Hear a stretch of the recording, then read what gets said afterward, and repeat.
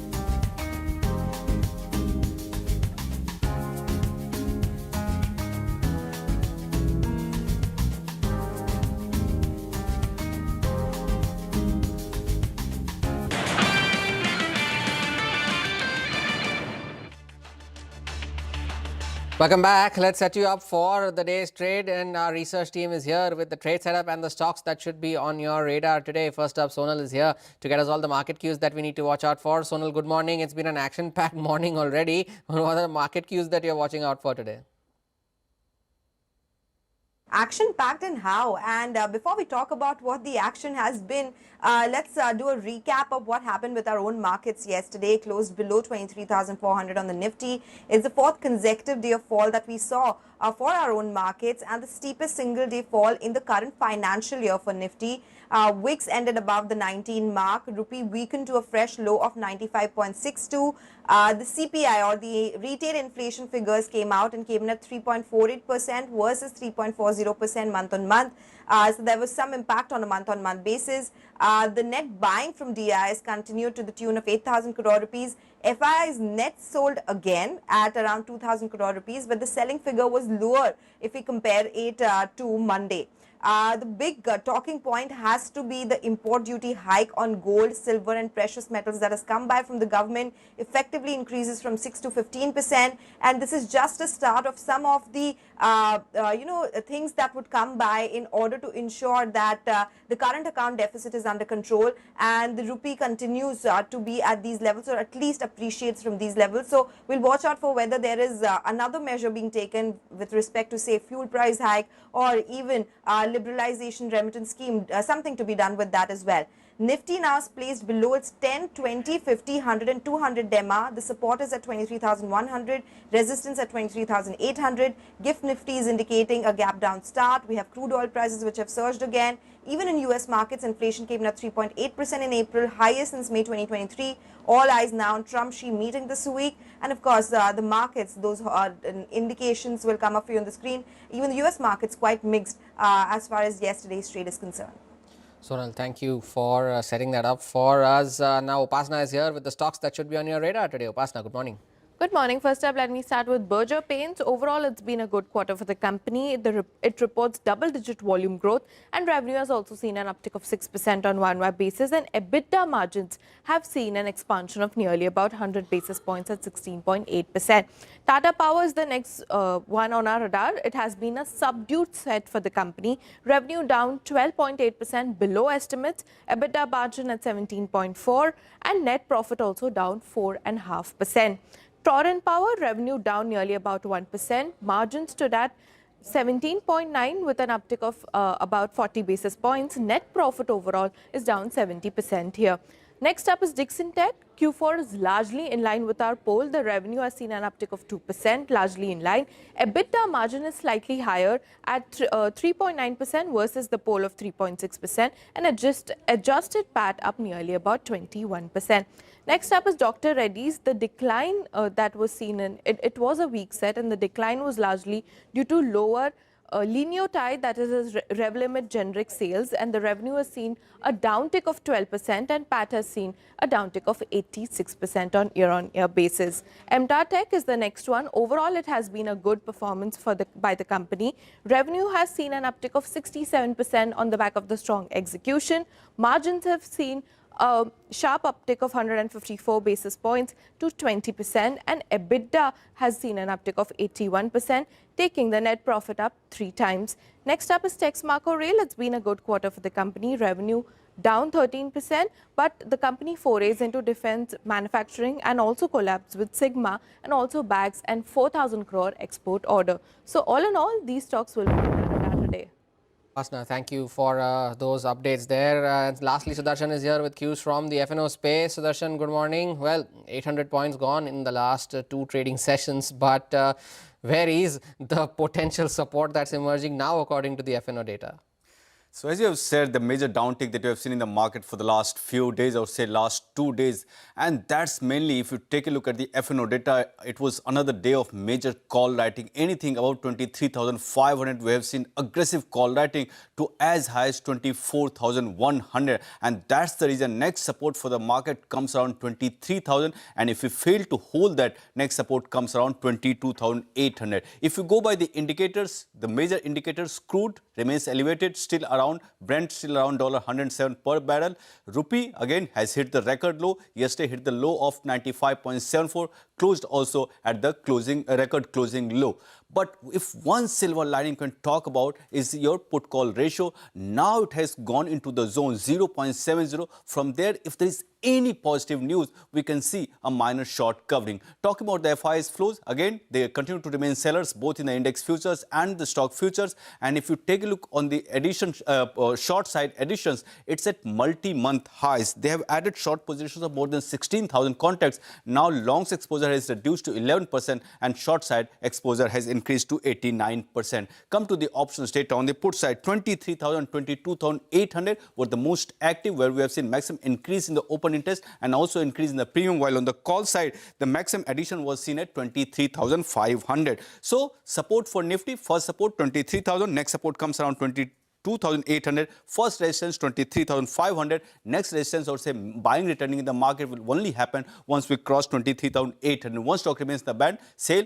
Keep an eye on jewelry company. Customs duty has been increased on gold, silver and platinum. Vodafone Idea has been in the focus for the last few days, and yesterday the company has announced that board will consider fundraising via equity issuance or warrant. And lastly, Dixon. Fresh shorts has been added for the last few days, but the earnings are better than expectations. It'll be interesting to see if there is any short covering here in Dixon Technologies. Sudarshan, thank you for that update there. And from stocks to commodities, Manisha Gupta is here with all of those updates. Manisha, good morning.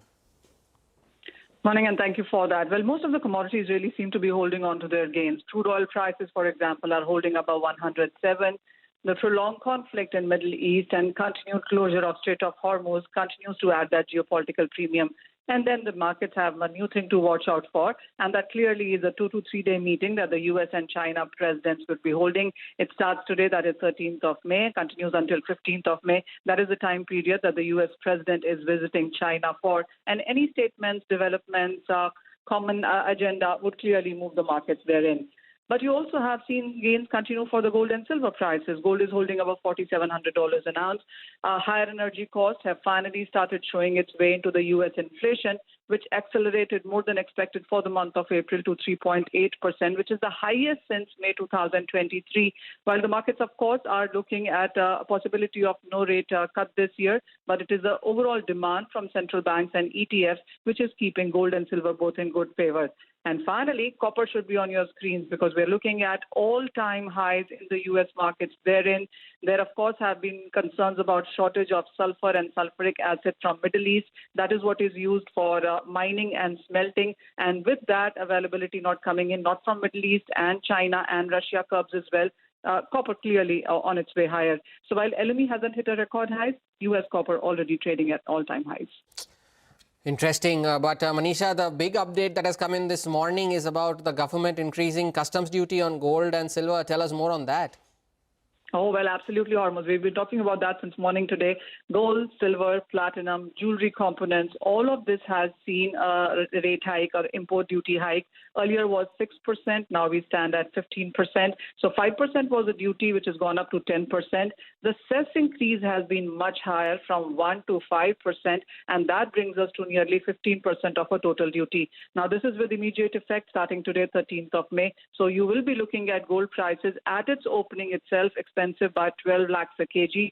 Silver would be expensive by 22,000 rupees a kg just by the way of calculation. And the international markets also have seen a bit of a gain coming in for the gold prices. So what you will see today is that MCX will open higher, the spot and physical markets would be higher. The ETFs perhaps would immediately have an impact as well because everything would start calculating in, weaving in this import duty that we have seen. That is what the street will look at. The other thing important is this, of course, comes after the PM appeal to India to not buy gold for 1 year and then a subsequent measure on an action on that as well. But the street does believe that give it a month or two, and then you would, of course, have the wedding season and imports perhaps would increase yet again. Manisha, thank you for both of those updates there from the commodity space and, of course, the big news coming in from this morning with regards to the customs duty hike on gold and silver imports. Let's also now listen into what the Chief Economic Advisor had to say on the current account deficit and the fiscal deficit picture due to the continuing West Asia conflict.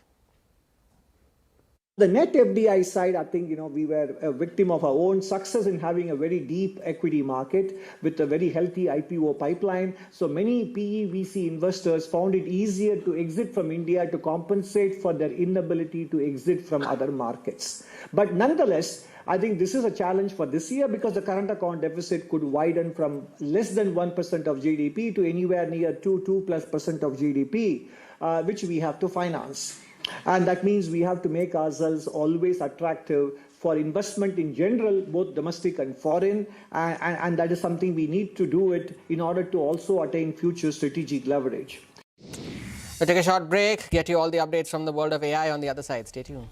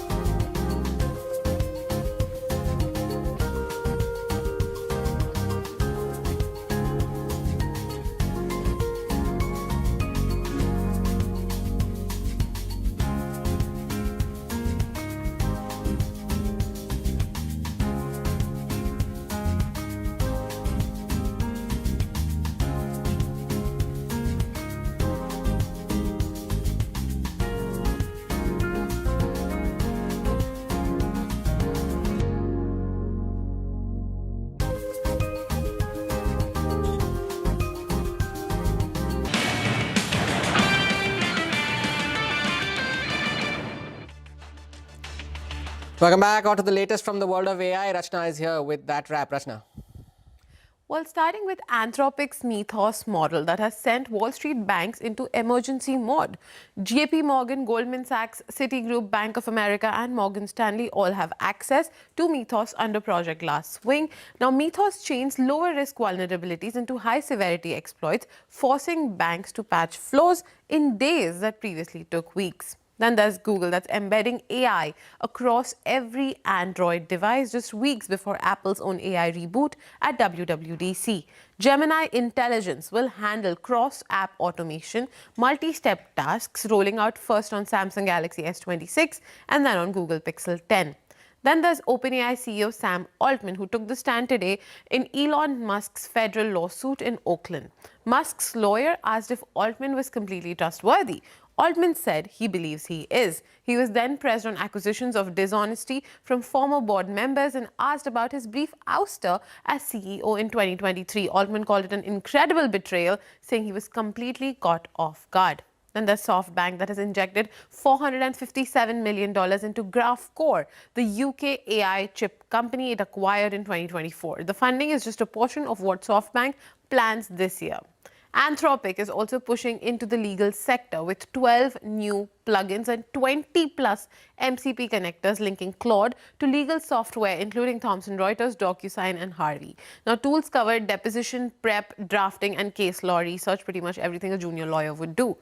And a Facebook post has now rattled Korean markets. Presidential policy chief Kim Yong-bom floated a citizen dividend using excess AI tax revenue to redistribute gains to the public. The presidential office called the remarks his personal opinion. But the stakes: Samsung is forecast to post $220 billion in operating profit this year, second only to Nvidia globally. Even Kospi took a beating after these remarks before a partial recovery. That's all from the world of AI.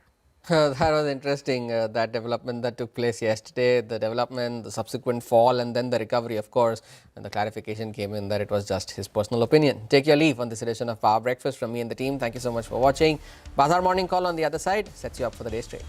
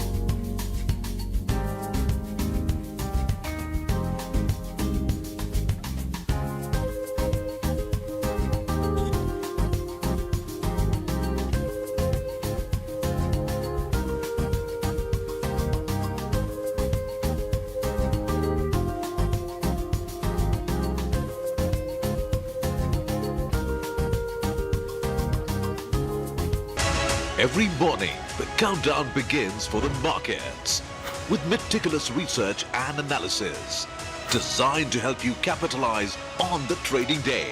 Beaming live from the CNBC TV 18 Motilal Oswal studio.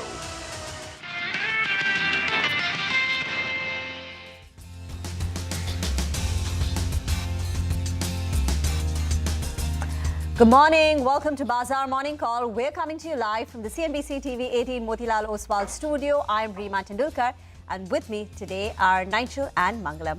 Hi guys, Wednesday morning, bang in the middle of the week. Well, that's right, and we are waiting for some measures coming in from the central government, and we've got that in terms of a duty hike on gold as well as silver. So part of the news that was expected is come. Let's see whether or not we have more in store today and the coming few days. That's the big question, right? That is the big question. And, I was just looking at some of the numbers from the lows of 22,800, rather 22,300 to the highs of 24,600. We've given up nearly 50% of those gains. And if one has to believe that below 50% it goes to 61.8%, then 23,170 is what we're bracing ourselves for. So let's see whether that happens or not. But it will be very interesting to see how, price action takes place on all these jewelry companies. Yeah. We'll talk more about that. But, the street saw a sell-off in those stocks largely because of expectations of a duty hike. Now that the duty hike has come about, do you think, there's some sort of recovery from the lows or not is something we'll track? All right, but for our own markets, we've closed, yesterday the selling momentum picked up, big time. Markets closed at 4-week lows. But let's take it right from the top in terms of the cues. Well, on expected lines, the government has made a move to curb gold imports by raising duties. Now, the total duty on gold and silver stands at 15%, sharply up from just 6% earlier. So the basic customs duty has gone up from 5 to 10%. Cess has been raised from 1 to 5%. We've all heard Prime Minister Modi's direct appeal to the citizens to reduce gold consumption. We were waiting for action, some concrete steps and measures. Stocks have been falling in anticipation. Titan, Kalyan Jewellers, all down 10 to 15% in the last 2 trading sessions. And now the gold import duty has come through. So I guess that brings you to the next question. That will we see more moves, maybe on LRS, a move to hike petrol and diesel prices. But in terms of the Wall Street action, mixed but a cautious step, flat close on the Dow and the S&P 500. The Nasdaq was under pressure, 0.75 of a percentage point lower on the Nasdaq. The reason is the headline CPI inflation print, rising by the most seen in the last 3 years, led by soaring energy prices. So headline CPI up 0.6% month on month, annualized up 3.8%. Energy alone accounted for more than 40% of that jump. And bond markets are responding. The US 10-year yield now stands at 4.45%. It jumped up 45 basis points. The 30-year has crossed 5%. And globally, this is a problem. Japan's 10-year yield has hit 2.5%, a 29-year high. UK gilts are at 18-year high. So what's the bond market telling us? And at the same time, the Middle East resolution remains firmly stalled. Trump keeps posting ceasefire and life support, but Iran is not yielding. And this is the latest. FAR's news report, citing unnamed sources, said that Iran will not resume negotiations with the United States unless 5 trust-building conditions are met. And he's repeating them. It's basically lift the sanctions on the sovereignty over Hormuz. Consequently, crude prices continue to remain at elevated levels, $107, $108 per barrel. But yesterday was one of the worst sessions we've seen on Dalal Street this year. And there was a lot of momentum on the way down. Broader markets collapsed with a fall of 2.5–3%. And the Nifty has been making lower highs and lower lows for the last 3 trading sessions. So bears seem to be regaining control. This morning, the GIFT Nifty is suggesting that perhaps it will be a bit of a flatter start, but it's a busy morning. There's gold, there are global yields, there's a fragile Nifty, and lots of earnings to track. Lots of earnings to track, but the biggest development that has happened overnight is the increase in customs duty and basically the import duty that has taken place on precious metals, gold, silver and others from 6% to about 15%. We do have Suvankar Sen, who's the MD and CEO at Senco Gold, joining us now. Suvankar, thanks a lot for joining in. Good morning. You joined us on Monday, post the Prime Minister's speech, and you did say that there are all possibilities of, this duty being increased, and were the duty to increase, you would see an import reduction of anywhere between 10 to 12%. But between Monday to now, what we've understood is that the industry has made a lot of imports already in anticipation of this duty. So could you tell us, one, prima facie, the impact that this duty increase will have? And secondly, how well is the industry prepared this time around as against the last time? So I think that, one of the tools that to be used in order to ensure that the import of gold does go down is increase in duty. And I think that with this 10% increase, we have always seen in the past that whenever the prices of gold jump up to a certain extent, it would lead to some amount of quantity getting reduced in terms of fresh imports. So I'm quite confident that this will surely lead to about 10 to 15% reduce in terms of volumes of import. And more importantly, I think as an industry, we all should work towards encouraging the consumers that they should exchange their old gold, because the gold that is already lying in their house and the golds that are lying in the economy has increased in value itself, and that is something that the consumer should use to exchange and buy new jewelry. So I think that would be also very, very helpful for them, and overall that would lead to reduction of imports also. So I think it's a good step taken by the government for whatever is needed to be done to control the current account deficit, and I think we all have to work towards ensuring that it is a successful step. I take that point entirely. 10 to 15% is the reduction that you anticipate in volumes on account of this. But do you think that this is it and there could be some more curbs coming in? If more, what could the nature of those be? Well, what they would be thinking, I am not truly aware of, but maybe for the industry, this is one of the things that they have taken in order to curb on the gold part.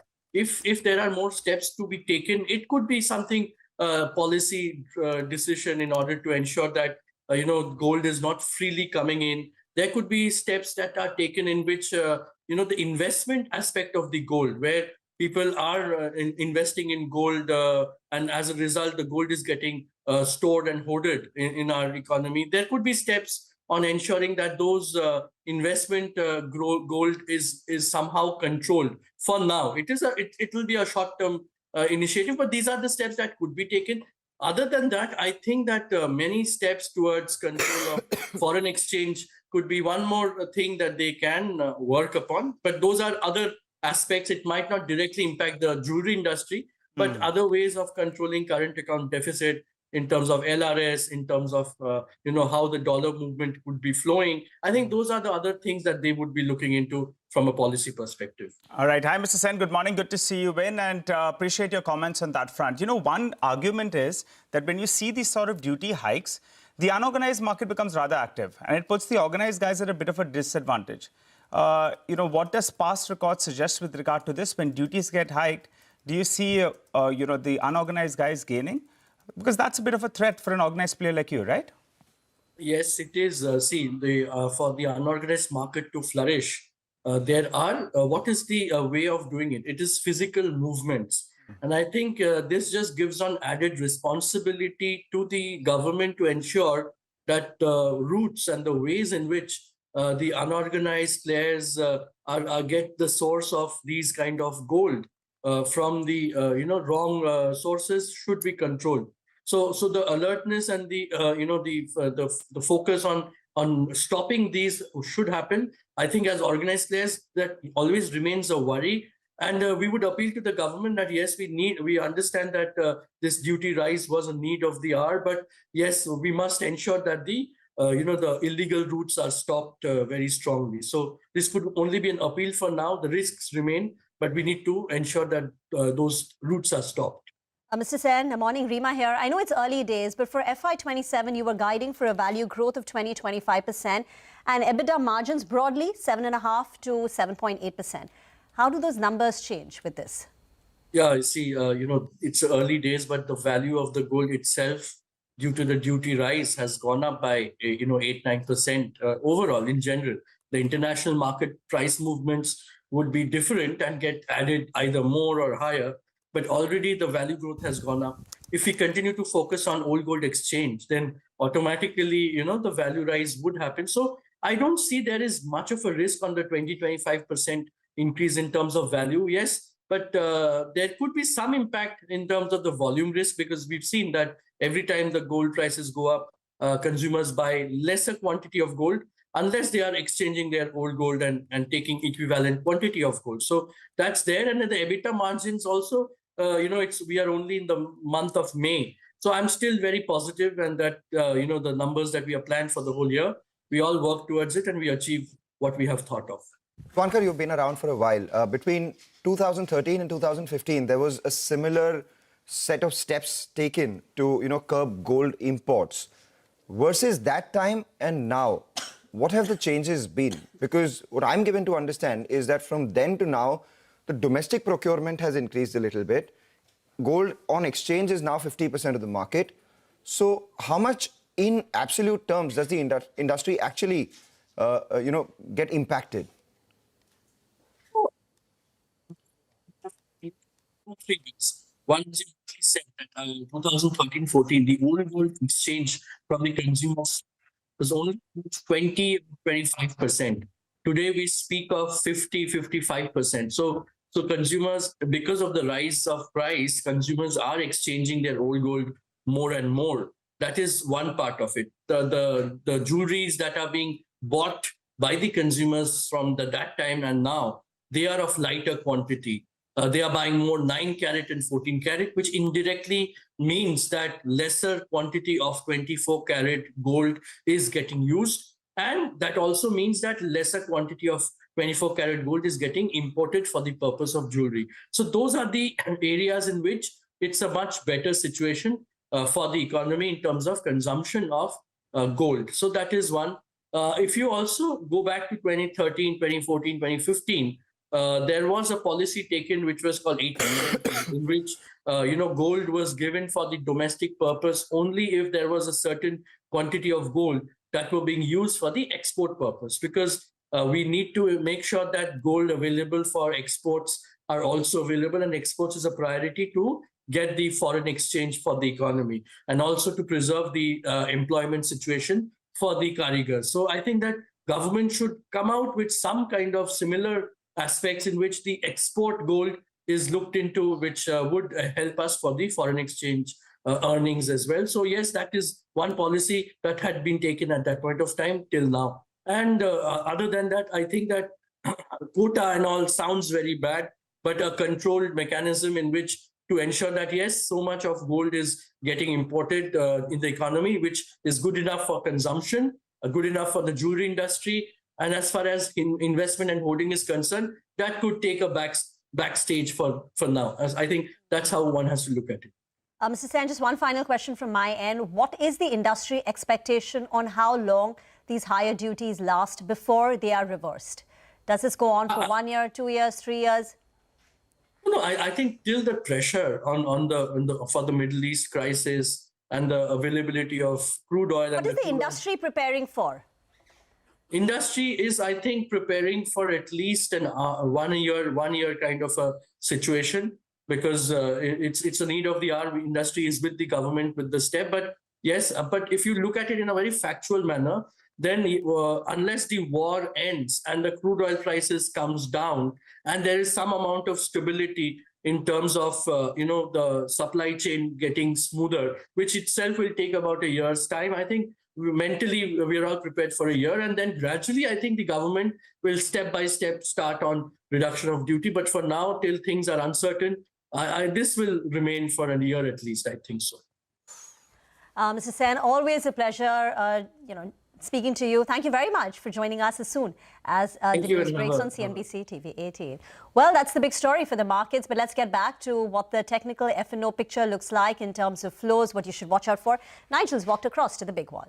Well, that's right. There are 3 big factors that I'm tracking. One is the rupee, then is crude oil prices, as well as the India VIX. Now, the hike in duties on import of gold as well as silver should in all probability have some kind of effect on the rupee and hopefully some kinds of stability. So that's the hope, that you see some kinds of stability on the Indian rupee, because that's been sliding. And now you'll be hopeful for more reform measures to come in from the central government, which in turn could bring some kind of stability in the Indian rupee. So that's top of mind. Brent crude prices, they continue to remain at elevated levels of around $107 per barrel mark.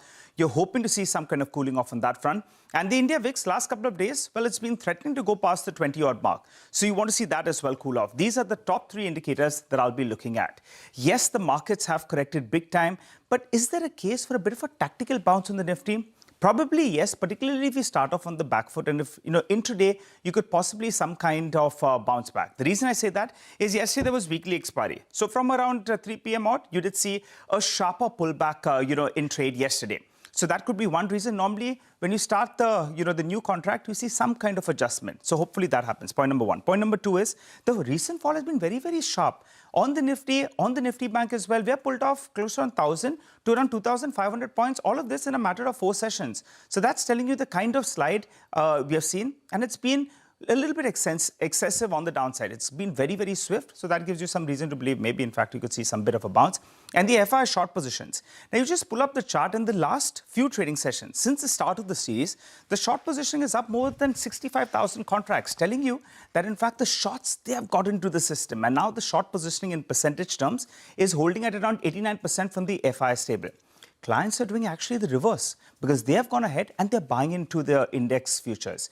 In the last few trading sessions, the client long position, the chart will be, it's the long position actually has moved up from around 1.18 lakh contracts towards around 1.8 lakh contracts. So there's been big long addition, both of them diametrically opposite. FIs aggressively net short, clients building on the long positions. So a couple of strikes will come up for you on the screen. The 23,500 call, there was aggressive writing that we've seen out there, premium around 200 rupees.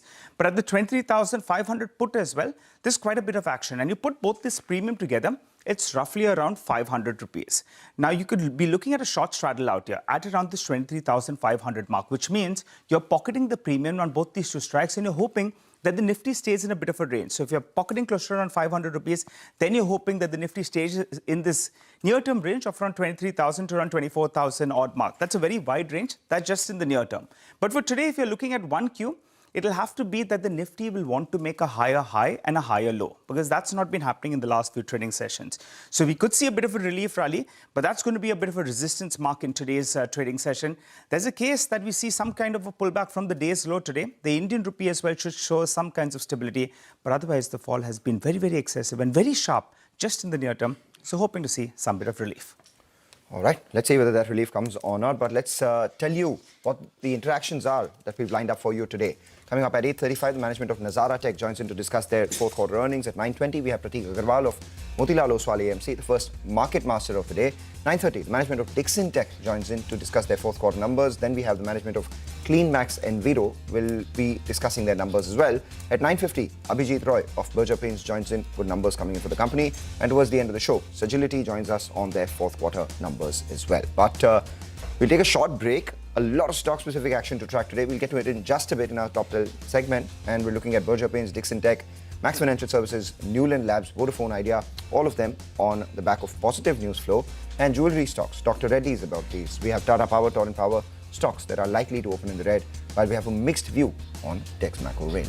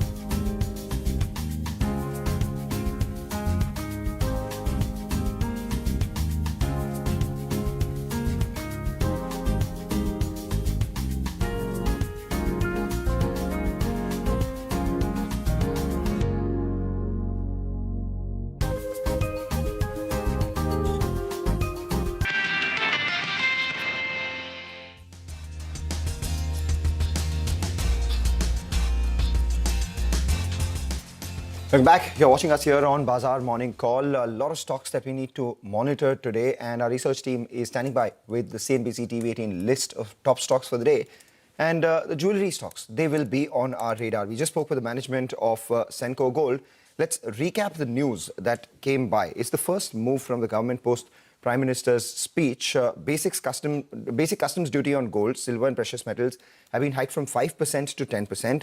And the government has also imposed a 5% agriculture, infra and development cess, AIDC as we call it, on gold and silver imports. This number was 1% earlier. So all in all, effective tax has increased from 5 plus 1, 6 to 10 plus 5, 15% now. So 6% has gone all the way up to 15%. Well, this news is negative, and the street was anticipating that. If you look at, the stock prices in the last two sessions, Titan is down about 12%, 15% down for Kalyan Jewellers, Senco down about 16%. Similar kind of cuts is what we've seen for all the other jewelry companies.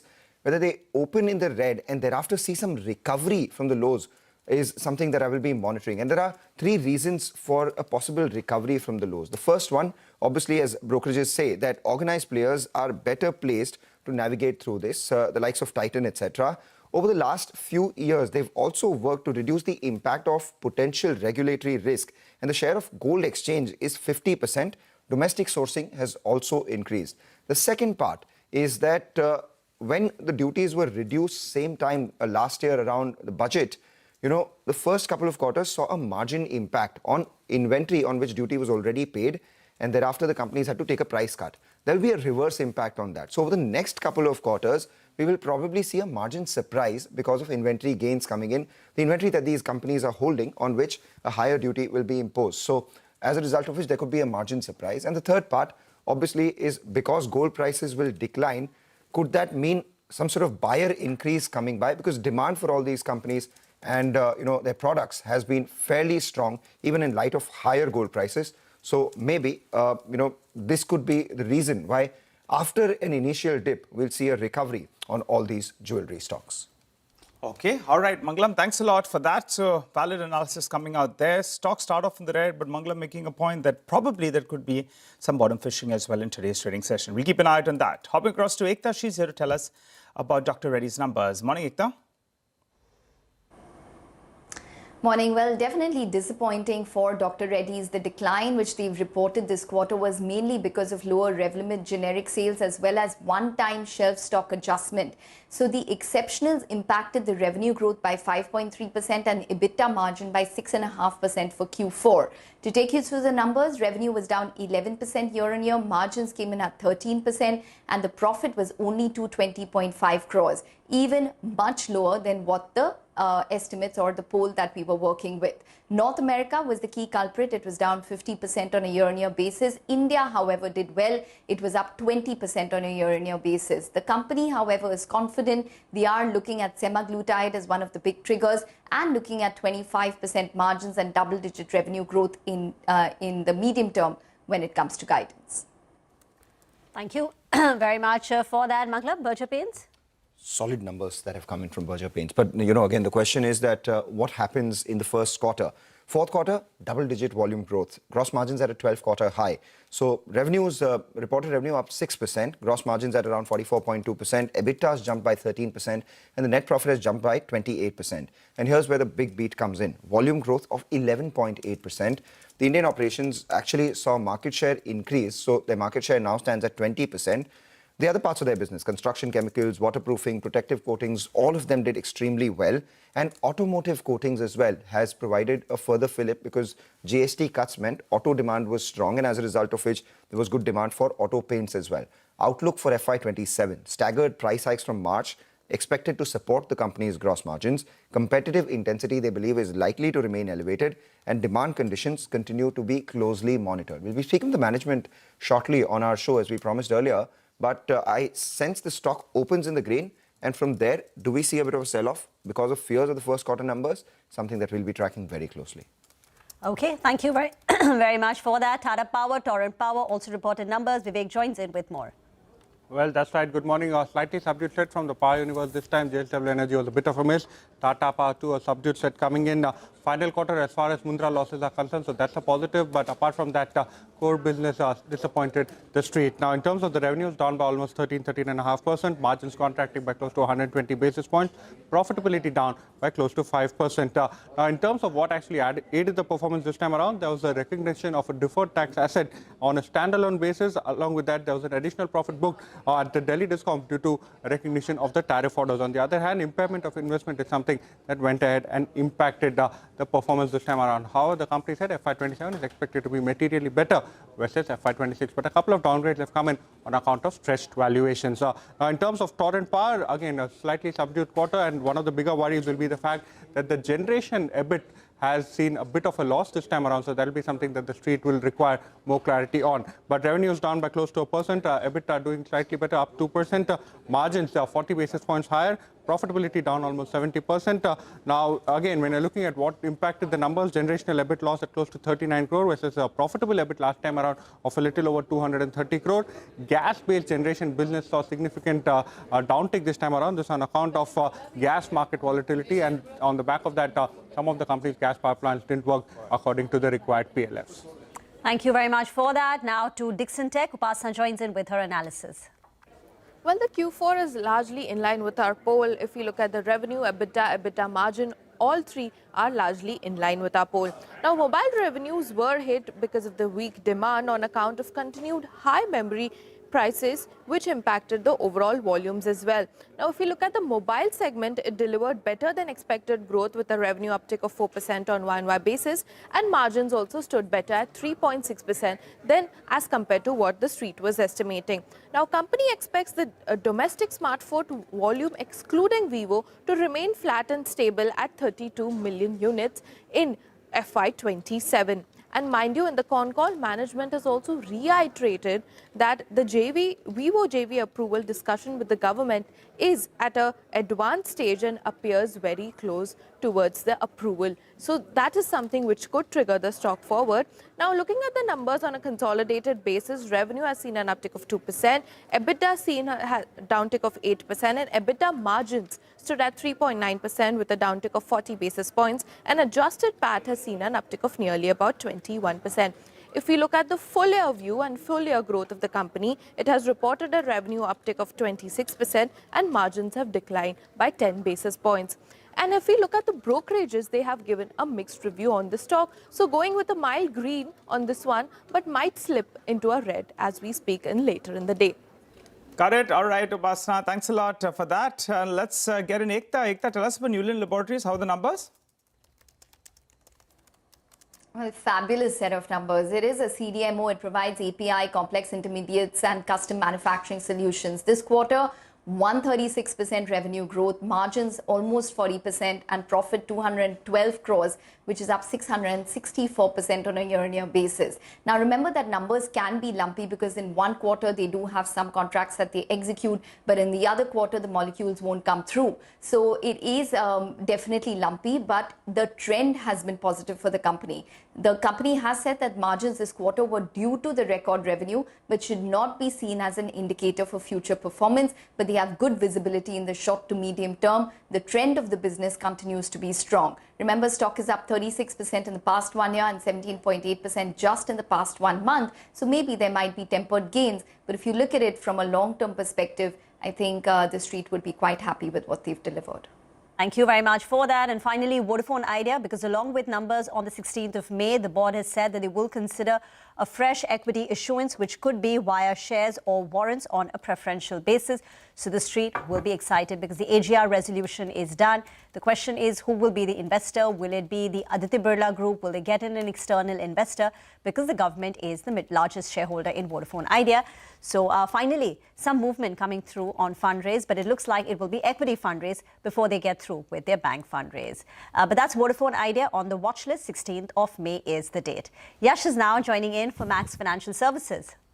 Well, purely going on numbers, I expect the stock to be in green. The numbers have been very strong for the fourth quarter.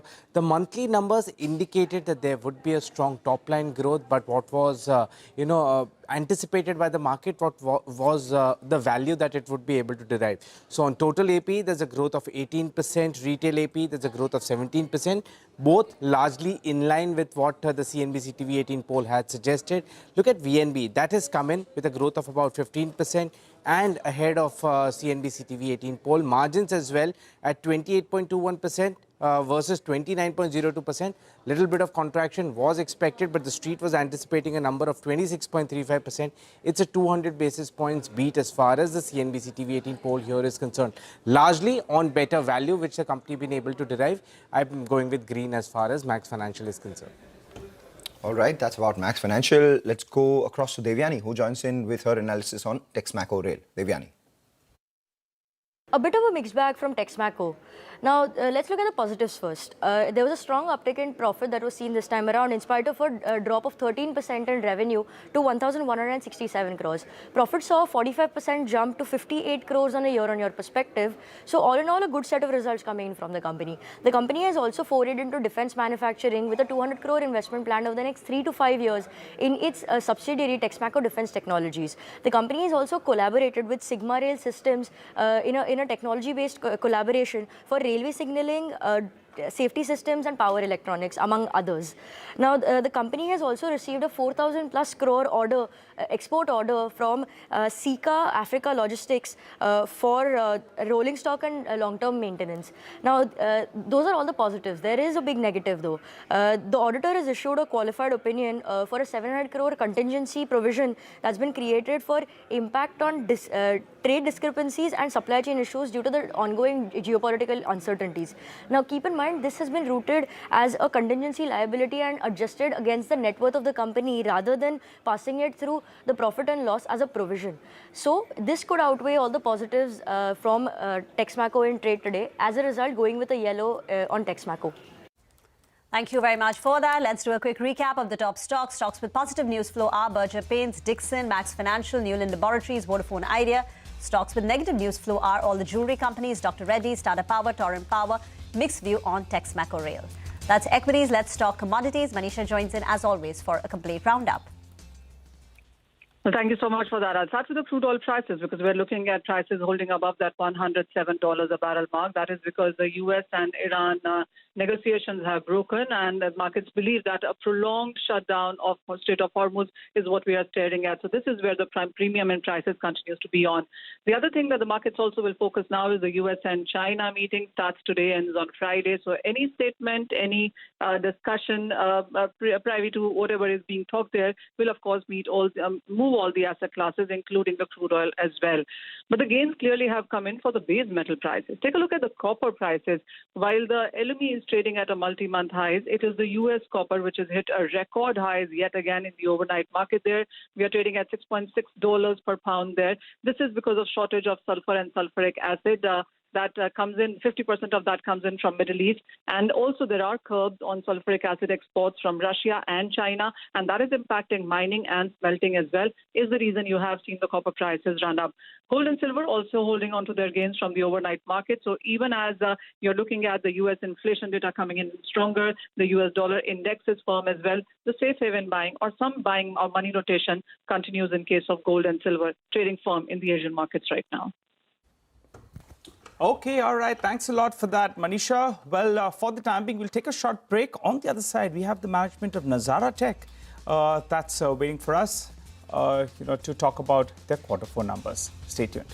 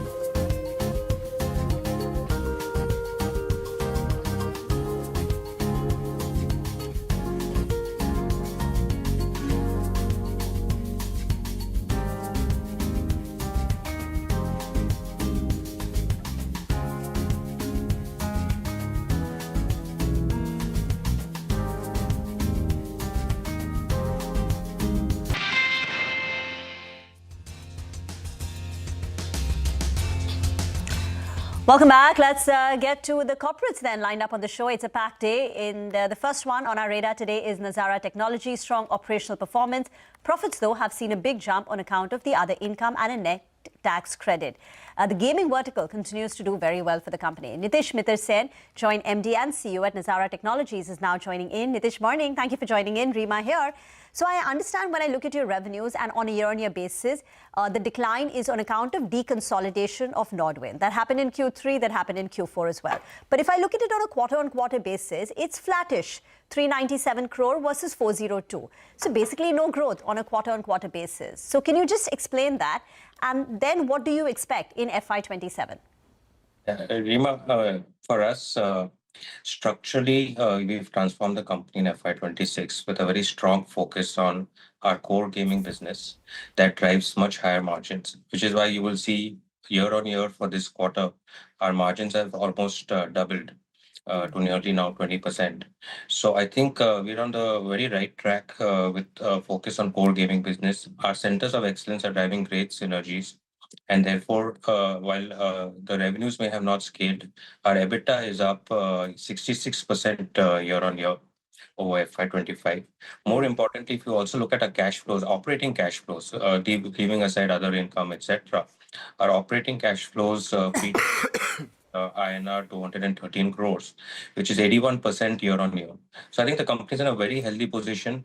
We are creating Nazara as a global gaming operating platform. And I think we're well on our way to achieve that. In FY27, due to also our recently announced acquisition of Blue Tile Games, that target companies as big as Nazara itself, we expect to significantly scale up in FY27. So FY26 was a year of transformation for us. FY27 is a year of scale up for us on a very strong foundation. So I get the focus is on profitability. You've transformed the company. But for FY27, what would organic growth look like? And plus, with the Blue Tile acquisition, what would the growth look like? And then margins. Can you sustain EBITDA margins above 20%? Is that the goal? Yes. Especially in the last 12 to 18 months, we have created these centers of excellence on artificial intelligence, on user acquisition, on data analytics. And these synergies are really percolating in all our studios and all our 40 plus gaming IPs that we operate. So we expect healthy organic growth to kick in. I think we should do 15 to 20% this year. And with the Blue Tile acquisition, once it is closed, we expect that will lead to potentially doubling our revenue and EBITDA for FY27. Right. And what kind of operating leverage are you factoring in? Your EBITDA on an absolute basis doubles, but that's on account of the acquisition. But post-acquisition and with the synergies of your organic growth coming in as well, yes. What is the kind of margin expansion that you're foreseeing, Nitish? Yes, I think our intention is to move up our margins in our core gaming business. Q4 came in at 19.5%. And I think we should be able to creep up to 25% by end of next year. So I think there is a clear-cut opportunity, especially leveraging AI, because you have to remember Nazara is a product-first company and owns a lot of popular IP. And if you own IP, then you can really leverage AI very well to improve your cost efficiencies, to deliver more content at a lower cost. And this can directly have a margin positive impact for us. It hasn't, and that's why the street was anticipating for it to happen, especially given the IP that you have, and at the same time the nature of this business. So far, most people looked at Nazara as a company that is using capital to buy growth as against leveraging on the margin. So the margin guidance will be extremely crucial here, and on the talent part as well. Blue Tile's acquisition gets you Raymond Stafford as well, and is a big sort of name in the gaming industry. What does that do for your business from a leadership standpoint and from the product rollout standpoint? Yes, we're very excited to have Raymond come on board the Nazara platform. And with him and his core team of, approximately 50 people, largely based in Barcelona, this team is extremely ahead on leveraging AI for gaming. If you look at their previous year's revenues, they did about INR 1,450 crores in revenue and 250 crores in EBITDA with only a team of 50 people. So clearly AI is not just a narrative, but it's kind of, evident in the numbers. So I think that's going to be one real gain beyond, consolidation of numbers, etc. for Nazara. Secondly, they also have a sister platform called Best Play, which is a rewarded-based game discovery platform. And many of Nazara's existing games and IPs will go onto that platform and potentially get a large boost. Will his scope of operations go beyond Blue Tile and at some point come into Nazara as well with the stuff that y'all are doing? I mean, we would love to see that happen over a period of time. At this point of time, we have a clear-cut agenda for Blue Tile and Best Play. And I think a lot of the energies of that team is going to be focused, at least for FY27, on achieving what they have set out to.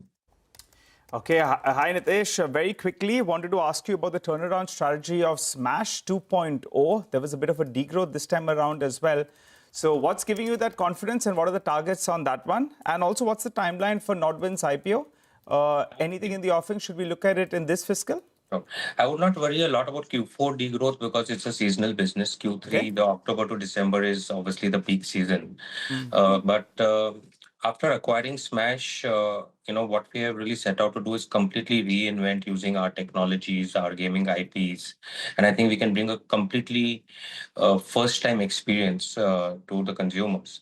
So I think later in the year, we will launch the first store or instance of Smash 2.0. And, once it is successfully established, we will look at expanding it across all the existing centers. We operate about 11 centers currently in India, and then eventually expanding it to 40, 50 centers over 3 years period. So most of Smash is still work in progress in FY27. You'll see the real impact in FY28. But our other offline IP, which is Funky Monkeys, is expanding very well. When we acquired it, it had 10 stores. We have doubled those stores in 1 year. And we're continuing with very aggressive growth over here. So quite excited about that. And not been users of Funky Monkey, yeah? I've been a user even of Smash. That's true. Actually, now I moved from Funky Monkey to Smash. And now I'm into Funky Monkey because the kids are young. But you want to answer the point on Nodwin's IPO as well? Yes, I think from a Nazara perspective, in FY26, we took a call ourselves to focus on our core gaming business. So we have multiple other businesses such as Nodwin in the esports space, Sportskeeda, the AdTech business. And we are exploring opportunities to, extract value from those businesses one way or the other, because we can clearly see a large opportunity to redeploy whatever we get into our core gaming business. We are not in a big hurry. We will look at, getting the right values for the business. And from that perspective, Nodwin is also exploring an IPO, maybe in FY28. Sorry. Okay, FY28 is the IPO. And no acquisitions in FY27 for now, right? Nothing immediately. Okay. All right, Nitish, great conversation. Thank you very much for joining us this Wednesday morning. We need to slip into a short break. On the other side, Devin Choksi will join in for some fundamental stock talk.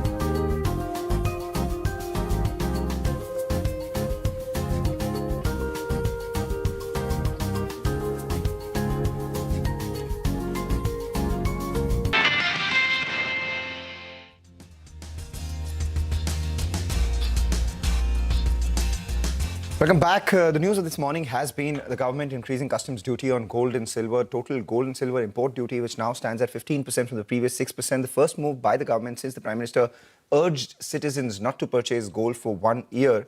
We are now joined by Surendra Mehta, who is the Secretary, India Bullion and Jewelers Association. Earlier, we spoke with Senco Gold's Suvankar Sen as well, who did believe that there could be about a 10 to 15% sort of impact that will come in on gold imports because of this. Let's hear out what Surendra Mehta's views are as well. 15% on, duty on gold and silver imports as against 6%. What do you think the impact could be on the industry, demand, and, organized and unorganized players because of this? See, the way the current account deficit was increasing and, the rupee was sliding, the industry was expecting, and I think it was confirmed 2 days back by the Prime Minister when he, in his speech, he stated that get ready for the tough time, and he specifically asked people not to buy gold. See, prior to July 2024, we already had 15% duty. So I think the government has just restored that duty. The impact would be very high. The gold would be costlier by 12,46,000 per kg, and silver would be costly by 22,290 rupees per kg. Well, as far as the demand is concerned, the demand will slow down, and we expect in the year 2026 the demand to slide by at least 10%. The market will remain distorted and disrupted because as soon as the duty is increased, we always find there is a lot of illegal import activity. But let's hope for the best because now the border area, the major state is won by the ruling party from where the illegal imports could have been done. So we are hoping all good, and we are with the government as far as this duty hike is concerned. I think the industry have clearly stated nation first, and that has been our motto. I believe that the last couple of days, a lot of imports were made already or imports were booked in anticipation of this duty hike. Could you confirm that? No, not at all. Let me tell you, in January month, we imported about 100 tons of gold. In February, 60 tons. In March, only 20 tons. And in April, only 10 tons of gold was imported. So in anticipation of duty hike, no major imports have been done. And this number will definitely may go beyond even 10%. And see, this is going to benefit some people who like to sell their gold and jewelry in the open market, as they will get 9% more in the open market. So I think it's a fantastic move for people to exit, and I wish that this remains this duty hike remains only for the temporary period. You're expecting that this remains only on for a temporary period. I just wanted to understand, there were also rumors or fears around gold metal loan being banned because of, to make it a lot more unfavorable for companies to buy more gold. If that were to happen, could there be a bigger impact? Well, gold metal loan, basically, it is a loan by which the banks are funding the industry. And I think if the government is very serious, then they might take this step. But as of now, we don't see that effect at all. And if the gold metal loan is a product given by the bank to the jewelry manufacturers, I think it helps the workers also in the industry. But if the rupee continues to slide in spite of increase of duty, the government might consider, the consignment gold as well as the gold metal loan to stop. If that were to happen, but we are keeping our fingers crossed because that is the almost 140 tons of gold is purchased by the jewelers through the gold metal. All right. And just a final question before we let you go. On demand, the Prime Minister's comments obviously are, on the one hand, the actions are to curb supply or make it unfavorable for gold imports to happen.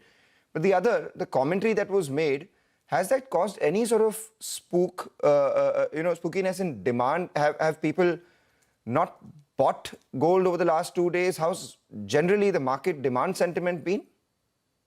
No, to be honest with you, in fact, there had been a panic buying in the anticipation that there could be curb in the gold import itself. So a lot of people who had a wedding or some festival in their family, they started purchasing because there is a marriage season coming ahead. And I think they were right also, since they purchased today, they will get it at a costlier price. So that created some kind of a panic buying for 2 weeks. So there was panic buying. And what kind of growth in the industry or moderation in this industry do you expect in FY27 because of these announcements that have come in from the Prime Minister and the steps that have been taken? No. In fact, there would not be growth. As I said, the sales would go down by at least 10%, and the market will remain distorted.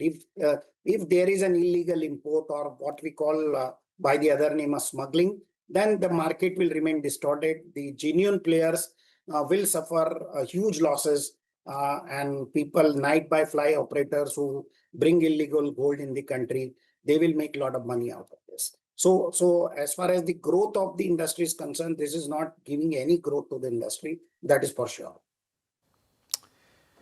All right, sir. Appreciate you joining in. Thanks for giving us some color. We look forward to chat up with you as and when there is further movement on this front. Wishing you a good day ahead. Well, let's hop across to Sudarshan. He is standing by with some brokerage calls of the day. Morning, Sudarshan.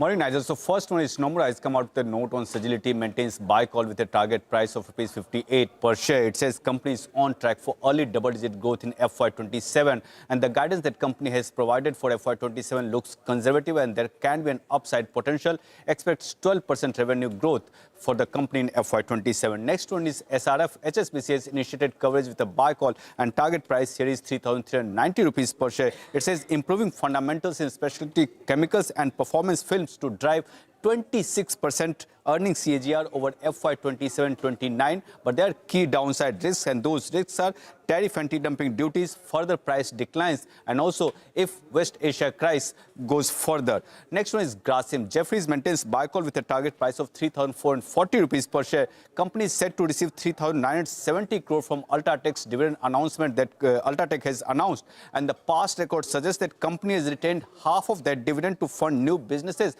and particularly paint business, and if executed prudently, Jefferies believes that there is scope to narrow the holdco discount as well.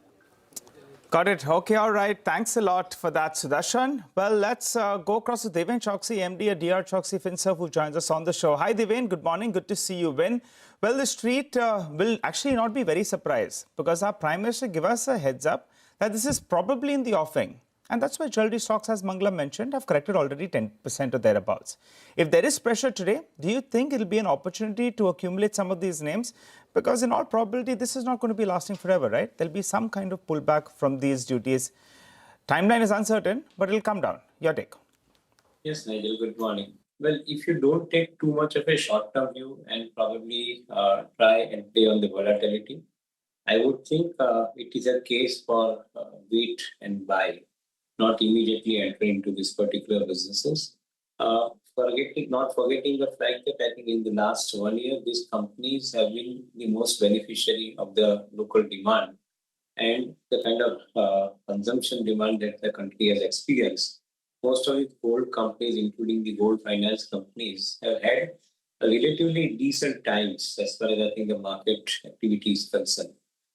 So from that perspective too, I believe that I think some level of price correction is definitely welcome. Most of these companies are priced to perfection at this point of time, and I believe that I think the downside in the stock's price, for reason I think which we all know, that is import duty related and subsequent impact I think coming onto the business. If any downside comes in, I think that would be a better entry point. Maybe I think as of now, wait before buy. Okay, got it. All right. Deven, the other one I want to ask you about is Hindustan Zinc. I'm just trying to figure out the mix between their domestic as well as the export number. But since this duty has been imposed, the silver prices will remain elevated. And if that is the case, they will gain. As it is, most estimates are factoring in $60, $65, for silver prices. And we already know that silver prices are holding at 80, 85. In fact, today it's, I think, $86, $87. What is your view on Hindustan Zinc? And the other way of playing it is Vedanta, the listed entity Vedanta Limited, all its value comes in from Hindustan Zinc as of now. You'll have to give it the holding company discount. Your take? Yes, Nigel, I think perfect. I guess the Hindustan Zinc remains indirect beneficiary of, as you rightly analyzed, remaining an indirect beneficiary of this particular duty hike and firming of the silver prices. At the same time, I think the company has announced that I think this year the production is going to be the highest ever in the history of the company. So from that perspective too, I think the volume-led advantage along with I think the price advantage, both of them are coming into this particular company, and I'm sure I think the market is expecting I think this particular upside into the stock. Well, I guess I think the today, given the situation, I think there is a tailwind and the momentum which is likely to happen in this counter. But otherwise, I think on a fair basis, if you look at it, I think the valuations are adequate at this point of time. They are not cheap. But nonetheless, I think this particular news demands, I think, some kind of a momentum push. And that's what I think we're likely to see. And even though holding company discount with Vedanta, I think they are basically beneficiary of this entire company which is in their portfolio. So from that perspective too, we consider Vedanta as a big beneficiary in a way. Look to hold this particular stock in the portfolio, if not fresh buy from current levels. Devin, what is the one stock that you're recommending to your clients just purely on the back of the Q4 numbers, where your view has changed? Honestly, Rima, I think the views haven't changed. On the contrary, I think we are a little bit careful about I think the quarter one working in most of the businesses. We believe that I think the quarter one, financial 27, is going to be the most probably I think the testing quarter for many of the companies, both on the input side of the cost side, as well as I think on the demand side situation. Particularly, I think those companies which are executing the larger projects, I think they are going to face some amount of slowdown somewhere. That's what we take. So not immediately, I think we are getting bullish or getting into this particular counters. But yes, I think one company which we have always been liking, and the result also came favorable and likely to remain favorable, is Tata Technologies. We believe that this particular company is interestingly positioned, given the kind of full service vehicles that they have basically committed and the new contracts that they have signed up with in Japanese OEM. I believe that I think this particular company could be, I think, a silent beneficiary of this particular momentum that they are gaining because of the business condition improving for them. So likewise, I think there are few companies in real estate. I think we find Lotus looking relatively more interesting, given the kind of projects that they have launched and the kind of booking that they are having right now. So selective companies in the mid-cap space who are connected on the price, they could look relatively more safer value to the price. I remember chatting with the management of Tata Technology post their numbers, and Q4 was quite the turnaround. It was a milestone quarter. The company did very well because the prior two quarters, the performance was weak, and they were very confident about a double-digit organic revenue growth. Their deal pipeline was strong. And I remember they also spoke about margin expansion. So Q4 margins were close to about 16%, and the management said that they will bring that up to nearly 18% on Tata Technologies. So the outlook was positive. And just one more word with regard to Hindustan Zinc. Yes, it will gain. I just got a confirmation that almost all the silver that they sell is sold in the domestic market. So they'll get a benefit of this higher silver prices. So that's the stock that should be on your radar. And Vedanta Limited, the listed entity, all its value comes in from Hindustan Zinc. So we'll keep an eye out on that as well. Well, Deven, request you to stay with us for the time being. We slip into a short break. You come back, we'll get you the pre-open rates. We'll continue our chat with Deven as well as Nitesh and Sudarshan are waiting for us. Stay tuned.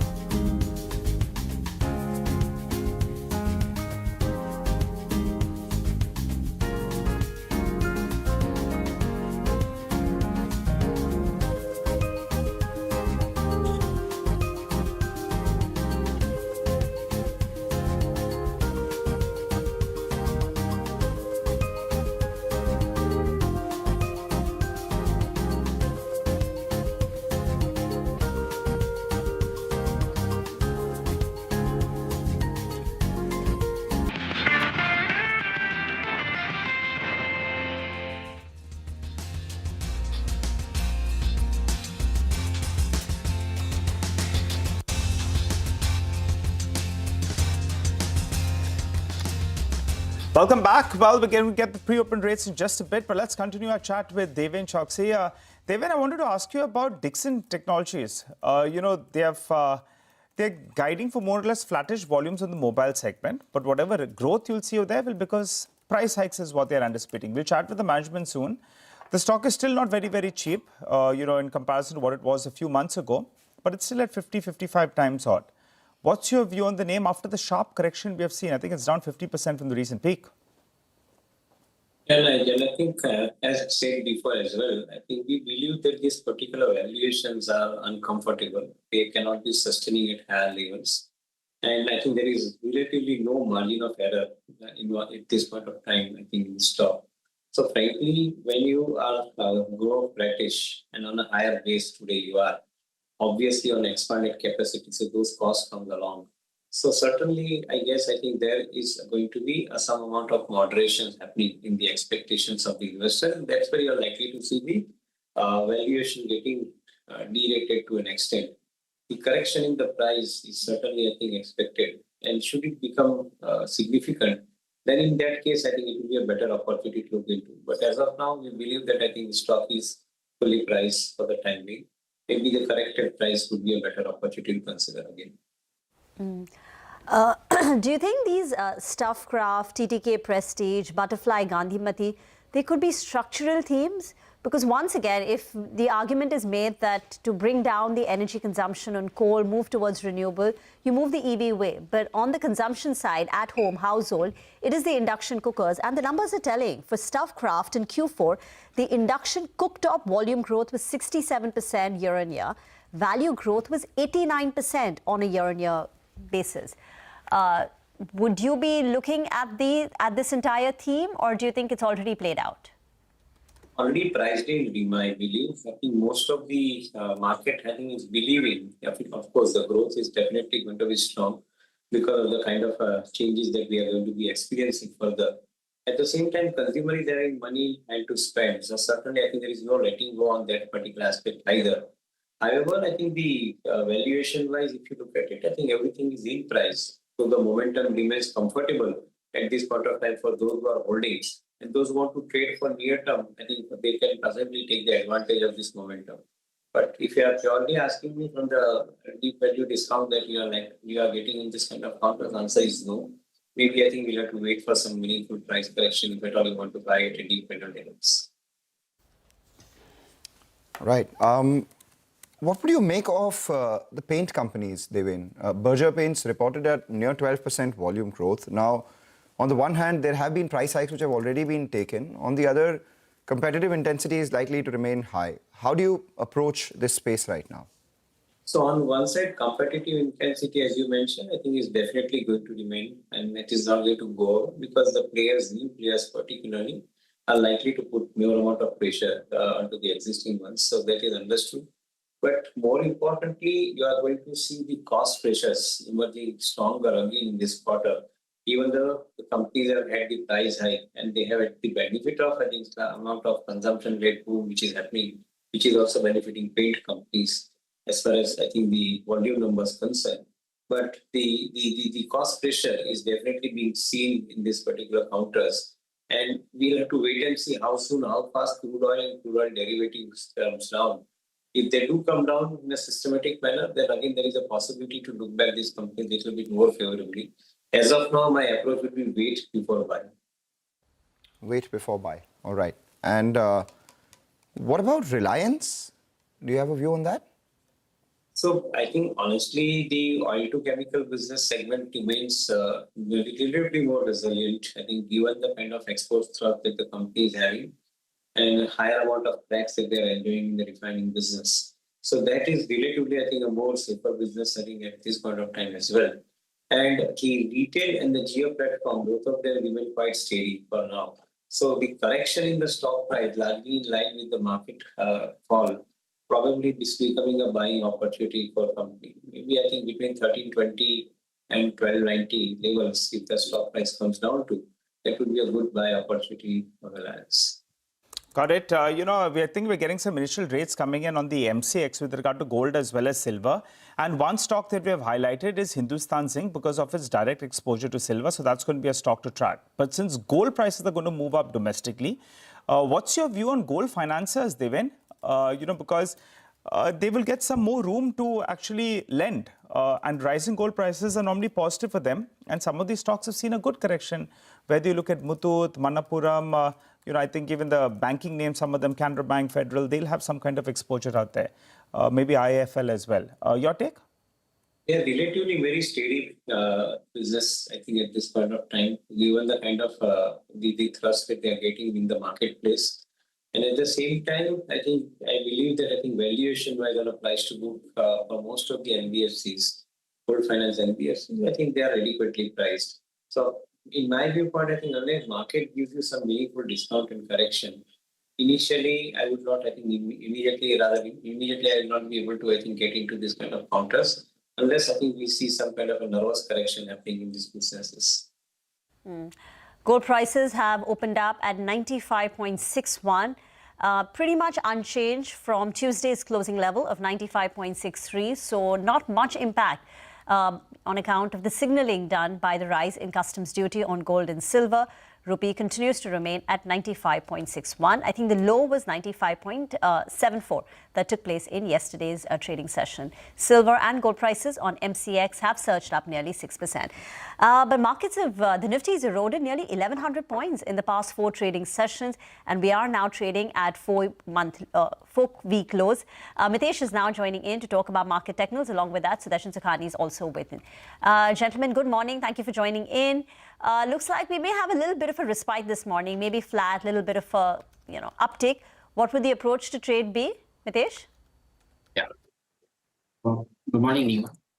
I think, as I said, the broad idea is that the markets are slightly looking on the negative side.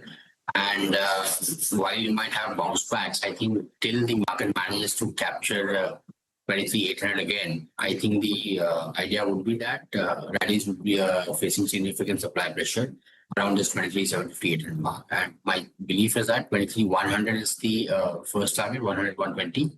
But broadly, good chance that we are even looking at a good possibility of market heading towards 22,800. So today could be a day when the market might, after 3-4 days of decline, might give you a mild pullback. But I would not be too excited to look at the long side. Okay. All right. Sudarshan, what about you? What's your view on the index? Today could be another tricky session. But yesterday, towards the end of trade, we saw a very, very sharp decline. Your take? Yeah, good morning. Yes, yesterday should have been a panic low, except that, panic lows are accompanied by the absence of news.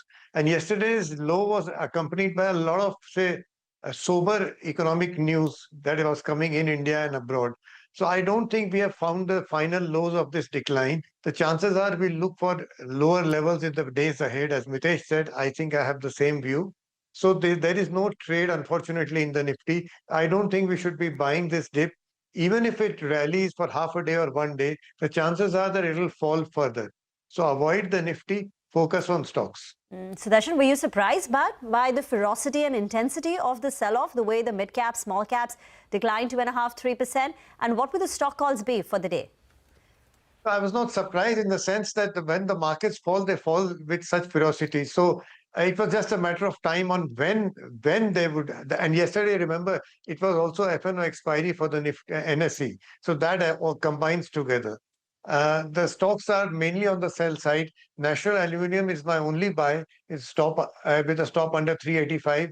Shriram Finance is a sell with a stop above 955. Cipla is a sell with a stop above 1320. And GMR Airport is a sell with stop above 100. The very fact that good quality stocks are coming as sells tells us at least avoid for the time being. All right, avoid for the time being. Let's go back to Mitesh. Mitesh, your individual stock picks, what do you have on your list today? Yeah, I have all sell calls as well, and GMR features on my list as well. Keep a stop at 96.5 here, look for a first target of 90. Then sell on Brokerage properties on a mild pullback, say around 1725 odd levels. Keep a stop at 1751. Look for targets of 1675. Sell on Dalmia Bharat because stop at 1806 for targets of 1730, and also a sell on Eternal with a stop about 245 for targets of 230. Right. Since you have a sell call on Eternal already, do you have another call on Swiggy? Because that's been underperforming as well. Its quick commerce business fundamentally did a lot worse than what Blinkit did. Yeah. So I do, in fact, I believe that Swiggy is made a fresh low below the recent consolidation concession zone around 266. So below that, I think the targets are around 240, maybe 235. That's the zone which I'm working with. And the only thing I have not chosen Swiggy as a sell call today is that it's already down about 9% for the week. So the risk reward equation doesn't fit in. Okay, that's the call coming in on Swiggy and Eternal. Sudarshan, any word on the gold jewelry companies like Titan, Kalyan? What are the charts telling you? The charts are telling us that much lower levels may be coming. So, and they are not buying opportunities. The opportunities are elsewhere. You were talking about the finance companies, Manappuram, and even better, Muthoot Finance. I think that was a correction, and that could be a buying opportunity once the markets recover. All right. Thank you, gentlemen, for joining in. We'll come back to you for some more calls. For now, let's go across to Dr. Reddy's, because when I look at the Nifty pre-opening rates, the biggest drag today is Dr. Reddy's. Earnings miss, Ekta? Well, yes, absolutely. Dr. Reddy's, the decline was mainly because of the lower Revlimid generic sales as well as the one-time shelf stock adjustment which took place this quarter. So there were exceptionals, and these exceptionals impacted the business revenue by around 5.3% and EBITDA margin by around 6.5%. Now, I'll just take you through the numbers. The revenue was down around 11.6% this quarter. Margins came in at around 13% and we had the profit which was at around 220 odd crores. If you compare it to our poll, it was definitely much weaker than what we were expecting or the street was anticipating. The key culprit, like I mentioned, was the US business. So North America was down 50% year on year, and India, however, did well. It was a beacon of hope. It was up 20% year on year. The company has said that they are looking at 25% margins and double-digit revenue growth in terms of numbers going forward. So that would be a medium-term guidance. In the near term, semaglutide and the scale up in the Canadian markets, launches in the other emerging markets would be something that the street would be watching quite closely. And thank you very much for that, Max Financial. Yash is joining in with more. Well, Max Financial Services posted a strong Q4. Largely on the top line front, the market was anticipating a strong growth because the monthly numbers had been coming out and that was anticipated.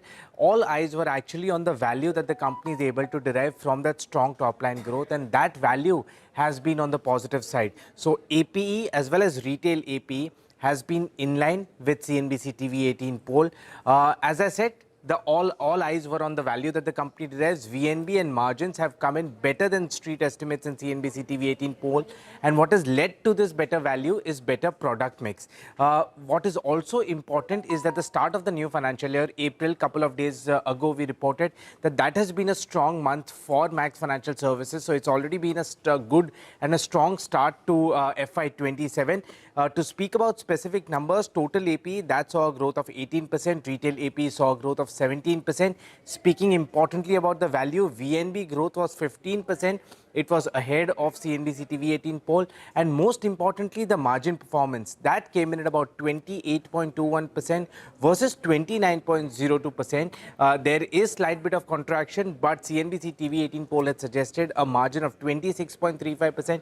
It is an easy beat of about 200 basis points as far as the poll or the street estimates itself are concerned. If you speak about the stock positioning itself, the stock is down 11% in 3 months. It's down 3% in the last 1 month. So of course, that is also favorable, and all of that expected to keep the stock in the green today. All right, take that point, Yash. As we speak, a couple of names that stand out in pre-open. We do have obviously all these jewelers which are slightly lower. Kalyan, for one, has settled slightly lower. We have Titan as well, which is slightly lower. It'll be very interesting to see how much lower they go before they see some purchase. Tata Power is down about 6.5% in pre-open. Torrent Power is the other one. Vivek had told us weak numbers coming in. But interestingly, we have some traction on MCX as well. Will be very interesting to see if, the increase in gold prices on, the MCX, because of this customs duty increase, as our team tells us, is 6% opened higher. lead to an increase in volumes on that exchange as well. And as a result of which, could there be an up move? Manappuram Finance, obviously gold financiers benefiting from it. And Hinzing too has settled about 3% higher in pre-open. Texmaco Rail is the one that really stands out. The many said it was a mixed set of numbers. In fact, the reported numbers were good, barring the auditor qualification that came by. That stock has actually settled about 8.5%, 9% higher. And we are seeing some traction on Newland Lab as well, which is up 7% in pre-open. Dr. Reddy's, as Ekta pointed out, would be lower. Berger Paints, 3.5% higher on the back of good results. And that's actually led Asian Paints higher as well. Asian Paints actually hasn't reported its results yet. So maybe good performance from the second largest player means that maybe the leader would have benefited a little as well. So 2% higher on Asian Paints, and Berger up around 2.5%. I think, Mangalam, with regard to this hike in duties that we're seeing on gold as well as silver, just to revise, as you mentioned, the jewelers are lower, but it's not come as a shocker because they've already, in anticipation, they have pulled back. So that's going to be one clutch of stocks that we'll be keeping an eye on. Will that dip get bought into actually today? Because some of the bad news is already in the price. The second factor is going to be Hindustan Zinc because it has silver exposure. So we'll keep an eye out on that one. The other, exchange that we'll keep an eye out on is MCX because obviously gold prices are up, silver prices are up. It helps them in terms of contracted value as well. And the gold financiers, I think we'll keep an eye out on Muthoot, Manappuram, tracking that one. I think IIFL as well. There's fundamental news as well that's come in there. But that said, time to get the initial rates that come in. Rima, take over. Well, just waiting for the bell to ring, and the first tick on the Nifty is in the green, 23,450 on the Nifty, higher by nearly 100 points now, building on the gains. Sensex up nearly 400 points. So after the 1,100 point fall that we had in the last 4 days, particularly yesterday when we had a crunching blow of nearly 440 points, markets are rebounding. So still hovering with an 80-90 point up, and the Nifty is now hovering at 23,450. Mid-caps moving in step. The mid-cap index also up 0.5%. The small-cap index higher. The advanced decline ratio is mildly tilted in favor of the declining side, at least on BSE. As you can see on your screen, advances 650 up, decliners are 850, but that could change. Sectorally, metals is right on top. The Nifty Metal index is higher. We've seen copper prices at record high levels. Gold and silver prices are inching up. Capital market plays are up.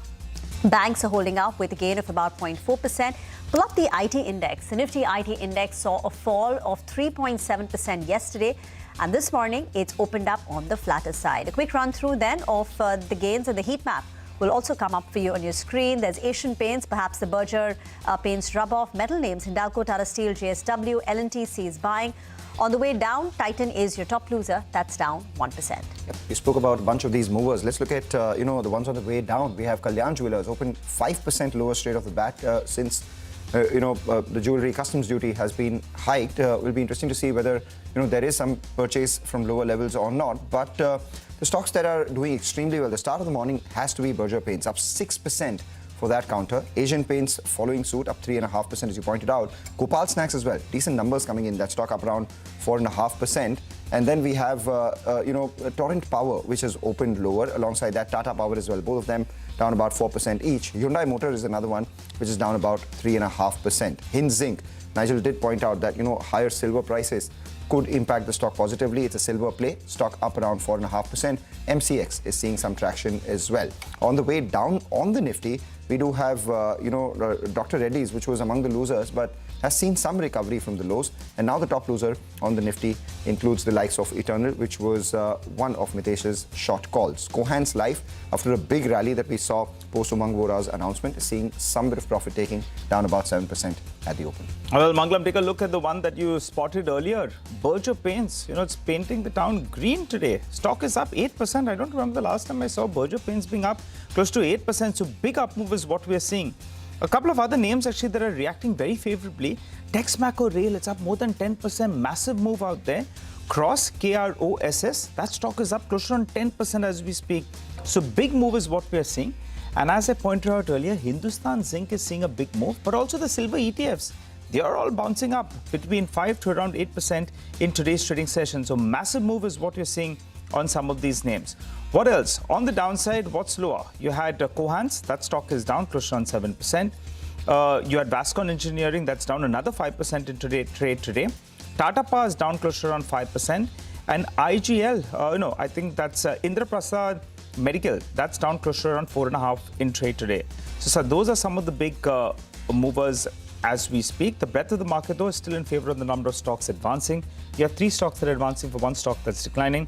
And the other call that Mangala made earlier today, the gold companies, that's the jewelers, they were prepared to see some kind of action, and that's what's happened. Titan, that started off in the red with a cut of around 1%. That's moved into the green. And you have a couple of these other names as well. I think Kalyan is cutting its losses as we speak. So that's the call on Titan, as Mangala mentioned. Down 10% in the last 2 sessions. Today, in fact, it pops up in trade. All right, let's get to the markets then. Prateek Agarwal, MD and CEO at Motilal Oswal Asset Management Company, is now joining in. Prateek, it's been tough times. It's tough to negotiate the market. There's so many watch points, what's happening in Middle East, and it's gone on way longer than anyone expected. What are you telling your clients now? Because there is the rupee fall, there is Middle East, there is IT pressure on account of AI. What lies ahead for our markets? So let's keep it simple. If you look at our funds, in most of the funds we have let FPI sell. So if they are selling in IT, large cap, if they're selling in banks, you will find close to zero exposure into those spaces in most of our managed products. So we have been saying this is time for alpha. This is the time when old order is changing into new. Index comprises by and large even today of stuff which had its glorious past. So if you look at our constructs, many of them are actually 90% active ratio, very little of index in those constructs. So newer emerging spaces, frankly, whatever is happening is a tailwind because it is reinforcing these spaces in the minds of investors.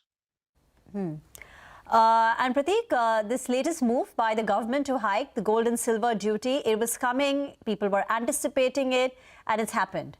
What is the call now, the investment tactical call on gold jewelry companies, on gold financiers now after this move?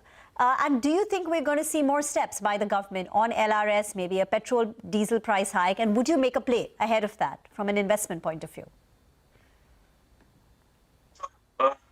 Just to make one thing clear, I hit the AMC.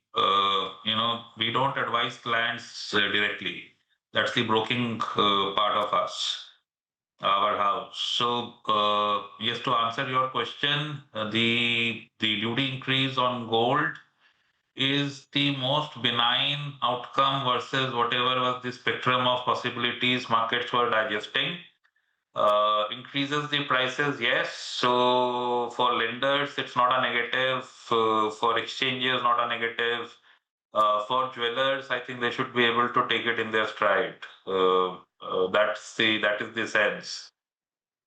Right. Prateek, what do you make of the kind of jump that we've seen in a couple of these commodity-linked plays? I would say that with regard to Berger Paints and Asian Paints, all these companies, on the one hand, were facing some sort of competitive intensity because of which there was no price increase that happened in the industry for the last 2-3 years.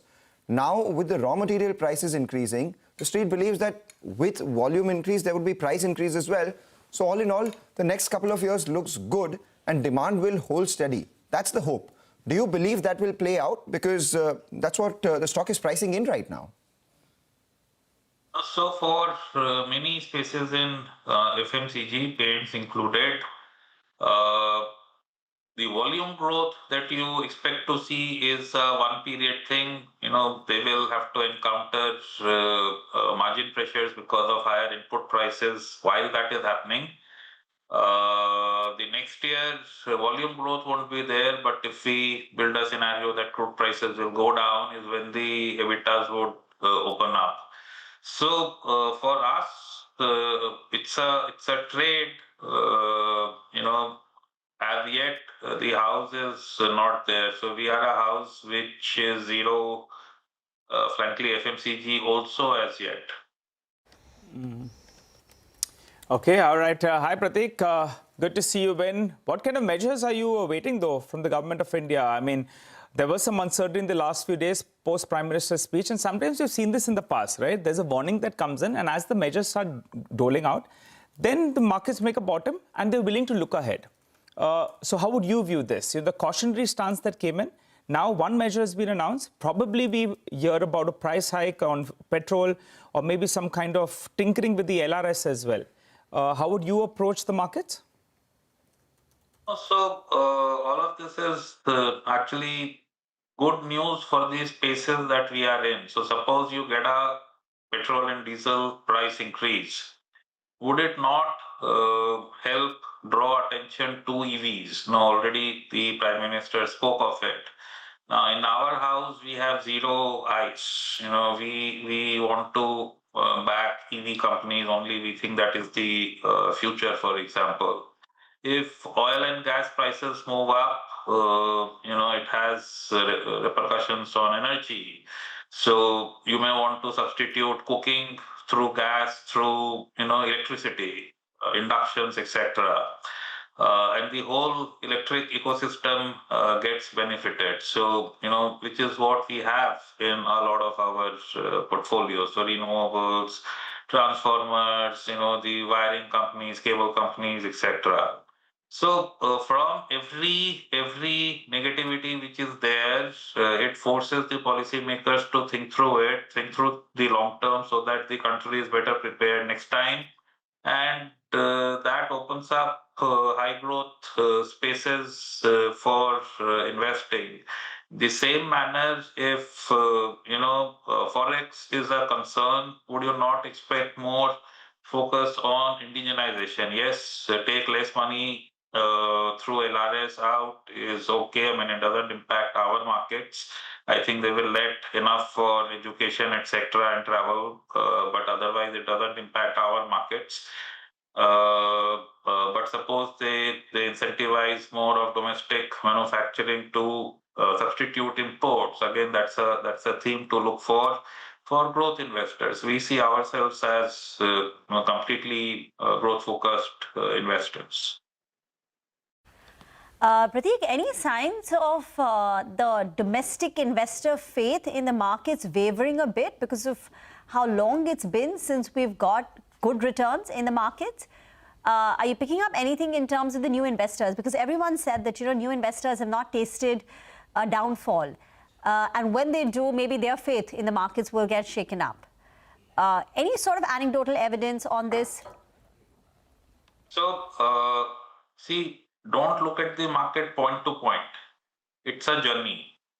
Okay, now, except for people who came in at the peak of the market in November, December, January 24, 25, and similarly August, September. So 4 months. Rest of the investors are making money more than other asset classes. So their faith in the market is as yet preserved, right? There are funds. So while the indices speak one story, the mid-cap index is just hit all-time highs few days back. And most of the investors who are coming in when they invest on their own into that part of the market. And if you see the funds, mid and small is where more of the investment goes. So those investors have had a good outcome as well. Now we do sense investors are holding back, okay? And if you look at the data between October of 24 and Jan of 25, 4 or 5 months, you saw a quantum of flows into mutual funds. That gives you the potential. It persisted for 4 or 5 months. And after that, over 1.5 years, while incomes would have increased, inflation was low, economy has expanded, yet investments into funds have been lower, right? That kind of tells you that people are holding back. There is cash on the sidelines. But do we see net inflows declining meaningfully? We don't sense that, no. Always good hearing your thoughts, Prateek. Thanks a lot for stopping by. Wishing you a good remainder of the day, and we catch up soon. Well, let's focus on a couple of stocks that are moving around. Hindustan Zinc, that's one of the potential beneficiaries of the government going ahead and hiking the import duty on gold as well as silver to around 15% from around 6%. Let me explain why. This will keep silver prices elevated. Remember, Hindustan Zinc sells all its silver in the domestic market. I've just made a couple of calls and spoken to some sources in the company, and they suggest that almost all their volumes on silver are sold in the domestic market. So they'll be gaining because the effective rate should start moving up both on gold as well as on silver, but they'll gain on the silver aspect. And remember, silver now is a larger constituent of their profitability. It contributes close to around 50% of their EBIT. I recall around 10, 12 years ago, it was anything between 10 to around 15%. And if I look at it on a 10-year average, the silver EBIT contribution is roughly around 29%. So at 50%, it's contributing a goodish deal, and it will only increase from year on. Remember, the management had already told us here on CNBC TV 18, and they've given it in their guidance that they're targeting selling close to 680 tons of silver in FY27. That compares with a little less than 630 tons in the past year, that's FY26. And, in the past, they've got a little bit stuck with regard to their hedging strategy. So normally close to 10% of silver is hedged, but they mentioned that no fresh hedging has been done on silver. So they'll get bulk of the benefit of these higher silver prices. IIFL, their brokerage, have gone ahead and they have a buy rating on the stock. Their target price is 722. But here's the catch, because their target price is assuming that silver is ballpark around $60 per ounce on an average. Remember, the spot rate is around $87 an ounce. So they'll have to, rework their estimates if in case silver remains at elevated levels. And zinc, as we know as well, is holding at around, $3,500 an ounce. And IIFL, in their estimates, they are working with around $3,000 an ounce. So this hike in duty on imports of silver means that Hindustan Zinc could be one of the only listed companies that has exposure to silver, and they sell all their silver in the domestic market. Explains why the stock is up and about. And even Vedanta Limited, that gets bulk of its SOTP or value from its holding in Hindustan Zinc. So that's why Vedanta Limited as well is holding up with a gain of around 2.5%. All right, market gains are not holding. After opening up with a gain of about 0.5%, we went on to hit a high of 23,500. Markets have now slipped into the red. From the day's high, we've lost more than about 100 points. So that's a bit disappointing. Mid-cap index is in the green, but again, it's come off from the highs. Eicher Motors, Power Grid, Shriram Finance. IT names are now also coming up on the losers list with Infosys, Wipro, and some banking names like ICICI Bank and State Bank of India. So flat now for the Nifty and the Sensex. Morning gains have been eroded. But let's move on. Saurabh Gupta, Director Group CFO of Dixon Technologies, is now joining in. Thank you very much, Saurabh, for joining in. I think everyone's awaiting what is happening on the Vivo JV and the regulatory approval. Has there been any communication from the authorities? And what is the own internal timeline y'all are working with? Yeah, hi, Rima. Good morning. Thank you for having me.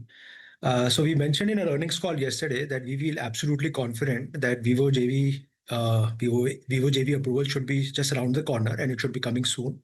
We are very deeply engaged with the government on that. And I think so we should get that good news soon. Corner means in the next 3 months?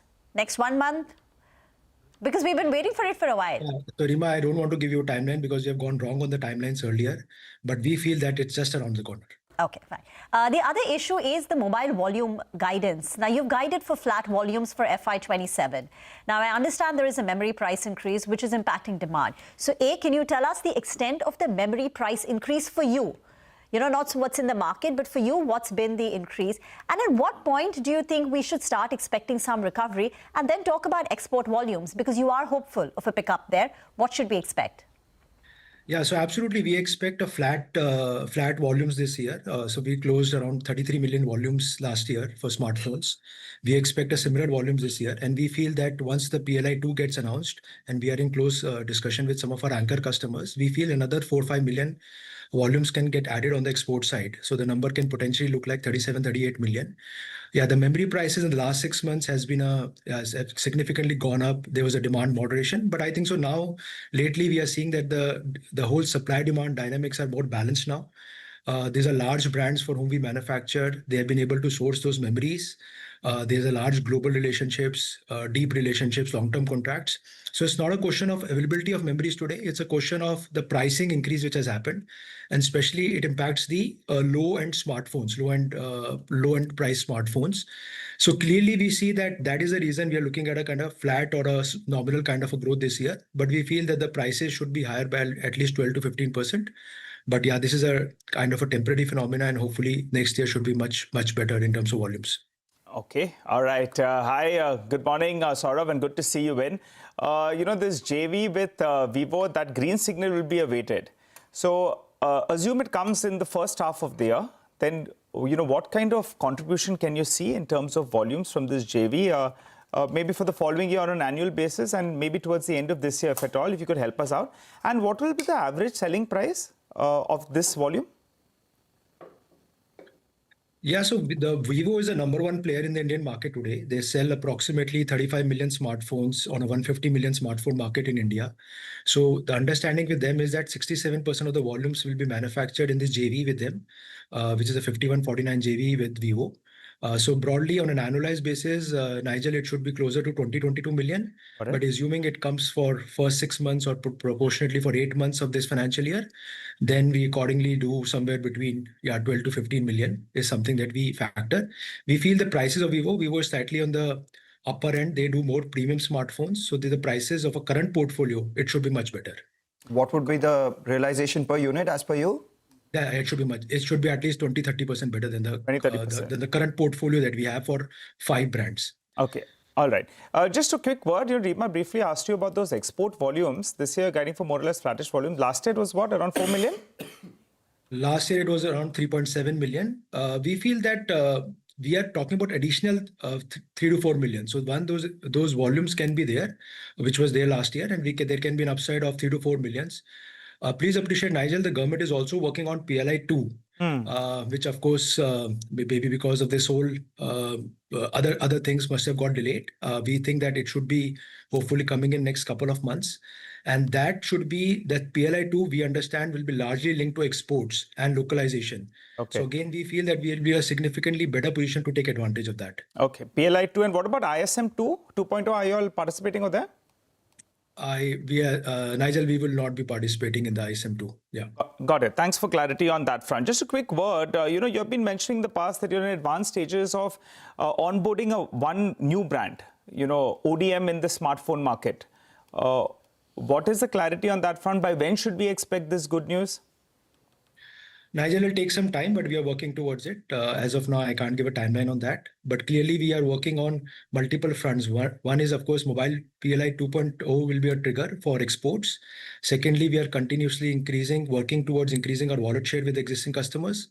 And third is this potential customer acquisition that you're talking about. So yes, all those 3 things are potentially triggers for the mobile growth for us. You're also looking at an inorganic opportunity, which could give you, 3,000 to 4,000 crores of revenue. That's something that you said in your conference call. Could you give us some more clarity on what the nature of this opportunity? Yeah, Mangalam, so we have now foraying into the high-end specialty EMS business, which is focused on aerospace, defense, medical, and industrials. So we are evaluating some M&A opportunities as of now we speak. So, and clearly it will be more high-end EMS business, including some precision components. We feel that over a period of time, that opportunity for us can be almost 3 to 4,000 odd crores. And it can generate almost double-digit margins for us, higher double-digit teen margins for us. So what's the kind of, war chest that you have earmarked for an acquisition like this? The street has to be prepared for it. Yeah. So we already are sitting with a negative net debt of 700 odd crores. And clearly we have earnings visibility for next year. A lot of the capex has been front-ended. So we don't see an increase in intensity on capex except for our backward integration projects of displays, camera modules. So we feel that all the entire capex and some part of that acquisition, large part of that acquisition, can be funded from internal accruals. And if required, we can of course borrow some money. The balance sheet, there's enough cushion in the balance sheet. Yeah. So you have would have higher margins. Yeah, it should be 20% plus margins, Rima. And when do we hear about this? I mean, since you are speaking so confidently about an opportunity like this, I suppose this should happen over the next close over the next quarter or two. Again, Mangalam, I don't want to give you a timeline, but yeah, we're working towards it. Yeah. Okay, so you've identified the asset. You are probably in talks. You've identified the amount that you're likely to pay for it. Your balance sheet is strong enough for you to go ahead and make that acquisition. All that needs to be done is sign on that dotted line. We'll take your point on that. On the other parts of your business, lighting, which you are expecting close to doubling of that revenue in FY27, and similar is the case for telecom as well. What do you think will be the drivers of that? And would that have an impact on your margins? Yeah, absolutely. Telecom is a relatively higher margin business for us. So telecom, we have grown from 700 crores a couple of years back. This year, we're looking at almost 7,500, 8,000 crores. And clearly, we see a huge potential. Bharti is a JV partner for us. So one, of course, the whole story on the CP products, customer premise equipment products. And also now we are moving beyond Airtel and beyond CP products. So we have got a very large order for microwave radios from a US client, which will not only be focused for domestic market, but also we'll have exports around it. So that vertical for us will continue to show higher double-digit growth going forward. And as far as lighting is concerned, yeah, after our Signify with JV, Signify JV, I think so we have added a lot more categories. We are moving towards more and more premiumization. And clearly, we are also now getting increasingly export opportunities. We have got some export orders from a large US retail chain and a large European retail chain.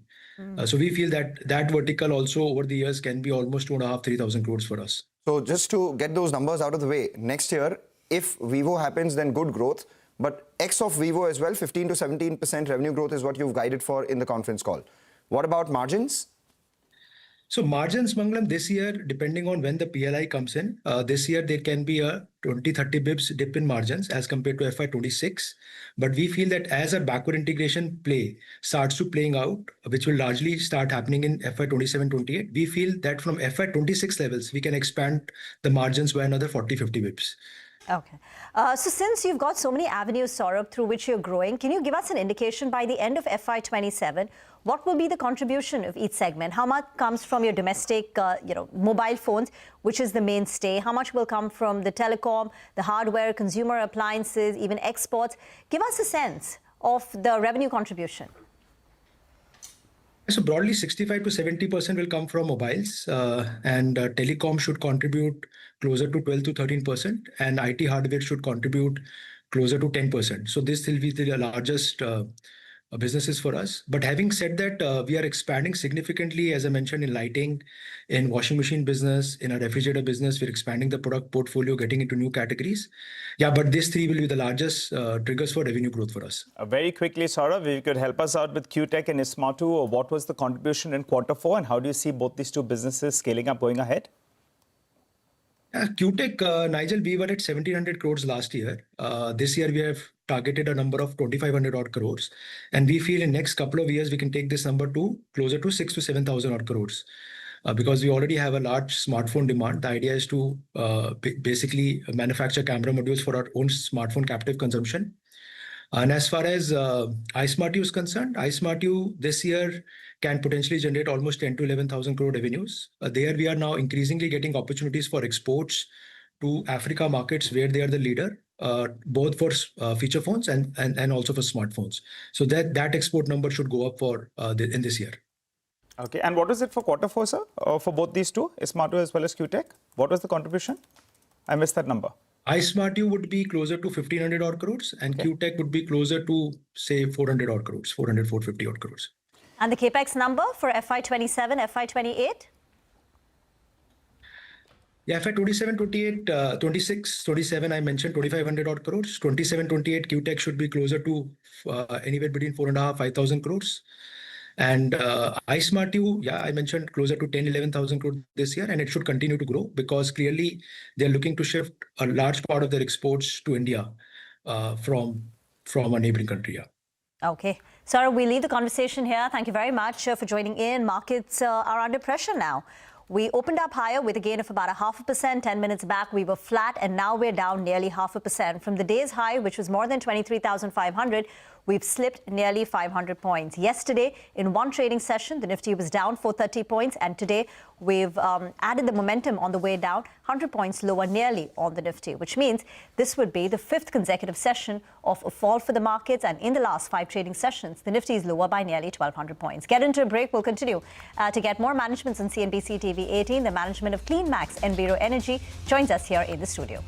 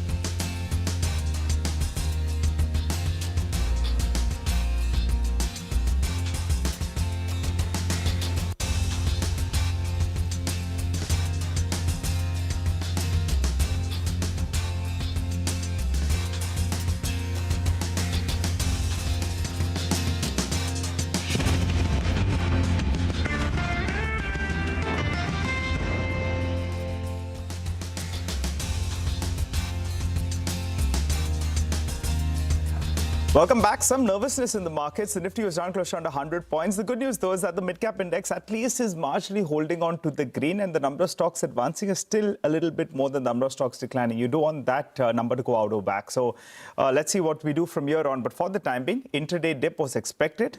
That's what's happened. The journey from here on will be interesting. Well, let's focus on CleanMax and Tata. They reported actually a rather good set of numbers. So the revenue jumped more than 25%, margins, some bit of trepidation out there. We have with us Mr. Kuldeep Jain, the MD and founder of CleanMax Enviro, who joins us on the show. Hi, Kuldeep. Good to have you in the studio. And thank you so much. I recall y'all were the IPO that came out when the markets went into a bit of a tizzy. And initially, the markets were a little bit confused. But I think the numbers have been proving that the business has some potential. That said, could you tell us, FY27, what kind of targets do you have in terms of, the contracted capacity? If I look at your capacity addition plans, what is it right now and where is it headed, just for FY27? Thanks, Nigel. You're right. We debuted on the first day of the war. But at least now the stock is up 20%, although Nifty 500 is down 4 to 5% since then. So we are doing okay.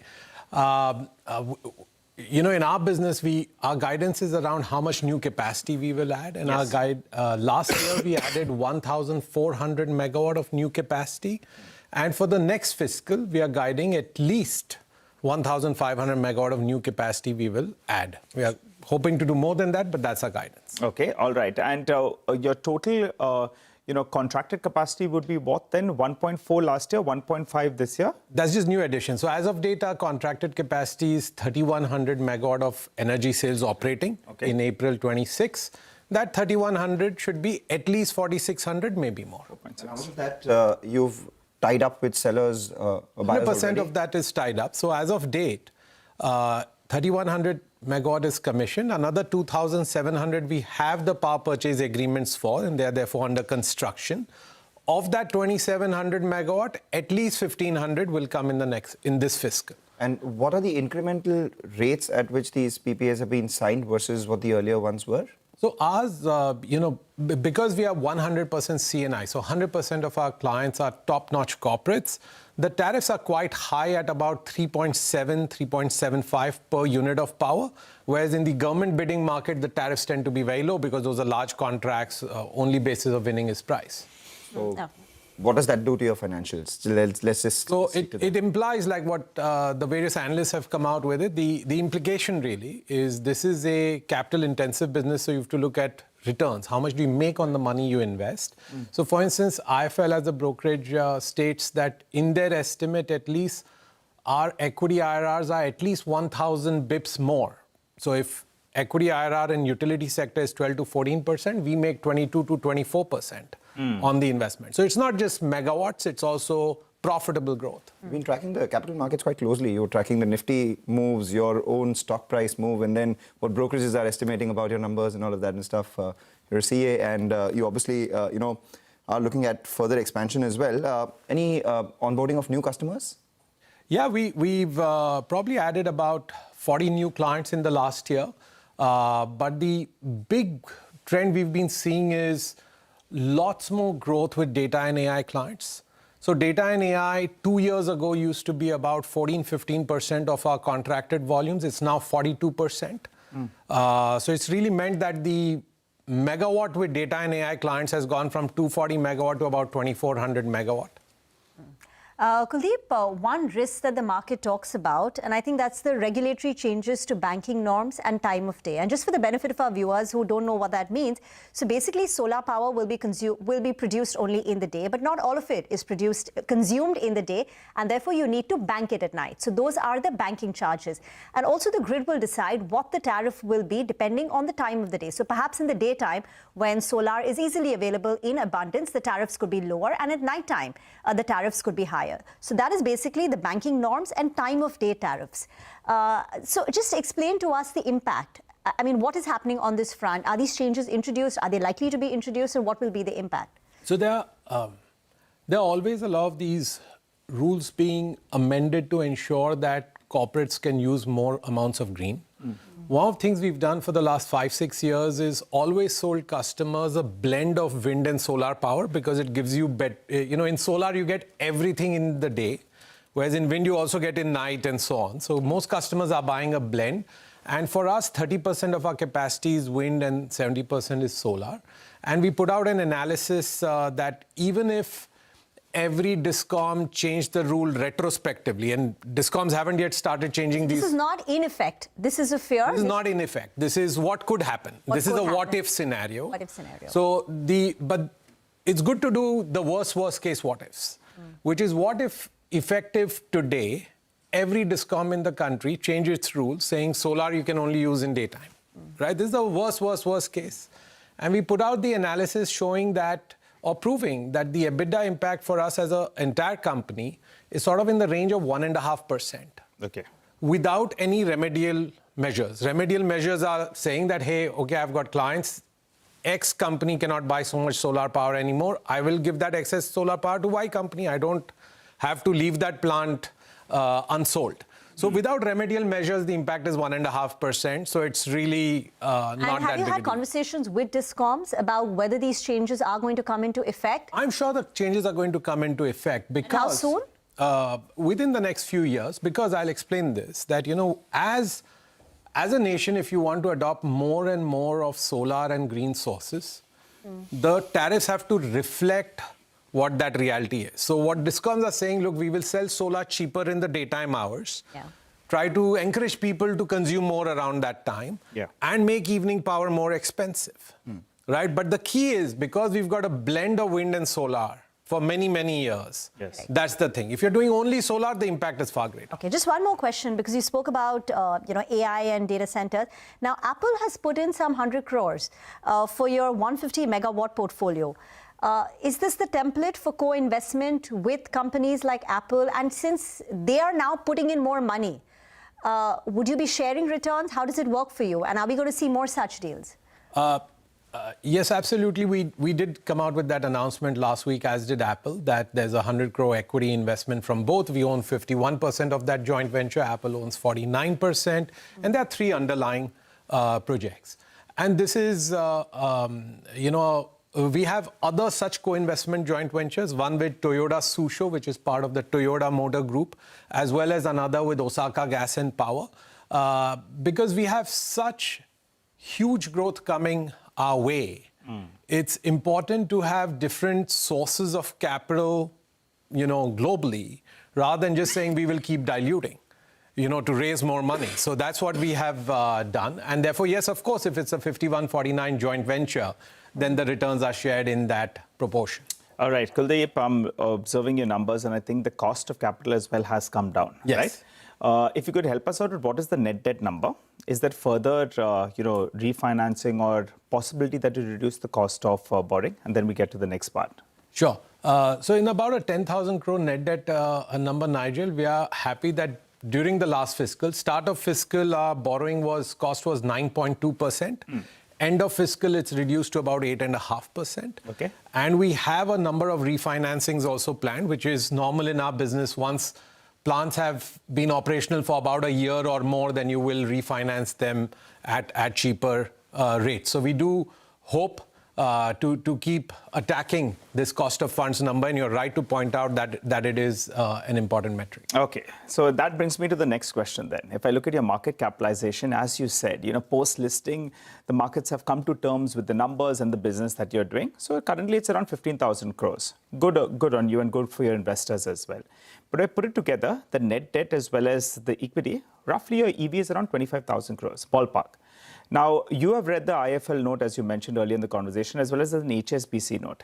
They are expecting very big things from you. So let's talk about FY28.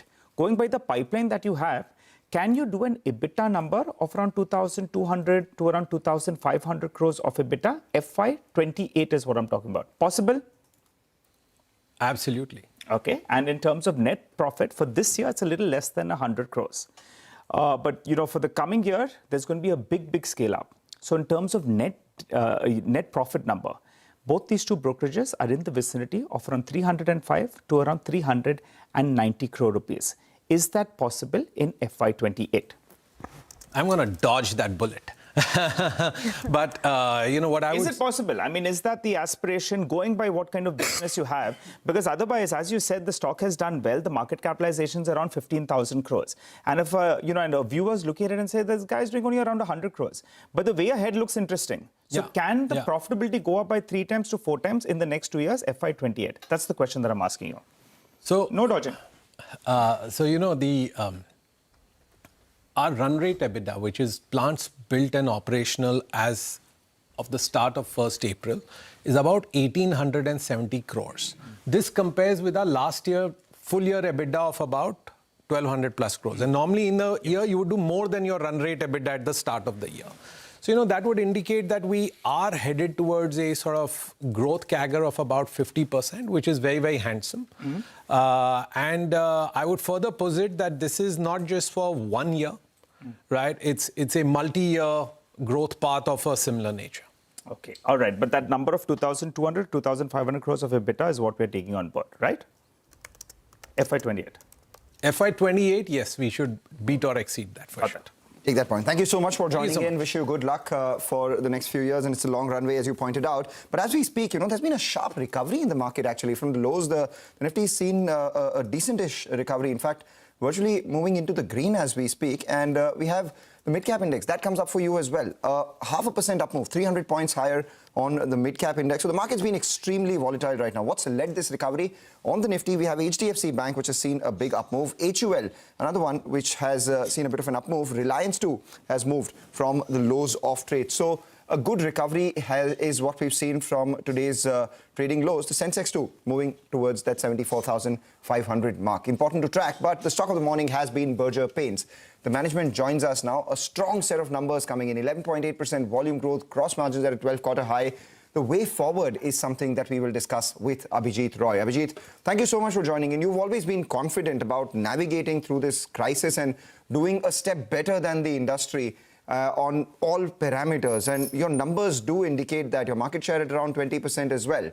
The question is, fourth quarter is over. All your lower priced raw material has been exhausted. You've taken some price hikes, but crude is still at around $107, $108 per barrel with rupee at record low as well. How does Q1 and Q2 look when it comes to demand, price hikes, raw material and margins?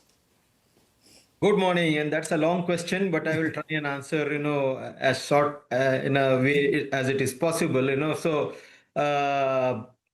as far as, the price increase has also been taken to neutralize the RM price increases. So you are right that we had an advantage in the fourth quarter of raw materials being available at a lower cost, but till April, almost end of April, we had that stock, and so April we were covered. We did take price increases in stages from March onwards, right till the end of April, and even in May we have taken 2 more price increases, one on the 4th of May and the other one coming up on 15th. So more or less in the decorative side, we will be covered for the absolute gross margin. The gross margin percentage might shrink a little bit, but in absolute gross margin terms, we will be covered completely. In EBITDA terms, of course, we will be covered because the scale advantage will kick in as well. So that though the gross margin percentage might fall a percent or maybe slightly more, but it will be more than made up at the EBITDA level. So that's how I would say the decorative part of it is concerned. As far as industrial is concerned, which is a smaller portion of the business, specifically the automotive, which is even smaller, there the negotiations are on. We have taken a part of the price increase already. The rest hopefully will be getting very soon. So there it is a slight lag. There might be a little bit of a delay in terms of getting the price increase, but we should be able to compensate for that. So overall, Q1 should be pretty okay. There might be a marginal dip in the gross margin, but in the EBITDA level, we should be okay. So for Q1, Q2, what is the kind of volume growth that you are anticipating? And if you could quantify the total price hikes that have been taken so far from March.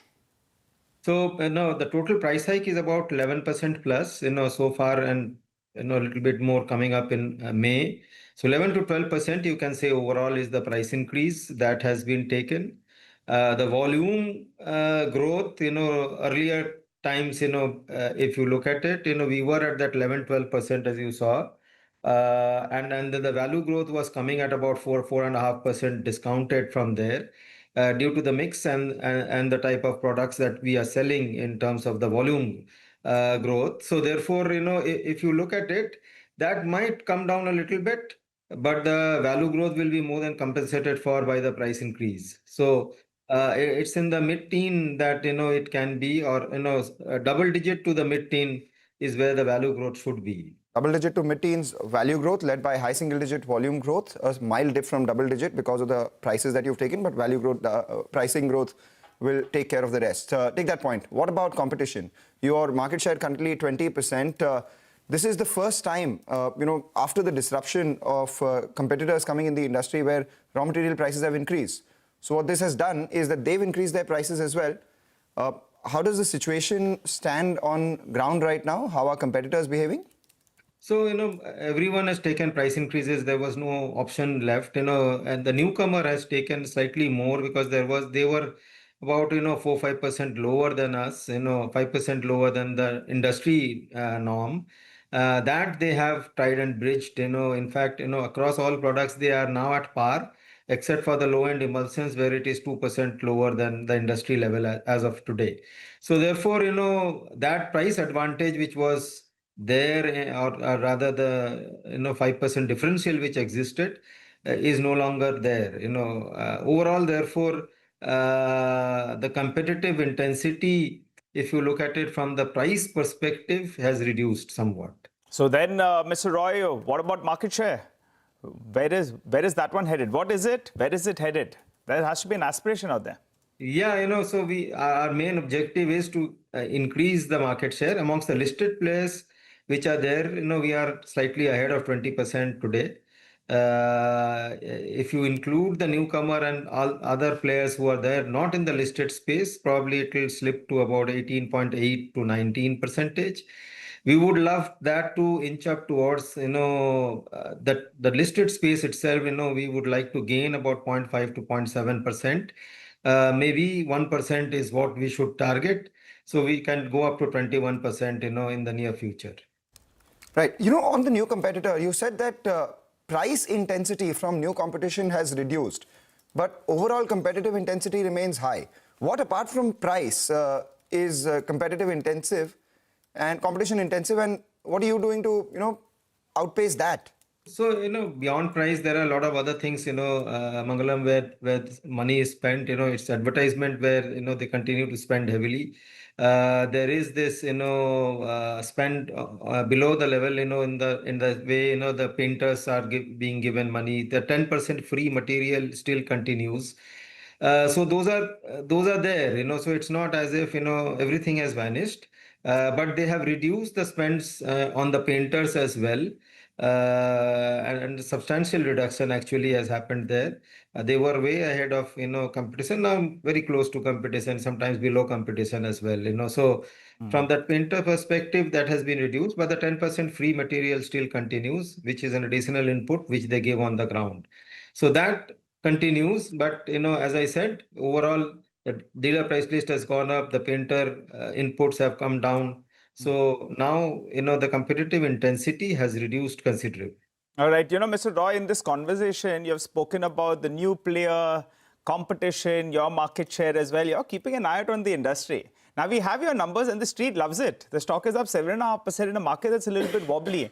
What about the leader? How do you suspect that they would have done? Would you have grown better than them? So they would have, this quarter they will do, quite well, better than us, in fact, is my estimate. Largely because they have a weaker base, so we were about 8%, 9% ahead of them in Q4 last year. So from that perspective, they have an advantage on the base effect, and therefore I would expect that they should have a better result in Q4. All right, they should have a better result in Q4. The street has taken note of that as well. So while your stock is up 8%, their numbers on the 29th of May, ahead of that itself, Asian Paints, the stock that should come up for you on the screen right now, up around 4% at the high point of trade for Asian paints as well. Just a final question before we let you go. Mr. Roy, you have been indicating that you're targeting increasing your presence and, share in the south, where you've been weaker than all other parts of the country. What are the steps that you've taken there? And what's the target increase in distribution, footprint and tinting machines that you've earmarked for FY27? So, both those points in the south is a focus market for us. We have been traditionally a relatively weak player, because of distribution issues, in terms of both the urban and the upcountry markets in most parts of the south, except Kerala, where we remain a very strong player, and Andhra Pradesh, where we are moderately strong, I would say. So beyond this, the Karnataka, Tamil Nadu, and Telangana, we are extremely weak, and that's where we are focusing our attention in terms of network expansion, both in urban and upcountry areas. Our plan of increasing overall tinting machines this year, we have taken a very aggressive. Last year also, we had a very strong installation of machines of around 10,000. This year, we are taking it up to 12,000. So therefore, that's something, and much of it will be focused on the south, which is where we find that the large gaps are there, and we need to fill that up quickly. And overall for this year, double-digit revenue growth, mid-teens with margins around that 16-17% mark, or you would target margins higher than that? No, so, we maintain at around 16-17, and it will be double-digit value growth for sure. Double-digit value growth with 16-17% margins, strength in south. Always a pleasure speaking to you. Thank you so much for joining in. Good set. The street appreciates that. And good commentary coming in on the competitive front as well. And as a result of which, we've seen an up move across all the paint stocks. So 8% higher for Berger Paints, Asian Paints up around 4% as well. Good time to get in Nagaraj Shetty of HDFC Securities for a quick technical check on the market. Nagaraj, it's been fairly volatile all through this morning. The Nifty opened marginally the green, saw an accelerated sell-off. From lower levels, we've seen an up move. Now we're trading with a decentish sort of recovery from the lows, 23,400 on the frontline index. The Nifty Bank also virtually likely to get into the green right now. Hi, good morning, Mangalam. Yes, rightly said, market sentiment has been damaged. Overall trend picture is looking weak. I'm expecting more decline, though it has bounced back slightly from the lower levels. This bounce back is unlikely to sustain at the higher levels. We could see selling pressure emerging again. At the lower levels, 23,100, 150 is going to be the strong support for the market. And I'm expecting that a gap area, which was found on the 8th of April, the significant gap is likely to offer support for the Nifty around 24,150 level, as well as the 61.8% of Fibonacci retracement that has taken from the bottom of 22,200 to 24,600 levels, which is a recent top, is likely to offer support somewhere around 23,100 levels. So the cluster of support is placed around 23,100 to 200 levels, where the market is likely to find some bottom reversal and bounce back. And even Bank Nifty as well. Bank Nifty has been showing sharp weakness recently. There is no respect for bulls at right now. More weakness is likely. There is a support around 50,900 odd levels where I'm expecting a bounce back in Bank Nifty. Stocks, what do you have? Yeah, I have two stocks. One is from a long side, one is from a short side. On a long side, Antelopus Energy is the Ceylon Energy is the one stock that has been continuously moving up. Higher tops and bottoms on the chart is indicating this stock is completely outperforming the benchmark and the broader indices. Currently trading around 755 levels. One can look to buy at this point of time. Immediate target would be around 795. One can place a stop loss at 735. Second one is from a short side, Nykaa, FSN e-commerce. The stock price has been in a consolidation phase, has witnessed a downside breakout of a rising wedge type of pattern around 260, 262 is the level where the currently is placed. One can look to sell at this point of time. Immediate target, downside target would be around 245. One can place a stop loss at 268. All right. Take that point, Nagaraj. Thank you so much for joining in. Let's also take note of the Sensex derivatives this hour, because, it is Sensex weekly options expiry that takes place tomorrow. And today itself, it's been fairly volatile. A 700, 800 point range is what we've seen on the Sensex. As you see, opened in the green, thereafter went to lows of today's trading session, which were closer to 74,135. The high today was around 75,000, 74,981 to be precise. We're currently somewhere in the middle of today's trading range, 400 points of both lows as well as highs. But as we move higher from here on, there will be important technical resistances that will come by. Remember, this week, irrespective of the volatility that we're seeing today and the recovery from the lows, the Sensex is still down about 3.5%. So that keeps it about 800 points away from its 50 and a little more than that from its 20-day moving averages. So any sort of recovery, will there be any resistance out there or not, is something that we will monitor. And ahead of expiry tomorrow, we did see a lot of writing at the 74,500 call. That's the one that should come up for you. Remember, those call writers briefly made a fair amount of money as well. This morning it was close to around 470 rupees, now down by about 300 rupees from yesterday's close. So they're sitting on about 120 rupees of profit. Short point around 74,800 to 75,000 is where they are expecting some sort of resistance to kick in for the Sensex, the current recovery from lows notwithstanding. And at the lower level, we saw some writing at the 74,000 put and the 73,900 put. The 74,000 put has a premium of what, 250 rupees again. Levels just below 74,000, closer to 73,750, 73,800 thereabouts is where we are expecting some support. So by and large, the sort of range that one is looking at on the Sensex from an options positioning standpoint, you're looking at some support coming in at 73,750 thereabouts and 1,000 points above that, closer to 74,800 to 75,000 is where resistance is likely to be. As we speak, the Sensex bang in the middle of today's trading range, which is around 74,134 to 74,981. With that, we'll take a short break. Come back on the other side. Manisha Gupta focuses on the commodity space. Stay with us.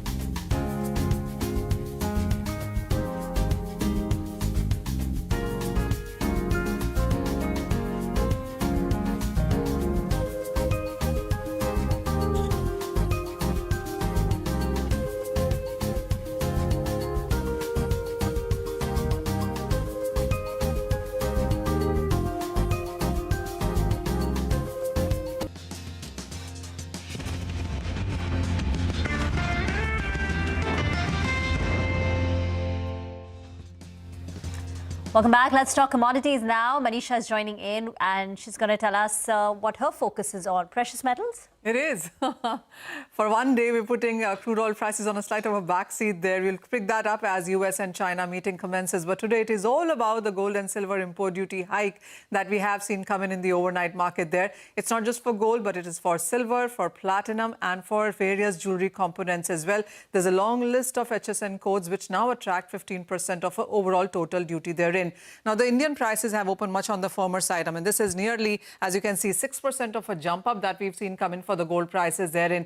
Same is the case with silver as well, which has seen 6 to 7% of gains. And this comes in immediately after the PM Modi urged citizens to halt gold purchases for 1 year.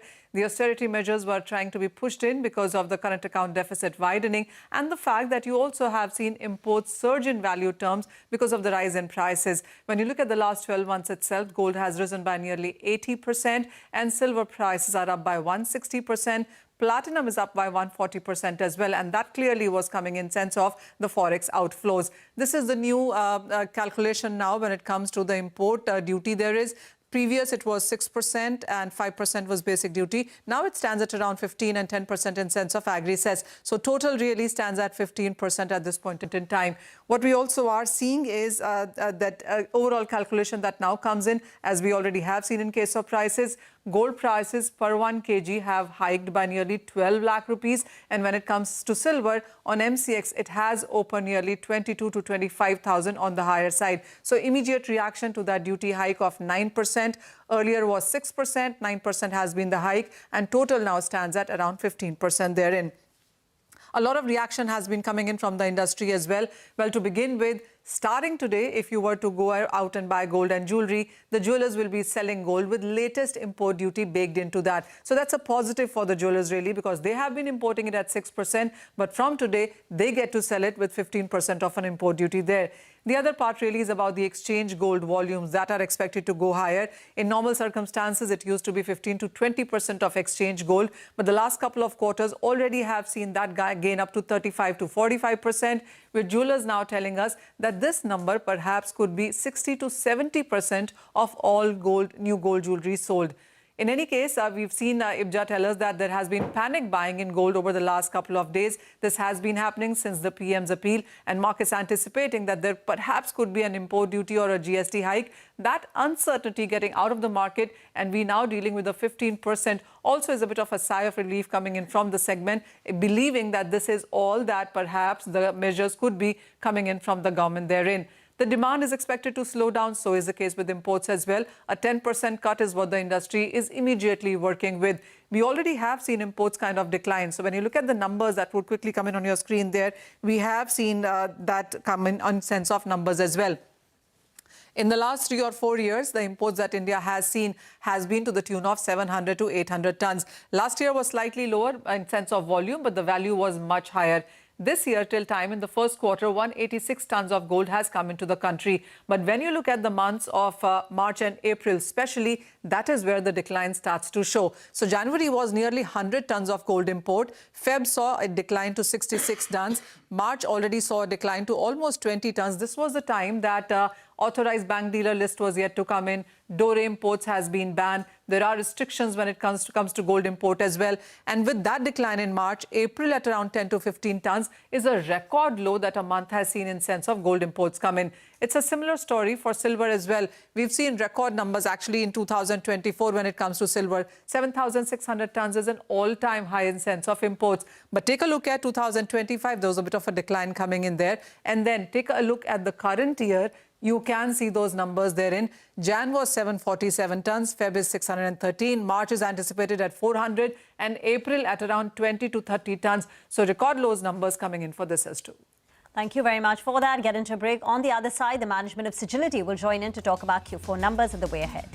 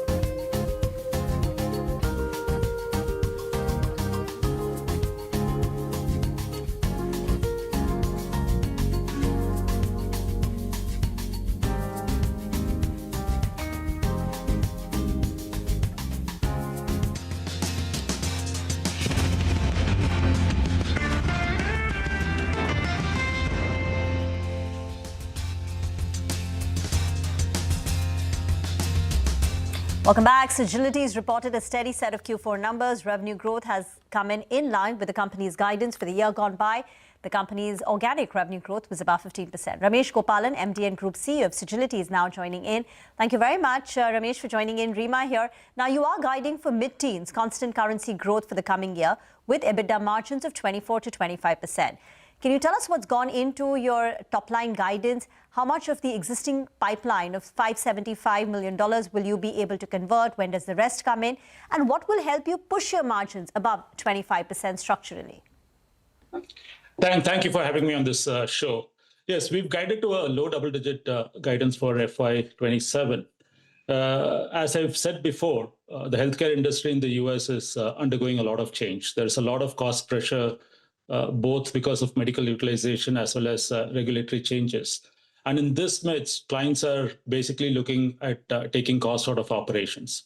And that's where someone like a Sagility comes in, because we have deep domain expertise. We lead with transformation, which is more AI-led. And we also are willing to commit to business outcomes. So all of this sets us up for growth. And that's what has been factored into the guidance. So broadly, some of the deals that we are working on, the timing may be a little uncertain. That's why we've given a broad range of guidance, which is low double digits. But through the year, as we are successful in closing more deals, we will update the guidance. On the margin front, we've guided to Sorry, go ahead. No, please go ahead on margins. 24 to 25%. Yeah, on the margin front, yes, we've guided to a 24 to 25% adjusted EBITDA margins. Again, a lot of factors go in there. There is obviously salary increments that will play out. We are also investing a lot more in technology and AI. And the Forex situation is a little uncertain.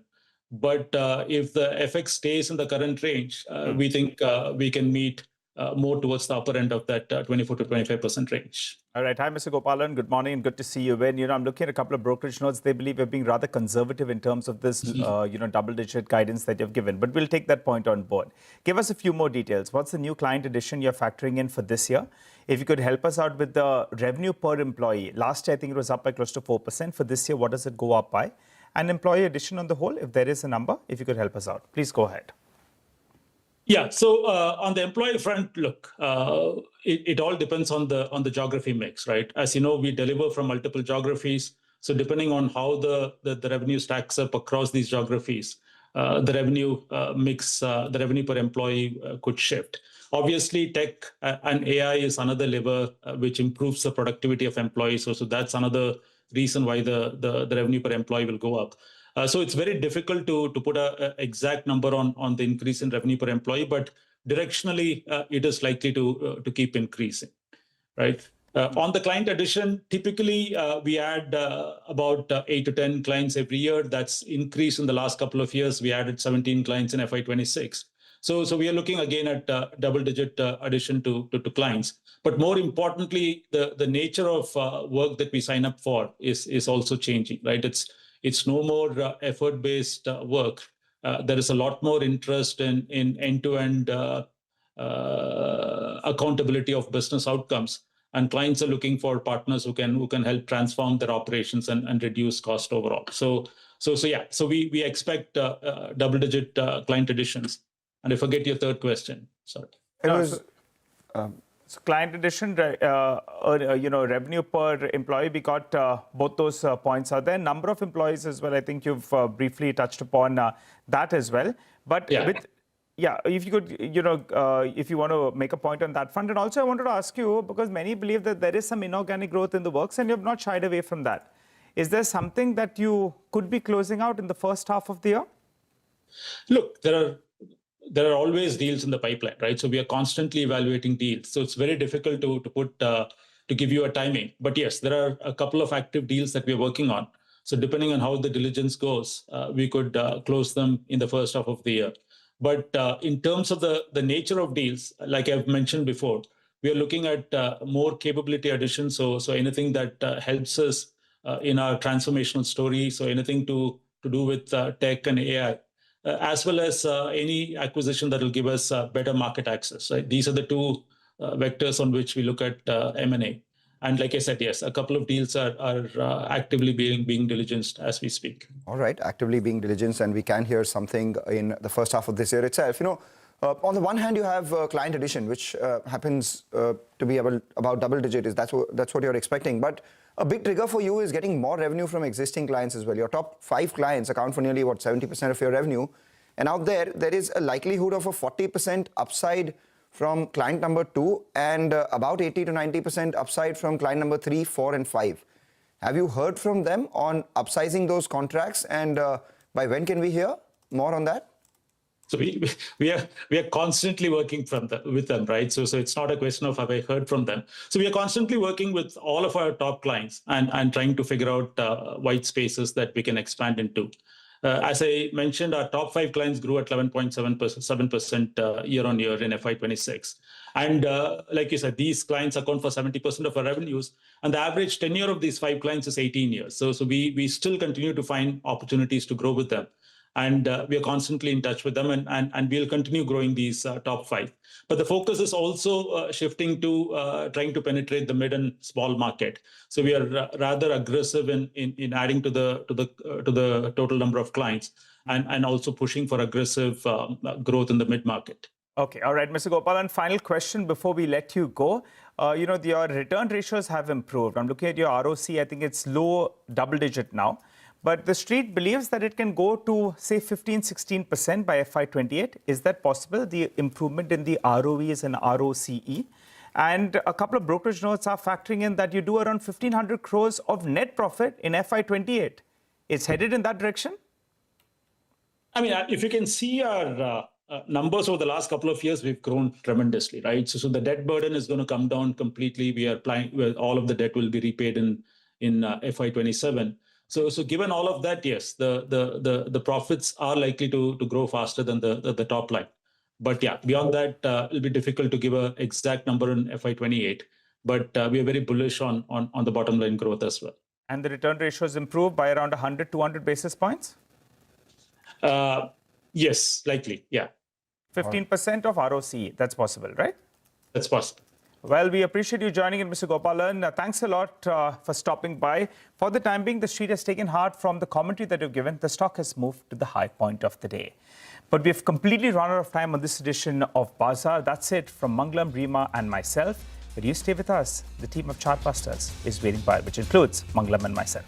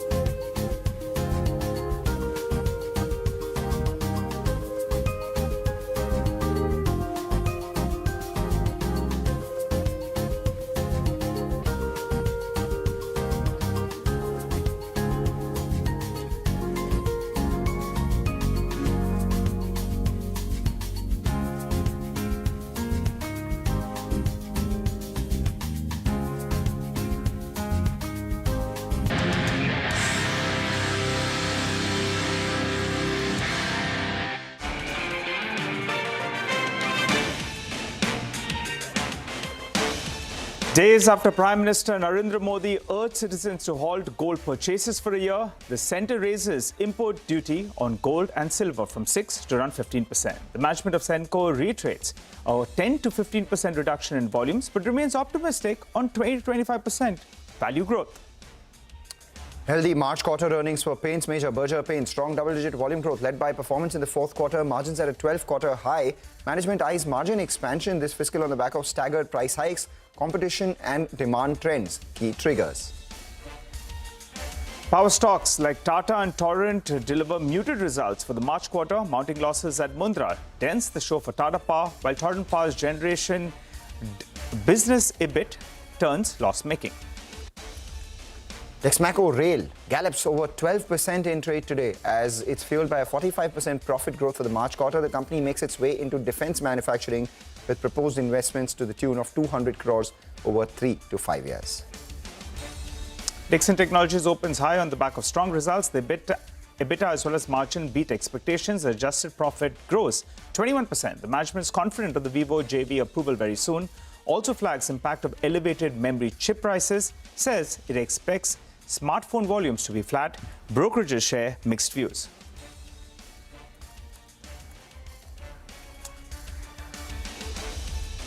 Hello and welcome to Chartbusters. It's us yet again, Mangalam and myself, coming to you live from the CNBC TV 18 Motilal Oswal studio. Well, as we speak, not too bad, Mangalam.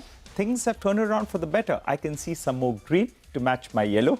So, feeling pretty good. I'm green already, Nigel. But, you know, it's been a good recovery, so to say. Almost 200 points from the lows of today's trading session. The only question is, at around 23,500 thereabouts, do we see supply come again once more? Because that's how we've been through the day. Well, you know, Mangalam, I'm a little bit more optimistic because I'm saying we have had so many red days. At least, you know, some kind of green, some kind of stability. The bulls will be happy to go on with the 70 to 100 point gain as well. But the breadth of the market is encouraging today. Remember, it was showing signs of turning around. Last few days have been a little bit difficult for the bulls. But now the number of stocks advancing are more than the number of stocks declining. So that's good. They kissed each other briefly. But now we have the number of stocks advancing moved up yet again. But just an eye on the Indian rupee. I want some more stability on that. Remember these measures in terms of gold imports as well as silver imports, that's directionally should be, helping the rupee to pull back a little bit, which is not yet the case. It's just showing some signs of stability. You'll want some kind of strength because from an FI flow perspective, you can't expect them to bring the money back if they're going to be losing out on the currency move itself. So I'll want to see some kind of a pullback on that front. That said, Dharmesh Shah joins us for a quick technical check on the markets. Hi, Dharmesh. Good to see you in. What would you do with this pullback, Dharmesh? Short the Nifty, or do you believe we have got some more in terms of a relief rally? So good morning, Nigel. Absolutely, I think so. The way the market seems to have bounced back in the today trading session after making a low around 23,200. We believe, I think so, market should see a rebound happening because the market seems to be heavy oversold. Last 4 trading session, we have already seen a 4.5% cut in Nifty. Expecting, I think so, market to see a technical pullback happening towards 23,800, which was the immediate resistance for the Nifty. But if you look at the market break, I think so, this is a good indicator to understand the market in this current corrective phase, where if you look the breadth, I think so the way that the total number of shares of total CNX 500 trading above 50-day moving average has marginally deteriorated from 72% to 65%. So it's clearly showing, I think so more likely there is some bit of a strength in the market. Yes, maybe I think so the pullback was too sharp from 22,200 to 24,400 and market seems to be digesting that move. So we believe, I think so market should see a higher base formation or higher bottom formation in this range of 23,100 to 23,000, and eventually I think so we should be looking for 24,400 in the month of June. So yeah, it's a more of a consolidation period, but I think so go for the good quality stocks. I think so this is something the mantra which we believe in this current corrective phase. Go for good quality stocks. That's the mantra right now. The market's zooming ahead as we speak. 23,470 thereabouts is where we are. The low of today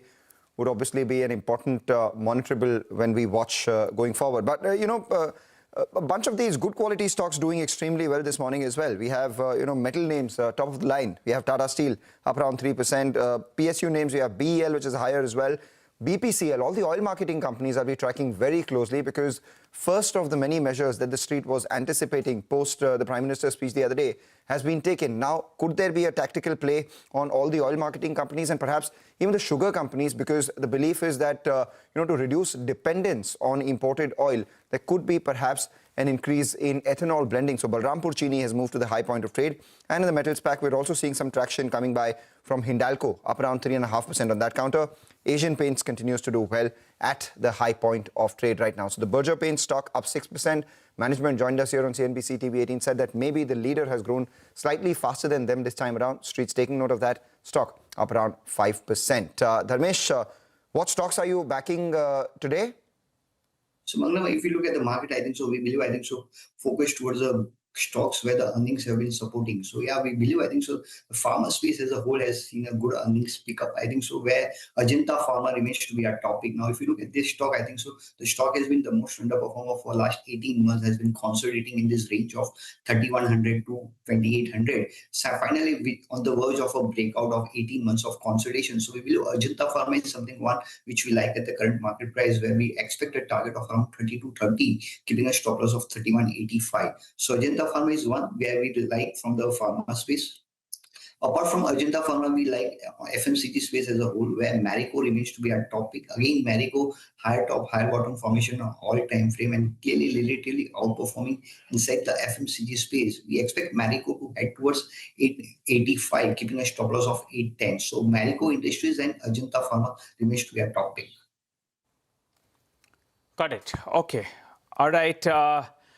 Thanks, Dharmesh, for joining in and filling us in with all of those calls that you gave us. The Nifty is still holding in the green. Now the number of stocks actually have moved up to close to around 2,000 stocks. So heartening to see. But Mangalam, let's address the big news, I think so. You're anticipating something in the last few days, post Prime Minister Narendra Modi talking about probable restrictions on the import of gold as well as silver. That's come about. Run us through that news piece. Yes, that indeed has come about, and that's had an impact on all the jewelry companies in terms of stock price move as well. So this is the first move that has happened post the government's speech, the Prime Minister's speech. Basic customs duty on gold, silver and precious metals has been increased to 10%. Government has also imposed a 5% agriculture, infra and development cess on gold, silver imports. Effective tax basically now has jumped from 6% to 15%. Was the street anticipating this? Yes. X of today's moves, ahead of this, the stocks in the last two sessions, Titan was down 11%, Kalyan was down 15%, Senco was down 16% as well. But what is it that the street believes from here on? A couple of things. We have brokerage notes coming in as well. Jeffries has said that sentiment may weigh on jewelry names amid a tough macro backdrop, but organized players like Titan are better placed to navigate through this. In fact, over the last few years, they've worked to reduce the impact of any sort of potential regulatory headwinds that will come. Why is that? Because now they don't use entirely imported gold. 50% of the gold is basically people exchanging their old gold for new gold, and they've increased their domestic sourcing as well. So the dependence on imported gold for the larger jewelry companies is not as much. Add to all of this, a lot of them are also sitting on old inventory. So immediately as the prices go higher, they will see gains on that. And why do we say that? Because same time in the last budget, when duties were reduced, the next couple of quarters, there was margin compression. So the street is factoring in some sort of margin improvement going on as well. And demand for gold, as we heard from the Bullion Association people as well, they said it's been extremely strong. People have done panic buying in anticipation of all these things. So demand for these companies' performances demand for gold for these companies, not a big problem. On the other hand, you'll see a margin improvement. And on the other, investment demand for gold may come down, not so much jewelry demand. And investment demand is usually in the forms of gold coins, etc. Were that to happen, gold coins have lower margins. So your margin mix also improves out there. And if you're not buying gold, you're buying higher studded jewelry. That also is a margin improving tactic for all these companies, which is why after a decline from the higher levels over the last few trading sessions, today's morning low as well has been seeing some recovery. Senco is back in the green, Titan too, just marginally in the red. In fact, we caught up with industry experts, corporates, to gauge the impact of such a levy on volumes and demand. Let's hear out what the India Bullion and Jewelers Association as well as Senco Gold said to us on the channel this morning. That with this 10% increase, we have always seen in the past that whenever the prices of gold jump up to a certain extent, it would lead to some amount of quantity getting reduced in terms of fresh imports. So I'm quite confident that this will surely lead to about 10 to 15% reduce. in terms of volumes of import. And more importantly, I think as an industry, we all should work towards encouraging the consumers that they should exchange their old gold, because the gold that is already lying in their house and the golds that are lying in the economy has increased in value itself, and that is something that the consumer should use to exchange and buy new jewelry.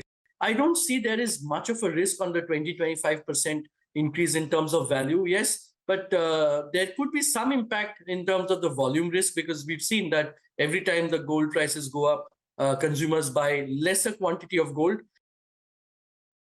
Well, as far as the demand is concerned, the demand will slow down, and we expect in the year 2026 the demand to slide by at least 10%.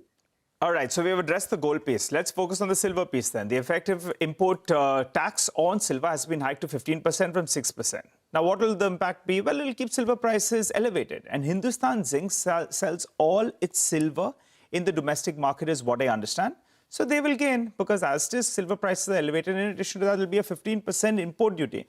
So it will move up further. And remember, Hindustan Zinc is the only listed play on silver. To give you a number, silver, I think around 12 years ago when I used to track it, earlier, it used to contribute close to around 10 to around 12% of their EBIT. Now, as of last count, it accounts close to around 50% of their EBIT.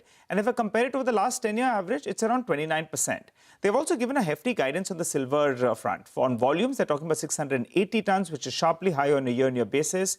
And normally, there's a bit of their silver that is hedged, but they have told me at the at the end of the past quarter, when we did their quarterly results, that there's no fresh hedging on silver.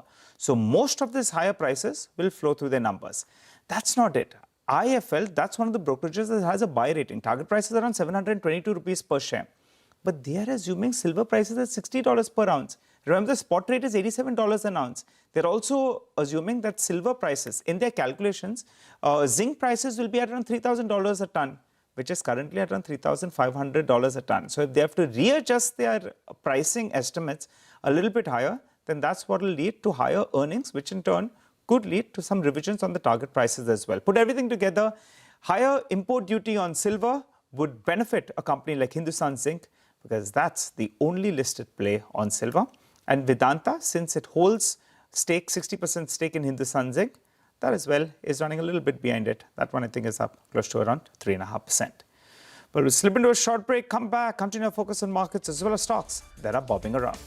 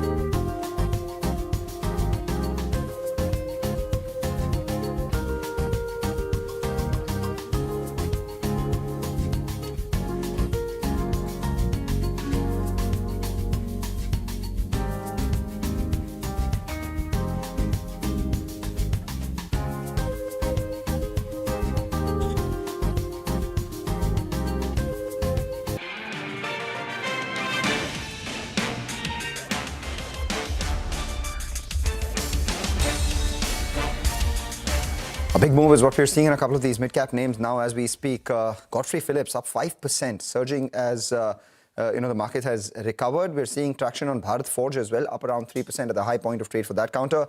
Indian Hotels saw a sell-off after numbers in yesterday's trading session, but now has recovered from the lows, currently about 3% off lows at the high point of today's trading session too. But Dr. Reddy's is the stock on the spotlight on the back of their fourth quarter results. Let's go across to Ekta for the fine print. What brokerages make of the result? The stock underperforming the otherwise strong moves that we're seeing in the pharmaceutical space. Ekta. Thanks for that. Well, yes, I would look at Dr. Reddy's performance as more resilient in terms of the stock as compared to weak at this point in time, simply because it came out with a very dismal set of numbers. So the street was sorely disappointed with what they reported. But what exactly is making the stock resilient? So a couple of points. First, I'll start with the adjusted US business, which was below expectations. It came in at $237 million despite, adjustments with regards to Revlimid generic. But what did well for them was the NRT business, which is basically the nicotine replacement therapy business, which was up 16%. It was ahead of estimates. India was very resilient this quarter, so it was up 20% on a Q4 year-on-year basis. Guidance as well is quite optimistic from the management. So management is guided for double-digit year-on-year revenue growth in FY27 ex of Revlimid. For North America, the company expects double-digit growth based on factors such as ex of Revlimid generic in FY26, as well as the likely contribution from semaglutide in Canada. India to grow in double digits according to them. EM Europe to be driven by new launches, semaglutide, as well as the NRT business. Margin guidance is 20 to 25% in terms of a range. Other key points, they've secured approval from DCGI for generic semaglutide tablets in India. They will be launching it soon.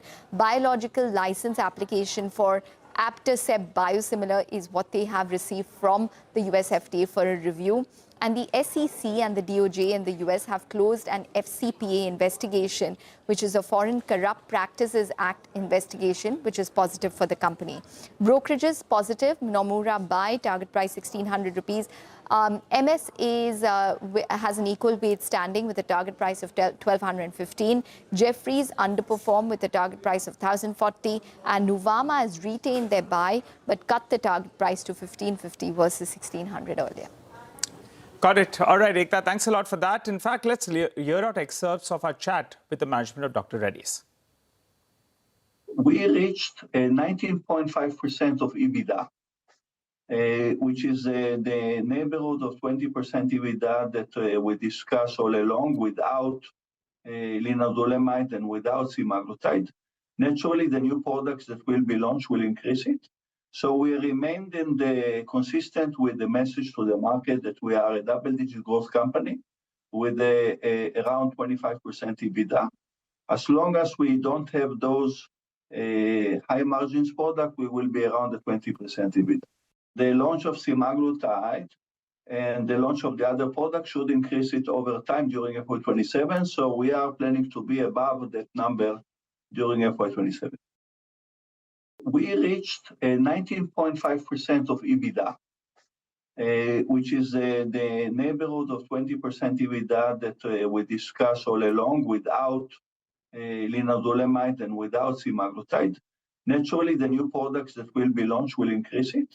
So we remained consistent with the message to the market that we are a double-digit growth company with around 25% EBITDA. As long as we don't have those high margins product, we will be around the 20% EBITDA. We believe that another competitors will be with us, generic as well as obviously the innovator. Right now, in the level of demand from the market is very, very high. So the margins are supposed to be healthy for a period of time, and over time the prices will go down as more players will come. But in the beginning, it should be very healthy margins. All right, with that, let's talk about Dixon Technologies. India's largest contract electronics manufacturer, Dixon Technologies, posted their fourth quarter performance in line with street expectations. The stock doing well. Management commentary was positive as well. Upasna joins in with a roundup of the numbers, what the management said, and why the stock is higher. Well, certainly the Q4 was largely in line with our poll, and this is mainly due to the mobile segment. The growth here came in much better than what the street was estimating. Now, if you look at the brokerage view on the stock, it stands mixed. First up, let me talk about Macquarie. It has given an outperform rating with a target price of 15,000. Kotak has given a buy rating with a target price of 15,200. It has lowered its estimate by 17 to 13% for FY27 and 28, factoring in that 1 quarter lag in the Vivo JV's contribution and the flat smartphone volume that the company is guided for. CLSA has also given a hold rating with the target price cut to 10,400. It believes that the Dixon's near-term earnings are vulnerable to a sustained escalation in the global memory prices, while the visibility on the medium-term growth remains weak as the market share in smartphone peaks. Jefferies has given a hold rating with a target price of 10,280. It believes that the stock trades at 51 times 1-year forward PE, much above any other EMS peers. And it believes that the company has given a weak outlook on the back of that flat volume smartphone growth that the company has indicated. HSBC has given a hold with a target price of 12,000, and it has also cut its FY27 EPS estimates by 4%, mainly on the Vivo JV delay. And lastly, Motilal Oswal has given a buy rating with a target price of 14,600. Now, management joined us today morning and they remain quite confident about the future outlook and also confident about the Vivo JV coming through, and it expects it closing anytime soon. Listen it to all those. We feel absolutely confident that Vivo JV approval should be just around the corner and it should be coming soon. We are very deeply engaged with the government on that, and I think so we should get that good news soon. The understanding with them is that 67% of the volumes will be manufactured in this JV with them, which is a 51-49 JV with Vivo. So broadly on an annualized basis, it should be closer to 20-22 million, but assuming it comes for first 6 months or proportionately for 8 months of this financial year, then we accordingly do somewhere between 12 to 15 million is something that we factor. We expect a flat volumes this year. So we closed around 33 million volumes last year for smartphones. We expect a similar volumes this year, and we feel that once the PLI 2 gets announced and we are in close discussion with some of our anchor customers, we feel another 4-5 million volumes can get added on the export side. So the number can potentially look like 37-38 million. So it's not a question of availability of memories today. It's a question of the pricing increase which has happened. And especially it impacts the low-end smartphones, low-end price smartphones. So clearly we see that is the reason we are looking at a kind of flat or a nominal kind of a growth this year. But we feel that the prices should be higher by at least 12 to 15%. All right, so that's about Dixon Tech. But meanwhile, before we slip into a short break, just keep an eye out on the rupee as well. The government's action on gold import duty and perhaps commentary that has come in over the last few trading sessions from the powers that be, speaking about strengthening the rupee or protecting the rupee as against the slide and curbing forex outflows. We have seen some strengthening from the low of around 95.6, 95.7. We've strengthened by about 5 or 6 paise, currently at 95.61 on the rupee as against the dollar, has moved off the lows of today's trading session, and that's reflecting in the kind of recovery that we've seen in the equity markets as well. Take a short break, come back, get you more on the markets and a lot of stocks that are moving around.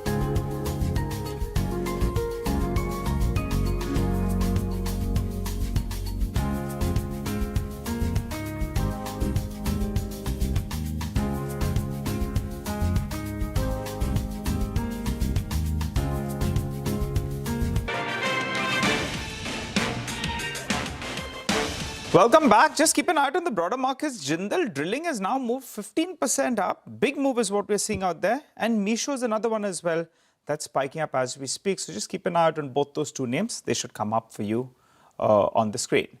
That said, let's shift focus to our special segment where we get you a few ideas for profit from Money Control Pro. Anubhav Sahu of moneycontrol.com joins us to talk about a stock that is tracking closely. Anubhav?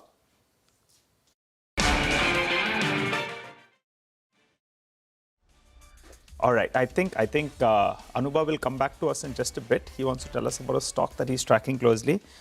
For the time being, I think we could track a few stocks. Hindustan Copper's moved to the high point of the day. So good going on that particular name. Tata Steel as well ahead of its numbers on Friday. That one's seen a bit of a spurt up, Manglam. On the flip side, I think a couple of stocks have moved lower. Power Grid has actually slipped in the last few minutes. You have Texmaco Rail that's still up 10%. But there is some profit taking at higher levels. So I think we should point that one as well out. Breadth of the market is good. That's something you want to track by the end of today. And otherwise, Manglam, from the broader markets, quite a few names are doing a thing of their own. Bazaar style retail, we should pull up that stock. It was trending in the red. It's moved into the green. So a big uptick is what we're seeing out there. And Khadam India as well. I think it's a very small name. Volumes as well low. So we can keep that out of the equation. Yep. And Bullion Brains, after the large trade that took place yesterday, Grow has seen a big surge, in fact, from its, the block tail price itself has been a big move. Yesterday was up 5% and today up around 6%, another up move that we've seen. So maybe supply overhang out of Grow and that stock's moved higher. Textile players doing well as well. Nitin Spinners actually done decently well in this week over the last 3 trading sessions, up around 9.5%, 6% of those gains coming in today's trading session itself. Though on the market, volatility continues because, from highs, the Nifty's seen some sell-off once again. The Sensex has moved into the red. The Nifty too holding on to 23,400 just by the skin of its teeth, on the verge of breaking that. And we have the Nifty Bank too, virtually moving into the red as we speak. The mid-cap index, which has been outperforming, has cut its gains from 0.9% to about 0.6%. So we will monitor as we move along. But for now, that's all the time that we have on this edition of Chartbusters. You stay tuned. Trading Hour comes up next.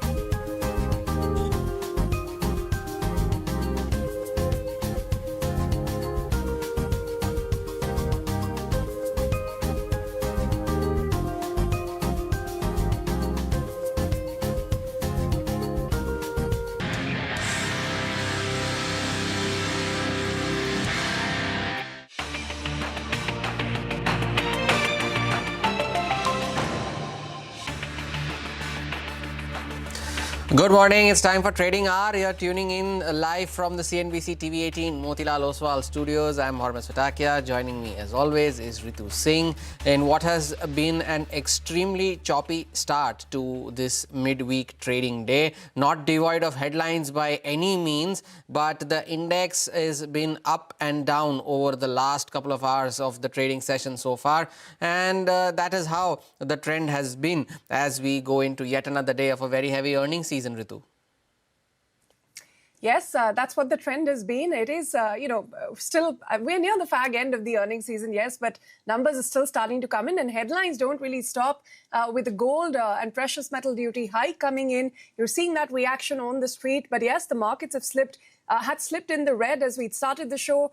It's up about 5%, 5 points as we speak. So 23,387 is where we're at on the frontline index. The Sensex is still in the red, about 71 points down. But what's holding up on one end of the market is the broader market. The small cap and the mid cap index, they're still in the green. The mid cap index is up about 0.5%, and the small cap index is also up about 0.3% as we speak. Bank Nifty, some cuts there as we speak. The India VIX has also spiked. That tells you about the mood of the market, up about almost 3% today. That's the India VIX. The advanced decline ratio, you have about 1.5 stocks, though, that are still advancing for every one stock that is declining. Now, what is what is helping the markets today is the metal pack. Names like Hindustan Zinc on the back of that silver duty, that is up and about. SAIL, those are names that are doing well. Pharma is doing well. Energy, FMCG, all of these are in the green. But what's dragging the markets lower is the auto stocks, the media stocks, and the IT pack, apart from the realty space. Hormuz has walked over to the wall to give us specific stocks that should be on your radar today. Hormuz. Well, if technical patterns had any terminologies, today's chart would have shown a roller coaster pattern on the index. And well, it is no proof that the index opened higher, fell to the depths of the day, then moved back towards the day's high, and that recovery has now been sold into yet again. So it is very, very volatile right now for the markets. No clear direction emerging whatsoever, even after an 800-point sell-off that we have seen over the last two trading sessions. The big highlight of today, the big headline for today has been that import duty hike on gold and silver and other precious metal imports. And you look at the gold and silver prices on the MCX, both of them are up 6% each. The stocks are reacting to it accordingly as well. Titan, Kalyan, Stenco, all of them have seen very choppy moves all through the trading session. Titan had recovered from the lows of the day, still down 0.7%. Stenco has recovered from the day's low, but still not managing to sustain at higher levels. And Kalyan, of course, is down 5.5%. Another day of losses for the stock. Of course, it has issues of its own other than the import duty hike. It's been excluded from the MSCI standard index, so it will result in some potential outflows, and that's what is impacting Kalyan Jewelers. But Hindustan Zinc is the beneficiary of the rise in silver prices. The only listed silver play in the country is Hindustan Zinc. Now on to earnings and the negative reactions on the results season today. Torrent Power is among the top losers in the broader market, 7% lower. Cohance is down 5% as well. The stock is trying to recover from the lows of the day. That recovery is now being sold into. And Tata Power too, at one point was down around 7.5%. Is recovering from the lows, now down 3%. Look at the positive earnings reactions. The star of today is Berger Paints. At one point was up almost 8%. That too has come off the highs, around 5.5% higher still. Dixon Tech was also up around 5%. That too is off the highs of the day. And Texmaco Rail is up 10%, seeing some profit booking at higher levels as well. Look at the newsmakers of today. Pine Labs is now down 11%. It's the biggest single day drop since its listing, extending its losses now from its issue price. That is, of course, after its shareholder lock-in ended today. Federal Bank is an MSCI inclusion, yet the stock is down. And Grow, after the block deal that was seen yesterday, has managed to recover all its losses and a little more. And lastly, look at stocks that are at 52-week highs in a market like this. Look at SAIL, 9.5% higher today. Of course, the stock is in the F&O ban. You need to keep that in mind. No new positions here. MCX has been very choppy. At one point was up 3.5%. That has given up all of its gains and has moved into the red. So the intraday high was a 52-week high. And Suryodaya Small Finance Bank doing well for itself, 7% higher in an otherwise wobbly market, Ritu. All right, Hormas, thanks very much for running us through that list. Good time to bring in then Seshadri Sen from MK Global Financial Services, who joins us now to discuss market fundamentals and his top sectoral picks. Seshadri, I must say your note at least seems to indicate you're quite optimistic, on the outcome of what's happening in West Asia. You're talking about peace trades, you're talking about oil at 80. Currently, Brent is hovering, above 100 for the last few sessions. How do you advise investors to position portfolios in this highly choppy market, up one day, down another day, in a day like today, up and down so many times? Yeah, thanks for hosting me on your show. Yes, that remains a medium-term call. I think the logical outcome is that at some stage the Strait of Hormuz will reopen and oil will, in which case, go back to $80. And you're right, our model portfolio is positioned for that outcome. But that doesn't mean it's about to happen tomorrow. We think it will take a few weeks to happen. In the short term, however, there are multiple downside risks to the market at this point in time. As we see, as we've earlier said in our previous notes, that if we are wrong and oil does sustain at, say, 105 to 110 for a sustained period, then the macro implications for India are quite severe. The external account will come under severe pressure, and we're seeing some measures that the government is taking to alleviate that. We think that there could be more measures to alleviate the current account. It's one thing to say that the end of the war is around, but the policymakers have to deal with the immediate stresses that are around. So expect a few more measures. We can't at the moment. It's a little difficult to predict what will go, but there is a range of options that the RBI and the government has to take some pressure off the external account, and a lot of those will be negative for equities. So. Yes, in the medium term, we are optimistic that the straits will reopen, oil will revert, but there is some short-term pain ahead if oil remains at 105 to 110. Yes, some short-term pain is ahead if oil remains where it is. But, the biggest overweight in your portfolio is consumer discretionary. You have a mix of internet, autos, retail. But, these measures that you're talking about, for instance, the gold duty hike that's already come in, that's going to impact consumption. There's obviously talks about a weaker monsoon. Inflation is inching up as well. Near term, do you see some downside pressure before perhaps a recovery, really kicks in? Yes, there is some risk to that in the near term, and the big one that is obviously the most likely is a retail fuel price hike. We have written in the past that if oil does not fall and remains at these levels, then retail fuel price hike is very likely in the coming days and weeks, and likely to be in the region of about 10 rupees per litre for both petrol and diesel. That will have an immediate impact all around. It will push up inflation. It will eat into the consumers' spending basket, and therefore other discretionary consumption will take a hit. Autos, which is the largest part of the consumer basket, will see an immediate hike. Increase in the cost of ownership, which will have a consequent impact on demand. So yes, in the short term, there are some pressures that could come through in terms of consumption.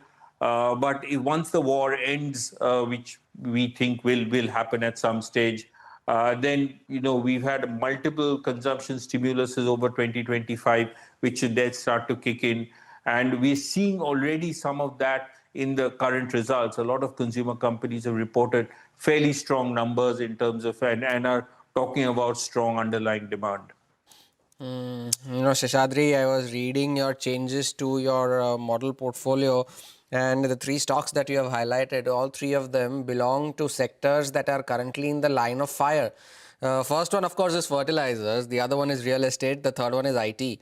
You mentioned Deepak Fertilizers, Lodha, and Hexaware. And I'd specifically point out real estate, Seshadri. Your stance on the sector, of course, if you are at a liberty to talk about that particular stock, very well. But on the sector as a whole, the concern here is that with all the headwinds that IT is facing, the second order impact might be felt on real estate, and there is also a fear that this upcycle that the sector has been in is possibly reaching a plateau and it may now start to taper down. All of that are true, but you have to take valuations into account and the stock price corrections into account as well. We are expecting, most of the companies to show slightly slower growth in the next 2-3 years than they have in the last three years. But the stocks have viciously corrected, and many of them are now trading at NAV or below NAV. So it is a little moot as to whether they will sustain the growth in the past. The market will look ahead in the future. As far as the IT impact on the real estate demand, yes, there will be some impact in particular pockets like Bangalore. But I think it's a big leap, and also GCC hiring is fairly strong. So it's a big leap to say that just because of the IT pressures, the entire national real estate market will collapse. That's I think a bit of a leap. We still expect healthy growth. You also have to remember that mortgage rates have fallen 125 basis points from the peak, because that is one part of the lending universe which is almost immediate transmission. So that impact is yet to play out, and therefore we certainly think that while yes, some of the companies may show slower growth, there is still fairly healthy growth coming through, and valuations have corrected quite sharply. We introduced real estate in our model portfolio only recently after the recent correction. Well, in that case, Seshadri, you have also highlighted some important overweights as well. The fact that you have an exposure to L&T, Tata Motors, commercial vehicles, delivery. Well, on L&T and the entire capital goods space in general, there has been this worry about the fact that L&T, of course, has the West Asia concern. ABB's numbers, the stock got smashed after its results, and the slew of downgrades that came in with regards to the valuation concerns and so on. But with the kind of headwinds / tailwinds, it's a bit of a conundrum for this entire capital goods space. Where does your preference lie? Of course, with L&T, yes, but other than that, in the transmission segment or in some other areas within this space. Yeah, so one has to be, the capital goods space, and L&T is not your typical capital goods stock. So let's leave that. But the capital goods space, which you were asking about, the underlying fundamentals are fairly strong. I think that demand across power transmission, defense, even railways should be fairly strong over the next 2-3 years. Railways, maybe, one has to wait and watch a little bit as to how the government copes with the fiscal pressures of this current crisis. But power transmission and the entire power universe and defense should see fairly strong demand. But you also have to remember that many of the stocks in that universe are at very high valuations. And therefore, even a slight surprise, and thirdly, some of them will have to contend in the short term with raw material prices, which may take a little longer to pass on, to the end consumer. So if you combine all of that, the sector fundamentals look very strong, except for the margin caveat. But you have to keep in mind valuations and be selective in terms of pick stocks with reasonable valuations, and look at the next 6 months to 1 year momentum rather than take a top-down call. It's more a bottom-up stock picking industry than a long term.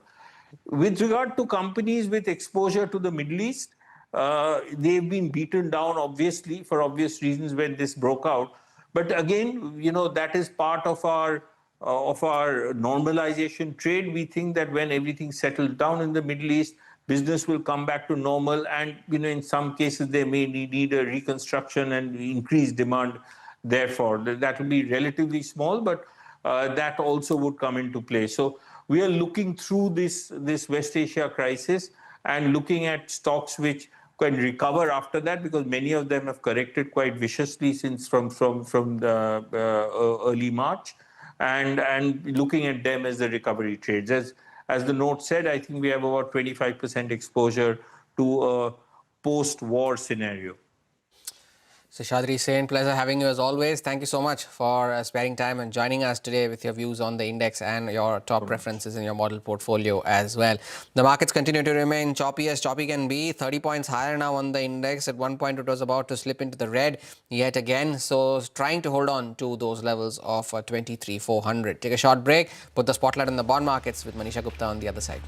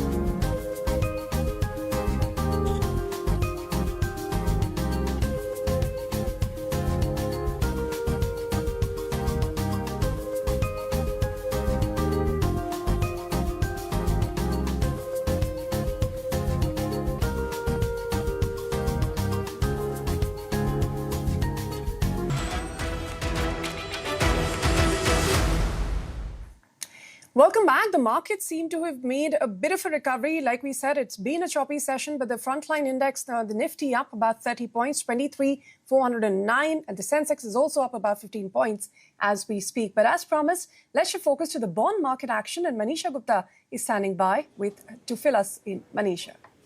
Well, thank you so much for that. Another day when we're looking at the government bonds opening on the higher side there with the kind of research that we have seen. It's trading at around those 5-week highs. The latest reaction, of course, comes in from the India inflation data that came in yesterday. For the month of April, we are standing at around 3.48%, which is higher than 3.72% of an expectation and definitely higher than the previous month, where in the month of March, we saw the number at 3.40.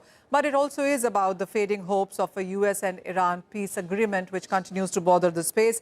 There also are certain reports suggesting that Saudi Arabia has launched covert attacks on Iran. This is also weighing on to the regional tensions therein. There were similar statements coming in from Kuwait as well. And then you have the crude oil prices, which are still holding around that $107 per barrel mark. The kind of decline that we have seen in the regional equity markets is weighing as well. The dollar index is back above 98. And then you also have the US and China meeting in focus, where the US president lands in Beijing today. And that meeting is expected to last until 15th of May, which is Friday. In the meanwhile, I also have a list of private bond issuances that are happening today and the rest of this week as well. Top of the list is Kharghar Vikhroli Transmission. They are looking to raise around 13.8 billion, and this is via 7 bonds. It also is Aditya Birla Capital. They also have a plan to raise around 12 billion, and they are doing it via reissuances of 2 bonds. Hinduja Leyland Finance Limited also is looking to raise around 1 billion. They are doing it via bonds which are maturing in December 2032. And then you have Tata Capital Housing Finance. They are looking to raise 17 billion, and they are doing it via 3-year bonds which are maturing in May 2029. You also have Vedika Credit coming to that list. They are looking at a small amount, 500 million therein. May 2031 is the maturity of the bonds that they are looking to raise this money from.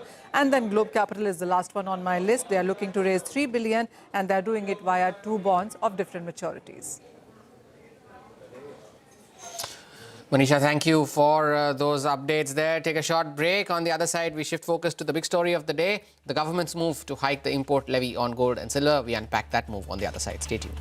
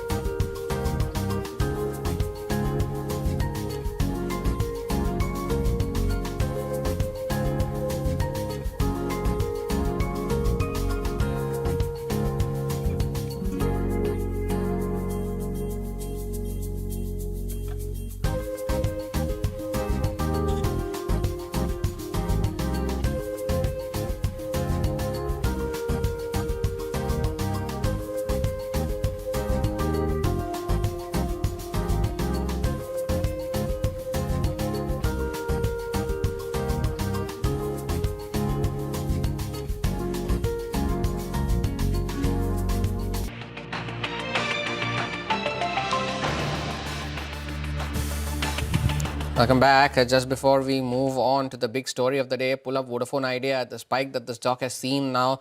The board is going to be meeting on the 16th to consider a fundraising proposal, and of course there is also a story from Money Control that's talking about capital-led infusion led by the Birla family. But of course we'll get more details on this in just a bit. But 6% higher now on Vodafone Idea, 1260 is where the stock is. But on to the big story of the day then. The government has increased the customs duty on gold and silver.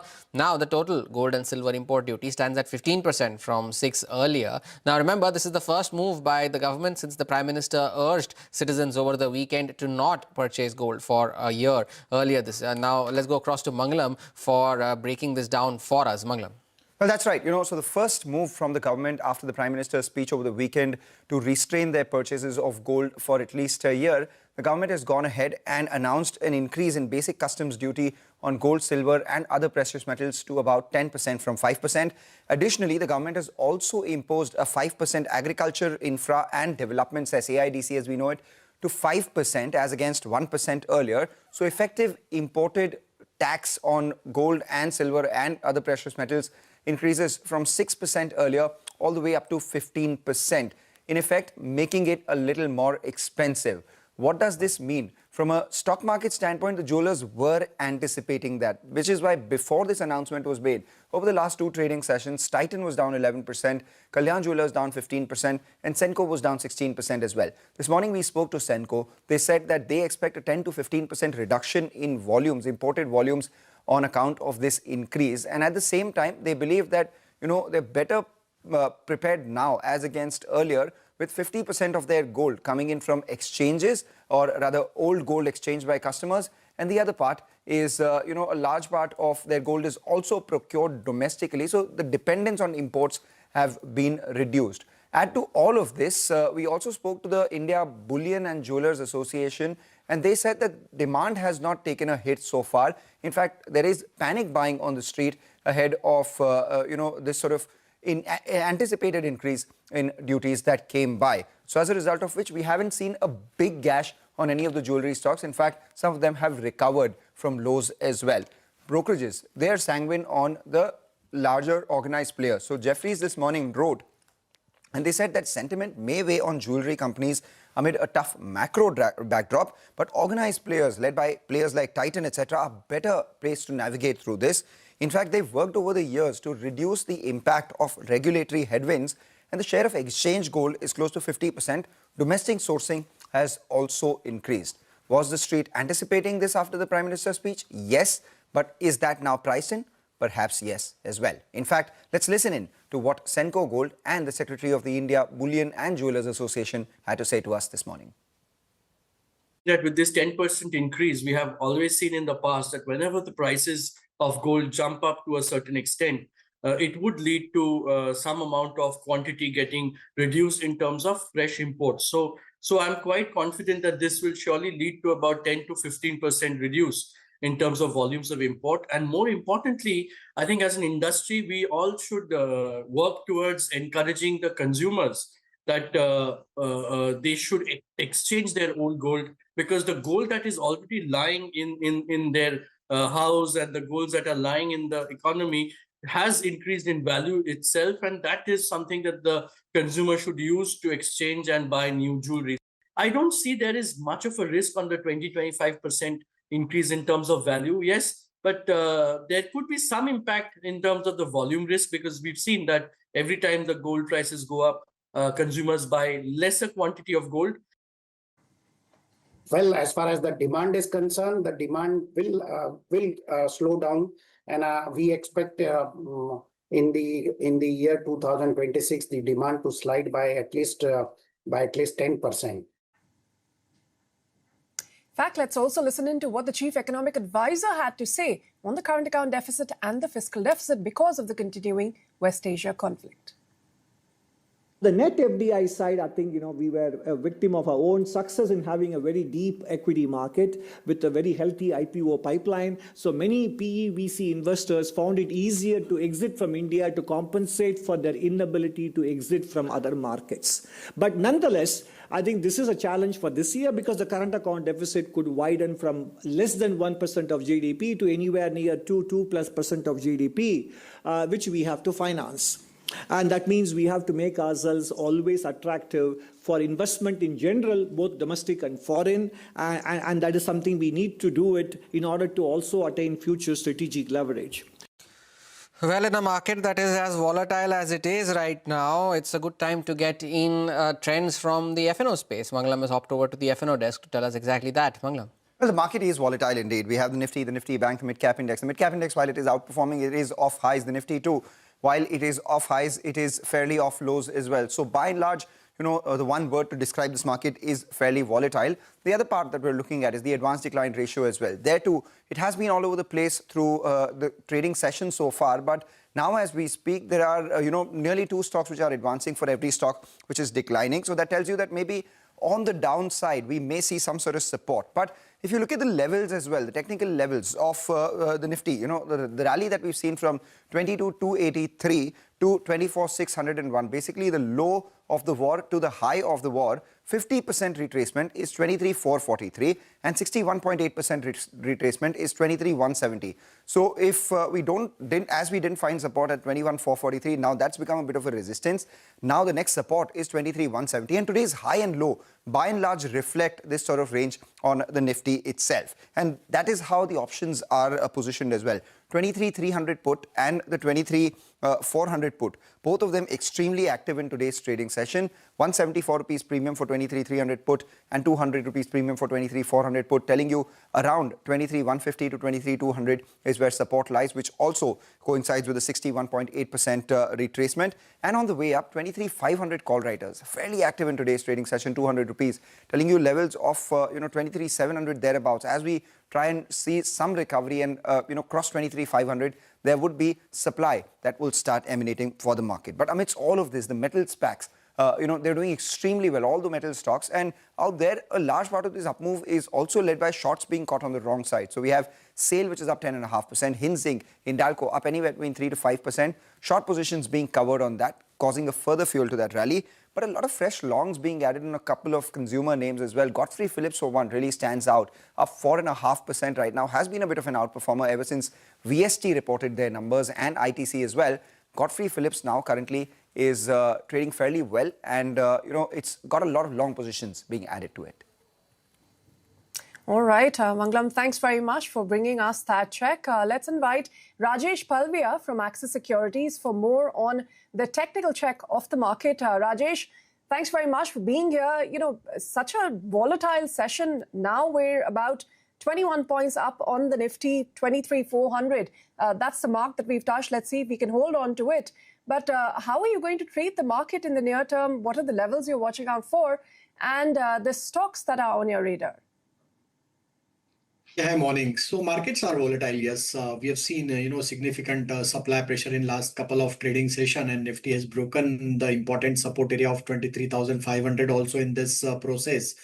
Looking at the data setup, we believe that 23,300, 23,200 has attracted some put writing activity, but it's not that much great. But looking at the near-term structure, I think if we able to defend 23,300 level, I think some pullback action cannot be ruled out, as market was oversold in the previous trading session also, and some recovery took place from those level. So if we continues to hold about 23,300, some recovery would be there. But on the higher side, 23,500 may attract a major supply pressure, as the major call concentration is still placed around those level. But select pocket is showing continuity of uptrend, be it pharma, metal, and power space. All this space are still attracting buying interest. So I think one can focus on this space to deploy some long trade, as continuity of uptrend is there. But the Bank Nifty is still struggling to cross the major threshold of 54,000. That's the important level to watch for near-term perspective. If we at all Bank Nifty manages to surpass again 54,000, 54,200, then some short covering action we may see in this banking space. But till the time, I think here also we may see some consolidation on the downside. 53,200 is the crucial level to watch for next coming trading session. On the stocks front, two stock idea where we are focusing on the long side of trade. First one is from the metal space. The clear winner is SAIL. A very strong buying action took place in this counter, and on the long-term chart also, stock managed to give breakout of multiple supply zone. And looking at the buying interest in this stock, Steel Authority is looking attractive, and we believe that this momentum can extend further. 205 we are projecting target for SAIL. On the downside, one needs to keep stop loss around 187. And the second stock where we have witnessed a fresh breakout, that is Biocon. Stock managed to give breakout of long consolidation on weekly monthly chart, and stock able to surpass its major supply zone of 405. So looking at this breakout, we believe that now here stock may extend its gain towards 435 to 440. So Biocon is buy and accumulate. On the downside, 408 needs to keep as a stop loss. Rajesh, assuming sales levels are from the cash market, right? Considering the fact that the stock is in the ban? Yeah, definitely. So one can deploy long trade in cash segment. All right. Thank you for sparing time and joining us today with your views on the index and on specific stocks as well. Take a short break, get you more on the markets on the other side.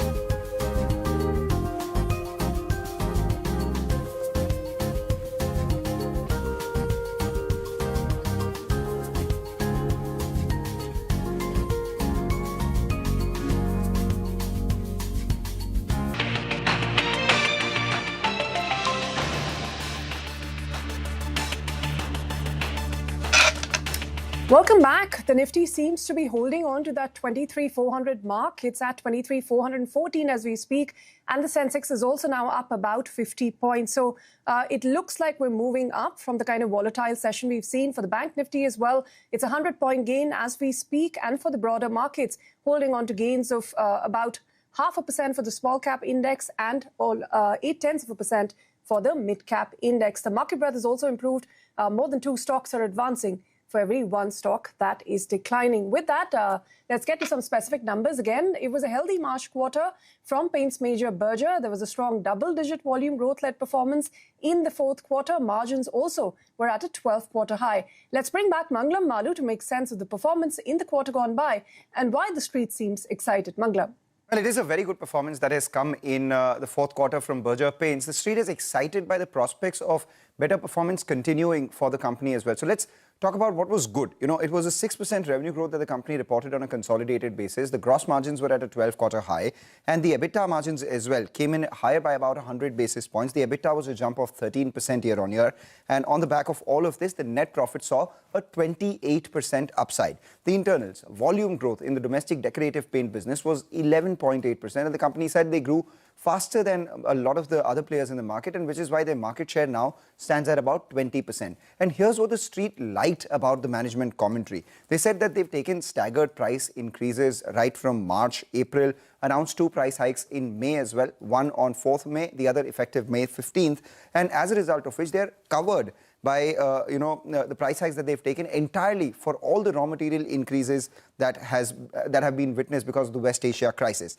Negotiations for industrial products also in terms of repricing are currently underway, and they're confident of passing that through as well. So 11 to 12% price hikes that they've taken so far, with another one likely soon, means that they are likely to see good value growth coming in the next few quarters. In fact, they are growing faster than the industry, and they also target 0.5 to 0.7% market share gains every year.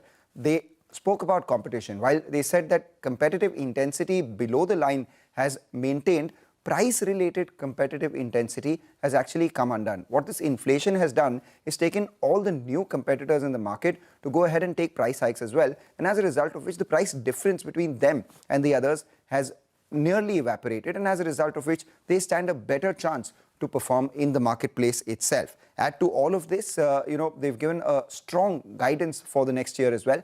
FY27, they believe the revenues will be mid-teens, led by high single-digit sort of volume growth that will come by, with margins being maintained between 16 to 17% itself. So that strong commentary on demand, on price hikes, and on market share has led not only Berger Paints, but all the other paint stocks move higher as well. Let's also hear out what the management, Abhijit Roy, said to us this morning. We did take price increases in stages from March onwards, right till the end of April, and even in May we have taken 2 more price increases, one on the 4th of May and the other one coming up on 15th. So more or less in the decorative side, we will be covered for the absolute gross margin. The gross margin percentage might shrink a little bit, but in absolute gross margin terms, we will be covered completely. Now, the total price hike is about 11% plus, so far, and a little bit more coming up in May. The volume growth, earlier times, if you look at it, we were at that 11-12% as you saw. And then the value growth was coming at about 4.5% discounted from there. Due to the mix and the type of products that we are selling in terms of the volume growth. So therefore, if you look at it, that might come down a little bit, but the value growth will be more than compensated for by the price increase. So it's in the mid-teen that, it can be, or, double digit to the mid-teen is where the value growth should be. Everyone has taken price increases. There was no option left, and the newcomer has taken slightly more because they were about, 4-5% lower than us, 5% lower than the industry norm. That they have tried and bridged. Overall, therefore, the competitive intensity, if you look at it from the price perspective, has reduced somewhat. Our main objective is to increase the market share amongst the listed players which are there. We are slightly ahead of 20% today. if you include the newcomer and all other players who are there, not in the listed space, probably it will slip to about 18.8 to 19%. We would love that to inch up towards, that the listed space itself, we would like to gain about 0.5 to 0.7%. That was Berger Paints among the top gainers in the broader markets in today's session, and the impact of Berger Paints' results is also being felt on Asian Paints. That stock is also doing very well in today's session, gains of anywhere between 3 to 4%. Of course, Asian Paints is yet to report numbers, but at the highest point of the day is Asian Paints 4.5% higher here as well. From paints, we move on to EMS companies, and Dixon Tech reported results. They were not as bad as feared, and the result of which the stock is up 4% today. Upasana is here with more details. Upasana. Well, certainly the Q4 was in line with our poll, and mind you that the mobile revenue growth stood much better than what the street was estimating.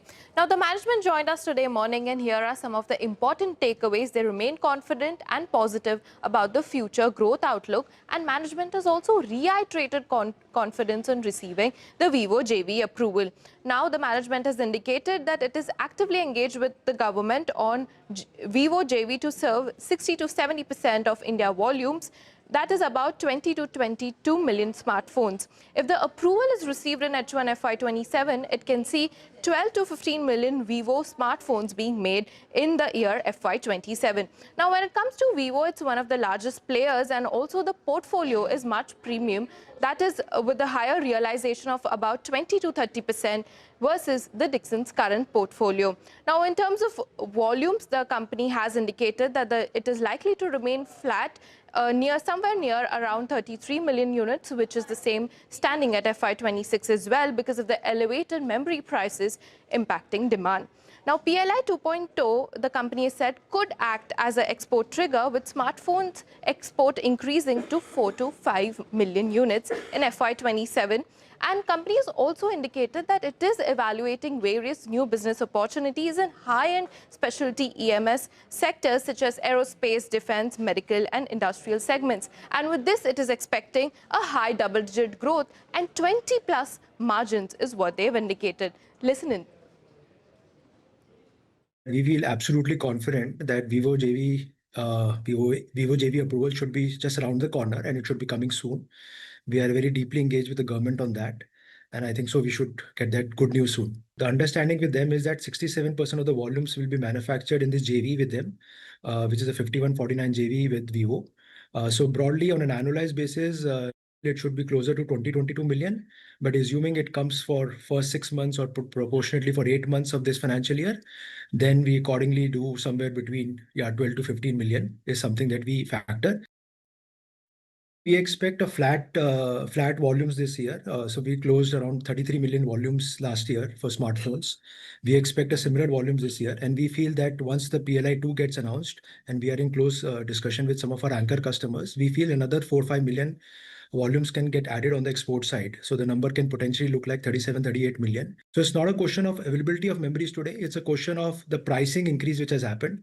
And especially it impacts the low-end smartphones, low-end price smartphones. So clearly we see that is the reason we are looking at a kind of flat or a nominal kind of a growth this year. But we feel that the prices should be higher by at least 12 to 15%.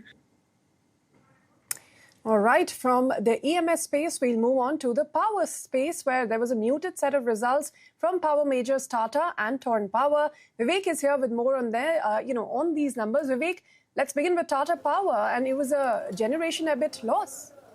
Well, Torrent Power is the one that we'll discuss first. Generation EBIT loss coming in as far as Torrent Power is concerned. Now, what actually transpired is that on a year-on-year basis, on account of weaker merchant sales, revenues down almost 1%, and looking at the EBITDA is marginally higher, 2% higher.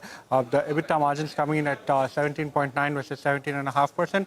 Profitability dragged by much lower other income, down 70% at 318 crore rupees. Now, the key drag is the fact that the generational power business actually saw an EBIT loss of close to 39 crore versus a profitable EBIT last time around of close to 230 crore. A call is there later today. We'll need to see what are the kind of one-offs that the management has gone ahead and accounted for in this particular quarter. The other big concern is the fact that, remember, Torrent Power has a merchant-based capacity as far as gas power plants are concerned, and on account of gas shortages, that particular segment of the business has performed quite poorly in the quarter gone by. Important to watch what is it that the management says as far as the conference call is concerned, and also how they plan to integrate L&T's Napa power plant as well going forward. So important, a miss as far as Q4 is concerned, but very important to watch out for in terms of what the management has to say as far as FY27 targets are concerned. Well, that was Torrent Power for you. That's 7.5% lower among the top losers on the broader markets. But wait, look at the market that we are in right now. Just a few minutes back when Mangalam was doing his F&O check, the index was up around 15 points. Now you're up 115 points. You're back at the highs of the day, back at the 23,500 mark. The interesting bit, of course, is whether that sustains or not. That is the question that remains to be seen. We'll get back to the market in just a bit. But since we have Vivek with us, what about Tata Power, Vivek? The stock was down in initial ticks, but that has recovered from the lows of the day. Well, Tata Power, first thing you have to realize is there are a lot of moving parts as far as Tata Power is concerned. Q4 as well as FY26, remember the company did not have the benefit of the Mundra facility running, and that is something that dragged the PAT on a quarter-on-quarter basis. But remember, that particular overhang goes away as the company has signed up a supplementary PPA with the Gujarat government for 50% of the total tied-up capacity and another 50% to the other states. The PPA is expected to be signed anytime soon. Looking at the numbers themselves, a miss across our estimates. Revenues down close to 13%, EBITDA down close to 20%. When you look at the margins, down close to 160 basis points. Profitability down 4.5%, aided by a few one-offs. What did well for the quarter, for the company this quarter? The company managed to go ahead and recognize certain deferred tax assets on a standalone basis. Additional profits were booked in the Delhi Discom. Impairment of investment is something that did drag the profitability lower. A couple of downgrades coming in on back of stretch valuations. Nuvama sales valuations are stretched at 24 times FY28 EPS. So on the back of that, they've gone ahead and downgraded the ratings. But remember, the key overhang of Mundra now goes away. So you should see some earnings improving, especially on a sequential basis going forward. All right, Vivek, thanks very much for bringing us that update. Thanks very much. On that note, we'll slip into a short break, but we'll get you more on the markets on the other side.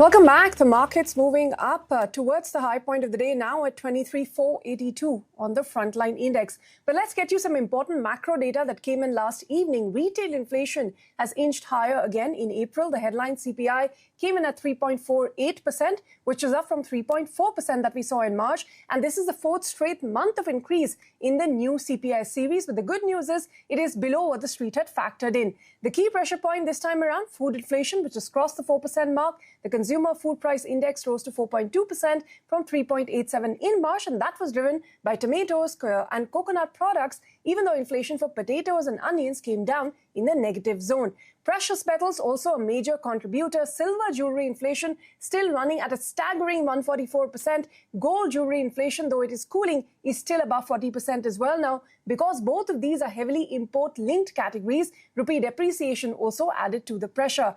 Palm tobacco inflation, that was also high, above 6%, on account of the higher GST that was levied on these products. But perhaps the clearest sign of the West Asia energy shock filtering through the economy was visible in restaurants and accommodation inflation, which surged to 4.2% in April from 2.88% the previous month. This is on account of the LPG and the input cost pass-through by eateries and hospitality establishments. Fuel inflation was muted because the pass-through of higher oil prices to households so far has been contained. Petrol and diesel pump prices still constant. Core inflation at about 3.4% for the month. It was relatively contained. Categories like housing, health, household goods, several non-food categories showed moderate price momentum. Broader takeaways, the inflation right now still comfortable below RBI's 4% target, but the trajectory is clearly upward because the risks are building from what's happening in West Asia, especially crude oil, also the monsoon uncertainty and the rupee weakness. So this could well be among the last set of relatively benign inflation prints that we get to see for some time. Now that's on the macro data. Let's get back to the earnings. Bharti Airtel is all set to report its fourth quarter numbers. Let's go across to Rima on what to expect. So for Bharti, expect a fairly uneventful quarter. There were no tariff increases in this quarter. There are 2 fewer days compared to the prior quarter. So consolidated revenue growth is seen at 2.5%. EBITDA margins unchanged at 57%. Profits up 13% according to the CNBC TV 18 poll. Now, Airtel Africa numbers are already out. It was a strong set of numbers for the India mobile business. Expect a fairly, quietish kind of a, performance. Revenue growth, mobile revenue growth seen at 0.7 to 1%. The ARPU's average revenue per user coming in flat at 259. But the street is also curious to find out what this reorganization of the shareholding of the subsidiaries is going to look like. Because the company said that they're going to consider this in their board meeting and they could use cash, equity issuance of preferential allotment or a mix of both. And the street is speculating that this could involve Bharti Airtel acquiring Bharti Enterprises, that's a Sunil Bharti Mittal owned promoter company's 16% stake in Airtel Africa, thereby increasing Bharti Airtel's stake in Airtel Africa, and that could involve a significant outgo. So the street is closely watching for that. Rima, thank you for summarizing that for us. Bharti Airtel numbers usually are out after market hours, 1.5% higher on the stock ahead of its results. Take a short break, back with more on the other side.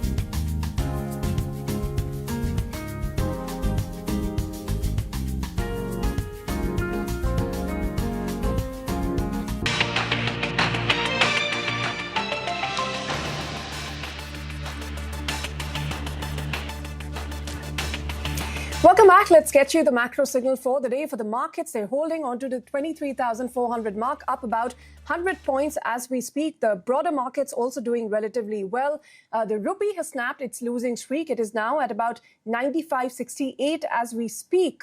It opened about 5 paise stronger against the dollar, and that is supported by import duties being hiked on gold and silver. The move, of course, is going to provide some immediate support to the rupee because it discourages high-value imports.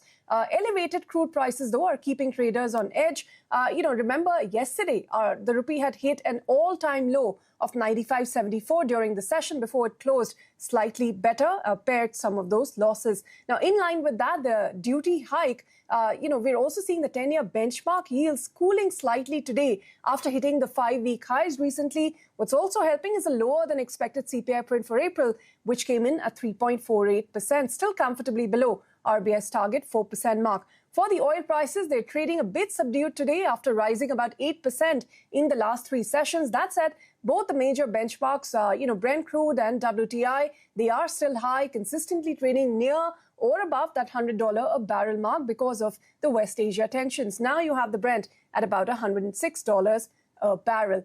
On that note, we're also going to wrap up on this edition of Trading Hour. From Hormaz and me, it's a goodbye, but the team of Halftime Report will be up next.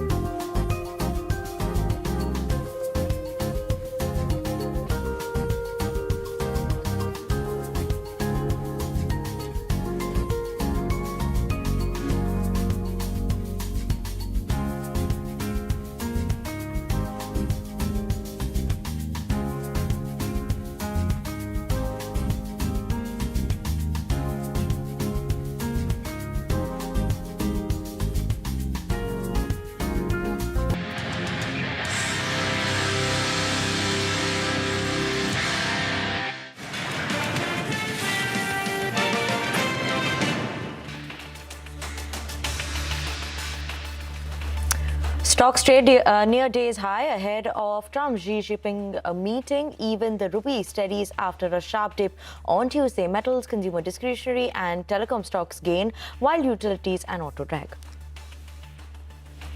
Government has increased import duty from 6% to 15% on gold, silver and other precious metals, hurting jewelers who see a 10 to 15% dip in imports. The move provides a silver lining for local producers like Hindustan Zinc. Berger Paints tells CNBC TV18 that competitive intensity in the paints has ebbed and new players raising prices to parity. The remarks trigger a sharp up move in the stocks of paint makers. The board of Vodafone Idea is set to meet on May 16 to consider a fundraise via preferential issue. The first likely infusion since March 2025 fires up the stock. Dr. Reddy holds steady despite missing the Q4 estimates after it guides for a double-digit growth ex-Revlimid and margins of 25%. Trend in sales of weight loss drug semaglutide in Canada and emerging markets will be the next big triggers.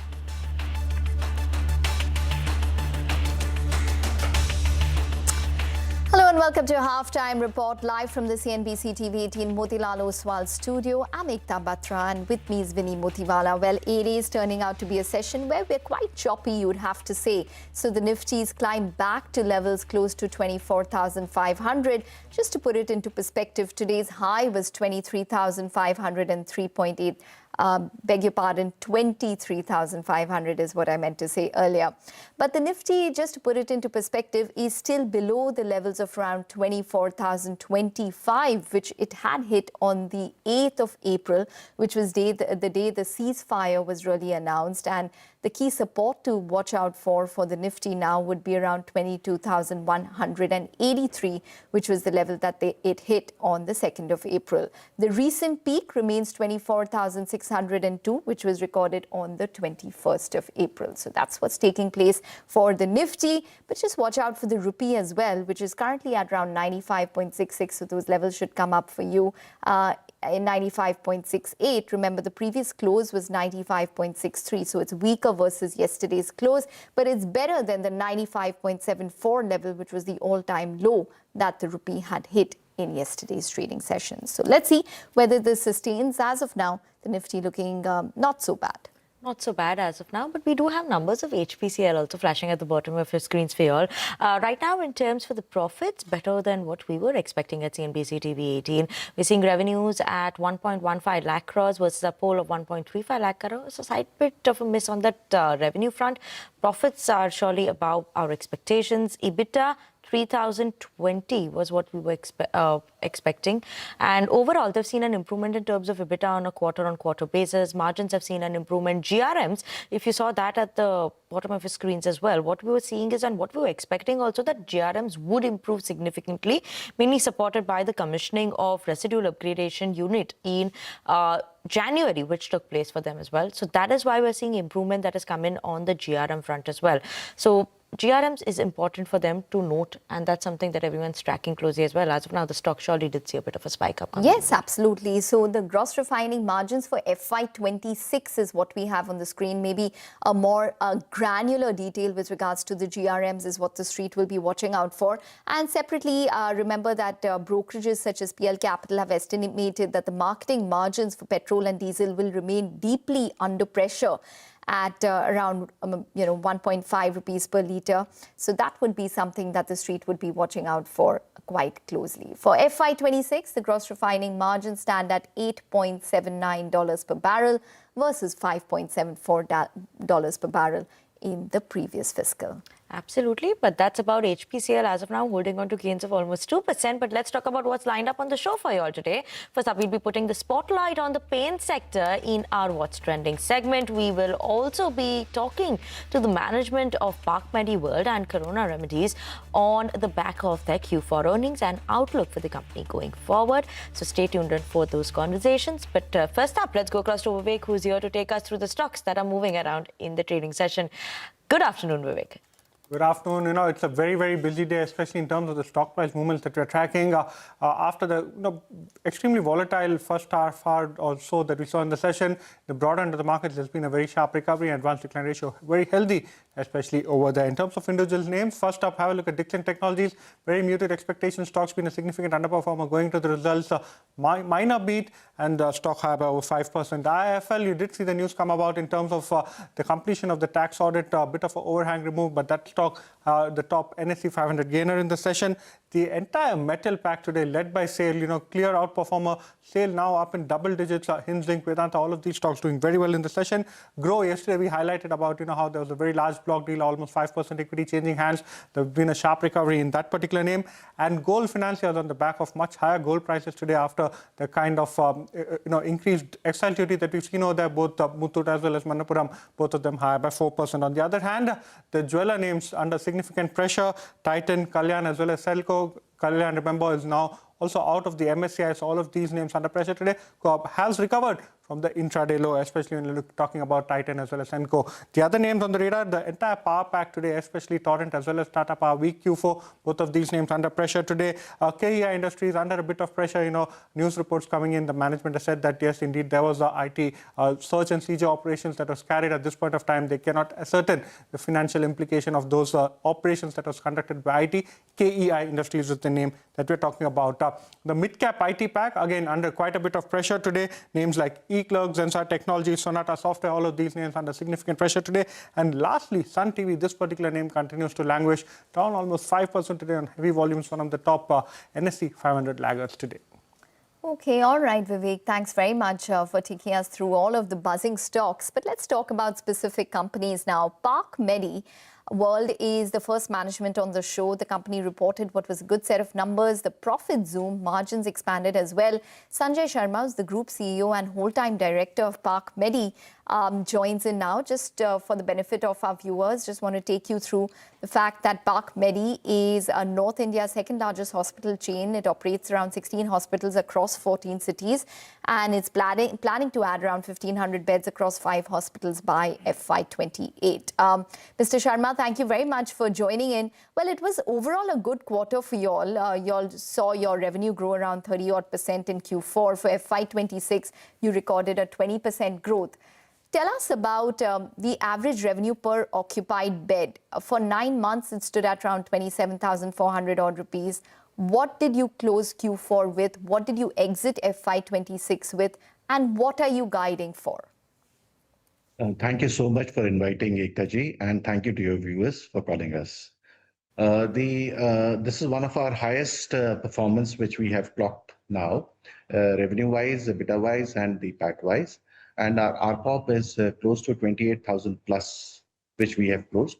But RPOP is not the single determinant in the profit aspects. There are a number of factors: low capex, high operational efficiency, excellent standard operating procedures.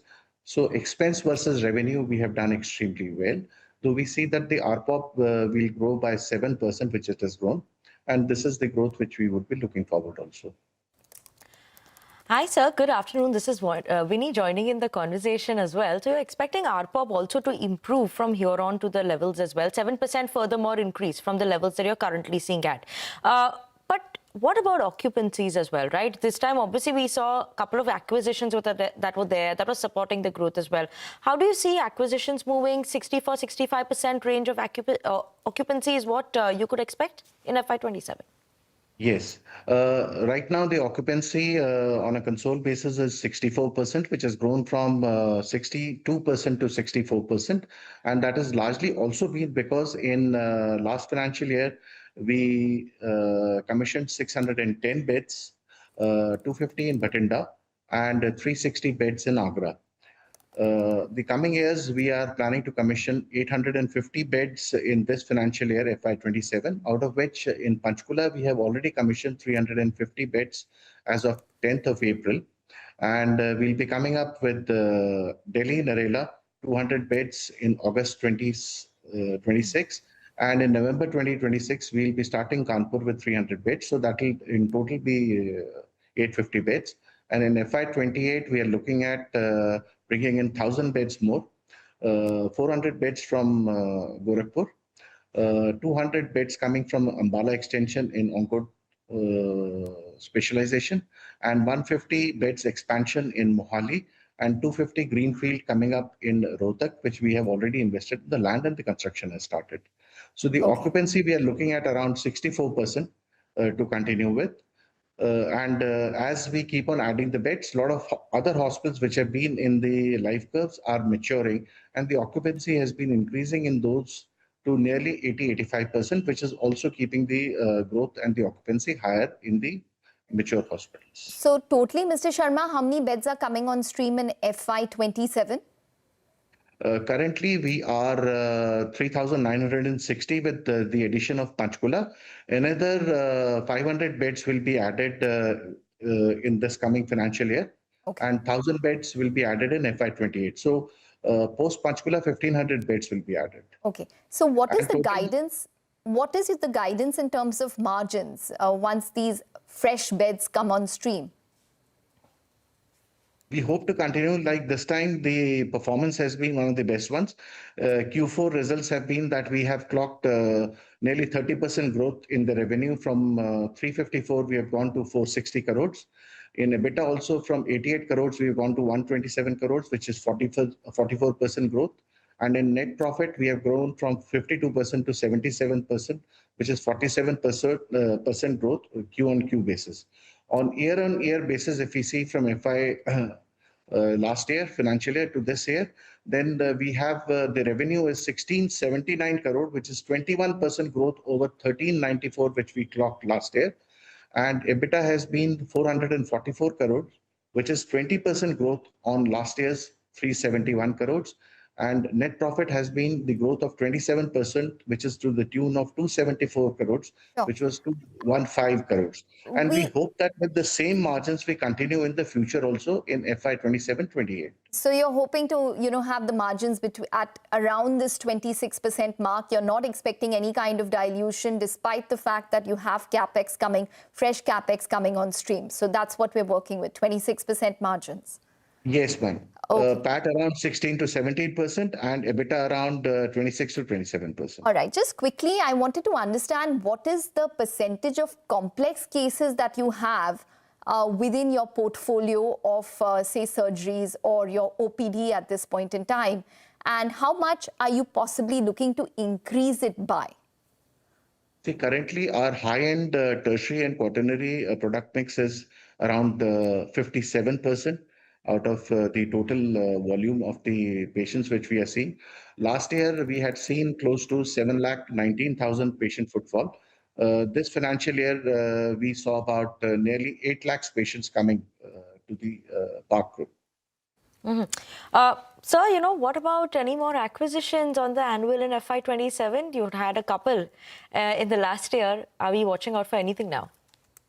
Currently, we have already, which is cast in stone, is this 1,500 further bed addition, which we are planning to do.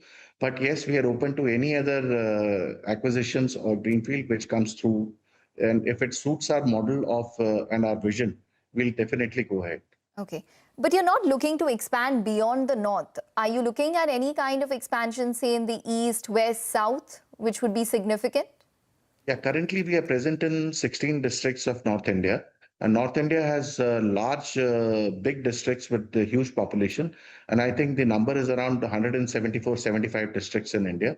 So we would like to, we are growing in a very strategic format, in a cluster format, which we are growing. So we'll first consolidate in North India. Once we have consolidated in North India, we are open to go to South, East, West also. Okay. We'll watch out for that and when you all start expanding to other regions as well.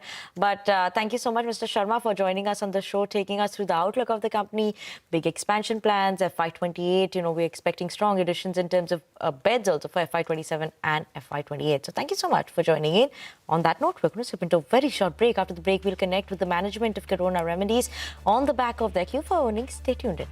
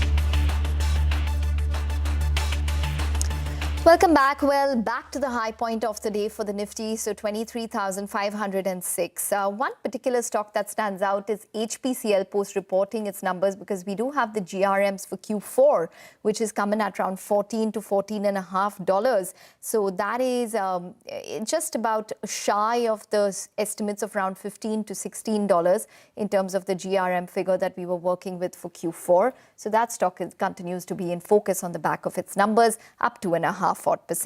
But Corona Remedies is the other one that we're tracking. That stock has been in focus after reporting what was a steady set. It's up around 3% in today's trading session as well. Bhavin Bhagat, who's the CFO of Corona Remedies, now joins in to discuss the performance.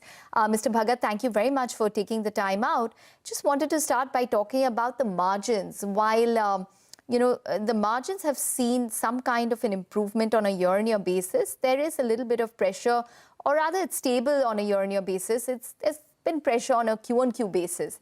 So just tell us what led to this pressure. Was there any impact of the West Asia crisis which could have impacted, intermediates, key starting materials? Thank you so much, Ekta ji, for inviting me again on the show. First of all, as far as Corona is concerned, we are the fastest growing pharmaceutical company in domestic formulations in India.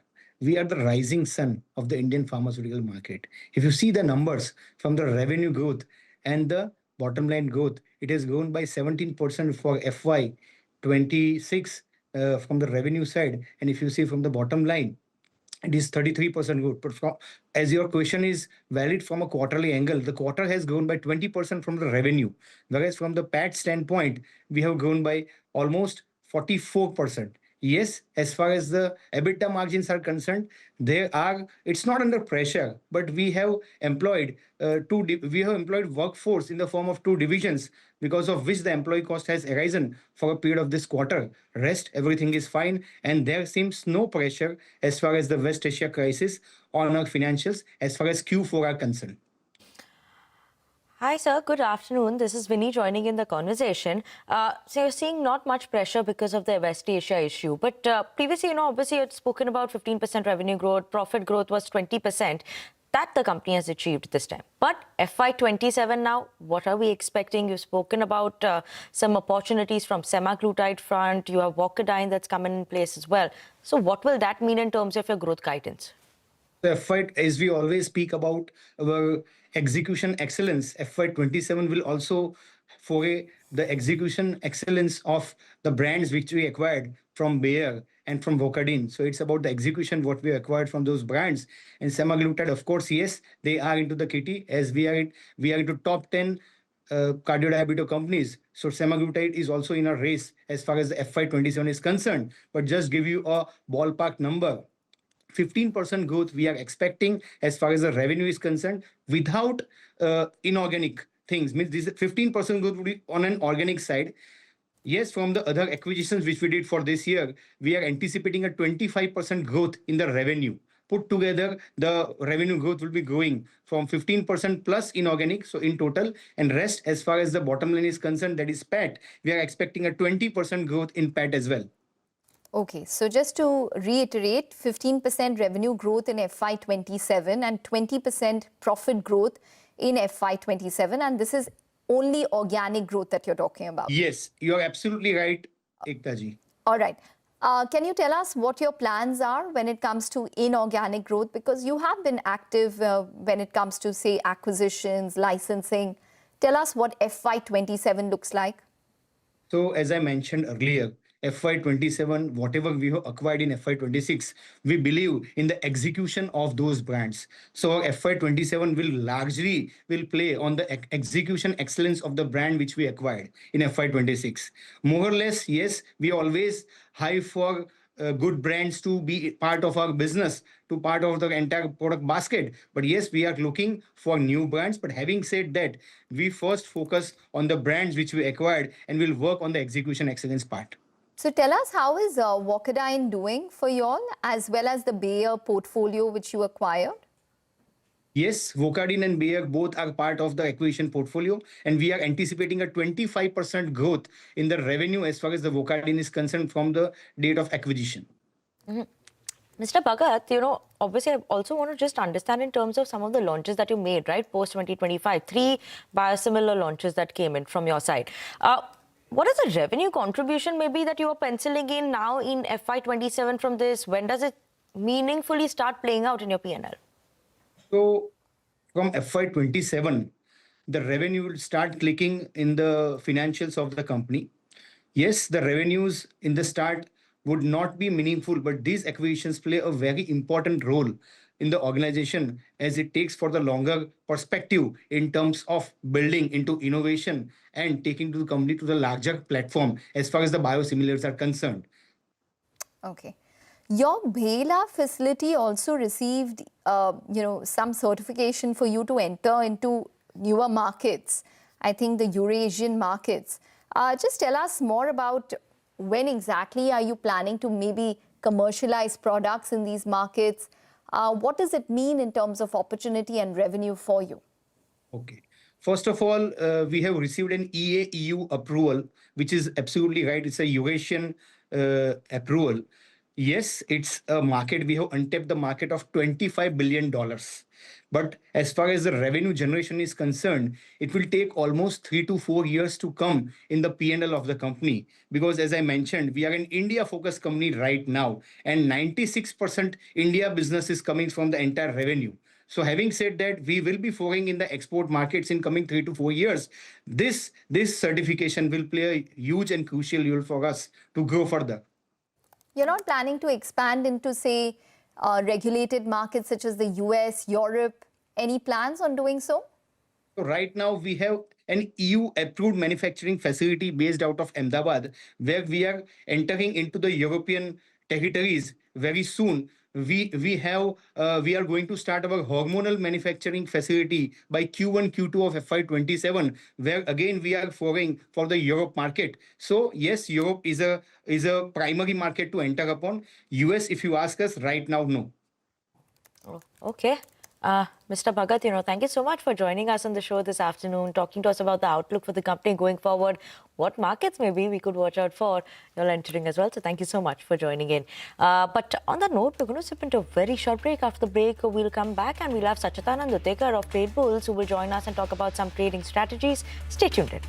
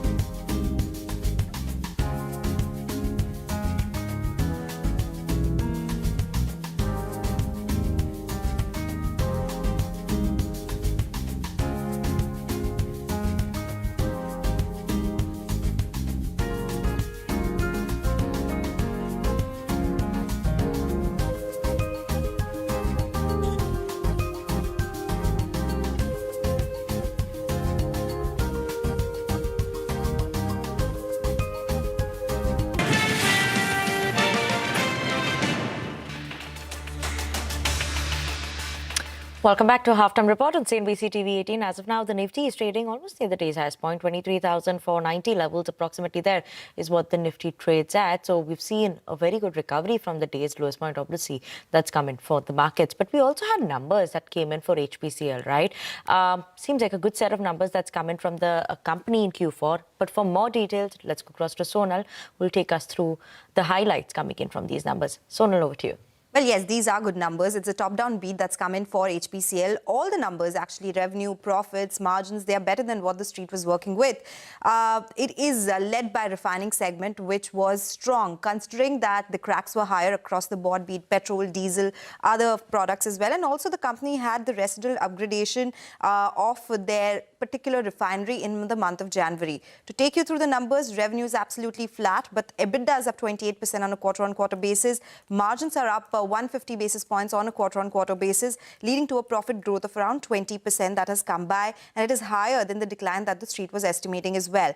Now, GRMs, they improved to levels of $14.50 per barrel. This was largely which was expected by the analysts as well, and that is where the beat has really come by. This compares with $8.85 per barrel that we saw on a sequential basis.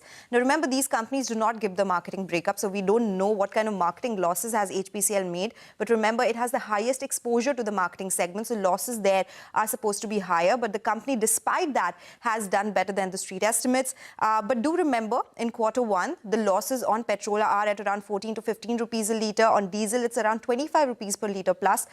So that is something which will see an impact in quarter one of FY27. So these are, of course, backdated numbers because the current situation of these oil marketing companies are very, very different.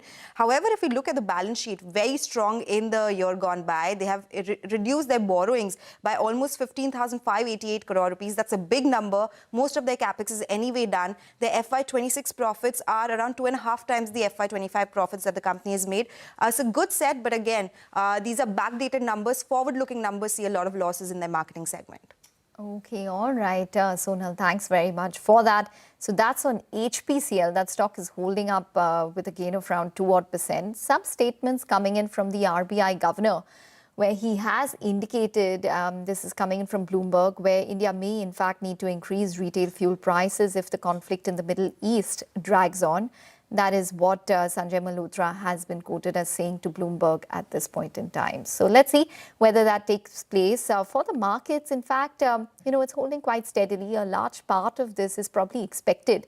So this is something that the street is probably anticipating. If it does come through, it would be the first retail fuel price hike which would take place in probably 4 odd years. So just to make a point on that, because we are talking about a possibility of a price hike, these companies, if they have to break even, the petrol price has to be 14 to 15 rupees per litre higher. But of course, that is not something that we can expect. For diesel, they are making losses of around 25 rupees per litre. If that is the price hike, only then they will break even on the marketing side. So that's why I said the numbers look good, but on the quarter one basis, they are still sitting on huge losses. Yesterday, the number quoted was 1,000 crore rupee of loss per day for all the oil marketing companies. So just watch out for those forward-looking numbers. Yes, there could be a price hike, but the marketing side could still be under pressure. At least in Q1. That's something which Hardeep Singh Puri also said at the CII press conference yesterday, that, elections are not related to what's taking place with regards to, petrol prices, but one can't rule it out. So I think that's the general consensus which has come through, that this is something that could possibly be expected in order to create that fiscal balance that we require at this point. Absolutely. That's all about oil side, gas side as well. But thank you so much, Sonal, for joining in also and taking us through HPCL's numbers. But let's also bring on board Sachidanand Dutekar of Trade Bulls now joining on the show. Hi, Sachidanand. Good afternoon. Thank you so much for joining in as always.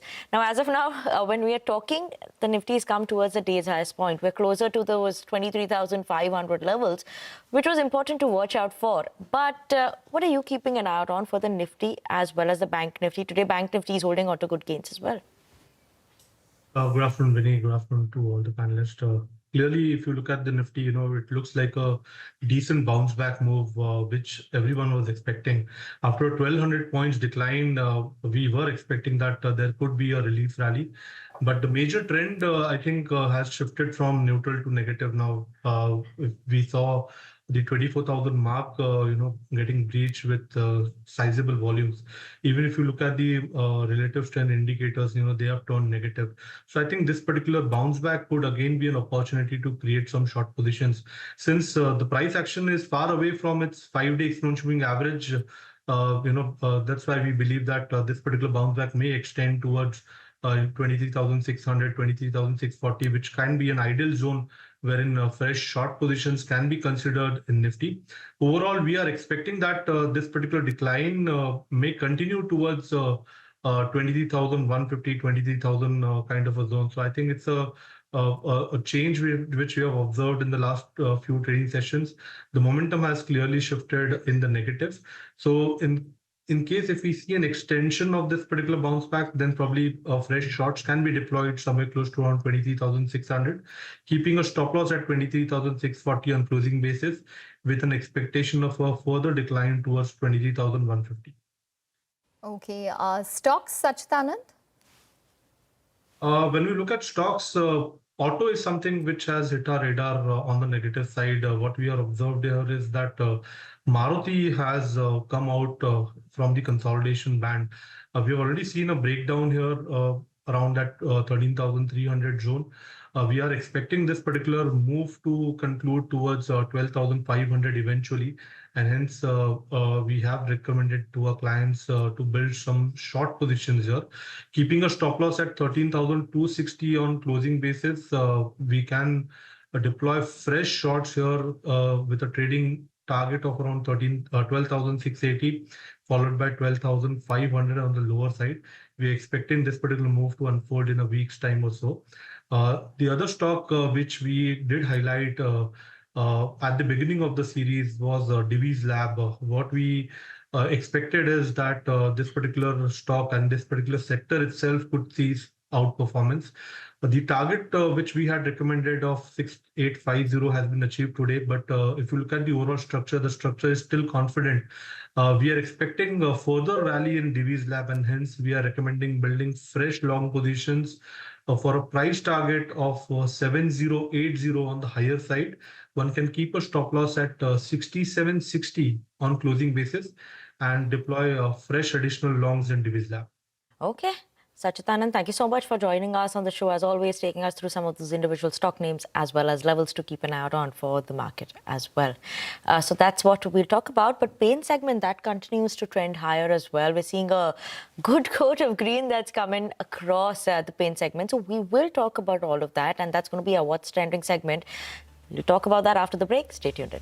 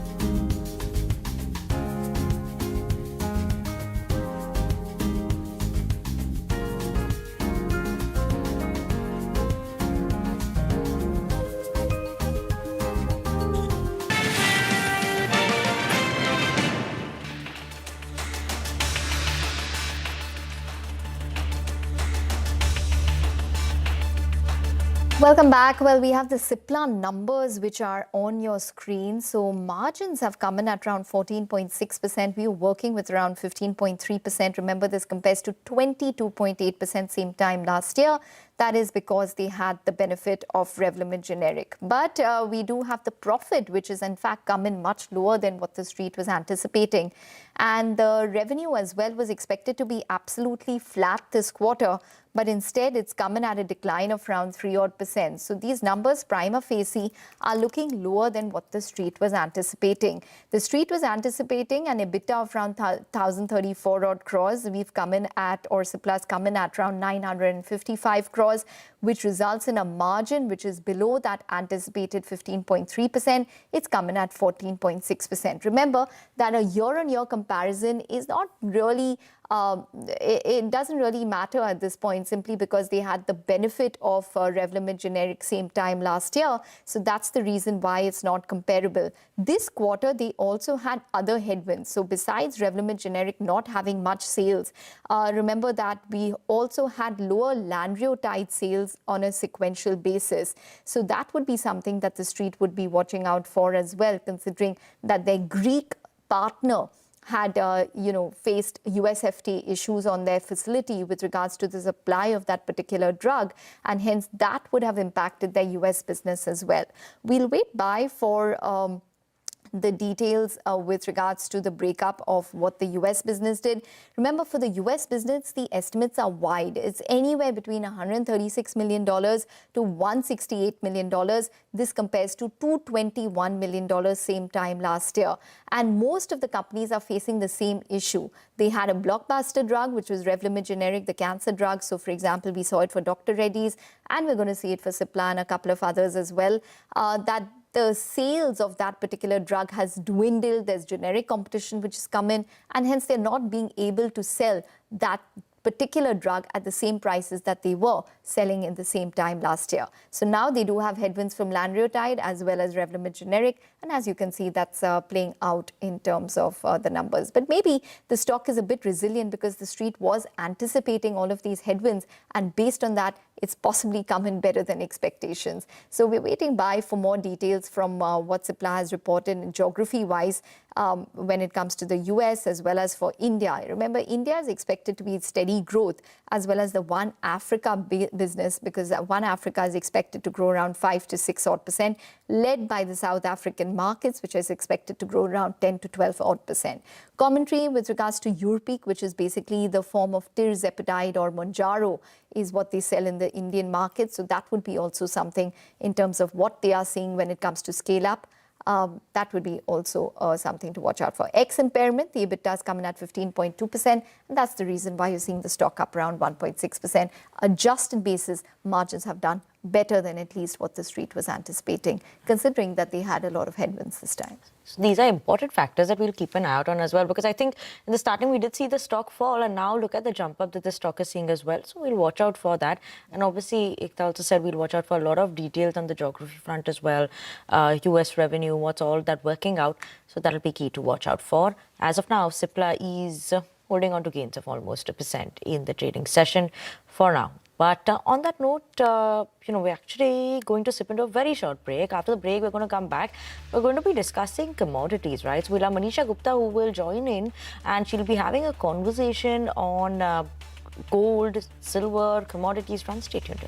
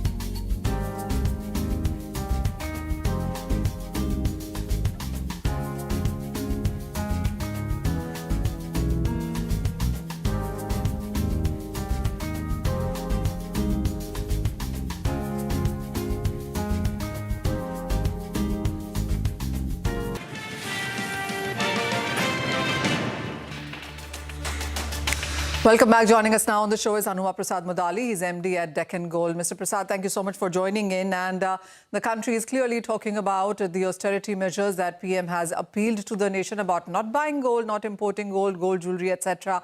What is your first reaction to that? Yeah, thank you. Thank you very much for having me on the show. I think it's a timely call. We all know we import a lot of gold. Actually, 99% of our gold consumption in India is met with through the imports. So it's a timely call.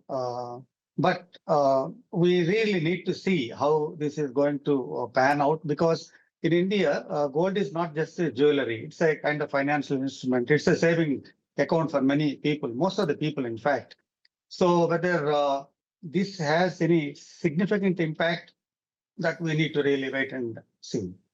Amidst all of this, as India calls for, cutting its imports, it has been about Indian mining, and you're one of the companies that comes to mind when you talk about India gold mining. Where do we stand right now? What really is that we can look forward to in sense of India gold mining numbers? Yeah, I mean, as you know, ours is the first gold project that has been developed in this country in the last 80 years. That was quite a long time, in fact. And obviously, we are going to contribute something to the annual gold production. As far as the domestic miners are concerned, the price rise obviously will help, because our top margins will increase. But I hope that this particular step would also increase the investments into the domestic gold mining sector, which might increase in the next 2 to 3 years. So that's what I am hoping. But yes, as a company, particularly for our Indian assets, this import duty increase would obviously help in increasing the top line. Just to get a sense of numbers right now, as you said, 99% of the gold that we use is imported. So can we assume that 1% is what India actually does mine? Yes, I mean, there are only 2 mines now which are operating. One is Hatti Gold Mines, that is a state-owned enterprise that is in the state of Karnataka. And the second one is ours, which is in Andhra Pradesh. Together, I think next year, or in the FY27, they will be producing about a couple of tons of gold, which is as against 780 odd tons that we import. So that's where we stand, actually.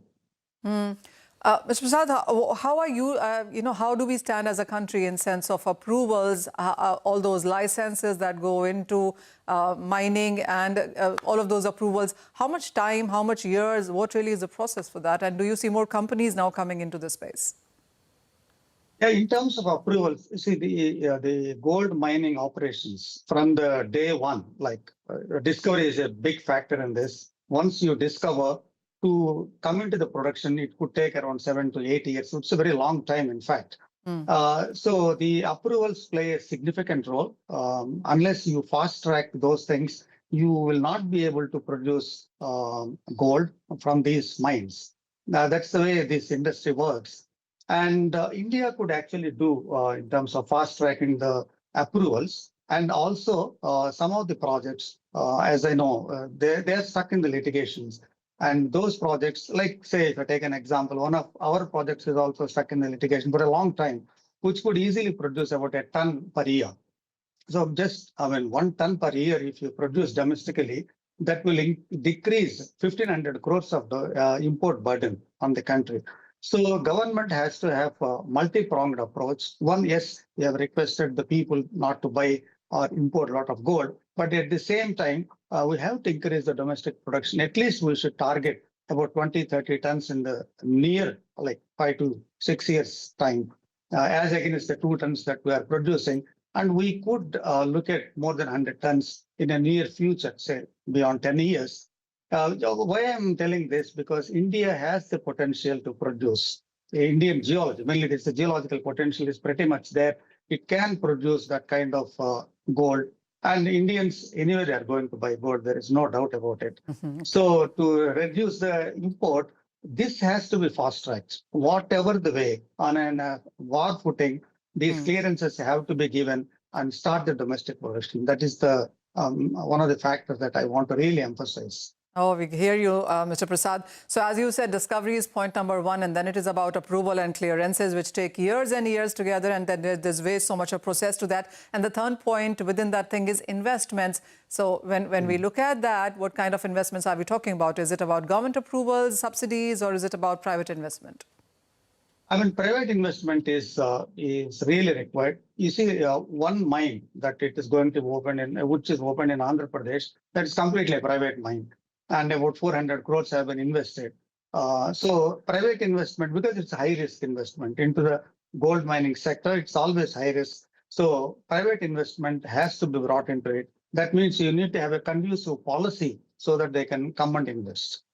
You mentioned, Mr. Prasad, that in next 10 years, India has the wherewithal and scalability that we can reach 100 tons in 10 years, is what that you're saying? Yeah, that is possible, provided you actually fast track the exploration. And a lot of money should go into the exploration. Even small, big, medium size, all those mines should be opened. Then there is a possibility, because the potential in India is significantly high. I mean, if I just give you numbers, China and Australia were producing less than 10 tons in 1980. Now they have gone to 300 tons and 400 tons. So in 40 years, if they are able to do it, we also should be able to do it, considering the potential that we have in India. Fair point that. Mr. Prasad, it's always good talking to you. Thank you so much for joining in. So, well, there are concerns, but mining as a segment or a sector does look lucrative right now, not without its own issues. As he says, discoveries, approvals, clearances, investments are some of the issues that India gold mining as a segment is facing. But with that, we go for a short break, come back and talk about Crypto Corner in our segment.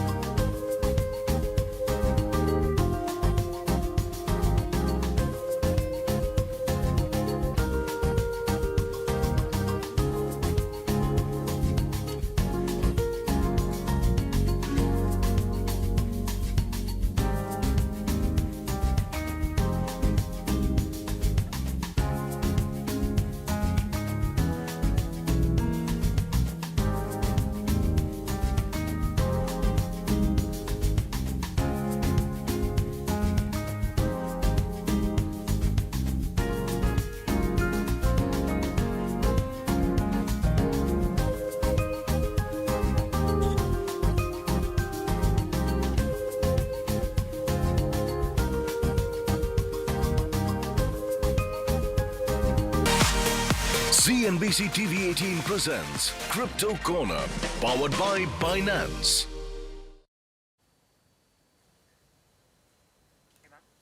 Welcome back, and in our Crypto Corner, let's talk about the important bill that the markets are looking at as in sense of passage. Let me remind you that the Genius Act was cleared in January 2025, and clarity has been in conversation and in waiting for some time now. But with what happened yesterday, it does look like that it is being pushed as well. What happened yesterday is that the Senate Banking Committee released an updated Clarity Act, which was in the markets yesterday. Now, the changes that we are looking at into this is that the bill sets rules for various stakeholders and at levels here. To begin with, it does set rules for crypto intermediaries, for network tokens. It does that for market regulators as well. And it does that for bank crypto services, for DeFi protectioning, and also stablecoin yield restrictions. All of that now has been covered and updated in the new bill. So what we will see tomorrow, that is 14th of May, is that committee clearance day. The committee members would come and vote for this. What it constitutes of that is 13 Republicans and 11 Democrats. Now, for this bill to go through, all the 13 Republicans will have to go in favor of the bill. What happens after that is that it goes for a Senate floor voting, in which it has to get 60 votes to be able to pass through. And then after that, a reconciliation with the House will be passed, and that is expected from as it was in the previous year there. After that, it is expected to land on the US President's desk by the month of July. And the expectation is that it could be happening before 4th of July, that this bill perhaps could go through with. Now, if you look at the overall Clarity bill, it has been about the Section 404 that is going to be watched very, very closely, as it targets the passive yield on payment stablecoins, which is balances that are held by the US consumers. It would perhaps not go through that, as it is a volatile commodity or a cryptocurrency for that matter. Apart from that, the crypto platforms may not be able to offer products that resemble bank deposits. For example, the bill does leave room for activity-based rewards, but you cannot pay interest or yield on your crypto savings or crypto investments therein. The bill also leaves room for activity rewards, programs that are led to transaction payments, platform use, staking governance, or loyalty activity could remain perhaps possible within the Clarity bill. And then apart from that, the future rules from SEC, CFTC, or even for that matter Treasury would guide these reward programs. And finally, the bill also preserves protections for software developers, DeFi developers, and also infrastructure providers. That is the whole bill in its form and shape at this point in time. The draft was sent yesterday, and tomorrow is the first voting that the street will watch out for. Okay, Manisha, thank you so much for that. Important updates will come in tomorrow as well. But thank you so much for taking us through what's happening in the world of crypto. On that note, we're absolutely out of time on this edition of Halftime Report. Thank you so much for tuning in. Up next, your Business Lunch.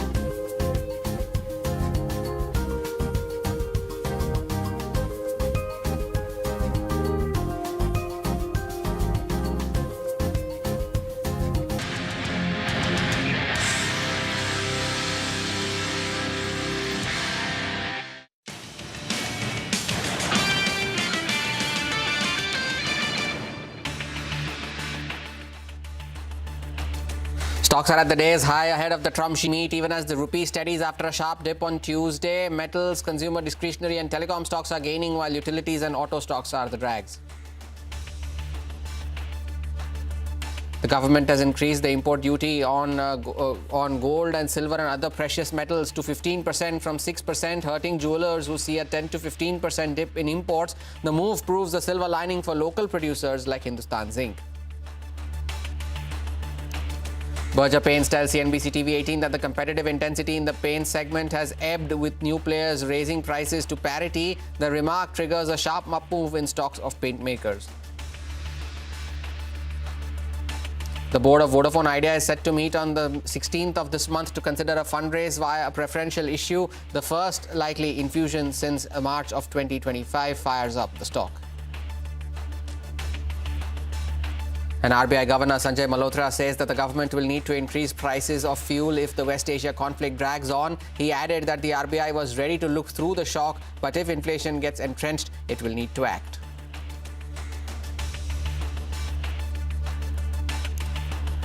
Good afternoon, you're with us here on Business Lunch. We are coming to you live from the CNBC TV 18 Motilal Oswal studios. I'm Hormas Patakia in what has been a very, very volatile day for the markets. It's 10 points up 1 second, 20 points down another, and just has been the case this time around as well. It's been a very, very sharp up move in just the last few minutes right now. Just as we thought that the recovery towards that 23,450 mark was getting sold into, there has been this sharp surge that you have seen, and the index has now moved past the 23,550 mark. Then 180 points higher on the index now. And of course, it was par for the course considering the fact that it sold off 1,100 points in the last 4 trading sessions. The put call ratio had moved into oversold territory as well. So the index doing fairly okay for now, but it's been a very volatile day, so to speak. And of course, the second half, it remains to be seen whether these gains sustain. Now, just pull up the India Wix and to see if there is any further cooling off in that. At one point during the day, the Wix was up around 3%. Yes, there has been a cool off in the Wix. That one point was up 3% It has now moved into the negative, below the mark of 20. So around about 0.6% higher, lower now on the Wix. Just pull up Cipla. The US sales figures were flashing at the bottom of your screens, and that were largely in line with the midpoint of the wide range of estimates that were there. So now 3.5% higher on Cipla. The $150 million was the sales number for the US sales figures, 150 million odd. If we can confirm that number, 155 million is that figure. And the wide range of estimates between 130 odd to even 160 million. So largely in line with expectations, marginally lower on a sequential basis. But of course, the street is looking through that. 3.5% higher now on Cipla, and adjusting for that impairment cost of around 42 crore, the EBITDA and the margin figure too is largely in line with expectations. Numbers from one source also at the bottom of your screens. EBITDA has halved, profits are down, revenues are down as well, and the stock too has taken a bit of a knock, now 5% higher, 5% lower is one source. Let's begin the show by focusing on the big story. Government has increased the customs duty on gold and silver. The total gold and silver duty now stands at 15% from 6% earlier. This is the first move by the government since the Prime Minister urged citizens to not purchase gold for 1 year earlier this week. Let's go across to Mangalam for more on this. That's right. So it's the first move that has been taken by the government after the Prime Minister's speech over the weekend and asking people to curtail their purchase of gold for the next 1 year. What the government has done is, they've notified an increase in customs duty as well as the cess, which would totally increase the total import duty on gold from 6%, which is basically 5% customs duty and 1% cess. That goes all the way up to 15%, which is now 10% customs duty and 5% cess. The important part here is that the street was anticipating this because, before this announcement did come by, the stocks of jewelry companies were all down anywhere between 11 to 16% already. And today as well, while they opened lower, the street believes that maybe the worst of the impact post-news is perhaps priced in. And from here on, the organized players would have better navigated this through as against what was, happening between 2013 and 2015. So which is why, even though the stocks are lower, they have seen recovery from lows on the likes of Kalyan, Titan, as well as Senco Gold. This morning, we had the management of Senco Gold join us and say that they have foreseen an impact of anywhere between 10 to 15% on gold imports on account of something like this. There was no impact on demand so far. In fact, on the other hand, there has been some panic buying when it comes to gold from customers because in anticipation of the imposition of this duty. And brokerages say that organized players like Titan, etc., are better placed because from the last time there was an increase to now, they've actually mitigated their sourcing as well. 50% of the gold now comes in from old gold exchanged, and the rest also, some increase from domestic sourcing too. Mangalam, thank you for that update there. Listening to the management of Senco Gold and the Secretary of the India Bullion Jewelers Association on the likely impact of this move.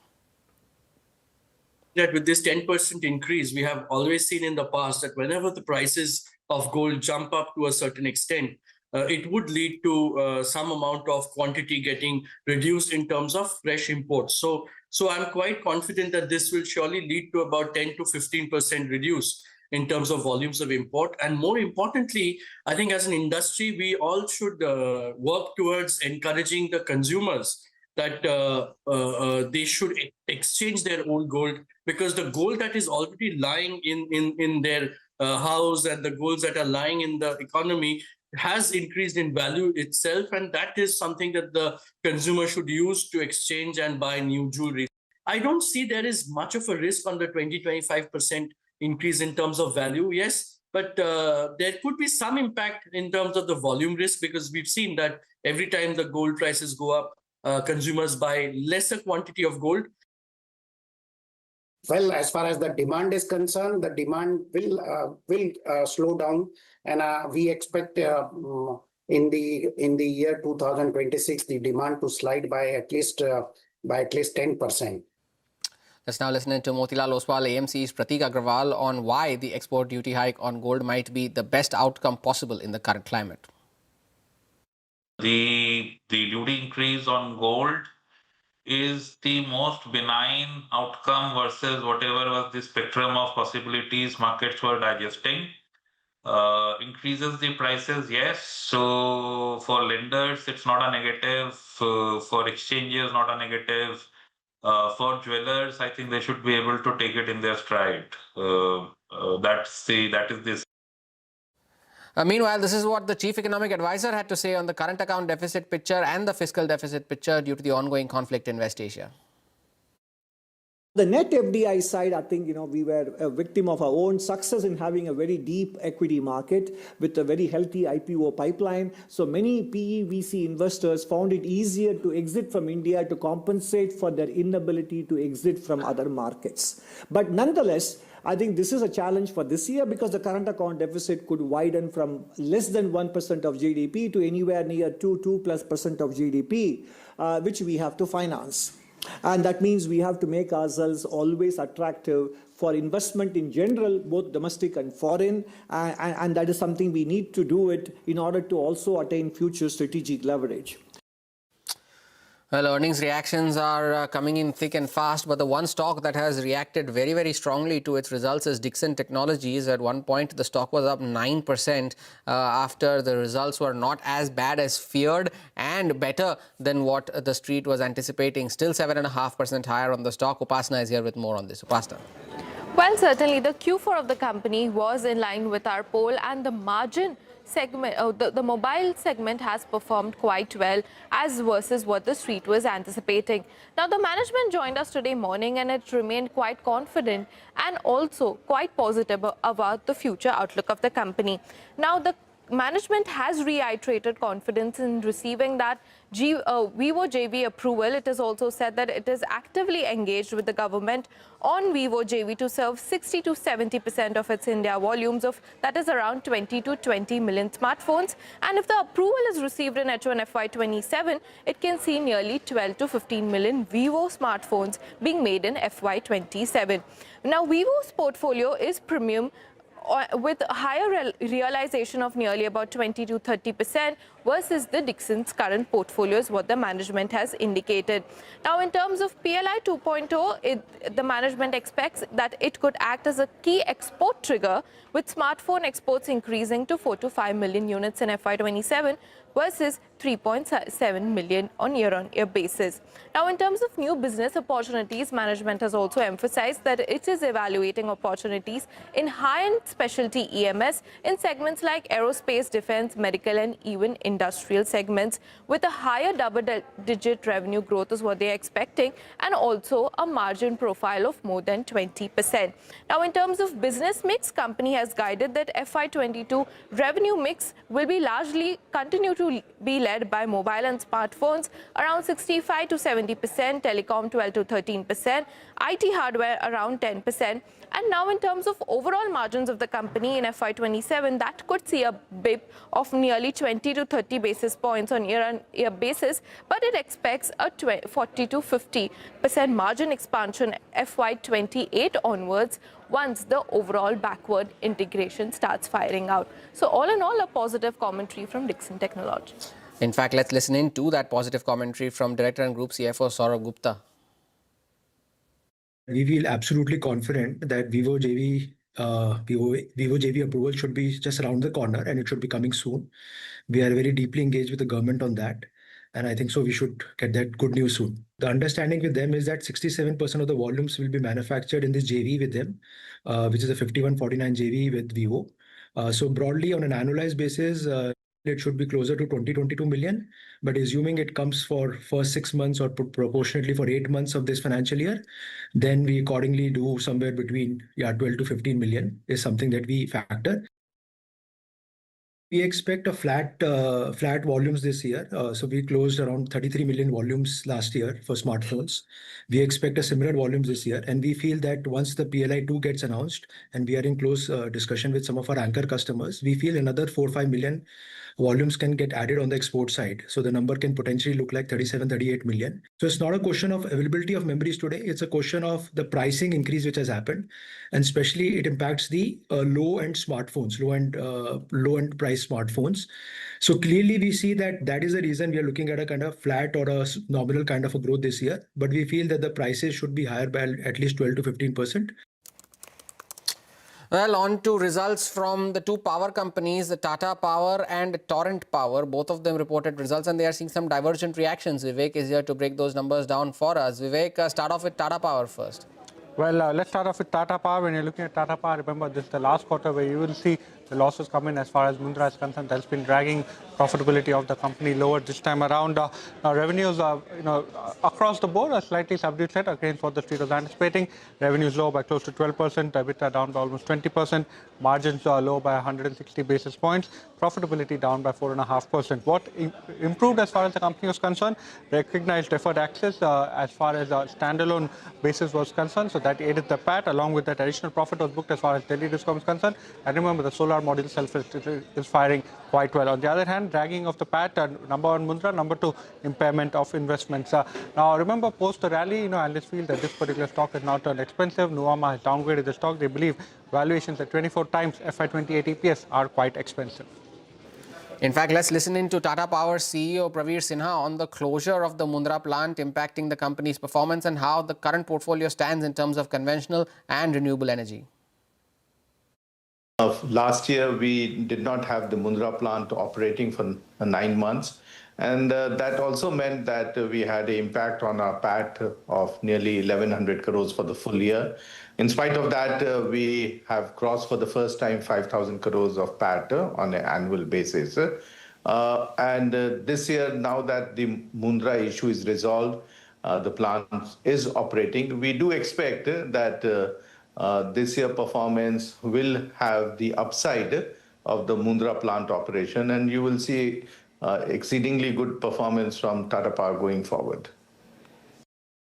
At this stage, we have our existing operations. So we, of course, continue to look at opportunities if there is something attractive. But we are going all hands on renewable, a lot of solar and wind projects. We are setting up nearly have 5 gigawatt in pipeline, which we will do it in next 2 years. This year we'll do 2.5. We have hydro plants, we have pumped hydro plants. So I think we are very well positioned to have a very balanced portfolio of clean energy with the conventional energy. And it's part of our overall energy transition plan.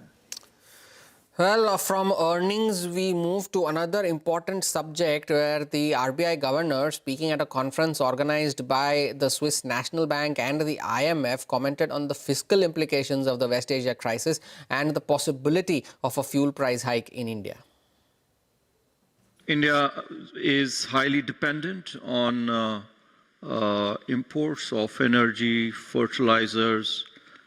1/5 of our imports are from the Middle East. The supply chain disruptions, therefore, are, I would say, beginning to impact us. Of course, the price channel has already come into play. And here again, while, we have this toolkit, the framework, obviously, in such times, it's not sufficient. While, we cannot abandon it. But if this is to continue for longer period of time, it's already, about 75 days. If it continues for long, the government has been rather fiscally prudent. It has been on the path of fiscally consolidating from a fiscal deficit of 9.2%. As a ratio of the GDP last year was 4.3%. And so I believe that the government, it's a matter of time that the government will actually pass on some of these price increases. The RBI governor there on some important macro issues, but numbers from TVS Motors at the bottom of your screens, revenues and EBITDA is largely in line with expectations. The stock, though, has come off the highs of the day. It'll be interesting to see what the margin picture has shown up during the quarter, 13.1% compared to the poll of 12.8. So the margins are marginally higher compared to expectations. Profits up 33% from last year. EV sales have gone up by 51% during the quarter.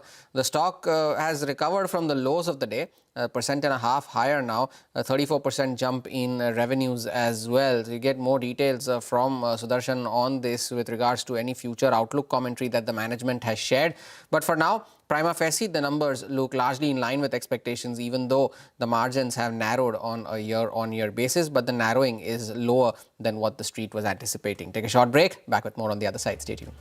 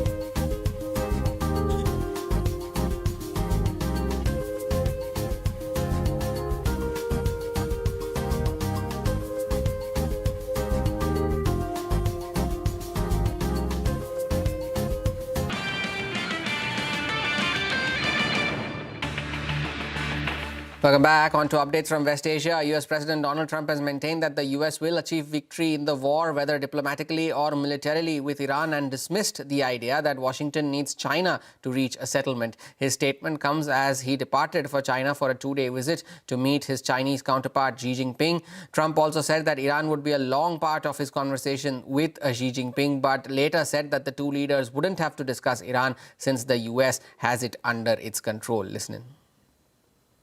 Well, I think number one, we're going to have a long talk about it.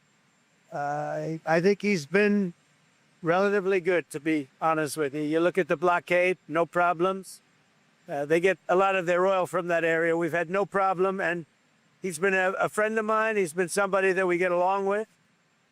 And I think you're going to see that good things are going to happen. This is going to be a very exciting trip.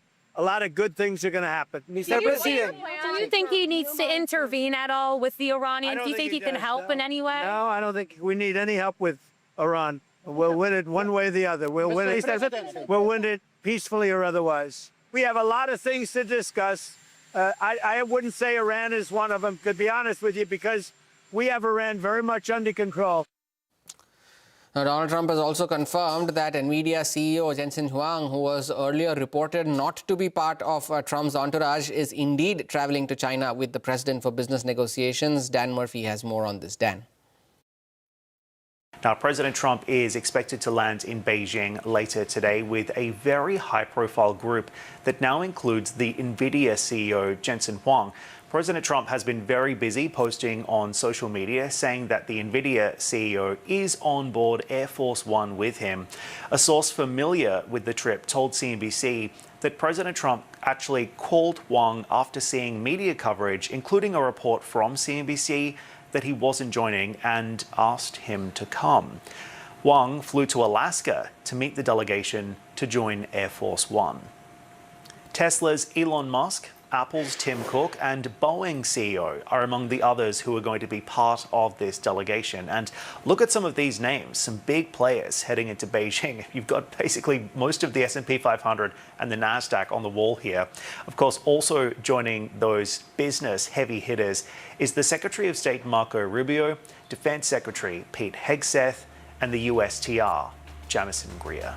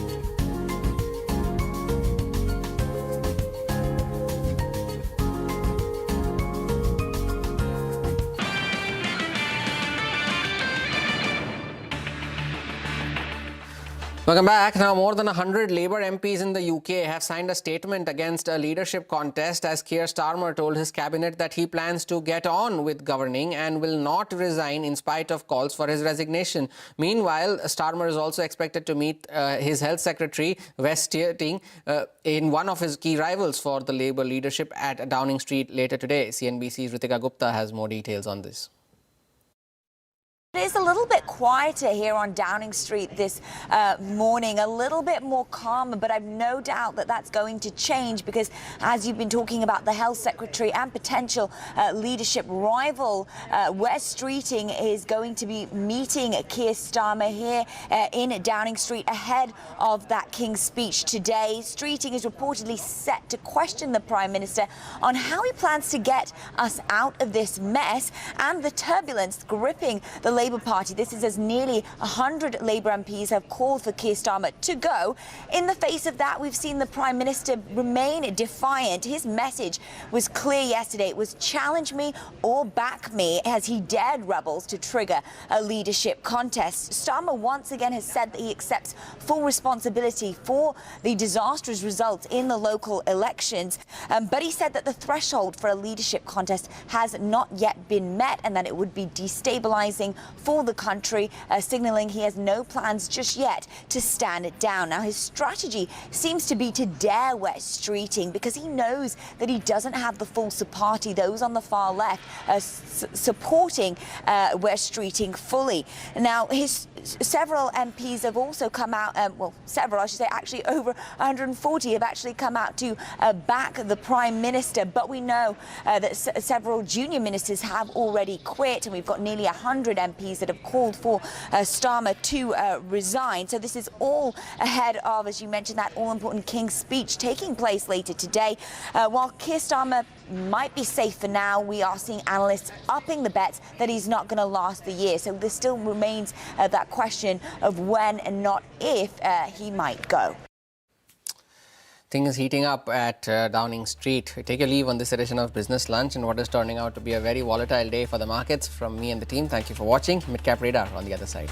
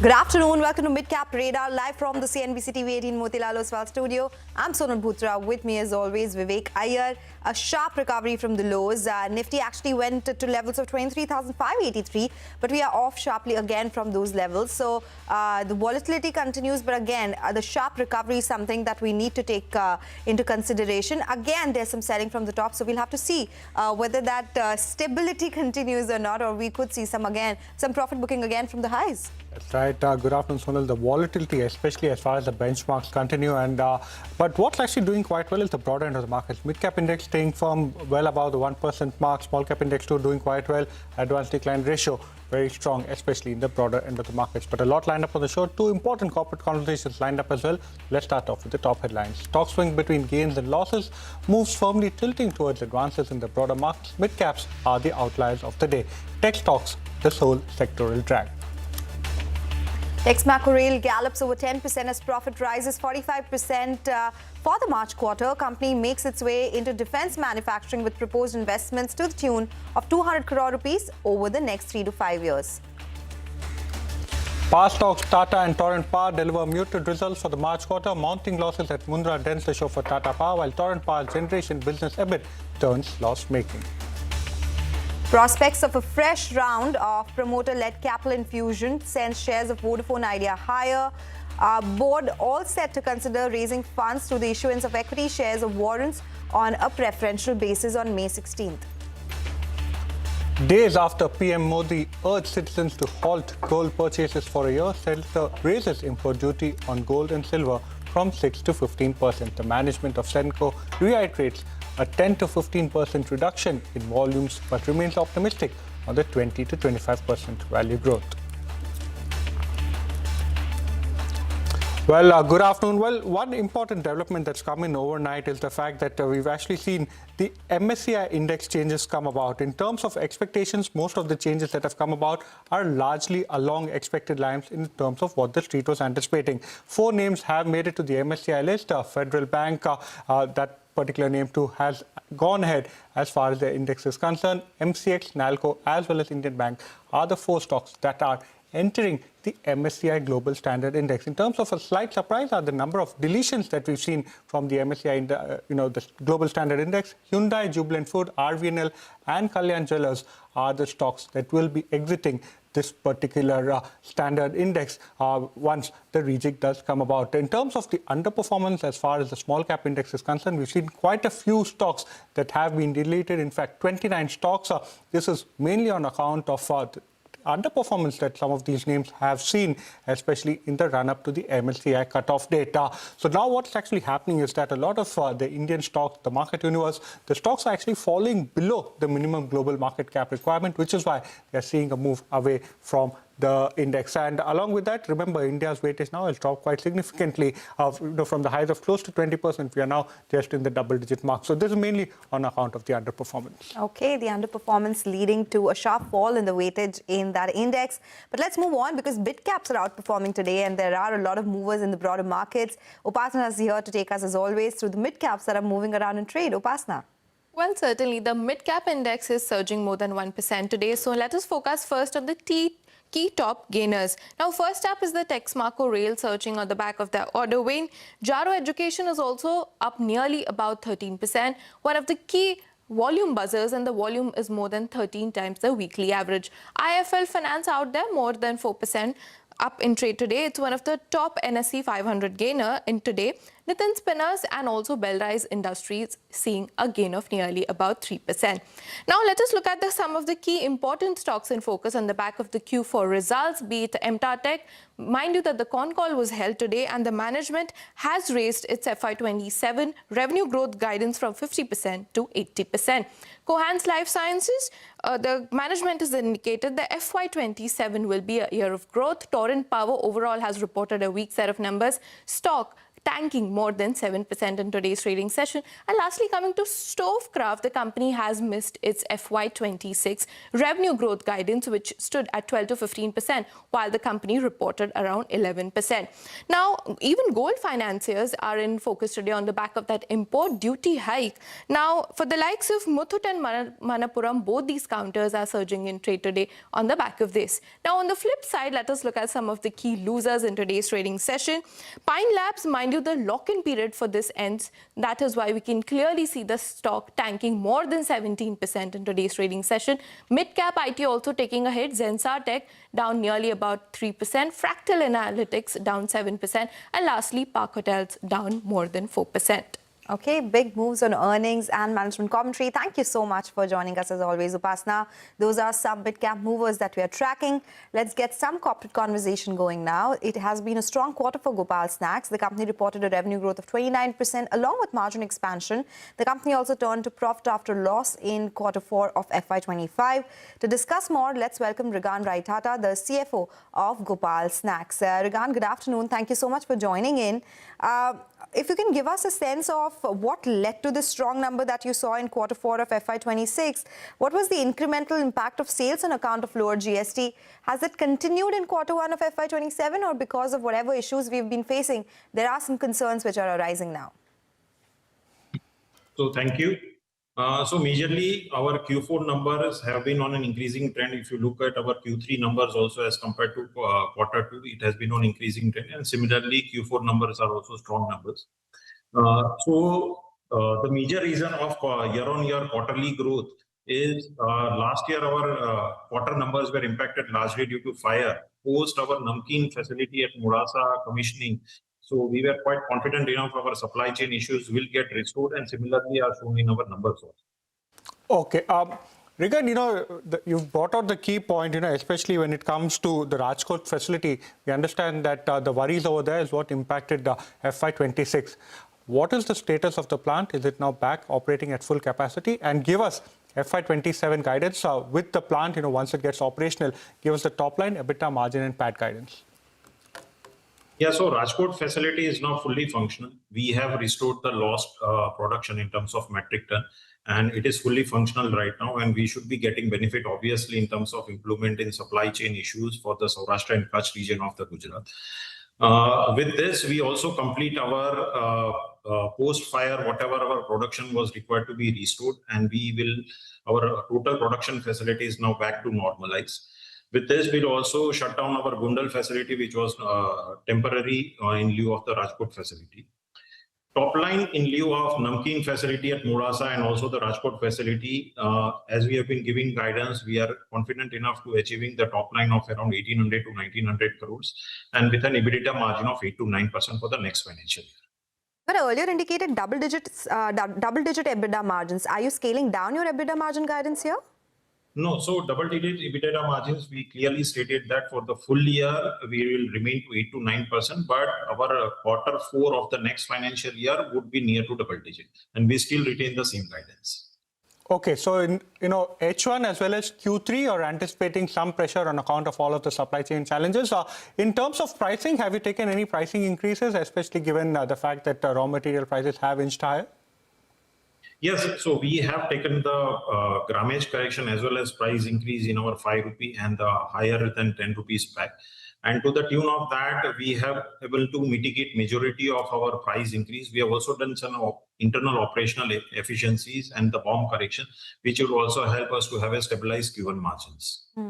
Again, the last time we spoke was in March when West Asia crisis had just started, and we were asking you whether there are any supply concerns, and you indicated that inventory is not a problem, at least for packaging, at least for another month. Now, more than a month has passed. What is the situation when it comes to packaging? Because naphtha, a key material used for packaging, is seeing supply concerns. We are seeing that with the entire plastics value chain.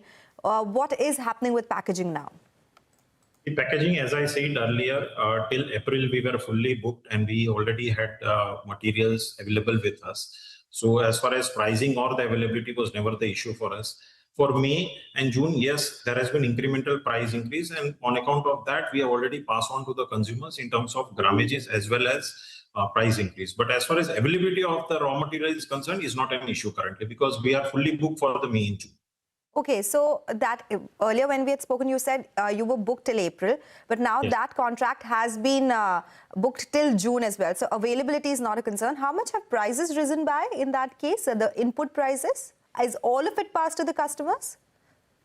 So as far as laminate is concerned, on an average basis for quarter on quarter, prices have increased by 15 to 20% on an average basis. And the palm oil prices have similarly increased by 10 to 15%.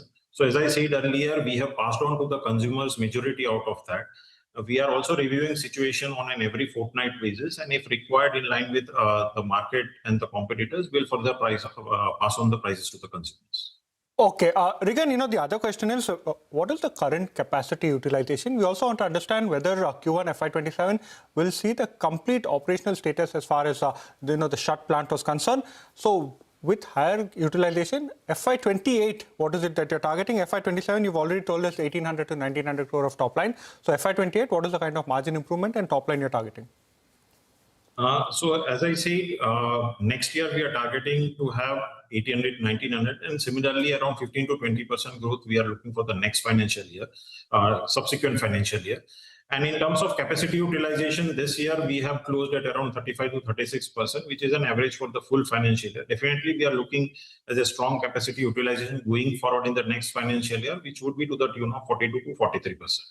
Okay, take that point, Regan. Thank you so much for joining us and telling us what the outlook is for the fiscal going ahead. They do not face any supply issues so far. Yes, raw material prices have increased, but they've been able to pass it on. Looking at 8 to 9% EBITDA margins in FY27, and the last quarter could see double-digit margins in FY27. The stock at the day's low, but let's get going and talk about TVS Motors seeing a sharp uptick in trade. It just reported its quarter 4 numbers. Let's go across to Sudarshan to tell us more about this one. Sudarshan?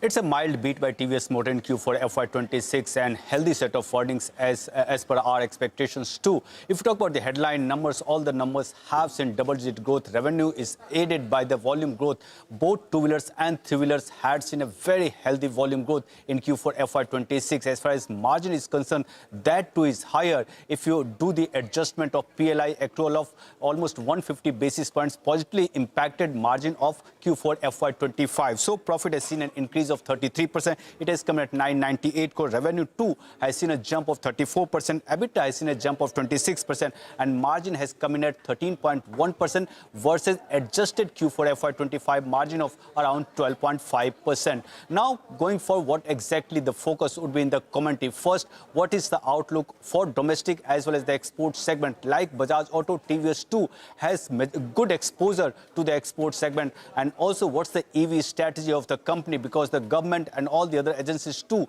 have been pushing for electric vehicle transition to electric vehicles. But as far as the earnings are concerned, Q4 FY26, a strong set of earnings. Even for FY26, it's good. Well, thank you so much. So, like you mentioned, Q4 good, FY26 strong as well. Well, we now slip into a short break. We'll get you the management of Nazara Technologies to discuss their Q4 numbers on the other side. Stay tuned.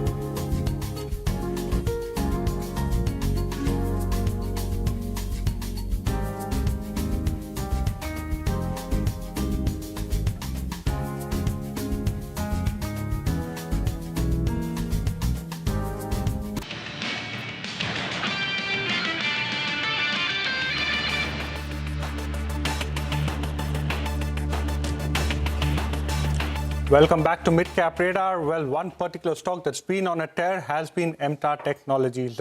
This particular stock has done extremely well in the last 7 sessions. In fact, for the last month, has seen significant upgrades after 2 of its key clients have gone ahead and reported a beat as well as a raise quarter.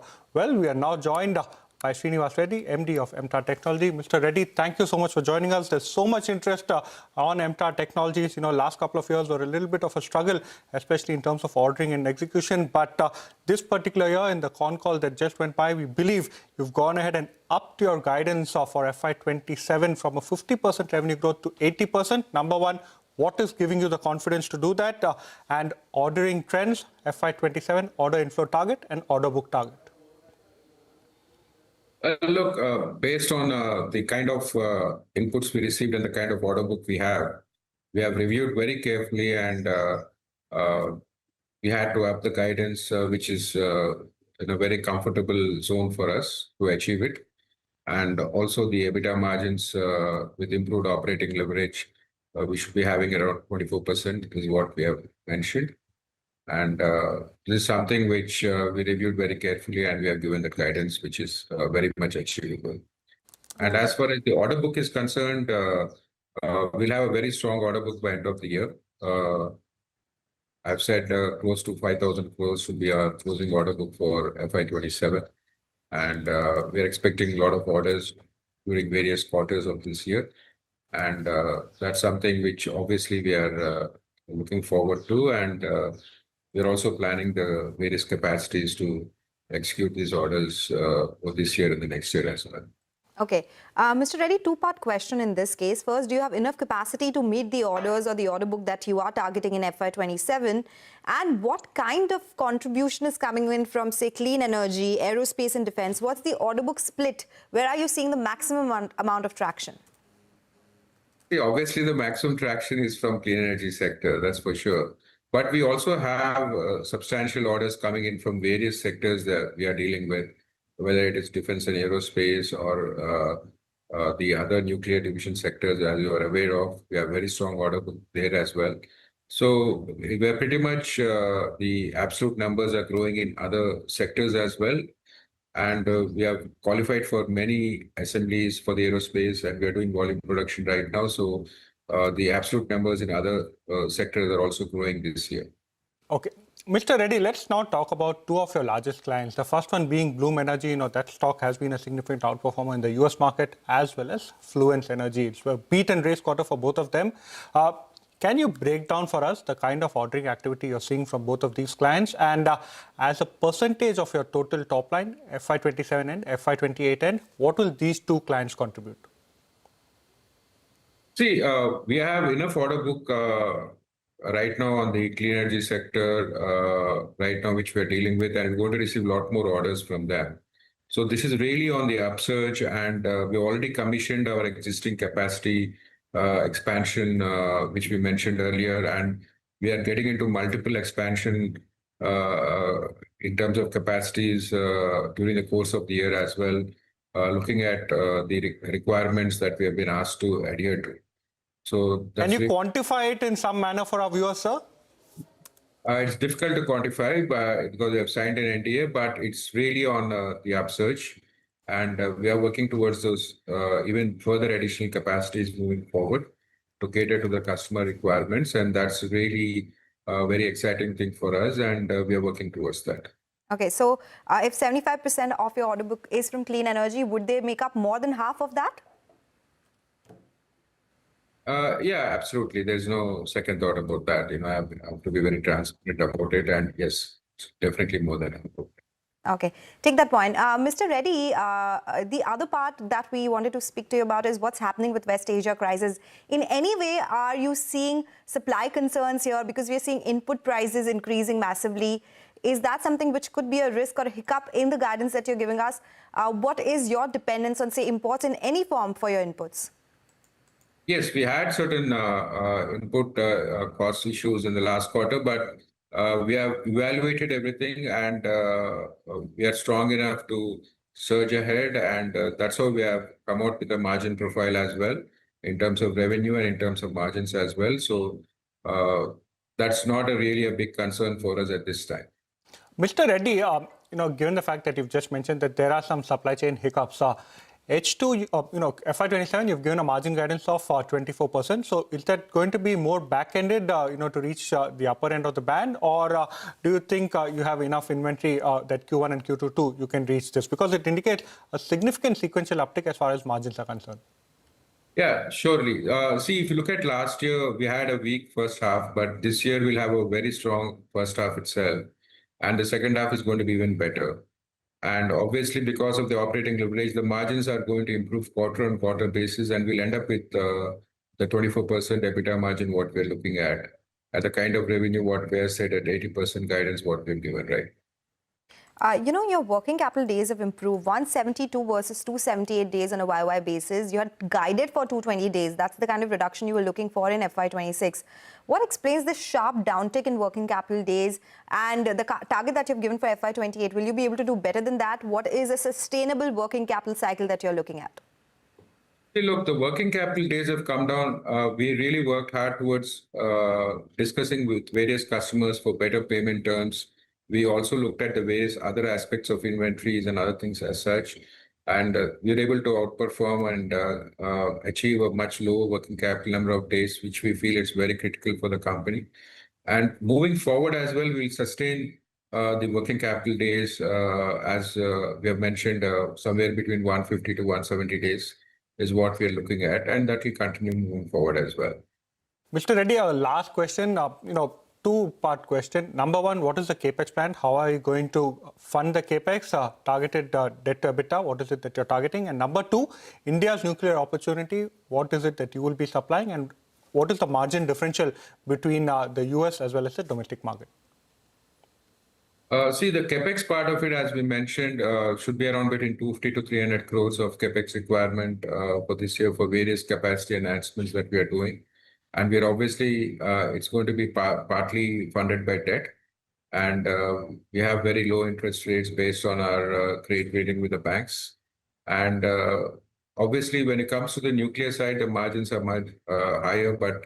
And we have a good order book for the first time in the case of nuclear division, which we have to execute close to 650 crores of orders over the next 3.5 years. And that's a very good sign.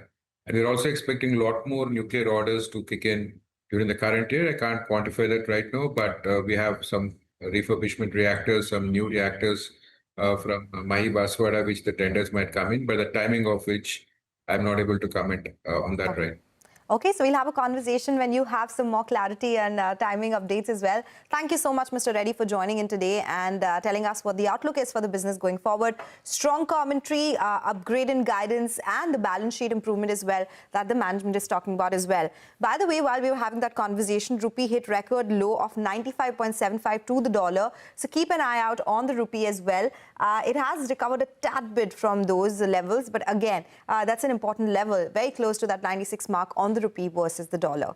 We'll slip into a short break. When we come back, we'll get you more on the markets, talk about some stock-specific action as well. Stay tuned for that.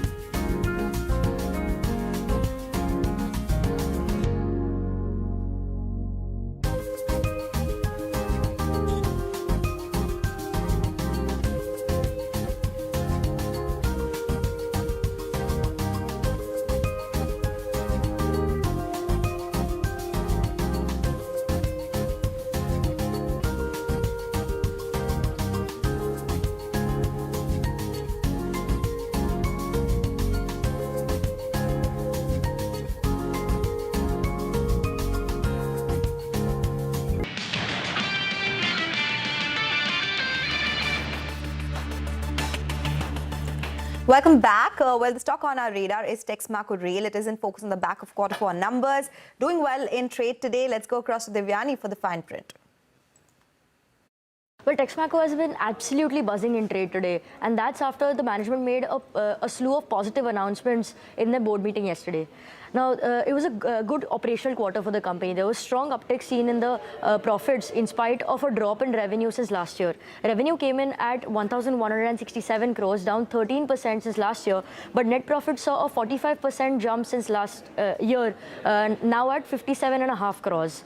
And the company has also entered into defense manufacturing via its subsidiary Texmaco Defense Technologies with a 200 crore investment that's been planned over the next 3 to 5 years. The company has also announced a collaboration with Sigma Rail Systems for railway signaling and safety systems. And the big positive, the company has secured a 4,045 crore export order from Seco Africa Logistics for the supply of rolling stock freight wagons, locomotives, components and long-term maintenance. But not everything was positive though. The auditor has issued a qualified opinion after the management created a 700 crore contingency provision for trade discrepancies and supply chain issues due to the ongoing geopolitical uncertainty.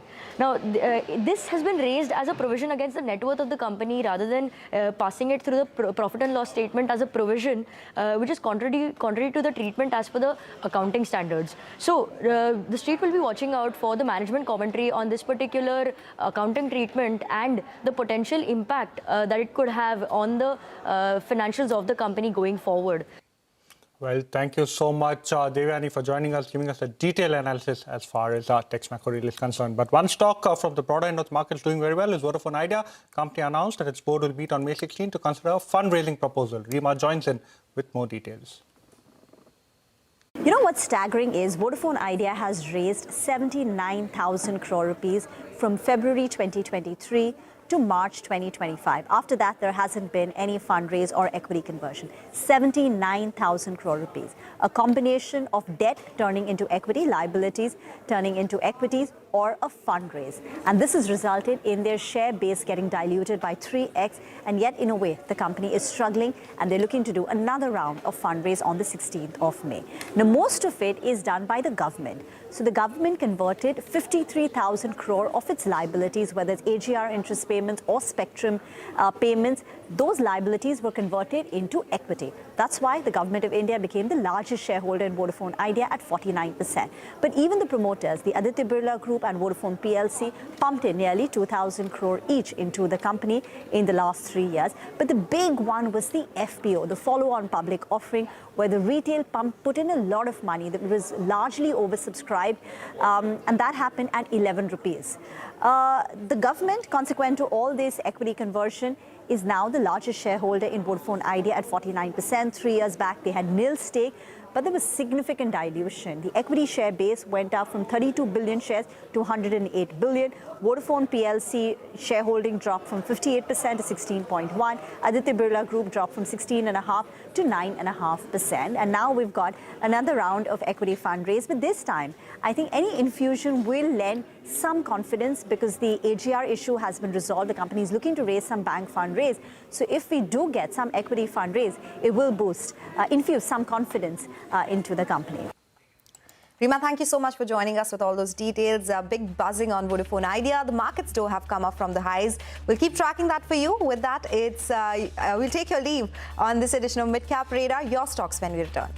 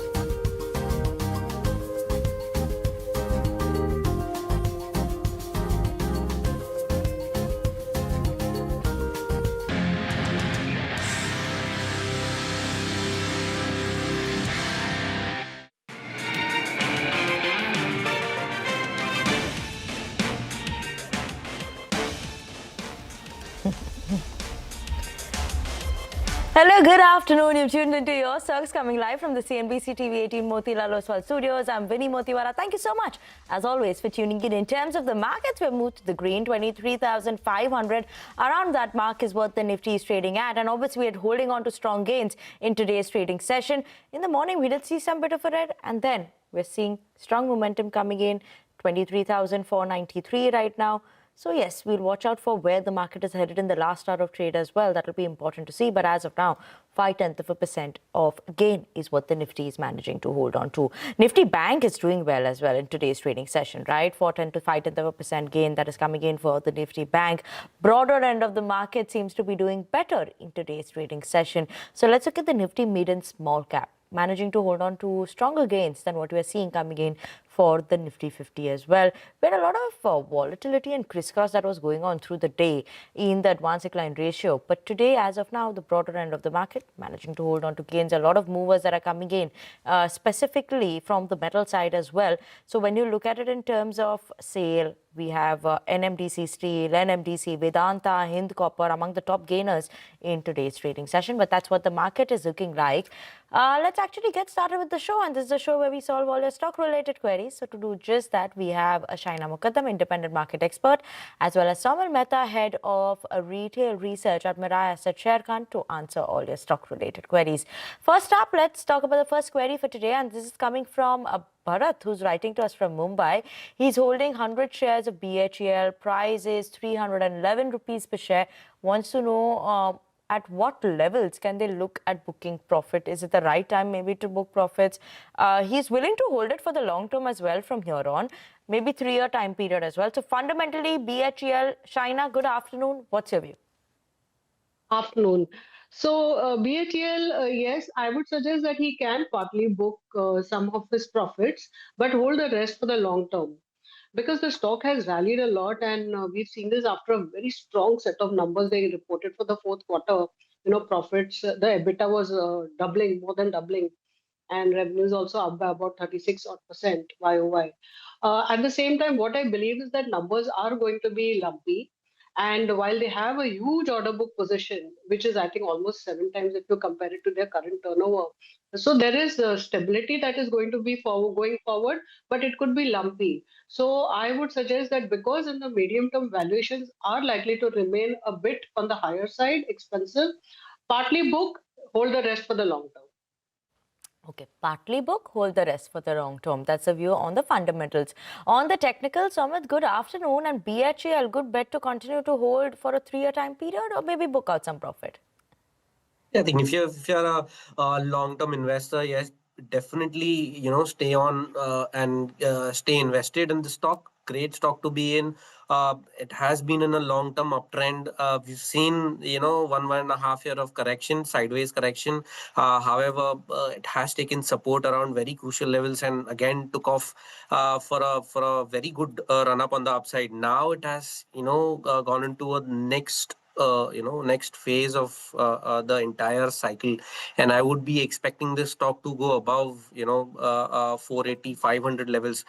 So my targets are way above 500. So hold on to the stock in the very short term. Yes, if you are a short term trader, you can book some profits around 405, 420 levels, between those levels. But if you are an investor, stay invested. Okay. That's a word coming in on the technicals as well. But let's move on and now talk about the next query. We have Navendu Sharma, who's writing to us from Patna. He's holding 180 shares of Kalyan Jewellers. He's bought it at a price of 418 rupees per share. Currently, the stock is trading at 355, making a loss on this one, right? So wants to know whether he should maybe add more for the medium to long term, or just continue to hold at the current levels. Obviously, Shaina, we have a lot that's going on around gold as well. The advisory, the word that came in from PM Modi. What are you watching out for in all these stocks as well? And is Kalyan Jewellers a good bet maybe that one could hold in this segment specifically? Vinny, I agree with you. There's a lot happening in terms of news for Kalyan, both in terms of the increase in import duty, as you indicated, as well as, some changes in the holding that is possible because of changes in the FI inflows and outflows. At the same time, I think one can, hold what you're holding, but do not add for now. Wait for the stock to stabilize. Basically, actually, they are doing pretty well. Valuations are quite reasonable now. If you compare their EV to their revenues, it's just about 1 time. And if you look at, their EV to EBITDA is also just about 15 times. So after that huge correction we saw over a 2-year period, now I believe the stock looks reasonably valued. At the same time, I would suggest just wait for the stock to stabilize before adding or averaging further. Because they are doing pretty well. They've got 500 plus stores. So I don't see any long-term issue, but average at lower levels. Average at lower levels. That's a word on the fundamentals. On the technical front, Somit, I know you're not a fan of averaging, but at the current levels, what should they be doing? Continue to just hold? I think you can continue to hold, because if you've been holding for a little while, then you can continue to hold, because there are very crucial levels to watch out for around 320 and 300 levels. So I'm not expecting Kalyan Jewellers to go below 300 levels, maybe a little more sharper, but it is better to hold on to these levels, because the rally which we saw from 2022 to 2020, 25, early 2025, and then a small correction. The correction has already happened, and the highs were around 800, and now it is already at 340, and I'm expecting this stock to go till 300. That is kind of a 60% retracement, which is a golden ratio, 61% retracement. Those levels are really very good, and I would say that hold on to it. I'll be expecting the next rally to start, but it will take some time. Be patient on this. Probably it will take a couple of years to base out and then move on the upside. Okay. That's a word on Kalyan Jewellers, but let's move on and talk about the next query. This is actually a caller query that we have coming in this afternoon from Subramanian, who's calling us from Bangalore. Mr. Subramanian, good afternoon. Take us through your query. I believe it's on Equitas Small Finance Bank. Very good afternoon to you. I hold 1,000 shares of Equitas Small Finance Bank at an average of about 61.19, holding it for more than 3 years now.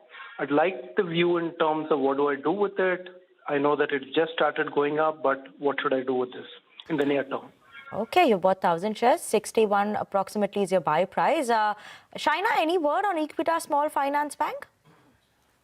Well, I think there is going to be some upside going forward from here on, because they seem to be doing pretty well. I think in terms of numbers also, the numbers are coming out pretty decent, and valuations have started looking attractive, the stock having stabilized. So I would suggest, yes, if you're a long-term investor, you can continue to hold.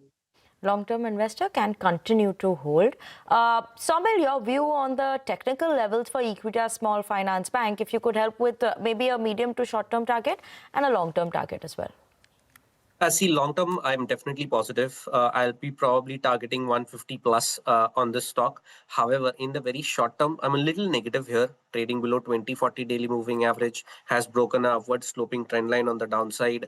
I'll be expecting this stock to go down till 110, 115 levels. So in the short term, I'm a little negative. But if you can hold on for a little while, I think 150 plus is the target.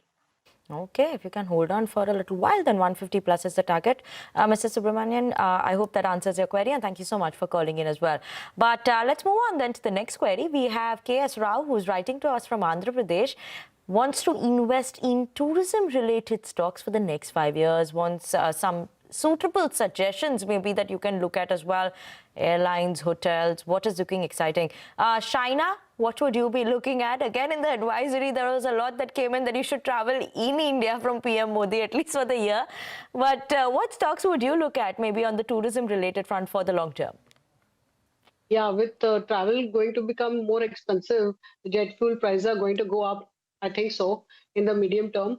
So I would avoid the airline segment. I would prefer the hotel segment, where actually we've seen quite a bit of correction already having taken place in the last couple of months. And there I would go with some of the smaller hotel stocks, which of course are 5-star. Like for example, you have ITC Hotels. there the capacity expansion is targeted to be pretty good. If you look at 13,000 keys going up to about 18,000 keys over a 2 to 3 year period. And in terms of valuations also now, the stock having corrected looks pretty decent. We are seeing some buying also coming in from investors. A smaller hotel, EIH hotels also, actually they didn't do well in the first 9 months of the year. So this year is not going to be very good in terms of EBITDA growth, more or less flat. But I would believe there also the growth is going to be quite good over the 3 year period. And valuations are not too expensive for the quality of the both these properties, like both for ITC hotels as well as EIH. So I would be buying these two rather than any airline stocks. Okay, ITC hotels, EIH, hotel side is what China is liking. But Soumil, what's your suggestions maybe on the technical front? What are you watching out for? There are two stocks I've been tracking. One is Indian Hotels, and then the one is Lemon Tree. So these two stocks are good portfolio stocks. Probably a long-term bet. Indian Hotels, I think, is basing out right now. Probably not the right time to buy, but probably at lower levels will be a great stock to be in. 560, 580 levels would be the right time to buy. I am expecting the next leg to start on the upside for long term. My target would be next, probably 800 plus. And in Lemon Tree, of course, it is in the correction. I'll be expecting much lower targets from here on the lower side, probably around 100 levels or probably even 90.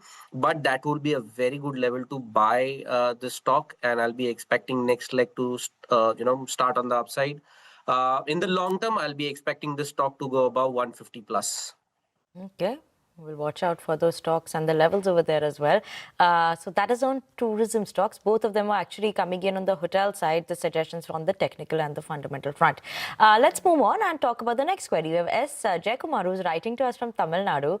He's holding 1,000 shares of Godfrey Phillips. Price is 2,106 rupees, making a profit on this one. Long-term investor, what should they do? Continue to hold or maybe sell and book out the profits? China, your view? The results on Friday. So definitely one needs to watch out for the numbers. But going by the competitors and the numbers that they have reported, despite volumes not being that good, for cigarettes, I think most of the companies are reporting very good, price increases and the positive impact on their profits. Here, I think also Godfrey should report decent numbers. Also, I think in terms of, news driven, it could be some positives over a medium term. I think we'll wait for the management commentary if they can comment anything on what is happening for the promoter group, whether there is some settlement and how it's going to really play out. So I think these would be the factors to watch out. Valuations are not too expensive. I would continue to hold. Okay, valuations are not too expensive. You would continue to hold, and obviously important to watch out for on what's happening on the promoter front. Earnings are this week only, so let's watch out for that before you decide anything. Soumil, on the technicals, how is it looking like? Last 6 months, the stock has seen actually and come off from those highs as well. It's down 18%. What would you do here right now, and what would you suggest the viewer do? I think hold on to it. I'm positive on the stock in the short term, medium term, long term, all three time frames, because it has, taken support at crucial levels around 1800 levels and has started moving up, making high tops, high bottom on the larger time frames. Now it is just above a 200 daily exponential moving average, and in the short term, I think it should keep the momentum for a target of at least 3,000 plus in the short term. But in the long term, I think the target should be 3,500 plus. Okay. We'll keep an eye out on those levels there. But on that note, actually, we're going to slip into a very short break. After the break, we'll continue with your stock-related queries, so stay tuned in.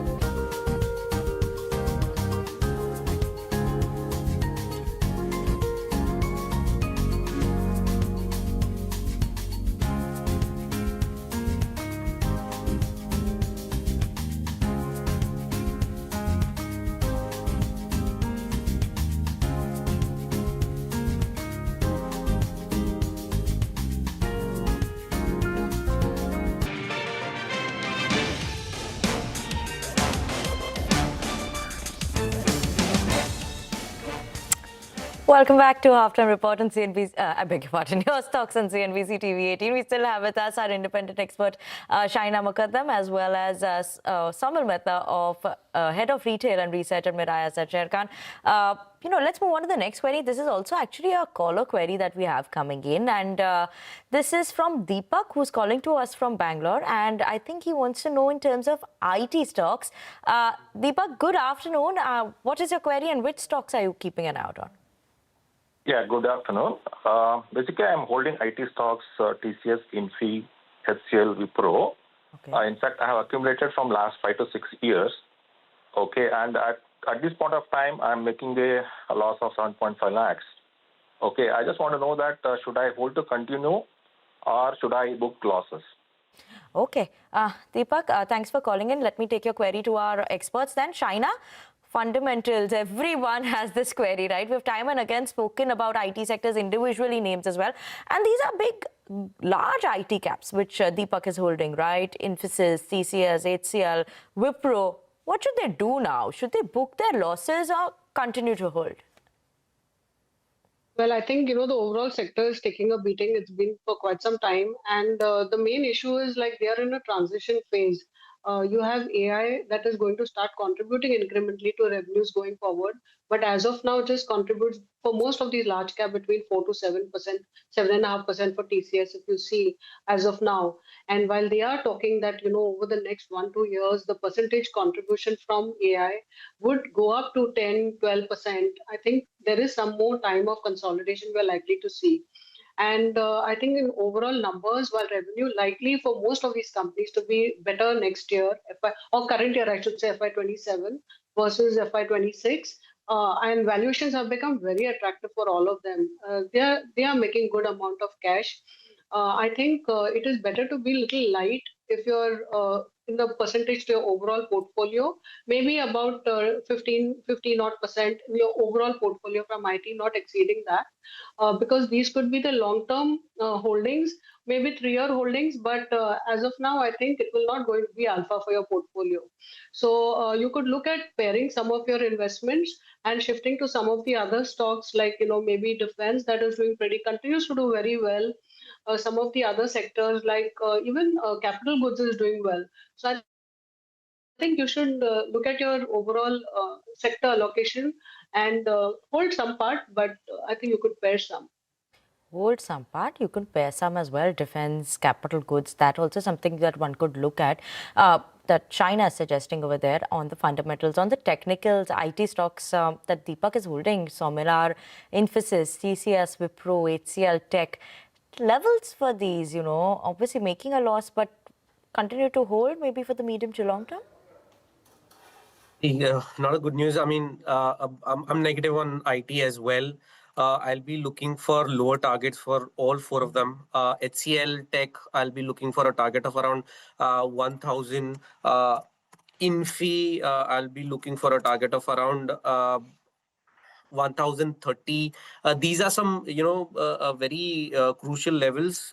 And see, overall, the trend is negative. So I'll be, suggesting to diversify your portfolio to defense, of course, consumer, FMCG is looking great from these levels.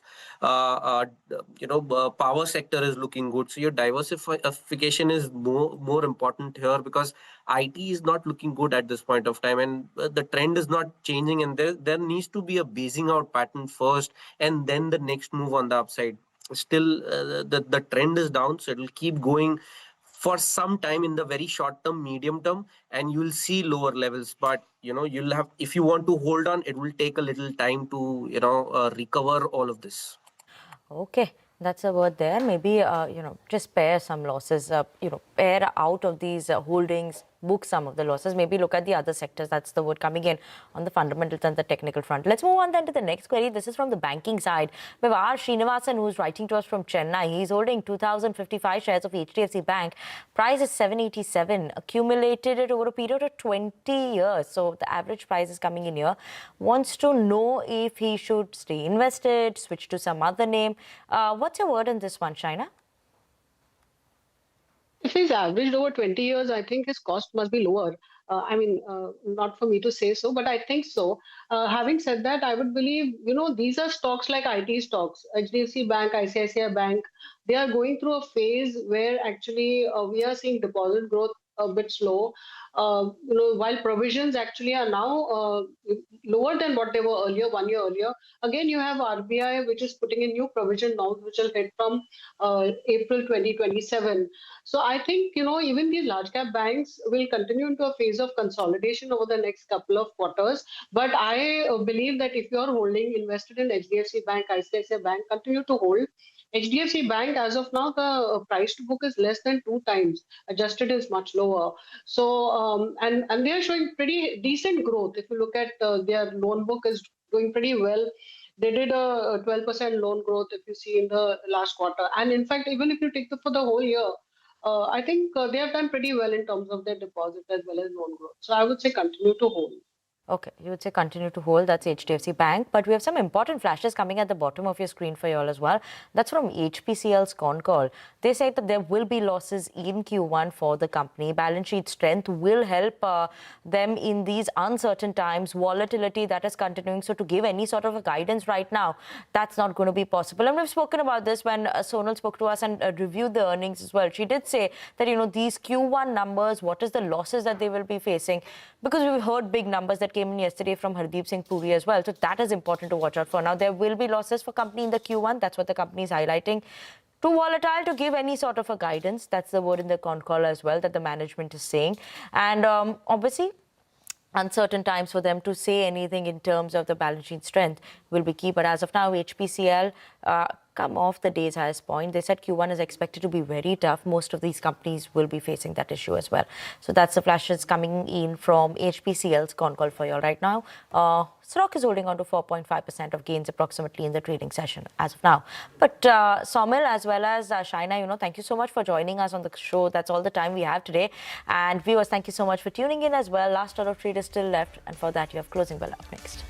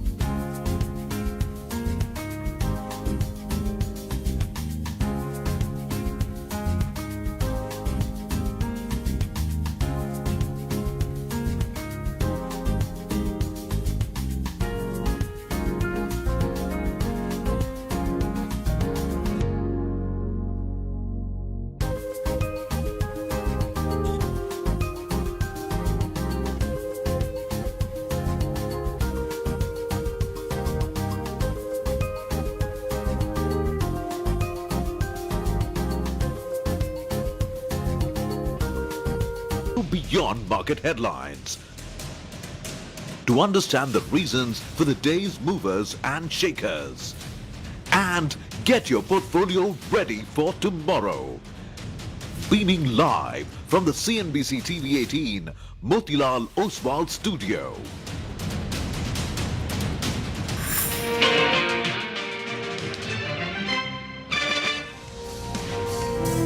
Taiwanese index is underperforming, yes, down 1.5%. I don't think we need any help with Iran. We'll win it one way or the other. Now, the total duty on gold and silver stands at 15%. I'm quite confident that this will surely lead to about 10 to 15% reduce in terms of volumes of import. Yes, the markets have corrected big time, but is there a case for a bit of a tactical bounce in the Nifty? Probably yes. In the year 2026, the demand to slide by at least 10%. The first stake on the Nifty is in the green, 23,450 on the Nifty. We expect a flat volumes this year. So we closed around 33 million volumes last year for smartphones. The adjusted US business, which was below expectations, it came in at $237 million. The index has been up and down over the last couple of hours of the trading session so far. The EBITDA margins as well came in higher by about 100 basis points. The EBITDA was a jump of 13% year on year. So margins have come in at around 14.6%. We were working with around 15.3%. A sharp recovery from the lows. Nifty actually went to levels of 23,583.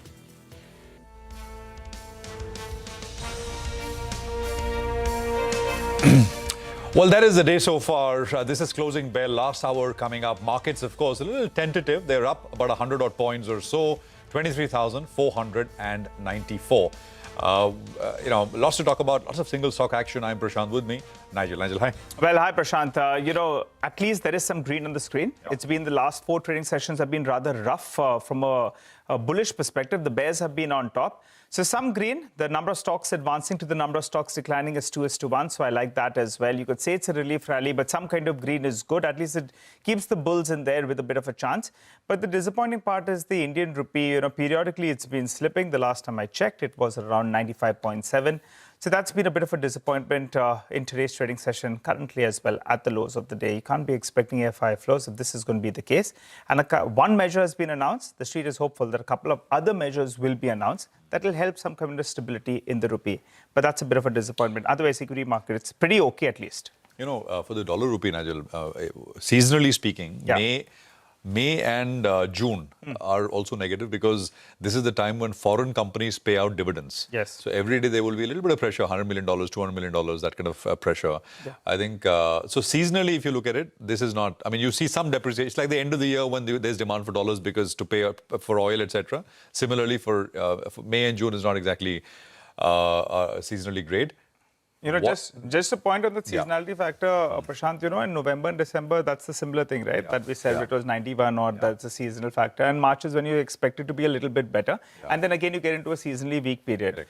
I think now we're beyond this seasonality aspect. We need to see some measures to come in there because otherwise it's slippy sliding on a day-to-day basis. You had those periodic measures that did come in. We went to 92.5. And look at the kind of pullback. Hopefully it's a seasonal factor at play that we're seeing. No, I'm not saying it's a seasonal factor at play. What I was saying is that what adds to the fundamental pressure is the seasonality as well. That's what I was saying. So, but the point is, at the end of the day, there could be some FCNR deposit type of scheme. There could be a dollar bond issuance, something from the monetary side.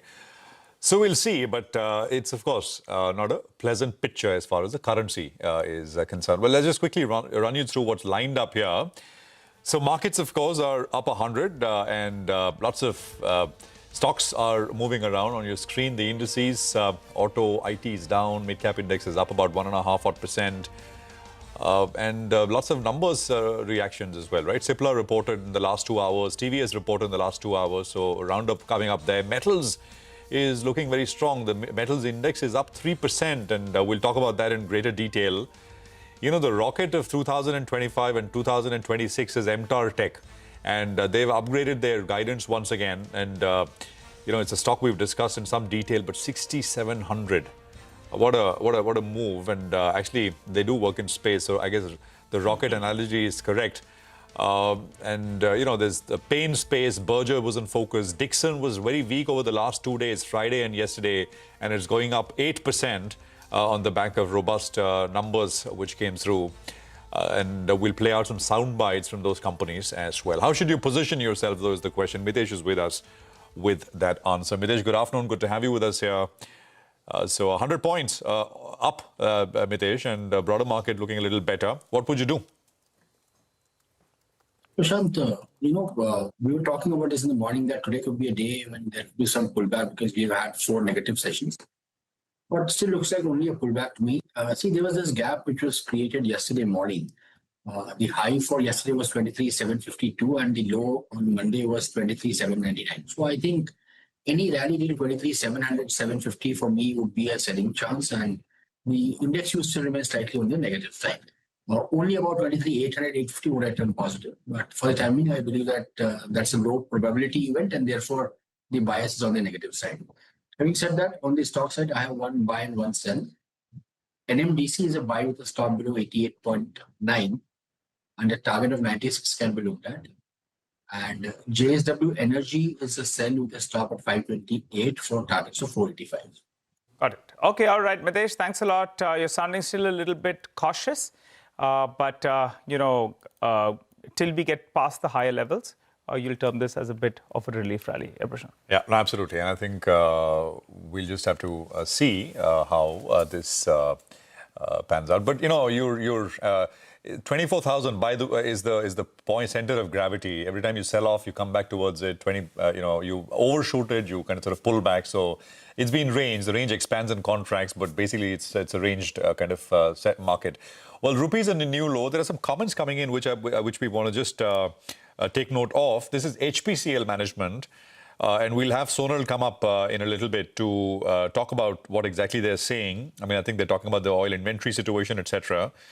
So this is from the conference call highlights. So we'll have her come up, in a bit from now. There is also some indication coming in from Delhi. The government sources indicating no need for any directive or advisory for work from home for IT industry. IT industry has already deployed remote hybrid work formats for employees. So there's nothing new coming, and so in that sense, no news.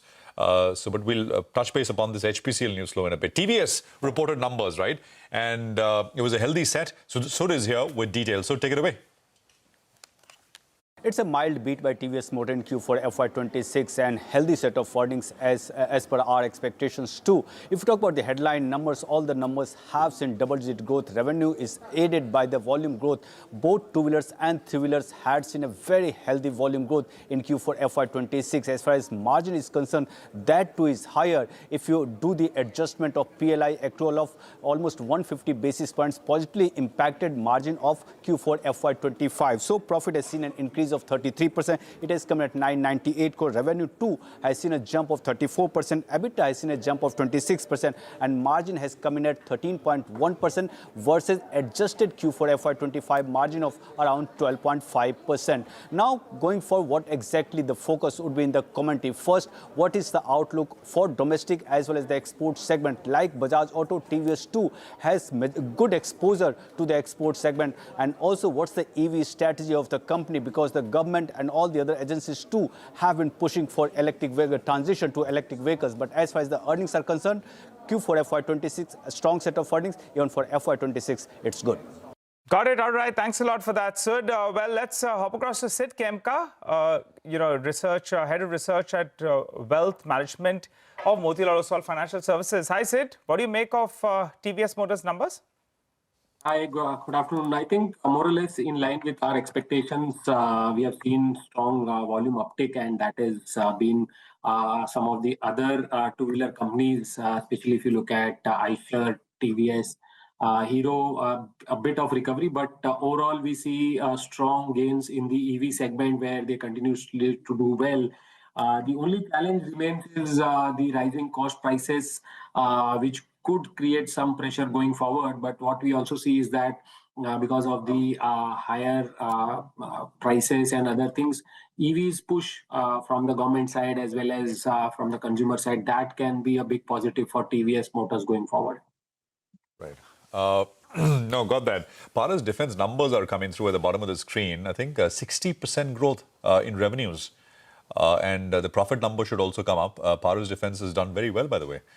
It had this initial leg up while the entire defense pack was going boom, boom, then had a sharp correction, 60%, 70% correction. And of course, I mean, from the lows, it's done phenomenally well. Sharda Crop is the other one. And that's a chemical company. Revenues are up more modest, 13 odd percent. EBITDA is up 60%. So these are all, well-tracked companies and interesting businesses, which we'll sort of, have more details on. 23-24% margins on Sharda Cropchem compared to 16-17% margins same time last year. A quick word, Prashant, on Sharda Cropchem. I recall in the first week of April, we had actually got the management.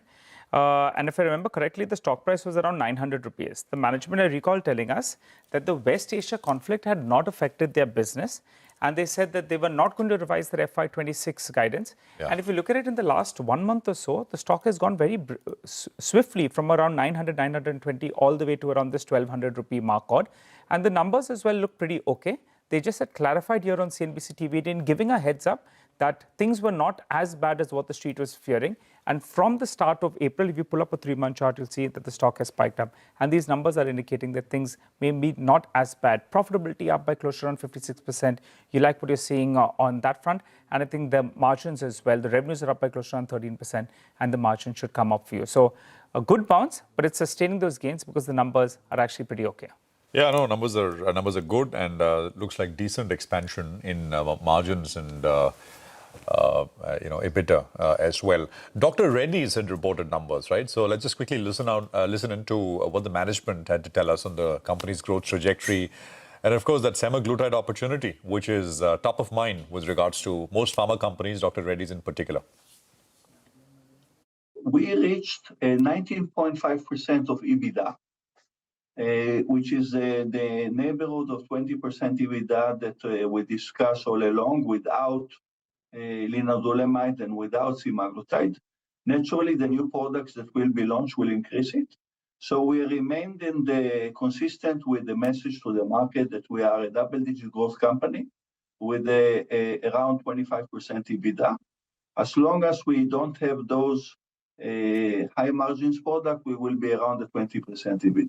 The launch of semaglutide and the launch of the other products should increase it over time during FY27. So we are planning to be above that number during FY27. We reached 19.5% of EBITDA, which is the neighborhood of 20% EBITDA that we discussed all along without linezolizumab and without semaglutide. Naturally, the new products that will be launched will increase it. So we remained consistent with the message to the market that we are a double-digit growth company with around 25% EBITDA. As long as we don't have those high margins products, we will be around the 20% EBITDA. We believe that another competitors will be with us, generic as well as obviously the innovator. Right now, in the level of demand from the market is very, very high. So the margins are supposed to be healthy for a period of time, and over time the prices will go down as more players will come. But in the beginning, it should be very healthy margins. Okay, so that's the Dr. Reddy's management there. Fractal is down sharply. I'm not sure what the reason is. It's down 9%, 10%. From the IPO price, it's come up about 20. It had a poor listing. And then, of course, it came up about 20-25% from the IPO levels. Sid, do you track this one? No, we don't have a view on this stock. I see. The other one which is cracking heavily is Spine Labs, right? I mean, the block, we reported the block is about the block yesterday. And of course, but 13-14% cut.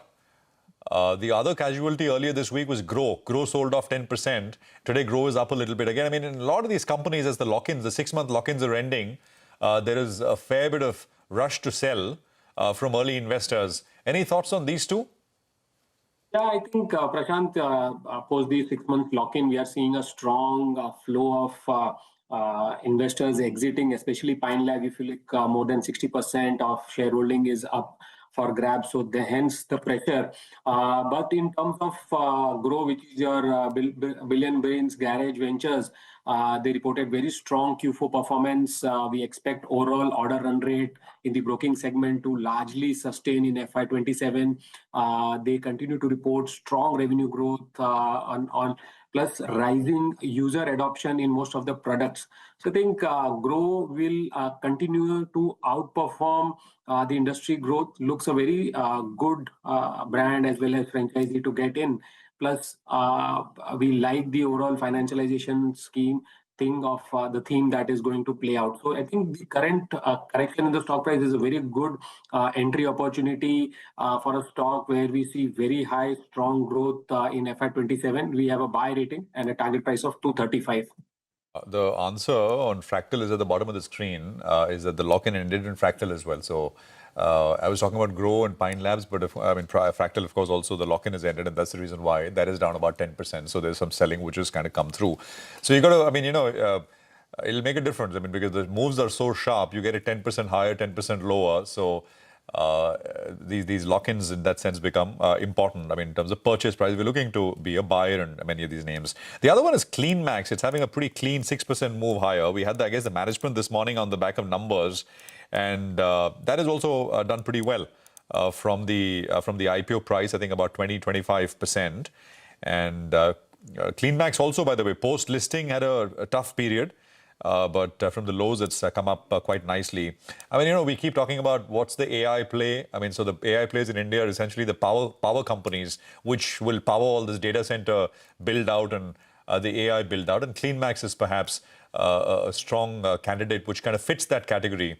I think about 40-45% of CleanMax's business is data centers and GCCs, etc. So that's the company there. I don't know, Sid, you have coverage here?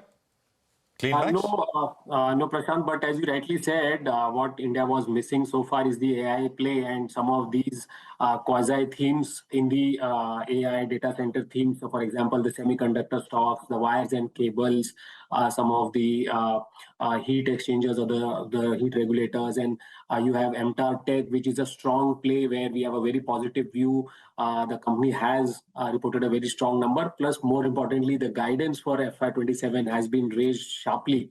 So the tie-up with Bloom Energy, that is playing out pretty steady. So we believe that in this space, MTAR will continue to outperform. The growth rates for next year has been upgraded sharply. And I think with that kind of high growth, what we are forecasting is around 90% earnings CAGR over the next 2-3 years. The valuations on a PEG basis still looks attractive. So we believe there is still decent upside in a stock like MTAR Technologies. Got it. All right, Sid, let's talk about one of the sectors of the day, the metal index. That's up and about in today's trading session. And Mr. Trump is meeting his counterpart, that's Xi. That could be aiding sentiment with regard to metals. But let's break it up into three big pieces. One is the gold-silver import duty hike. Then let's talk about copper, that's non-ferrous, and then the ferrous pack. First, the effective import duty on, import tax on gold as well as silver, that's moved around 15% from around 6%. Hindustan Zinc, that's a stock in focus. Remember, that's the sole silver play that we have from the listed space here in India. And silver contributes close to around 50% of their EBIT. I recall 12 years ago when it contributed just around 10 to around 12% or thereabouts. The guidance for this year on silver as well is pretty good. They're talking about around 680 tons. That compares with sub 630 tons in the past fiscal. IFL, well, they have a buy rating. They have a target price of 722 rupees per share. But what's interesting is they're still working with silver estimates of around $60 per ounce. And in fact, current silver prices are at around $87 an ounce. So they're sharply lower in their estimates in comparison to the spot rate. Similar is the case with zinc. They're working with around $3,000 a ton.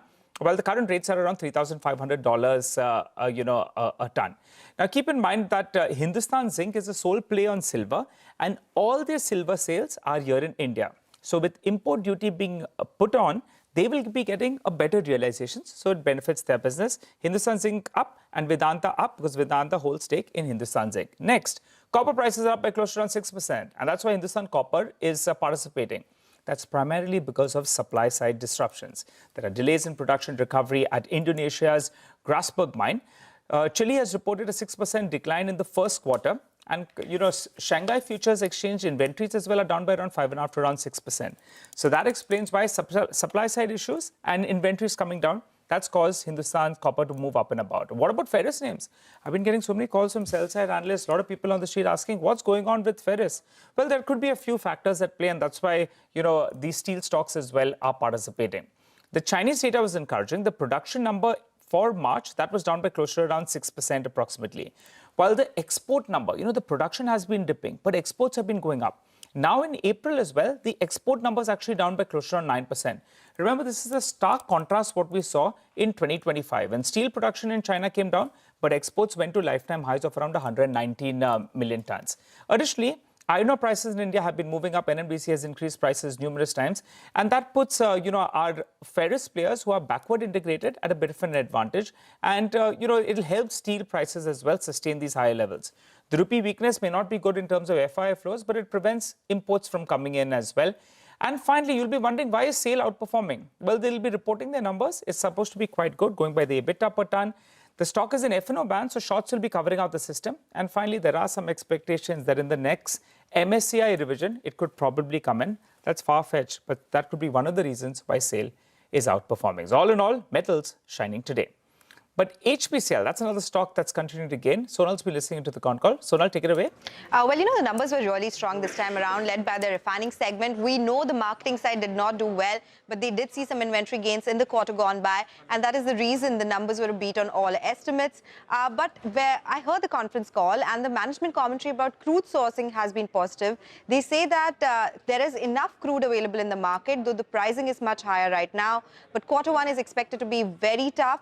They're expecting a loss this time around, but this is something which the street has already factored in, and this was known as well. And the oil minister has made multiple comments as well on this. They refuse to give any guidance, refuse to give any number on inventory losses as well, because they are seeing a lot of volatility, something that again is known by the market.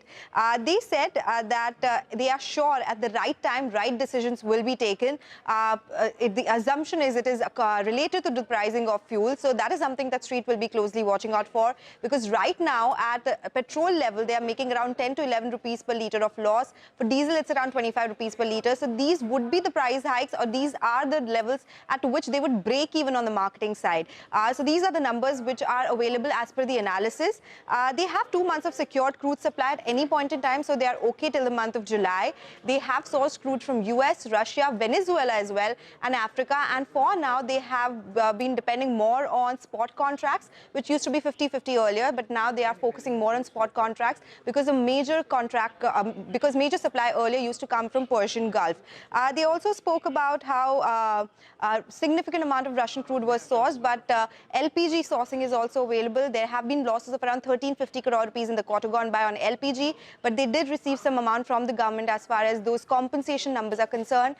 So yes, good numbers, but the outlook has been quite negative, and this is something which the street already factored in if we go by the stock price. No, yeah, absolutely. Thank you very much for that. Stock's up about 5.5% right now. Sonal, thank you. The rupee, I think, is making another.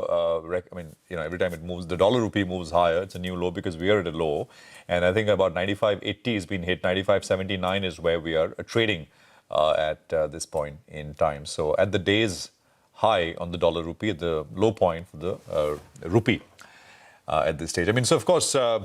Oil is the big problem, right? And this is RBI governor speaking at a conference organized by the Swiss National Bank and the IMF, commenting on fiscal implications of what's happening in West Asia, a bit about fuel price hikes here in India as well. Listen in. India is highly dependent on imports of energy, fertilizers.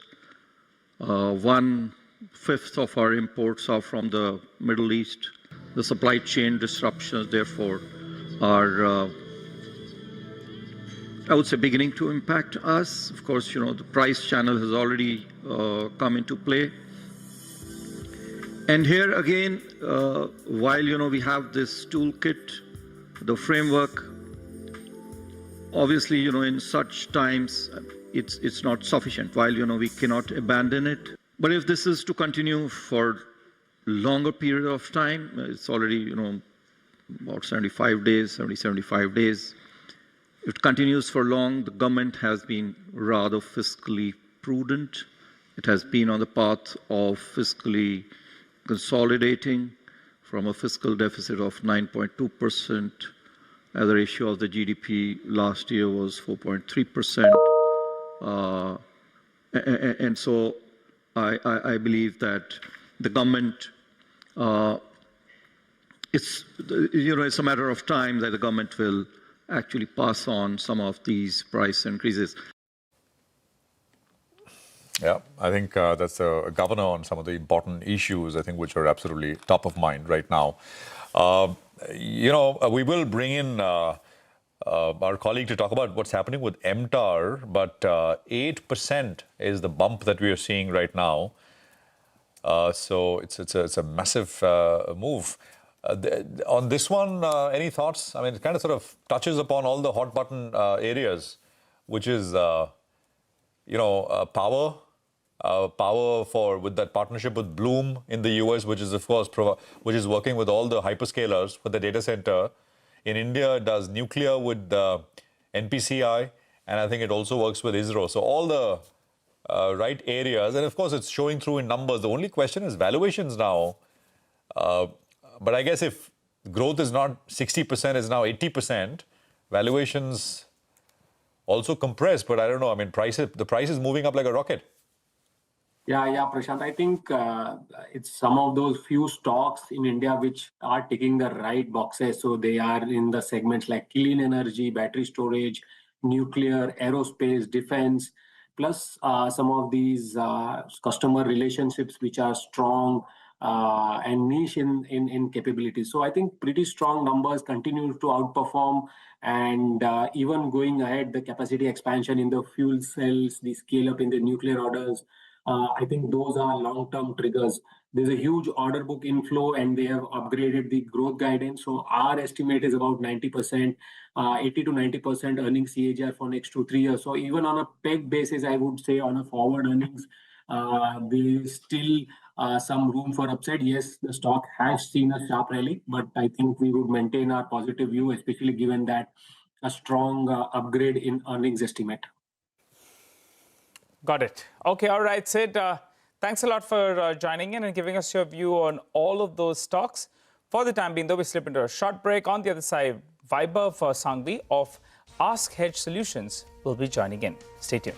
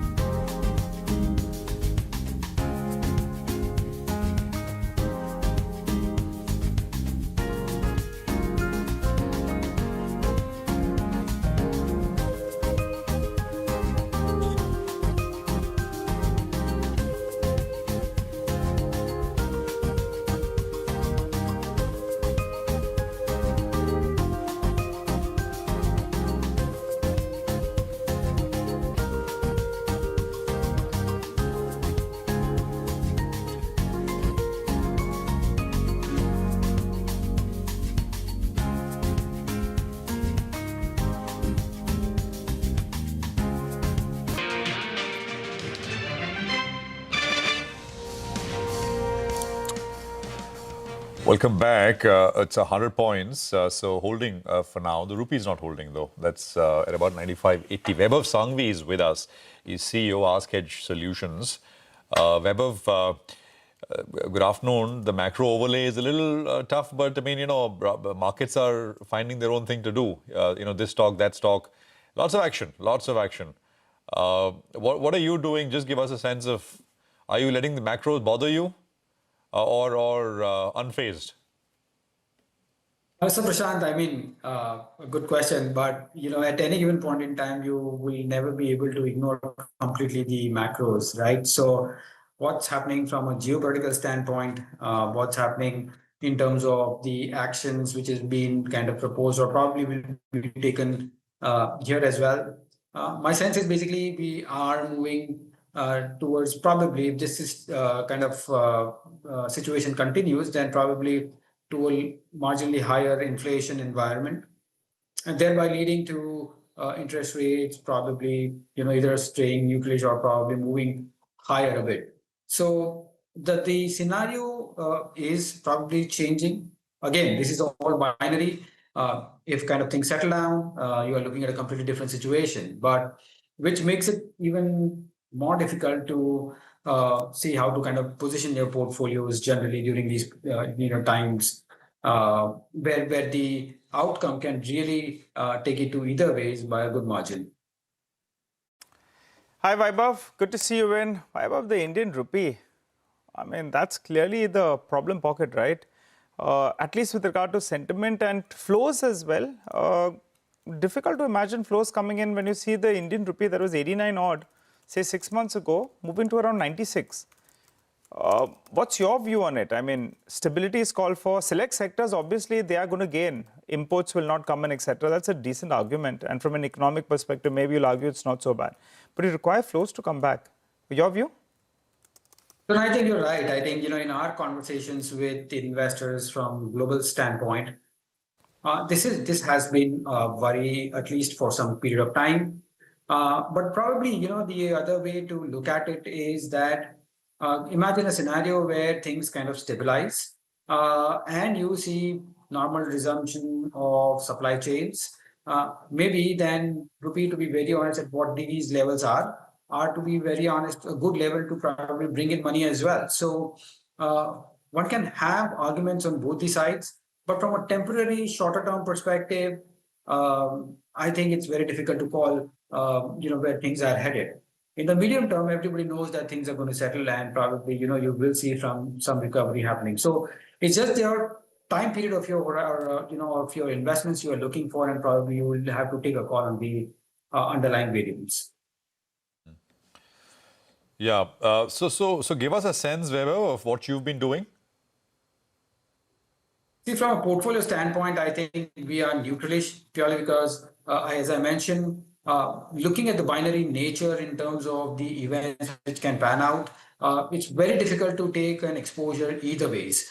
So that's one side from a net delta exposure. But what is more encouraging from a market standpoint is basically if you see from a quarterly results perspective, I think the broader market quarterly numbers have been pretty decent. Not only the quarterly numbers have been pretty decent, but also the subsequent commentaries from the management, I think gives a lot of confidence in what we are probably seeing from an earnings standpoint. The difficulty in probably macros may eventually catch up with the earnings probably 6 to 9 months later. But at this point in time, as we say, or as we see things, we do not see a very big risks to the estimates depending upon or probably relying on what the commentary has been. So I think you are getting a lot of bottom-up stories probably, and that is why you've seen the broader market strength. But from an overall net perspective, we are pretty neutralish. Okay, all right. Vaibhav, we have to talk about some sectors and some themes that you like. So name the top 2 themes with good rationale. So I think we've been consistent in our themes where we continue to like the whole data center opportunity. Now, when I talk about data center opportunity, the supply chain which leads to that data center, meaning right from chillers, cooling equipment, switch gears, transformers, diesel gensets, and probably utilities as well. the whole spectrum of anything to do with data center is something we like, purely on the basis that if we are to scale up from 1.5 gigawatts to probably 10 to 12 gigawatts within 4 to 5 years, there's massive amount of capex which will kind of happen in this space. So that's something which we like. In addition to that, I think we are also bullish on the CDMO players, within the pharma universe, along with diagnostics as well. So that's something to again look for from a sectoral perspective. Lastly, from banking and financial, while the valuations may be pretty attractive, especially on the banking side, my sense is basically we will have to wait, on two occasions: one from an FPI's flow, and two on the interest rate movements, which will determine, what is the configuration which will likely to be within the whole banking and financial space. So that's something which we are at this point in time waiting and watching for.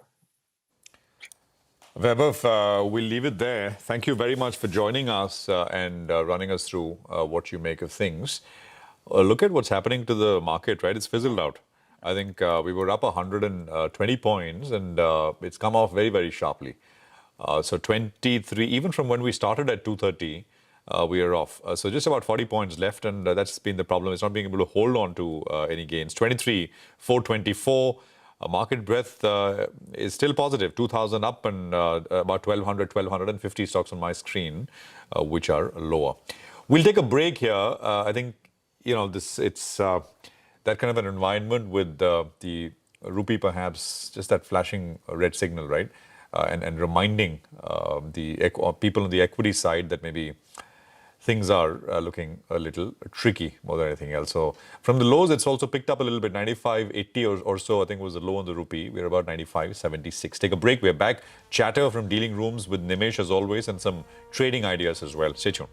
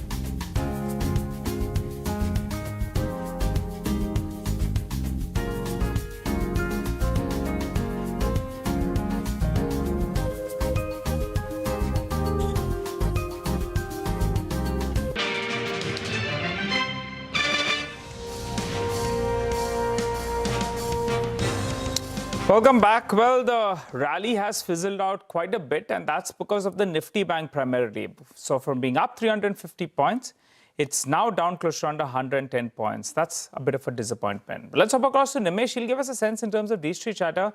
Nimesh, what are you picking up in dealing room chatter, as well as how's the mood? Hi, Nigel. So a decent pullback got sold into, but I guess this pullback was largely because yesterday it looked extremely oversold. You highlighted that the PCI had fallen actually below 0.6, and normally we've seen a pullback from those levels. So again, back to close to 1 on the Nifty PCR. But I guess today again the flows are quite negative. At least from a cash market point of view, you will see a sell figure, because I understand there is a small basket selling as well at a leading FI desk. What we are seeing in the F&O names is largely a short covering rally, whether it's Adani stocks or Dixon. Most of the prominent gainers today seems to be more of a short covering play than a genuine cash buying recovery. So that's playing out in many of those for F&O names. I guess the big reactions to earnings will continue. We're seeing today as well sharp reaction to earnings like Dixon, to Max Financial and all. But largely the sense is that the selling is still there from the large institutions. And today, for instance, there is a very strong or a basket selling as well at leading a FI desk. Got it. Okay. All right, Nimesh. What about individual stocks? Picking up some news in that? So the first stock on my list is Veranda. That's been buzzing in trade today, up 10% on large volumes as well. I guess there was a block deal, and my sense is that a leading domestic mutual fund was a buyer in today's block. So maybe if there are disclosures to track, that will be important to track in Veranda. So that's the first name. Second stock is Bharti Airtel. Even that's recorded in today's trade. Looks like today's a telecom day, whether it's Vodafone, Bharti, Indus, all are buzzing in trade. For Bharti, even though there is selling from larger FIs, even in today's market, there is a bit of recovery there. And I guess all eyes will be on the earnings. But beyond earnings, the trigger to watch would be that Bharti Airtel will buy out Bharti Enterprises stake in Airtel Africa. So that's the deal to track in today post earnings. The third name is Fractal Analytics. That's been down 10% on large volumes, largely because the 6-month lockup got over, and hence there is a bit of selling there. But interesting to understand, a very large influential HNI investor who is an existing shareholder has bought some stake in today's fall in Fractal. So that's the buzz there. And the last is the two metal names, Vedanta and Hindustan Zinc. Both are buzzing in trade, but it's backed by very strong FI buying. So expect high delivery volumes on both those names, and there is delivery-based buying in these two metal names in today's market. Nimesh, on the Bharti, the Africa bait, could you just put that into a bit more context? I mean, the background. So Prashant, there was a I think disclosure as well that Bharti. But in Airtel Africa, the listed Bharti Airtel owns 62%. And 16% is owned by Bharti Enterprise, which is the promoter entity of Bharti. Now the indication is that Bharti Airtel, the listed entity, will buy out Bharti Enterprise's stake in Airtel Africa. There was a bit of a concern in the street as well that maybe if they end up spending $3 billion in cash, that could be seen as a bit negative. So my sense is the deal will come, and there could be a fair deal to the minority shareholders. So we need to see the contours. But most likely with these results, there will be clarity and announcement as well that Bharti Airtel is buying out Bharti Enterprises entire 16% in Airtel Africa. So we'll see. Bharti, by the way, will report numbers later today, right? Yeah. So perhaps the announcement comes along with it. We don't know. But the buzz is there. The other one is Veranda. That's an interesting name because we don't talk about it very much at all. I remember there was this. There was this deal with the private equity player, right? Blackstone, some time back. Yeah. Now it slips my memory what exactly the transaction was, but just more on this if you have, Nimesh. So again, my sense is there was a large block today, nearly 25 lakh shares, and that was bought by a leading domestic mutual fund. So maybe that's the reason why we've seen a bit of a rally today. It looks like it's a clean out trade from the seller, and hence a big reaction to that name. But otherwise, no further corporate development is what at least I've heard in Veranda. Okay, all right. We will check on the the private equity bait. I think there was supposed to be a transaction, but was there? Not very sure. But there was a transaction imminent a few months ago. We'll see 235 or so on Veranda. So it was in the education space. I mean, online education space. And does a bunch of things. So more on this one. As I said, we don't talk about it very much, but with institutional sort of a mutual fund coming in, perhaps there will be more around this one. Mitesh is with us with what he wants you to do. These are short-term trading ideas. Mitesh, what do you have? Sure. And though oil is a very tricky trade right now, and oil stocks as well, but Oil India is finally closing about at 502, 505 mark. So taking a BTST there of the stop at 501 for targets of 518, 520. And Power Grid is on the negative or the sell side. So STBT here, keep a stop at about 305 for targets of 295. Got it. Okay. All right. Thanks a lot for that, Mitesh. By the way, keep your eye on the bottom of your screen. Ekta's tuned into that Cipla call, and they're sounding quite positive. The stock, in fact, is reacting. You know, I think they're talking about various clearances that have come in place. They're saying momentum as well has been maintained. And, you know, Albuterol market share has improved, actually, in the U.S. market. All U.S. FDA inspections across facilities were successfully concluded. Intraday chart of the stock comes up, it moves to the high point of the day. I think we have Ria, who's... We can go to Ekta now. She's ready with the management. Ekta, over to you. Okay, so we are looking at a good sequential growth in the US business, primarily on the back of the pipeline that we have. We have recently received approval for generic Ventolin, which we will start supplying in the next, within this quarter, hopefully. And that will ramp up over the course of the year. We have 4, including this one, we have 4 launches on respiratory this year. We have 1 big peptide launch. So we have a very strong sequence of launches for US. We are expecting to cross a run rate of $1 billion in the US by the end of the financial year, which is current year. So I think we are confident of overcoming, you know, the products which have not been there with us. On lenalidomide, we had earlier shared a guidance saying we would be coming back in H2. At the moment, we are not factoring that into our projections. So what we are doing is we are working closely with our partner to remediate the site. They have received an import alert. So once they're ready with remediations, they will be able to go back and request for re-inspections. We're working closely with them on that. At the same time, we have initiated another alternate site for this product, which gives us the confidence that we will have 2 possibilities of supplying this product back on the market in the shortest possible time frame. But that's an upside to the guidance that we're providing on $1 billion run rate. Okay, all right. So $780 million should go to $1 billion in terms of the US sales this time. But just quickly, where does that leave you with regards to margins? Because you did 14-15% in terms of margins for Q4. Given the US business, given the West Asia crisis, how are you placed on margins? So I think the margins on the rest of branded generic business continue to be strong. US, as we mentioned, will continue to see a sequential increase quarter on quarter. And therefore, we will be able to hit a run rate of $1 billion by the end of the year. So if you look at the full year, we would probably be between 18.5% to 20% for the year. Which will see, you know, higher run rate at the end or in H2 compared to H1. All right. Okay, Achin. I'll get back. Thank you. Okay. All right. Well, that's Ekta in conversation with the management of Cipla. Clearly, the stock is reacting to all those comments, currently at the highs of the day. But MTAR Tech, what a beautiful looking stock that is, right? The last 1 month, it's seen a big rally. And today, it's rallied even more because the market management has gone ahead and upped its guidance. Ria, fill us in.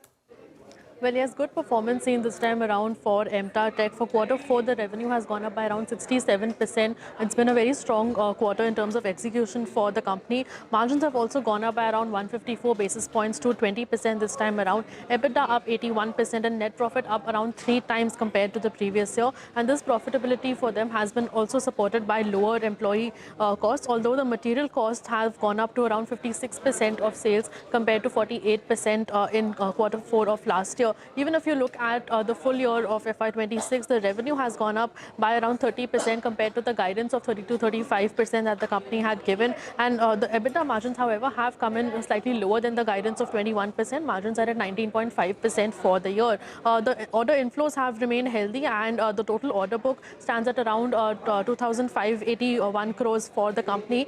This also has been slightly lower than the 2,800 crore guidance, but for the year ahead, the company has gone ahead and increased its guidance. The revenue growth guidance is now at 80% for the year for FY27 versus the earlier guidance of 50% growth. And they have also guided for the closing order book to be around 5,000 crores for the year, which will more than double from the current level. And as a result of this, the stock has popped up in today's trading session, up around 7 to 8% at this point in time. Even in the last 1 month, it's up around 55%, 160% growth in the last 6 months for the stock. And over the last 1 year, the stock is up around 4.5 times. Okay, all right, got that. Thanks a lot for that. Ria, the other big mover today is Dixon Technologies. In fact, earlier today, we spoke to the director and group CFO, Saurav Gupta. Let's hear out what he had to say about the Vivo JV as well as the outlook ahead.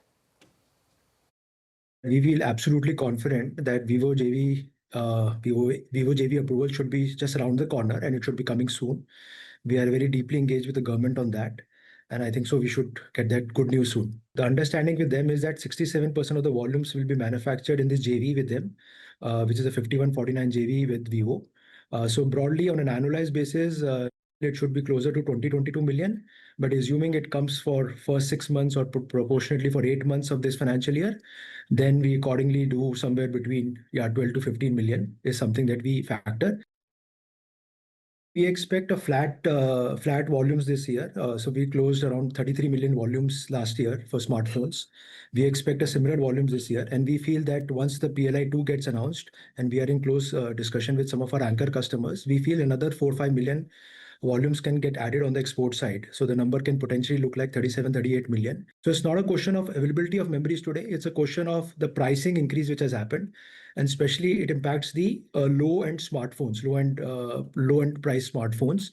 So clearly we see that is the reason we are looking at a kind of flat or a nominal kind of a growth this year. But we feel that the prices should be higher by at least 12 to 15%.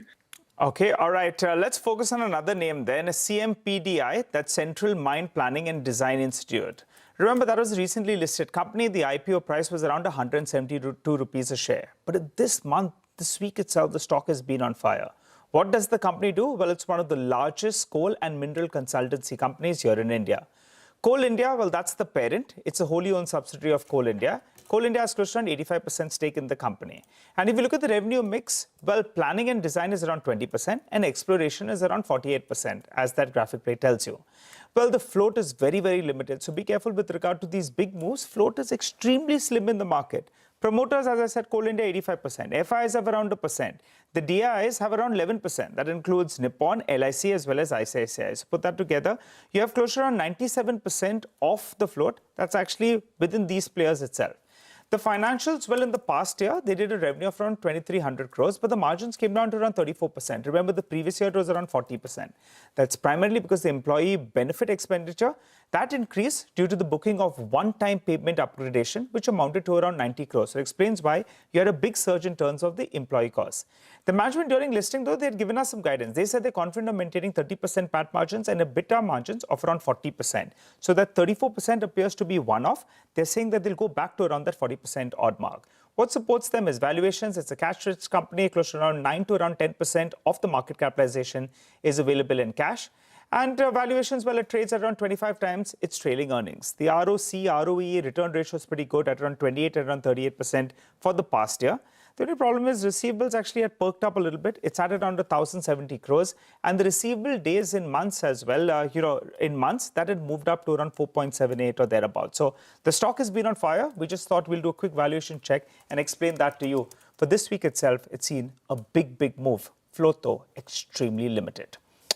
Mayuresh Joshi joins us on the show. Hi, Mayuresh. Good to see you in. Mayuresh, you want to come in on this one? CMPDI, I get a little bit cautious with some of these companies where the float is only around 2% in the market. Maybe a couple of large HNIs as well that, reportedly have been getting into the counter. Your view on it, it's a PSU. You don't know what's going to happen next. Coal India should have been firing all cylinders, but that's not the case. Your view on the stock? Absolutely. I think the liquidity is very sparse and scarce, and therefore I think it does not probably match our criteria at Markets with India. I think we probably need stocks having a decent amount of liquidity. So A, liquidity, and B, I think out of coverage. However, I think from the entire mining universe, our own sense is that select mining and select metal stocks, Nigel, will continue doing well.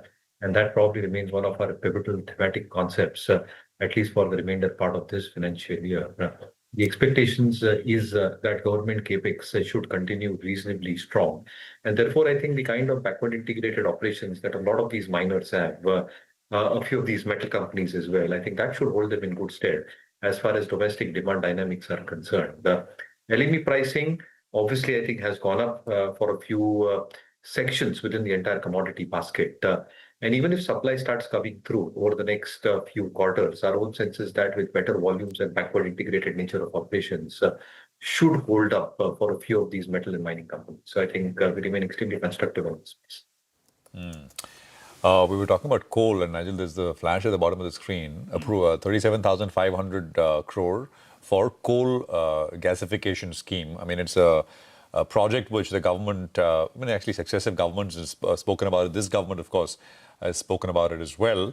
But this is, of course, also their entire thrust towards energy security, energy, diversifying and becoming, I guess. I mean, we have enough coal, but we don't have, of course, enough oil, much of which we import. So, some cabinet announcements coming through at this point on from the cabinet. Just about 17 odd points left on the Nifty. 23,395 is where we're at.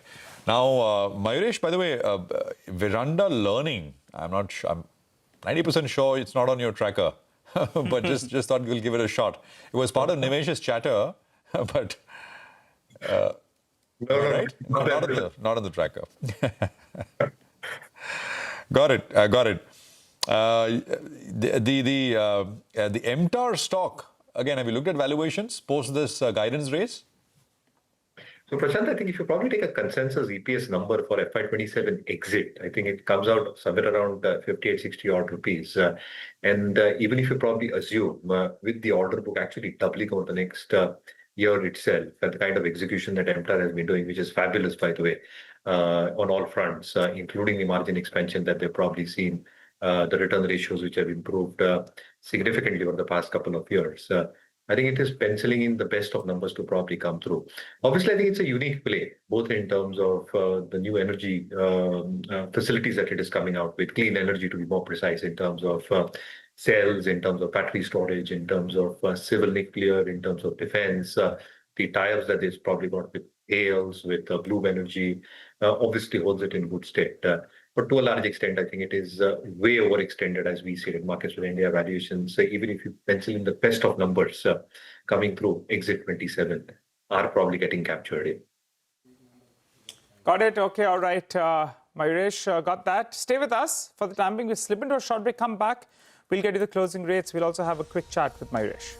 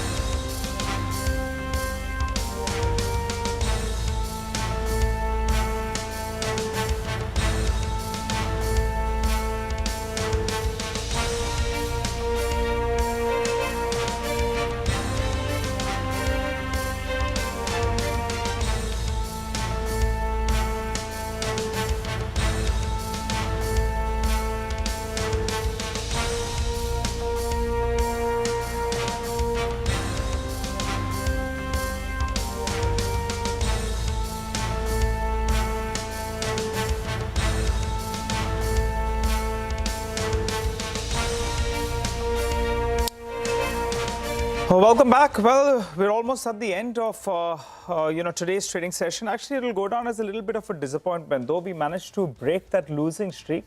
But we've come off considerably from the highs of the day. The good news, though, is we pull up the number of stocks advancing in comparison to the number of stocks declining. And the number of stocks advancing are still outweighing the number of stocks declining. So that's heartening, actually, to see. Let's get the crisscross lines up for you on the screen. Well, Mayuresh, we have run out of time, so we'll thank you for joining in on the show and giving us your view on a lot of those names. First up, let's take a check in terms of the Nifty. Why did we end higher in today's trading session? Because there was a few Nifty stocks that actually did pretty well. Case in point being an Asian Paints. Berger Paints came out with a good set of numbers. We had asked the management of Berger Paints, what do you think about Asian Paints numbers? They said that Asian Paints probably did better than us. And that stock, in fact, ended high with a gain of close to around 5%. Adani Enterprises was up close to around 4%. Tata Steel was up close to around 3.5% in trade today, and Hindalco as well was up close to around 3.5% in today's trading session. The Adani Group did well, actually, because you had Adani Ports as well that was up close to around 3% in today's trading session. On the flip side, Aichi Motors was down close to around 2%. You had Mahindra & Mahindra that was down close to around 1.5%, and tech continues to struggle. So the tech index was under pressure in trade today, but there were some big outsized gainers in trade today. The metal index was up and about. Various factors played out. One is silver prices move up. That'll be good for Hindustan Zinc as well as Vedanta. Hindustan Copper was higher because copper prices spiked up. And there was a bit of a buzz in terms of the ferrous names as well that moved up in trade. Namely, SAIL, that was up 9.5%. Vodafone Idea ahead of that fundraise. The street seems excited. The stock was up 6.5% in today's trading session. And NMDC as well was up 5.5%. But besides that, some of those earnings surprises, Dixon was up and about, was up close to around 10% in trade today. Sharda Cropchem reacted initially well to its numbers. And MTAR, that stock was up close to around 8%. They didn't only deliver good numbers, they went ahead and upped their guidance as well. So that was doing pretty well. CleanMax, another stock that actually listed recently, came in for profit taking, but it's gathered itself, and that stock was up in trade today. Tata Power was one of the losers in reaction to its numbers, and you had Kalyan Jewellers as well that was down close to around 2.5%. Net, a session in the green, but not convincingly so, because the Indian rupee continues to remain weak, and the Nifty Bank ended with a 100-point cut. We'll wrap up on this edition of Closing Bell. You don't go anywhere. The team of Markets Forward comes up next.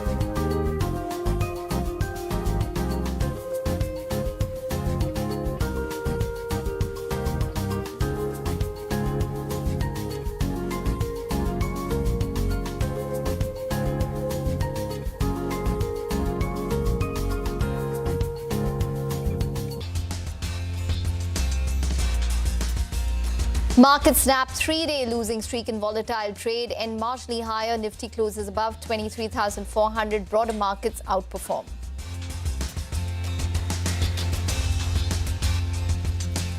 The government hikes duty on gold and silver imports days after Prime Minister Modi's austerity appeal. Effective tax rate now stands at 15% versus 6% earlier. The government sources call the measure a balanced, proportionate and nationally responsible move. Cipla shares jump after Q4 numbers adjusted for an impairment charge. Meet Street expectations. North America business was hit due to Revlimid generic and lanreotide sales. The board also approved a 13 rupee share dividend subject to shareholder approval.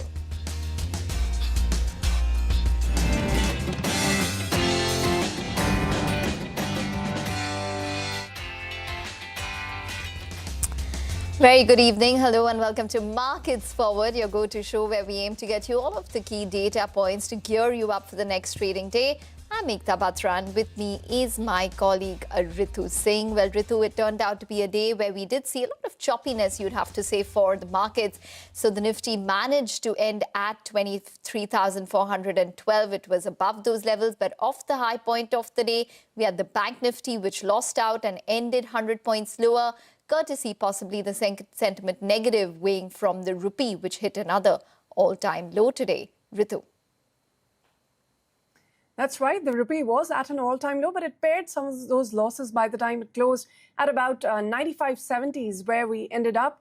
It is weaker than yesterday, no two ways about that. And the market breadth also, all said and done, it was still positive. About 1.3 stocks advancing for every one stock that was declining. So overall, a decent session, very volatile, but at least we've ended in the green. But we've got you covered for the next 20 minutes with all of the big news and the key developments on Dalal Street, the top corporate voices and the events to track for the next trading session. So let's get started. Here's a lineup of what we have in store for you today. We'll start with the top movers and shakers with Hormaz Fatakia. Jewelry and pharma stocks were buzzing in trade along with some earnings-led action in the broader markets. And last but not the least, we'll delve into the key market events to watch out for in tomorrow's trading session. So let's kick it off with our first segment of the day, Ekta.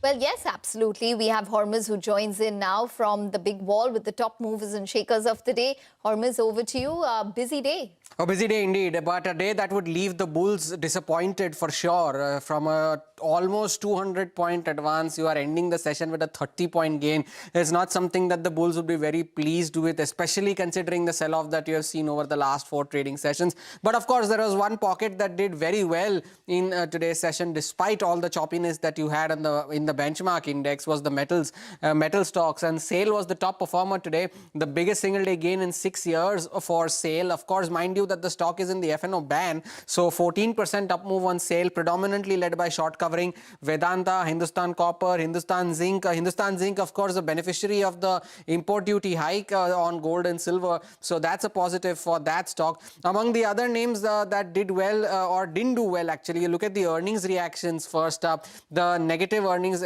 stocks that saw a negative earnings reaction, but before that, look at the positive ones. Texmaco Rail was up 14%, and this is despite that 700 crore contingency provision that was flagged off. The management explained that in the earnings call as well.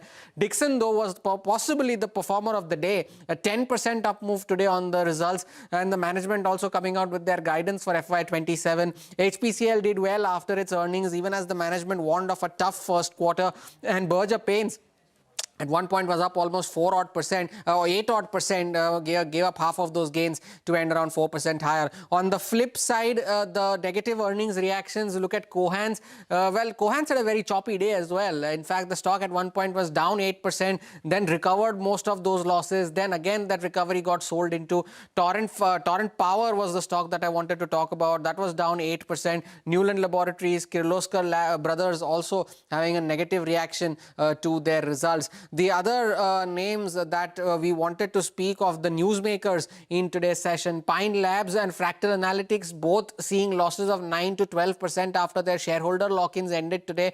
MTAR Tech, of course, the stock is up 180% already this year, and yet after the management increased its guidance for FY27, the stock added another 9% to today's session. And Vodafone Idea, ahead of its results and board meeting on Saturday for the fundraising, ending 7% higher as well. And lastly, stocks stocks that ended at a 52-week high in today's session. HFCL continuing its advance for 2026. Senor's Pharma did well, as did Bazaar Style Retail. Newland Laboratories, of course, came off significantly from the day's high. At the intraday high was a 52-week high, but of course the stock ended in the red today. Back to you guys. Thanks very much, Hormas, for running us through that list. Now, shares of jewelry players like Titan and Senco, they were under pressure intraday after the government hiked the import duty on precious metals from 6% to 15%. Now, that comes after Prime Minister Modi's appeal to postpone buying gold to support the rupee and the current account deficit. Mangalam Malu joins us now with the details on this one. Mangalam. Well, that's right. So the first move from the government after the Prime Minister's speech over the weekend to restrain their purchases of gold for at least a year, the government has gone ahead and announced an increase in basic customs duty on gold, silver and other precious metals to about 10% from 5%.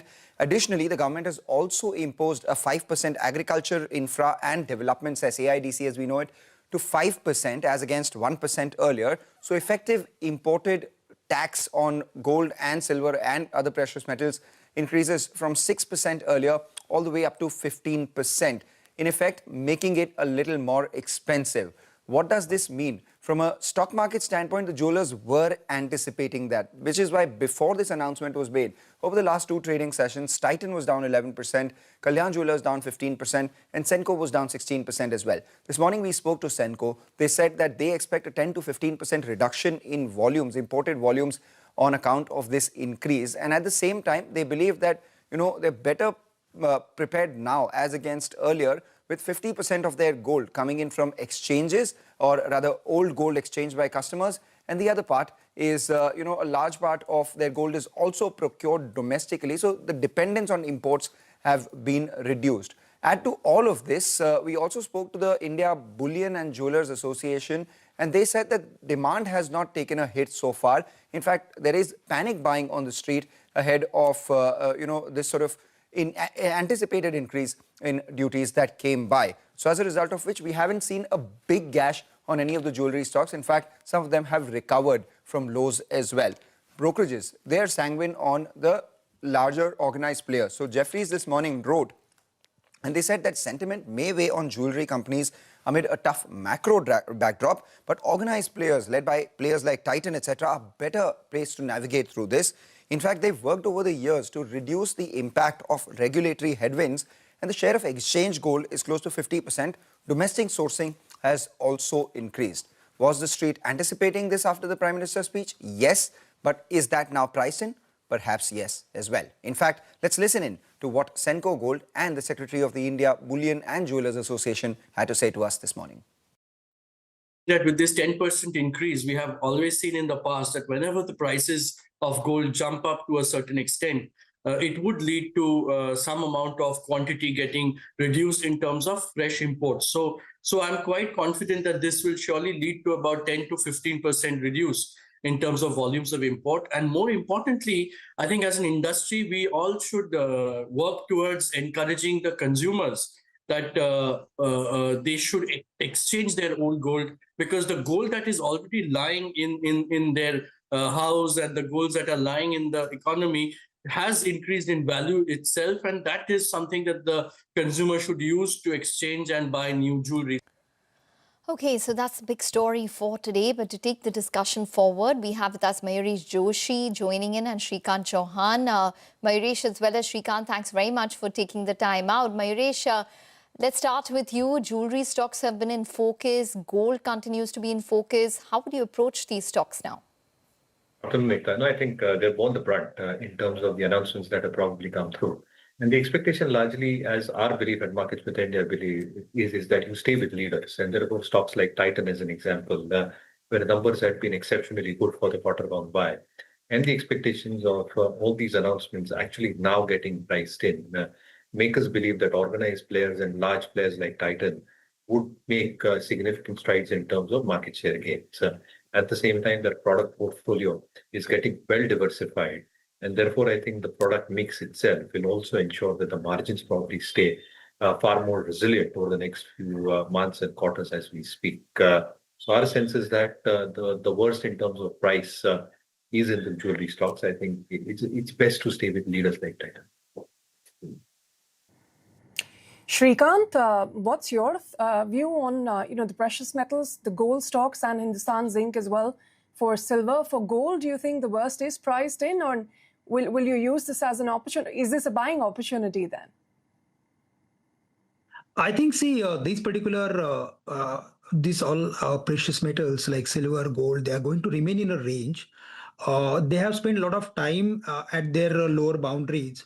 But now, after this particular news flow, again, they are jumping back to their upward boundary, which is close to, let's say, based on, in terms of dollar prices, if we consider the technical pattern of gold and silver, then close to 5,000 levels, gold is having resistance, and close to 90 to 93 levels, silver is having resistance. So I think they are very close to their resistance level. Again, we can see some more sideways or maybe range bound sort of activity for a longer period. But yes, in case if there is any decline because of any reason, certainly we should look for adding them, because the trend is still intact. I'm not saying that the trend has over, but we can expect some more range bound sort of activity, and eventually this particular commodities can do well. Okay, all right. Well, that's on the entire jewelry space. But the other space which was really buzzing in today's trading session was the entire pharmaceutical space. Shares of pharma stocks such as Cipla and Dr. Reddy's were in focus after reporting their fourth quarter numbers. So let's start with Cipla. It in fact reported what was a inline set of numbers. Revenue was down 3%. Margins came in at 14.6%. But if adjusted for the impairment, it came in at 15% plus. And profit also came in at over 550 odd crores.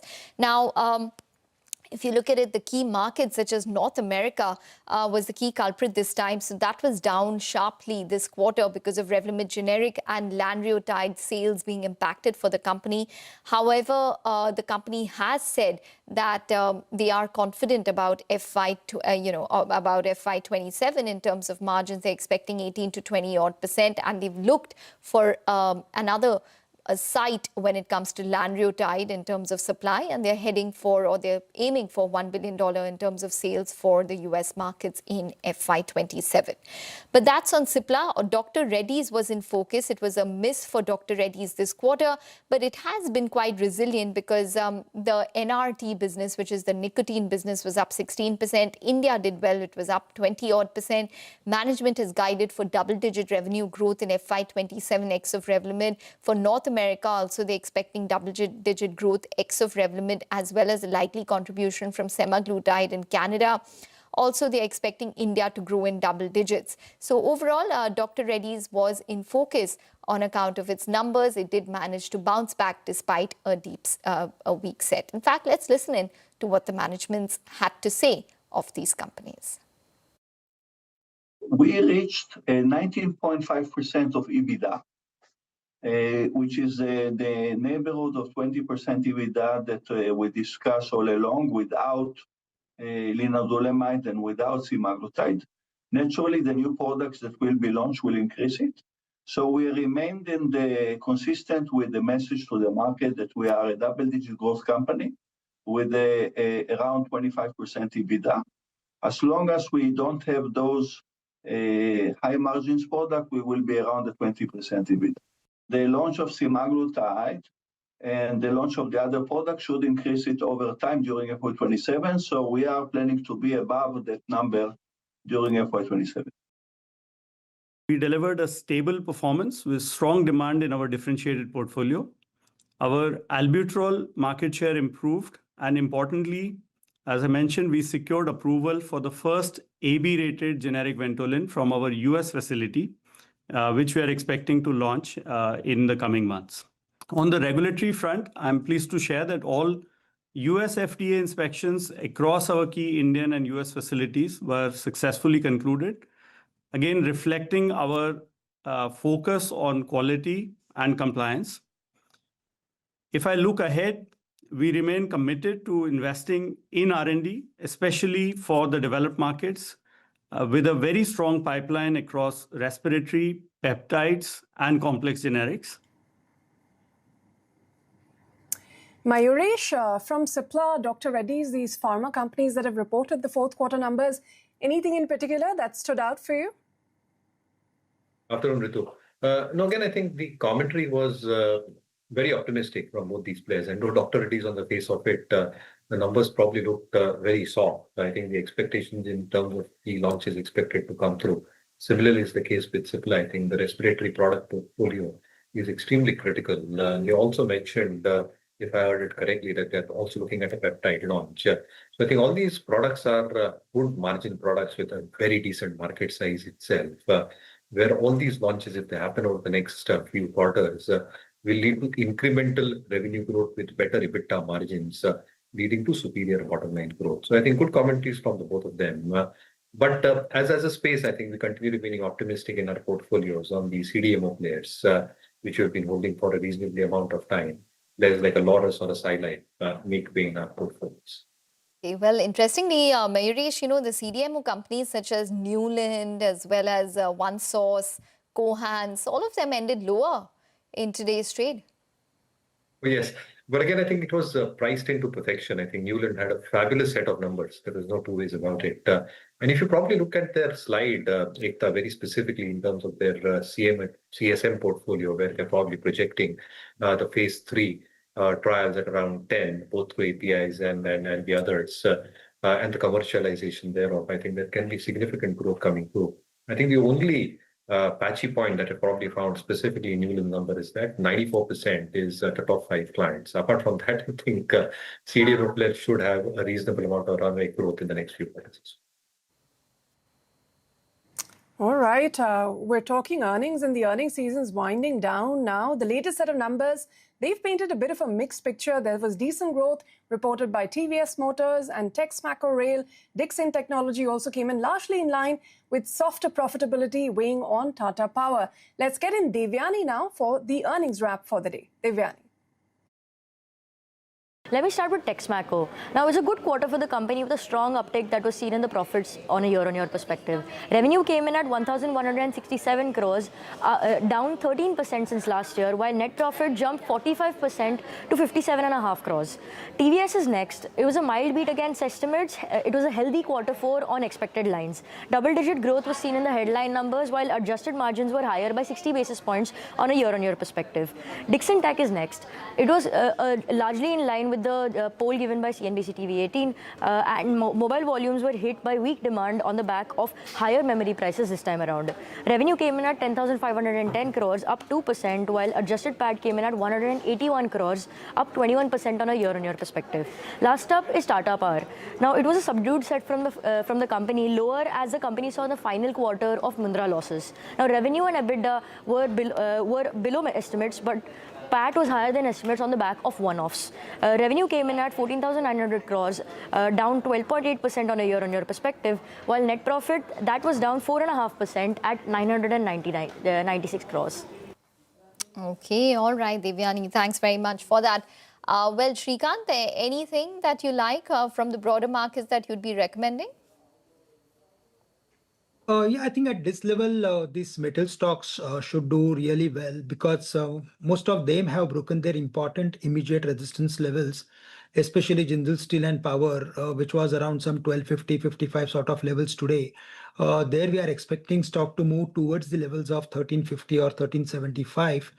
We also like Hindalco. There also we are seeing higher top, higher bottom sort of formation. And eventually the stock is heading for at least 1150 or maybe 1200 sort of levels. So I think these are the stocks to keep on the watch list. But from the pharma space, we like Aurobindo Pharma, we like Glenmark Pharma. There we can expect further more activity. For Dr. Reddy, it is range bound, and for Cipla, I think the stock has made fresh higher bottom. So from here, we can expect some outperformance, relative outperformance in Cipla as compared to Dr. Reddy. Okay. All right, Shrikant and Mayuresh, both of you, thanks very much for joining us here today. We appreciate your time. And with that, we'll slip into a short break. We'll get you more top corporate voices from the day, along with the key market events to watch out for when we return.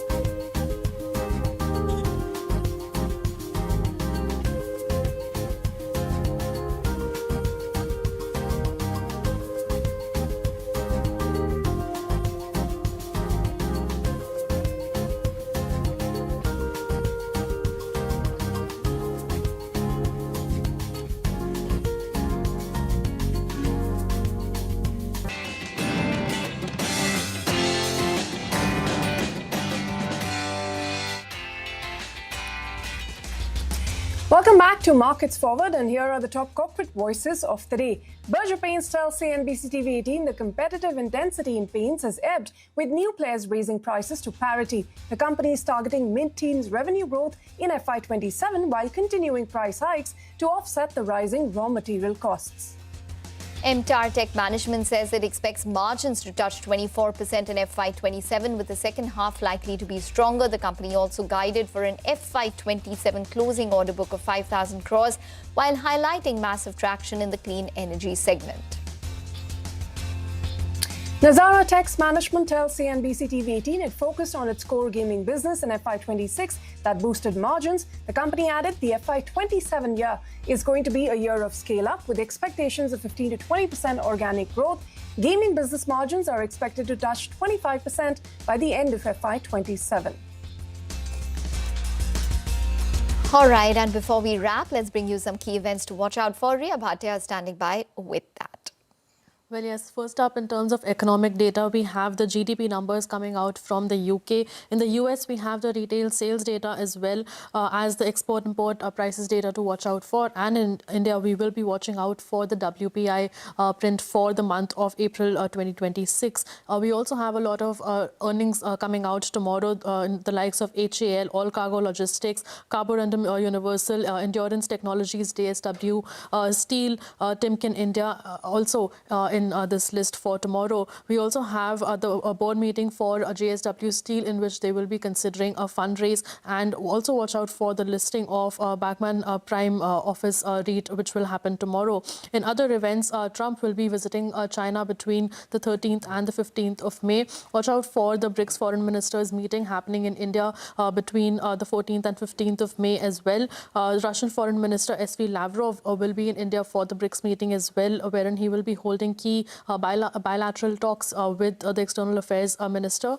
And also watch out for the government briefing, wherein the government interministerial briefing on the West Asia crisis will take place. And Israel and Lebanon will also be holding talks in Washington on May 14th and 15th. All right, Riya, thanks very much for bringing us that. And on that note, we're going to wrap this edition of Markets Forward. For Make Time Me, it's a goodbye, but we will be back with more news and updates right here on CNBC TV 18.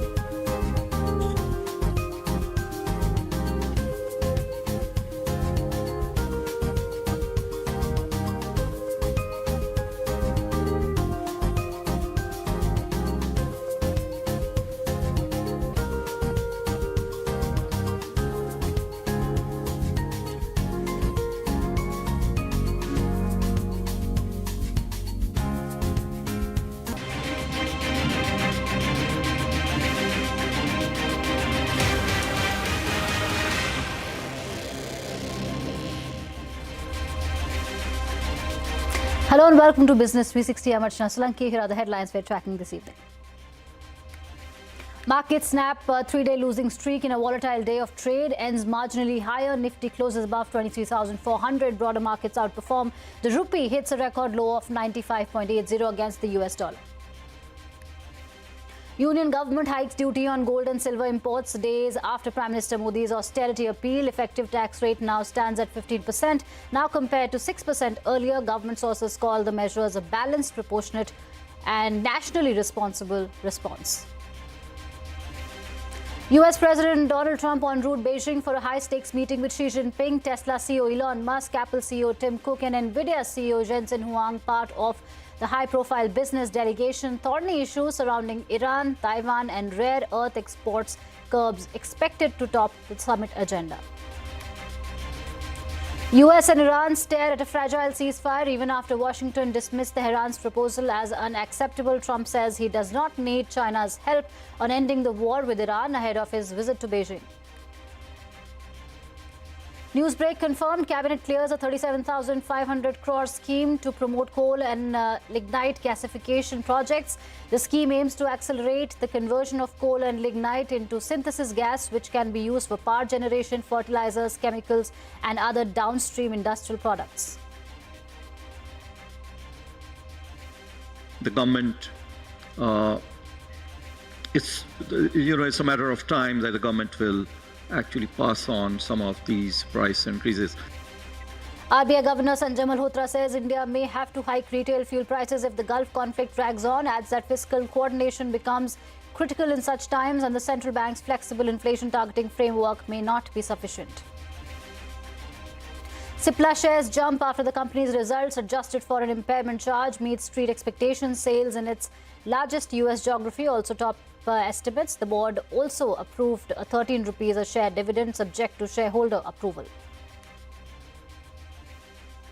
SoftBank books an annual profit of 46 billion at its Vision Fund on the back of investment gains in OpenAI. The company's fourth quarter income of 1.83 trillion yen is 300% higher on a yearly basis. Tamil Nadu Chief Minister Vijay wins the floor test after TVK secures 144 votes in its favour. This includes 25 ADMK MLAs who defied party chief Palaniswamy's whip and an expelled AMMK MLA. DMK had staged a walkout ahead of the voting. And Sam Altman testifies that Musk backed the idea of OpenAI becoming a for-profit business, alleges that Musk wanted to total control of the company. Altman is one of the final witnesses in the trial that pits the tech industry's most powerful men against each other. All right, let's start with the day's market action. Sensex and Nifty snapped the four-day losing streak, ending slightly higher after a volatile session. Nifty closed above the 23,400 mark with Bharti Airtel, L&T and Tata Steel leading the pack. The mid-cap index outperformed while Nifty Bank ended lower. Meanwhile, the rupee ended at a record low of 95.71 against the greenback. Prashant Nair brings us all the market action. Prashant. Well, the market sold off early, then it came up and it was up about 100, 150 odd points, looking good for a brief moment and then, sold off once again, closed flat. This, of course, after yesterday's very, very sharp sell-off that we had. Banks, perhaps the Nifty Bank will come up on your screen, the problem child, about 0.25% lower. But, there was IT, which continued to take a bite out of things after yesterday's near 4% fall, another 1%. And that's, still got some weight on the index, at least as far as large caps go. Autos was another problem area, 1% lower. And of course, I already said the banks, which was down about a quarter. Metals was the star pocket, 3% up. Defense closed behind with about a 2%. And the consumer index was up about 1.6% as well. Now, let's get to the large cap Nifty stocks and look at where the action really was, because it was kind of concentrated through the course of the day. So the Adani stocks did quite well. Adani Enterprises, and I'll come to the non-Nifty Adani names in a bit, but that was a top gainer. Asian Paints was up 4.5%. Paints, again, some of the other outside Nifty paint names also did well. Tata Steel, Hindalco, Bharat Electronics were all up between 2 and 3%. On the downside, there was Eicher, Mahindra & Mahindra and Infosys, which were down about 1.5%. Right, thank you, Prashant, for that. The Union government has hiked duty on gold and silver imports as policymakers seek to contain the pressure on the country's foreign exchange reserves amidst a protracted Gulf conflict. The effective tax rate now stands at around 15%. The decision came days after Prime Minister Modi appealed to citizens to avoid buying gold for at least a year. Manisha Gupta joins us now. Manisha, please decode this move for us. Well, days after PM's appeal on austerity on various commodities, various aspects, the first move or a measure that the government has taken is increasing import duty on gold and silver, platinum and various jewelry components as well. The hike has been from 6% to almost to 15%. If you look at the breakdown of that, well, the basic duty was 5%, which has been hiked to 10% now. The cess was 1%, which has been hiked to 5%, and that brings the total to nearly 15% therein.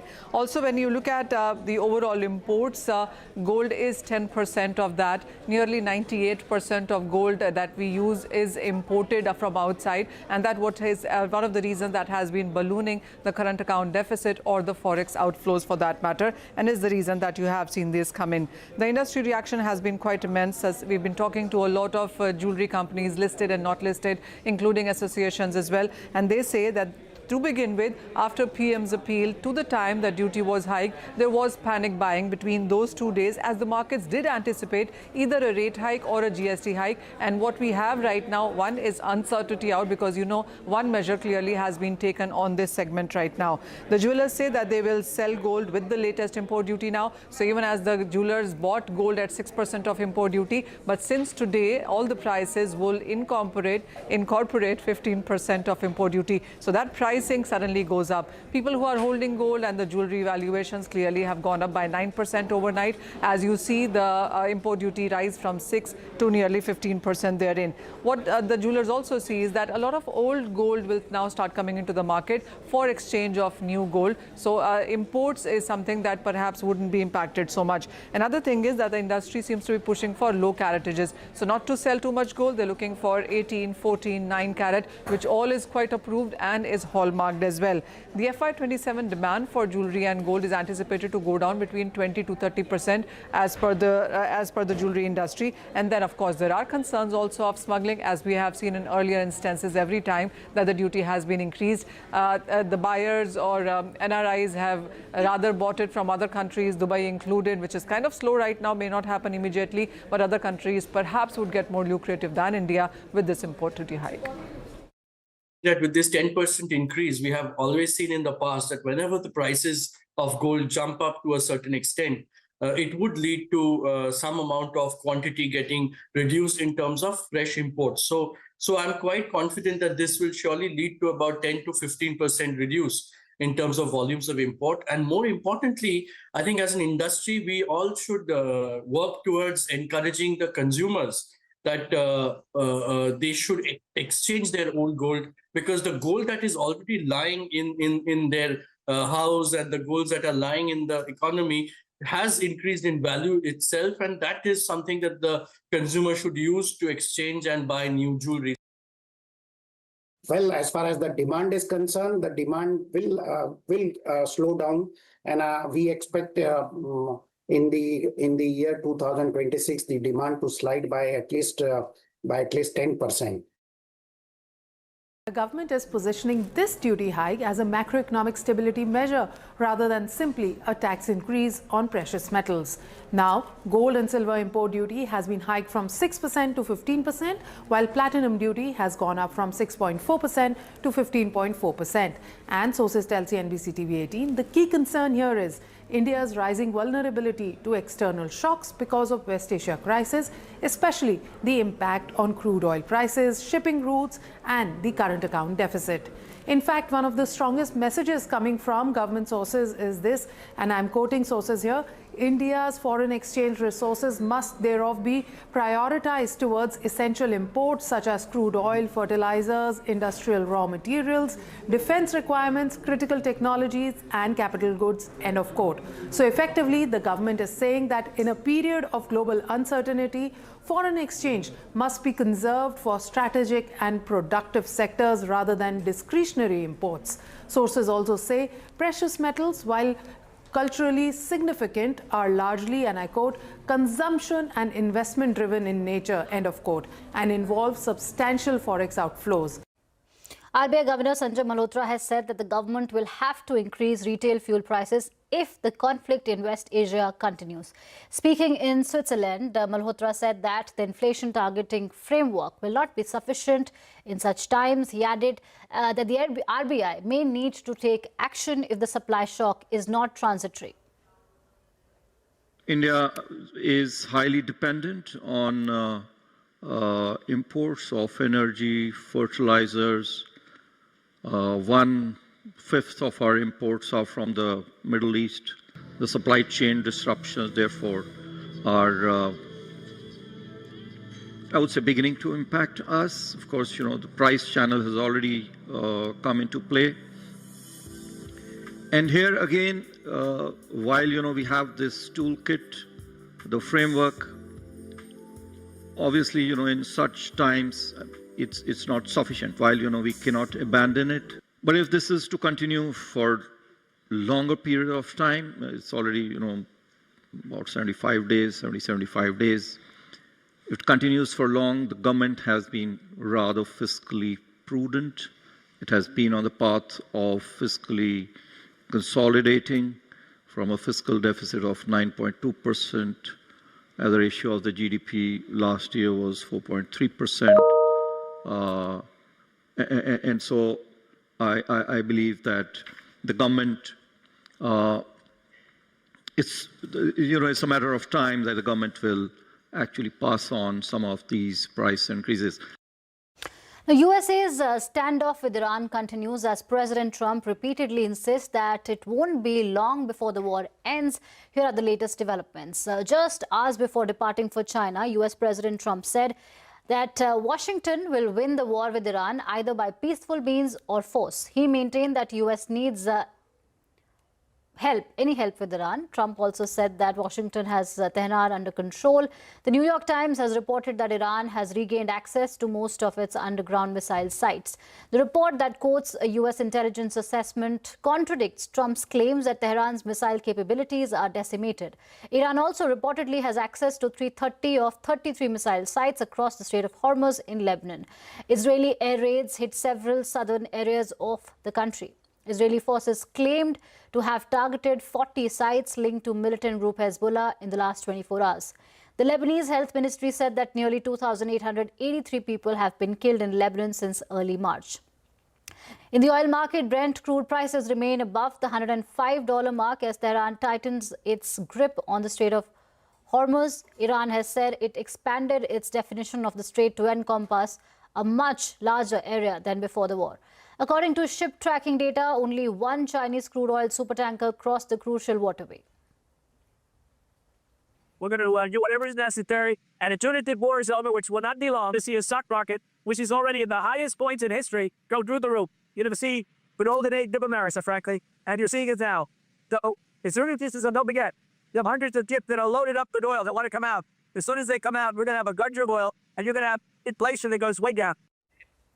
And the big international story we are tracking this evening, US President Donald Trump has departed for Beijing ahead of the much-awaited summit with Chinese President Xi Jinping. Both leaders are set to meet on Thursday and Friday, with talks expected to focus on trade, artificial intelligence and the war in Iran. President Trump will be joined by some of the world's biggest corporate giants, Tesla's Elon Musk, Nvidia's Jensen Huang, and Apple's outgoing CEO, Tim Cook, will be among the many executives part of this delegation. Citigroup's Jane Fraser and Meta's Dina McCormick will be also a part of this delegation. In a post on social media, China's embassy in the US has listed out 4 red lines that must not be challenged during the summit. These include Taiwan, China's democracy and human rights, and China's development right. Before departing for China, President Trump said he and Xi will have a long talk about Iran. He also added that trade talks would remain the central focus of this visit. Well, I think number one, we're going to have a long talk about it. I think he's been relatively good, to be honest with you. You look at the blockade, no problems. They get a lot of their oil from that area. We've had no problem, and he's been a friend of mine. He's been somebody that we get along with. And I think you're going to see that good things are going to happen. This is going to be a very exciting trip. A lot of good things are going to happen. Do you think he needs to intervene at all with the Iranians? Do you think he can help in any way? No, I don't think we need any help with Iran. We'll win it one way or the other. We'll win it peacefully or otherwise. We have a lot of things to discuss. I wouldn't say Iran is one of them, to be honest with you, because we have Iran very much under control.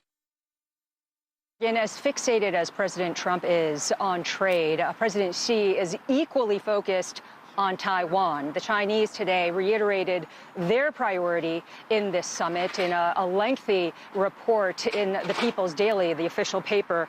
It reads, "The Taiwan issue is the most important and sensitive core issue in China-U.S. relations. Clearly defining the bottom line is precisely a responsible commitment to prevent serious risks." Now, in the run-up to this summit, there has been an expectation that Beijing was going to push Washington to change the language around the island, which Beijing claims as its own. The expectation is that they would ask for a shift from does not support Taiwan independence to opposes Taiwan independence. And today, the state media was much more direct about that. The Global Times said opposing Taiwan independence should rightfully be a shared responsibility by both China and the United States today, and indeed it must be a critical consensus that both sides strive to forge.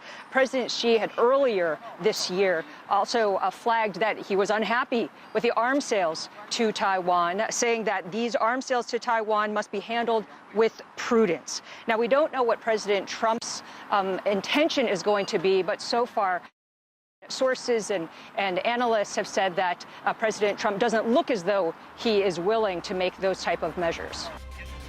And our continuous coverage on Xi Jinping and President Trump's meeting continues on CNBC TV 18, and you can catch all the updates online as well. This is the CNBC Edge. Stay tuned to CNBC for all the live coverage on this highly anticipated meeting. We told you first, and it's now official. Cabinet has cleared a 37,500 crore rupee scheme to promote coal and lignite gasification projects. The scheme aims to accelerate the conversion of coal and lignite into synthesis gas, which can be used for power generation, fertilizers, chemicals, and other downstream industrial products. And on to the earnings reported today. Shares of state-run oil refiner Hindustan Petroleum Corporation surged after its bottom line beat street expectations. HPCL's fourth quarter net profit surged 20%, while margins expanded 170 basis points year-on-year. But revenue remained flat and fell marginally short of estimates. The management warned that the company will incur losses in the first quarter of FY27. Shares of Cipla jumped. Our reported its fourth quarter results. The results adjusted for an impairment charge and met street expectations. Sales in its largest US geography also topped estimates. Ekta Batra brings us more details. Ekta, please take us through the numbers. Well, yes, it was largely an in-line set of numbers for Cipla. The revenue was just about lower by around 3% Street was anticipating an absolutely flat quarter. Margins came in at around 14.6%, and if adjusted for an impairment, it came in at around 15.2%, which was largely in line with expectations. The profit was lower due to the operational weakness that it saw and was lower than estimates. Now, in terms of the key geographies, North America was weak this quarter, expectedly, because Revlimid generic did see more competition, a key cancer drug, as well as Lanreotide, which has seen supply issues because their Greek partner has been facing regulatory concerns from the US FDA. So North America came in at $155 million. The range was anywhere between $138 to $188 million. So it came in better than the worst expectations. India did well. It was higher by around 15% on a year-on-year basis. One Africa up 21%, whereas South Africa within that was strong, up 33%. Right, thank you, Ekta, for that. On that note, we'll take a short break. Coming up next, India will host the BRIC foreign ministers meeting this week. The ministers will likely discuss issues pertaining to tensions in West Asia and the global energy crisis. Details when we return.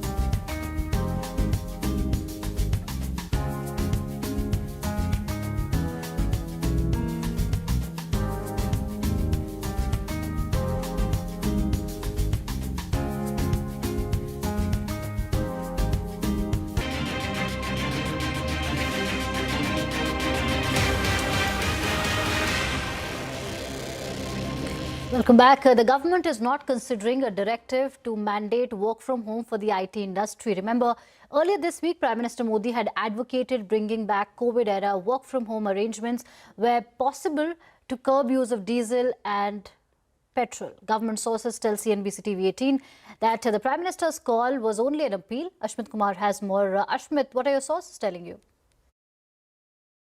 Well, we spoke to senior functionaries within the government, and there are two key details emerging with respect to the Prime Minister's appeal for what he called economic patriotism. Number one, the first big takeaway that we're picking up is that there is no mandate likely to work from home, especially as far as the IT industry is concerned. We spoke to senior officials. What they tell us is that the IT industry is already ahead of the curve. There are already remote and hybrid work formats which have already been deployed, which are currently in effect, and that there is no need felt for any direction to be issued, or leave alone direction, even an advisory to be issued at this stage. And further, government officials confirming that this was more a recommendation coming in from the Prime Minister. This was more voluntary, that there is no mandate under consideration for work from home, especially concerning the IT industry. That's one. The second, electronic imports. Now, just the context, in FY26 alone, India imported electronics worth $116 billion. Now, importantly, what we're picking up from government officials is that there is no need felt at this point to introduce any form of restrictions, at least as far as electronics exports are concerned. The reason being that electronics imports are seen as productive imports. They are going into productive purposes, whether that's data centers, whether that's going into manufacturing processes or contributing towards exports. This is being seen by the government as a productive import, and therefore no restrictions being contemplated. What we're also picking up is that government officials told us is that with issues such as high cost of memory, there could even be further spikes in terms of electronic imports. Take, for example, AI servers, but that too will help towards the data center build out. So clearly, as of right now, the view within the government is this is a productive import, and therefore no restriction being contemplated at this stage. All right. Thank you, Ashmit, for that. Moving on, India will host the BRICS foreign ministers meeting in the national capital. This week, the ministers will likely discuss issues pertaining to tensions in West Asia and the global energy crisis. Abhimanyu Sharma joins us now. Abhimanyu, what are you picking up? As uncertainty continues in West Asia, the all-important BRICS foreign ministers meeting is slated to be held on the 14th and 15th of May in New Delhi. India's external affairs minister is going to chair the meeting. He's slated to hold bilateral meetings too with several visiting ministers, including the foreign ministers from Russia, Iran, Brazil and South Africa. It remains to be seen what are going to be the issues which are going to be discussed as part of the overall event, in which 3 sessions are slated to be held. Also, all foreign ministers who are participating are expected to meet India's Prime Minister Narendra Modi too. Now, 3 sessions would take place in the entire meet, and it's likely that issues like geopolitics, issues like energy security and the West Asia crisis may also figure in discussions. China's foreign minister is not coming for the event as Donald Trump is in China right now, and instead China would be represented by its ambassador to India. So all eyes, of course, would remain on the meet and what comes out of it, even as the West Asia crisis is still continuing. Right. Thank you, Abhimanyu, for that. With that, it's a wrap on this edition of Business 360. More news and updates continue. Thank you for watching CNBC TV18.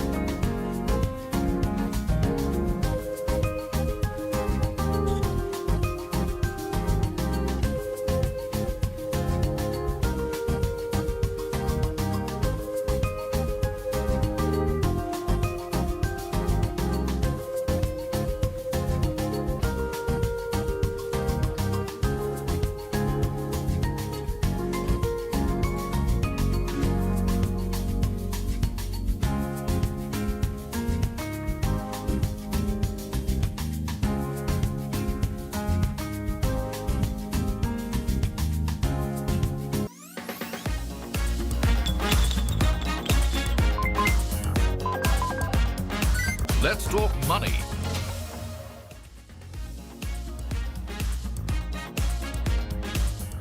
Hello and welcome to a brand new edition of Let's Talk Money. I'm your host, Surabhi Upadhyay.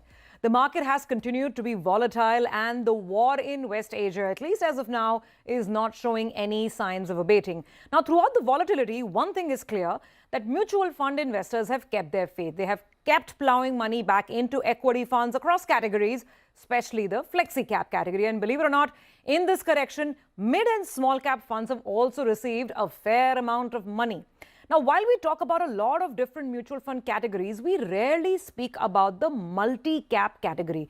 This is a category where rules mandate, that is SEBI rules mandate, that a minimum investment of 25% must be made, the fund's corpus that is, 25% each in large, mid and small cap. So does this category actually make sense for us investors? Have we been overlooking it? Should we start thinking about integrating the multi-cap fund category in our portfolios? To talk about some of these very interesting trends, we have with us Vandana Trivedi of Axis Mutual Fund. Vandana, thank you so much for coming back on the show, and it's great to have you with us right here in the studio. Likewise, Surabhi. So Vandana, I want to start from the beginning, because even before we talk about the subject at hand, it's been a difficult market, right? To say the least. Absolutely. Vandana is smiling. See, that's what market men and women do. They brave all the volatility with a smile. Actually, our investors have braved this more than we have, I must say. You just said, right, the flows have been fairly strong. Yes, markets have been very difficult. It's very difficult to predict which way the markets will head. I think world over, we are grappling with a lot of uncertainties or developing trends which are beyond our understanding or our ability to respond to. And this is not just about money managers, right, Surabhi? This is also about governments. The emerging trends suggest that even governments are at a loss to figure out how to deal with them. So yes, that uncertainty is like a dark cloud over the markets. But like you rightly said, the mutual fund flows have held. To me, it amplifies the belief that we've been having and all of the work that we've been doing over the last few decades, in that maybe the mutual fund investor has actually evolved to seek mutual funds as a wealth, and especially equity mutual funds, as a wealth building medium. And look at such opportunities as these volatile phases to only add up to their equity allocations. The only difference is that I think especially the younger investors who've come in after COVID, they're very used to V-shaped recoveries in the market. Everybody's learned the lesson that when the market is collapsing, that's where you invest the money and that's where you get the best returns. True. But it's the shape of that recovery. And COVID was a V. Now, we don't know how this is going to play out. It's already been 12 months of sort of consolidation. Before we talk about the nuts and bolts of multi-cap funds, what's the in-house view when you talk to your fund managers? Because the reason I'm asking this question, that everything changed since the Prime Minister's appeal to the nation, right? Before that, I think the market was like, Acha, theek hai, it's getting sorted, there's a ceasefire, eventually this war gets over, and then India really takes off. But the Prime Minister reminded us just how serious the economic problem at hand really is now. Yes. So, obviously I'll walk your audience through how we are looking at the markets from a broader perspective. But before that, just a word on geopolitics. Obviously, you may not have an interest in politics, but politics ends up having an interest in you, like some Greek philosopher said in some 400 BC. Well said. So, essentially, if this continues the way it is, with no resolution still yet in sight, it's going to inflict a lot of pain, especially for an energy importing country like ours. So that's definitely there on the table, no question about that. So be prepared, like the Prime Minister guided, to a lot more of belt tightening, so to speak. But having said that, the way we are looking at the markets, Surabhi, is that we believe that the market breadth itself has increased. So what I mean by that is that, even 5 years back, our market had a very narrow leadership kind of a framework. So there was just a set of large cap stocks which was leading the market growth, which was dominating earnings flows, etc. So which was also evidenced in how market capitalization looked. Overall market capitalization, large cap dominated the overall market capitalization. However, over the last 5 years, what has happened is that large cap has lost some share to mid and small cap. And essentially what that that is showing you is that the market breadth is increasing. There are new themes that are emerging in the Indian equity markets today, where the participation of in these themes is coming in from the mid or the non-large cap space, the mid and the small cap space. So one fundamental tenet for equity investors to remember is that it's no longer a large cap play in the market. The market breadth has increased. There are new themes like domestic manufacturing, themes around power transition, power transmission, all of or say your digital platform led themes. All of them offer you opportunities in the mid and small cap space. So that's what is in our opinion a structural shift that is underway in the Indian equity markets, and therefore you're possibly seeing the kind of interest that you are in the non-large cap space, including obviously to some extent in the flexi cap space, and I know we'll talk more about it. No, absolutely. So we've got the basic data which came in for the month of April, and that's telling us how resilient retail flows have been in equity funds. That's the total equity inflow coming in open-ended equity funds. And within this, if we see the categories, now that's the interesting part. Large cap funds are getting just a paltry amount of money, 2,000 crores more or less every month, 2,500 in a good month in March it went up to 3,000 crores. But look at the other categories. Look at mid caps and small caps. Last month these categories pulled in over 6,000 crores each, as the graph there is indicating. So I think, Vandana, the point that you're making, that the opportunities are there in mid and small caps, I think that's a point well taken. Just to understand the house call right now at Axis Mutual Fund, are you folks believing that this is going to be a prolonged phase of consolidation? Or are you betting on the fact that the bulk of it is done? Because we've been, 2 years almost, the market's been sluggish. And it gets better now, as soon as this war is over. What's the broad house call? Sure. So we think that, this is going to be a prolonged period of pain if this continues as it is. Even if it were to resolve tomorrow, we will have a lot of other issues to grapple with, including, the impact on supply chain, the second order impact on not just fuel, which is what we're all focused on, but on fertilizer, etc. So those are pains that we will continue to deal with.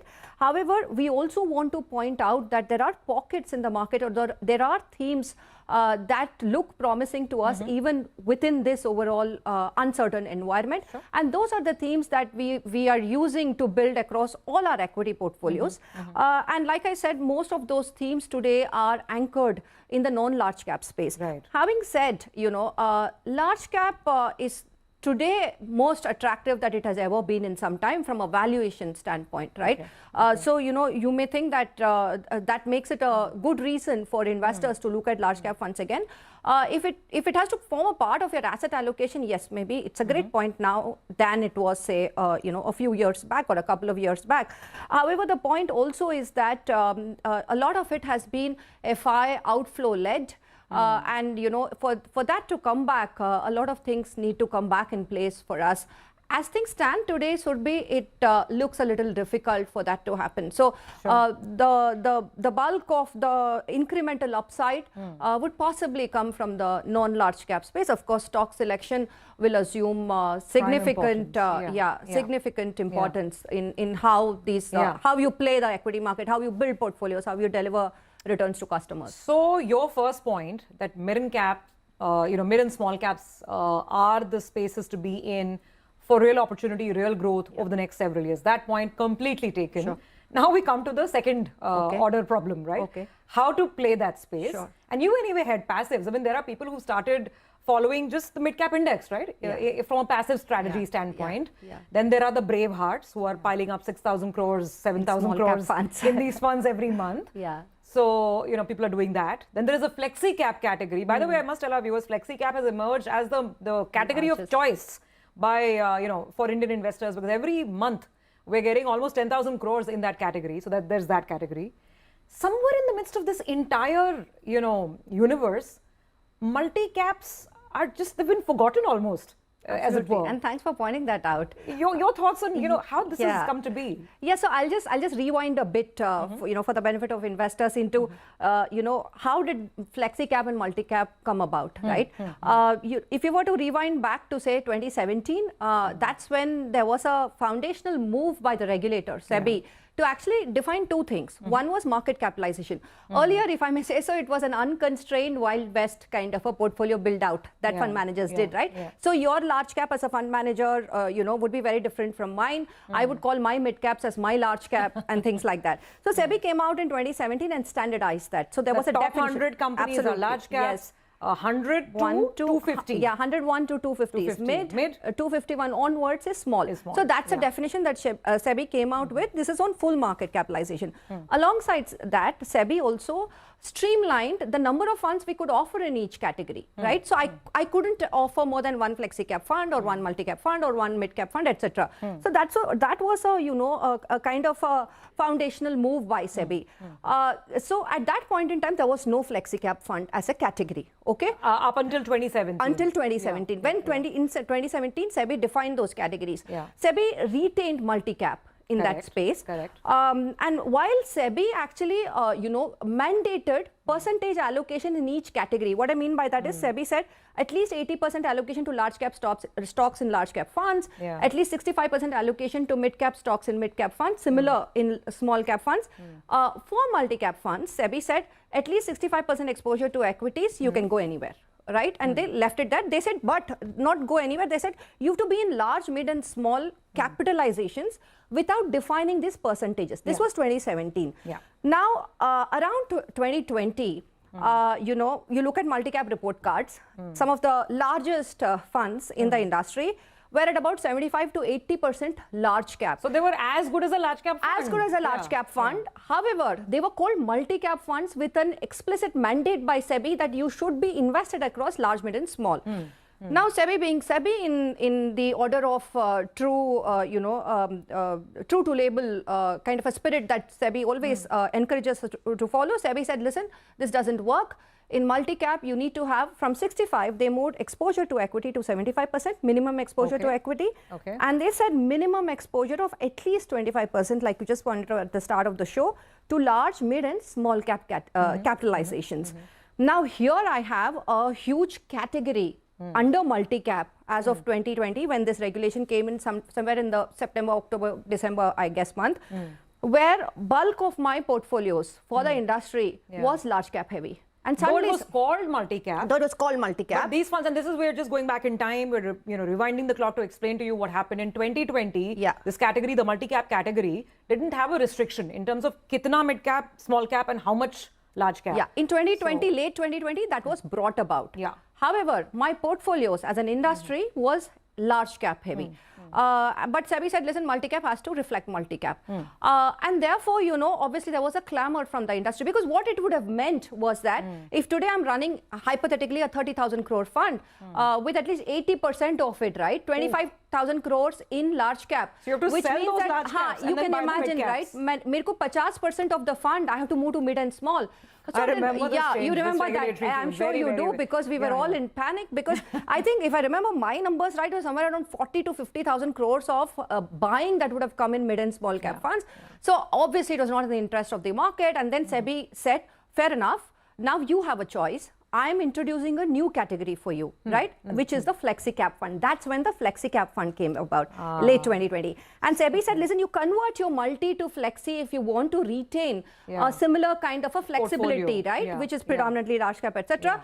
But jo multi cap aap retain karoge, usme you have to follow this rules-based allocation to capitalization. And obviously it was convenient for all of us. Everybody's many of us. multi-cap funds became flexi cap funds. Yes, it all became. So the flexi cap that you see today, is actually a new category. The multi-cap, which is a poor cousin today and, not in the spotlight, is actually having a longer legacy. So that is the genesis of these two categorizations. And I think along the way, I've also explained the difference between the two, right? Flexi cap is a true to label diversified equity fund with an anywhere to go mandate, with at least 65% exposure to equity. So you want a diversified equity exposure, you look at a flexi cap fund, which probably also explains the investor interest, right? Investors, I think, somewhere have picked up that large cap is not the space to be exclusively. I need a diversified, a fund manager value added portfolio, which is a flexi cap fund, which is a great approach to have to equity fund investing.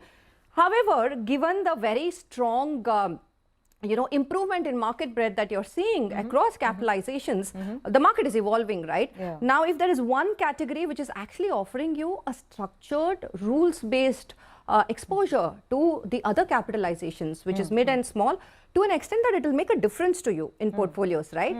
That's a multi-cap category. And I just wish more investors took a closer look at it. I'm sure they will after this conversation, after having understood. I hope so. After having understood the whole history behind, how the old multi-cap became the flexi-cap, and now we have this new multi-cap category that is far more structured. We do have to take a break, but when we come back, then we talk about how to integrate these multi-cap funds in your portfolio, the good and the not so good, things to keep in mind, risk profiles to keep in mind, all of that we'll discuss after the break.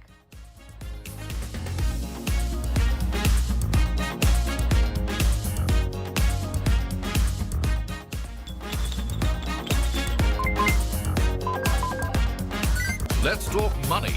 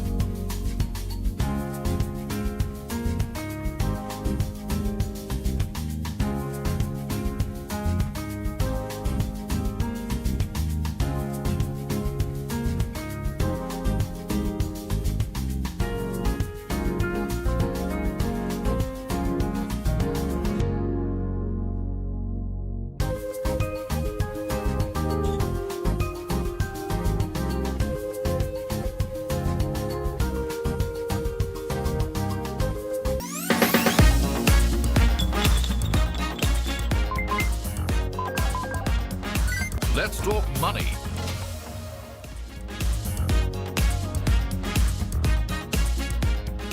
Welcome back. Here with us on Let's Talk Money, and this week we are discussing the multi-cap category of funds, a category that's not always brought out in the limelight. And Vandana Trivedi of Axis Mutual Fund was just explaining to us the history that kind of gives us some context as to the difference between the flexi-cap category and the multi-cap category. So Vandana, okay, now it's time to come down to the nuts and bolts, the brass tacks, right?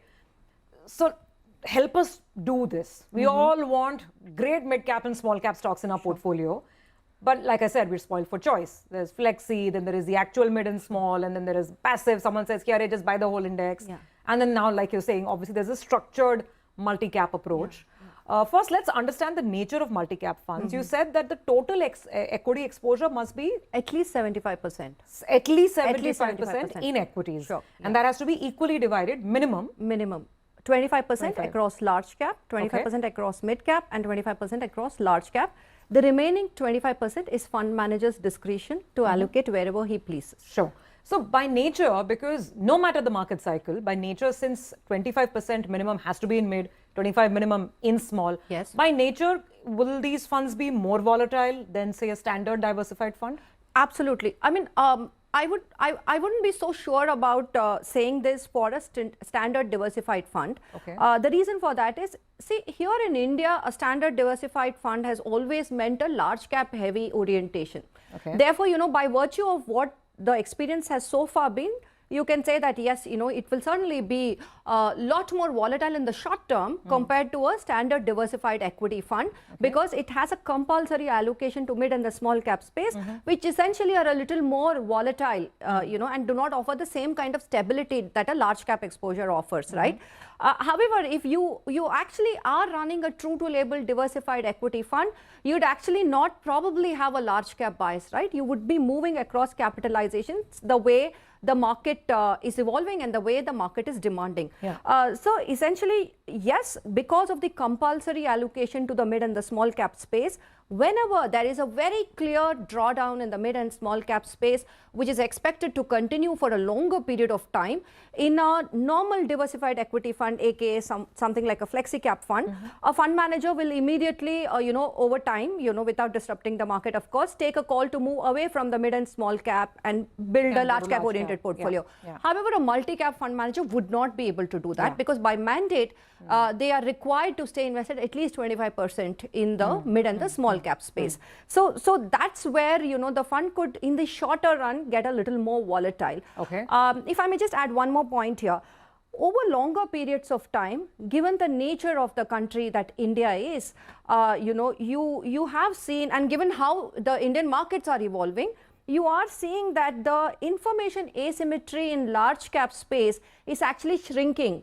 Whereas, you still have a lot of scope and potential to make money in the mid and the small cap space. Sure. So, because the growth rates are higher, etc., right? Yeah. And therefore, funds which have a mandatory allocation to mid and small cap space over longer periods of time, to my mind, would do better than a pure large cap portfolio or any diversified portfolio that's large cap overweight. Okay, all right. But would it be fair to say that these funds are for people who would have a slightly higher risk appetite? Yes. Than, someone who's predominantly looking at being in the large and mid category or the large category. Okay. Again, if I can, you are right. Firstly, I agree with you, right? However, if equity investments are meant for the longer term, which is, say 7 to 10 odd years kind of an investment horizon, especially given the current volatility that we are seeing, then my sense is the Indian markets would offer you value from the non-large cap space as well. Yes, intermittent volatility would be there, which would be higher than the diversified equity space. And therefore, if you're an investor who cannot tolerate that volatility, or if the journey seems too bumpy to you, wake up every week and look at your portfolio. Look at your portfolios, or it just seems bumpy to you, every month when you look at your portfolio statements, etc., then maybe a diversified equity category or a large cap category or a large cap overweight category would be a better bet. But bear in mind would be that a flexi cap does not necessarily mean that you will get a large cap heavy exposure. Yeah. That's been the experience so far in the industry, but nothing stops the fund manager from actually bringing down large cap exposures and going overweight, mid and small, right? So that's always there. So you're not assured of a more stable journey in say a flexi cap fund, right? For that you probably want to choose a large cap fund or a Nifty 100 index fund or some such, right? But here you're right that the journey may be a little bumpy, but over the longer tenure, this will probably score over other categories which are large cap overweight. Now my simplest questions. Yes, as Did I complicate it for you? Medium. No. This makes perfect sense. Sure. Now my brass tacks question that I'm an investor who's in the market for a minimum 3 to 5 years. Okay. I definitely want to have mid and small caps in my portfolio, but I don't know what to do. between those index fund options, directly going and buying a mid and small cap fund, flexi cap, and now multi cap. Yes. So help me construct the proper portfolio to take that exposure. Sure. So for a 5-year exposure, I'm not sure whether I want to recommend a pure mid cap or a pure small cap play for you, whether you want to use the active funds route or the index funds route, right? At the same time, I would very strongly advocate a mid and a small cap exposure as well, for the reasons that I just took you through in terms of the emerging themes that are driving Indian equity markets today. So therefore, I would recommend a mix of a flexi cap and a multi cap, but a multi cap should certainly form a part of your portfolio to get that exposure to the new emerging themes which are underway in our country today, and which, the large cap space as defined by SEBI today doesn't offer you that that window to participate in that play, and you should participate in that play, right? I mean, look at how the industry has evolved from 2021, or rather from 23-24 onwards. This is the space that has actually added value. That's not because there is a cap rotation. It's because there is real economic activity that's building up with all the formalization, etc., in the mid and the small cap space. Okay, all right, that makes a perfect sense. It sounds very, very logical. And I'm sure this is plenty of food for thought for our viewers to go back, chew over and then decide how they want to look at their own multi-cap journeys. I think a category that doesn't find too much of prominent mention in most of our portfolios, but perhaps it's time to, sit up and think about it. Vandana, thanks very much for simplifying this whole process for us, and we appreciate you being with us on the show today. Thank you, my pleasure. Thanks. All right. Well, with that, we come to the end of this week's edition of Let's Talk Money. Hopefully, you found the conversation fruitful, useful. Keep sending us your feedback, your comments, and your queries. Now, as we say goodbye, do check out this explainer on arbitrage funds. We'll see you again next week.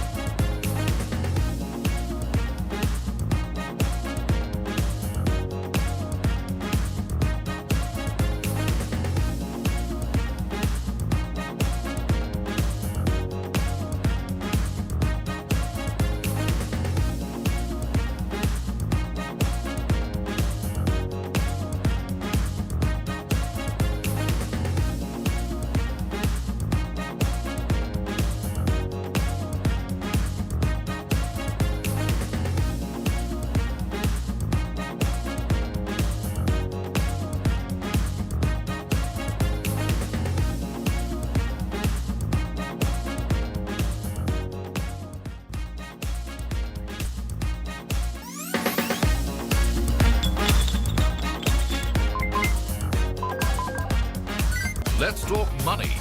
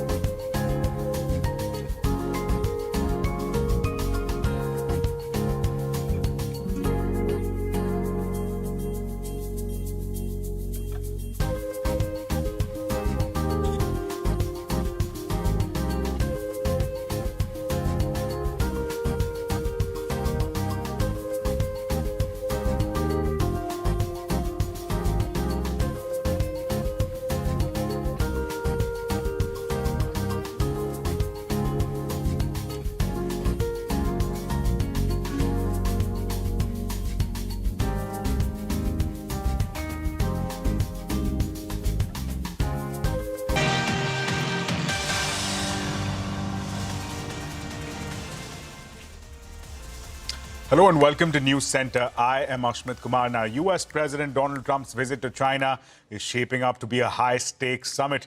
Tariffs, rare earth, AI chips and Taiwan are expected to dominate the agenda. But the Iran war is also set to weigh heavily on these talks between Trump and Chinese President Xi Jinping. Trump is accompanied by a powerful delegation of top U.S. executives, including Tesla's Elon Musk, Nvidia's Jensen Huang, and Apple CEO Tim Cook. Citigroup CEO Jane Fraser, as well as Meta executive Dina McCormick, are also a part of this high-level delegation. Now, speaking to reporters, Trump said that he would discuss the Iran war with Xi, while insisting that the U.S. does not need Beijing's help to end this conflict and would win or end it one way or another. Now, this marks the 7th face-to-face meeting between Trump and Xi. The two leaders met 5 times during Trump's first term, but this is only their second meeting since Trump returned to office and his first China visit in nearly a decade. He last visited China in 2017. Meanwhile, Trump is widely expected to announce major deals, potentially spanning aviation, AI and energy. Reports suggest that Washington has been exploring an energy arrangement with Beijing, given China remains Iran's largest oil buyer. The U.S. is also looking to capitalize on opportunities emerging from disruptions linked to the Hormuz blockade. At the same time, China's embassy in the United States has outlined 4 red lines ahead of Trump's Xi meeting. Now, these include Taiwan, democracy and human rights issues, China's right to development. So again, 4 important red lines being highlighted there by Beijing ahead of these talks. Now, to understand what, of course, will be unpacked over the next couple of days, what we can anticipate, how that will impact relations between the two countries, we have with us Raymond Vickery, a senior associate at the Center for Strategic and International Studies. He also served as U.S. Assistant Secretary in the Commerce Department. We also have with us Mr. Einar Tangen, Senior Fellow at the Center for International Governance Innovation and Chairman of the Asia Narrative Substack. Gentlemen, thank you so much for joining us. Mr. Vickery, let me come to you first. The last time Donald Trump had visited China was back in 2017. At the time, a lot of energy had been put by China, by Beijing, in ensuring that the two leaders come off as looking as equals when they're talking back in 2017. Now, since then, a lot has changed. What is your assessment as the two leaders get ready for conversations? The first Trump visit in the second term. Are they still equals between the two leaders now when Iran baggage weighs on Donald Trump's shoulders? Do they still engage as equals? Well, thanks very much for having me and allowing me to comment on this. I don't think Beijing wants to be seen as equal anymore. I think they feel that they're in a very good place because of the misadventure in Gaza, because of weakening of President Trump in the polls in the United States. And in general, a recession from leadership of the free world, which has traditionally been the role of the President of the United States. So I don't think that the Chinese feel that they're equal. They have an arrogance and superiority complex to start with, and I think that's going to show up. I do think that in order to make a success of this, President Trump should be looking at it as an opportunity to wage peace. And waging peace, just like waging war, requires a strategy, it requires partners, and it requires principles. Unfortunately, President Trump's style has none of these. He's a real estate transactional approach person, a reality TV star, and that has been his approach in the past, and I think it will be the approach this time. I think the inclusion of these executives, which you point out, indicates that he wants to look at this as a transaction. in which he will say that the trade deficit has been cut. He unfortunately views it as sort of a profit and loss statement, and that because he can announce some purchases from China, that it will be a success in terms of narrowing, and he'll back off somewhat on these so-called liberation tariffs. He's been brought up short on that already by rare earths need. So I think that unfortunately what we're headed for is typical transactional reality TV approach here, rather than addressing really existential problems which occur between the two countries, all the way from Taiwan, nuclear war, and climate change, which of course Trump won't even mention. A lot of interesting details that we are yet to unpack. Mr. Tangent, coming to you. First, talking, of course, about the West Asia crisis that we've seen unfold over the last 70-odd days. Is China keen on perhaps playing the adult in the room? Trump has had no success whatsoever in terms of reconciling with Iran, finding some form of resolution. Is there a role to be played? Trump, before he took off for Beijing, said that he wants to have a long conversation with Xi on Iran. Is that going to be the overriding theme as far as this summit is concerned? I think it's one of the themes. My colleague has mentioned the other ones, and that's the transactional nature. But I do want to go back to one thing he said about the arrogance. I think having lived in China for 21 years, I'm an American, and having been in politics, I know as he had, I don't think anyone can match the arrogance of the United States in terms of the way that they've treated people. Xi Jinping always takes heads of state one at a time and gives them the red carpet treatment. He doesn't ask them if they can speak English or say he's going to ban them from entering the country. So at this point, the West Asian, the East Asian and West Asian crisis are the same. It's not just those, it's a global crisis. Iran was a massive mistake. He thought it would be something like Venezuela. He could, kind of waltz in and waltz out, keep people's attention away from the Epstein files. But that isn't the case. But there are things beyond what we see here that could be beneficial. And people in business should be watching this carefully. Trump has mentioned a couple of boards. One is an investment board that would oversee investments on both sides. These boards would be staffed by people from both China and the US, and they would be tasked with agreeing on what can and cannot be invested. And then there's also a trade board where they would, in essence, once again, be staffed by both sides. And they would look at tariffs on different goods and be able to differentiate things that are off limits versus that are on. Obviously, rare earths is going to be a big issue for Trump. Trump wants to bring up Taiwan, or at least the idea that he's selling more weapons to them. But I don't know that that's going to be received very well, as the ambassador in Washington from China said, that is a red line. So we'll have to see how this goes, but there is some hope in this. Mr. Tangent, like a follow-up question. Amongst the issues that, of course, have been brewing between the two sides, one of them has been the technology curtain, as China would have us believe that the US has drawn with respect to exports and limits on advanced AI chips, for example.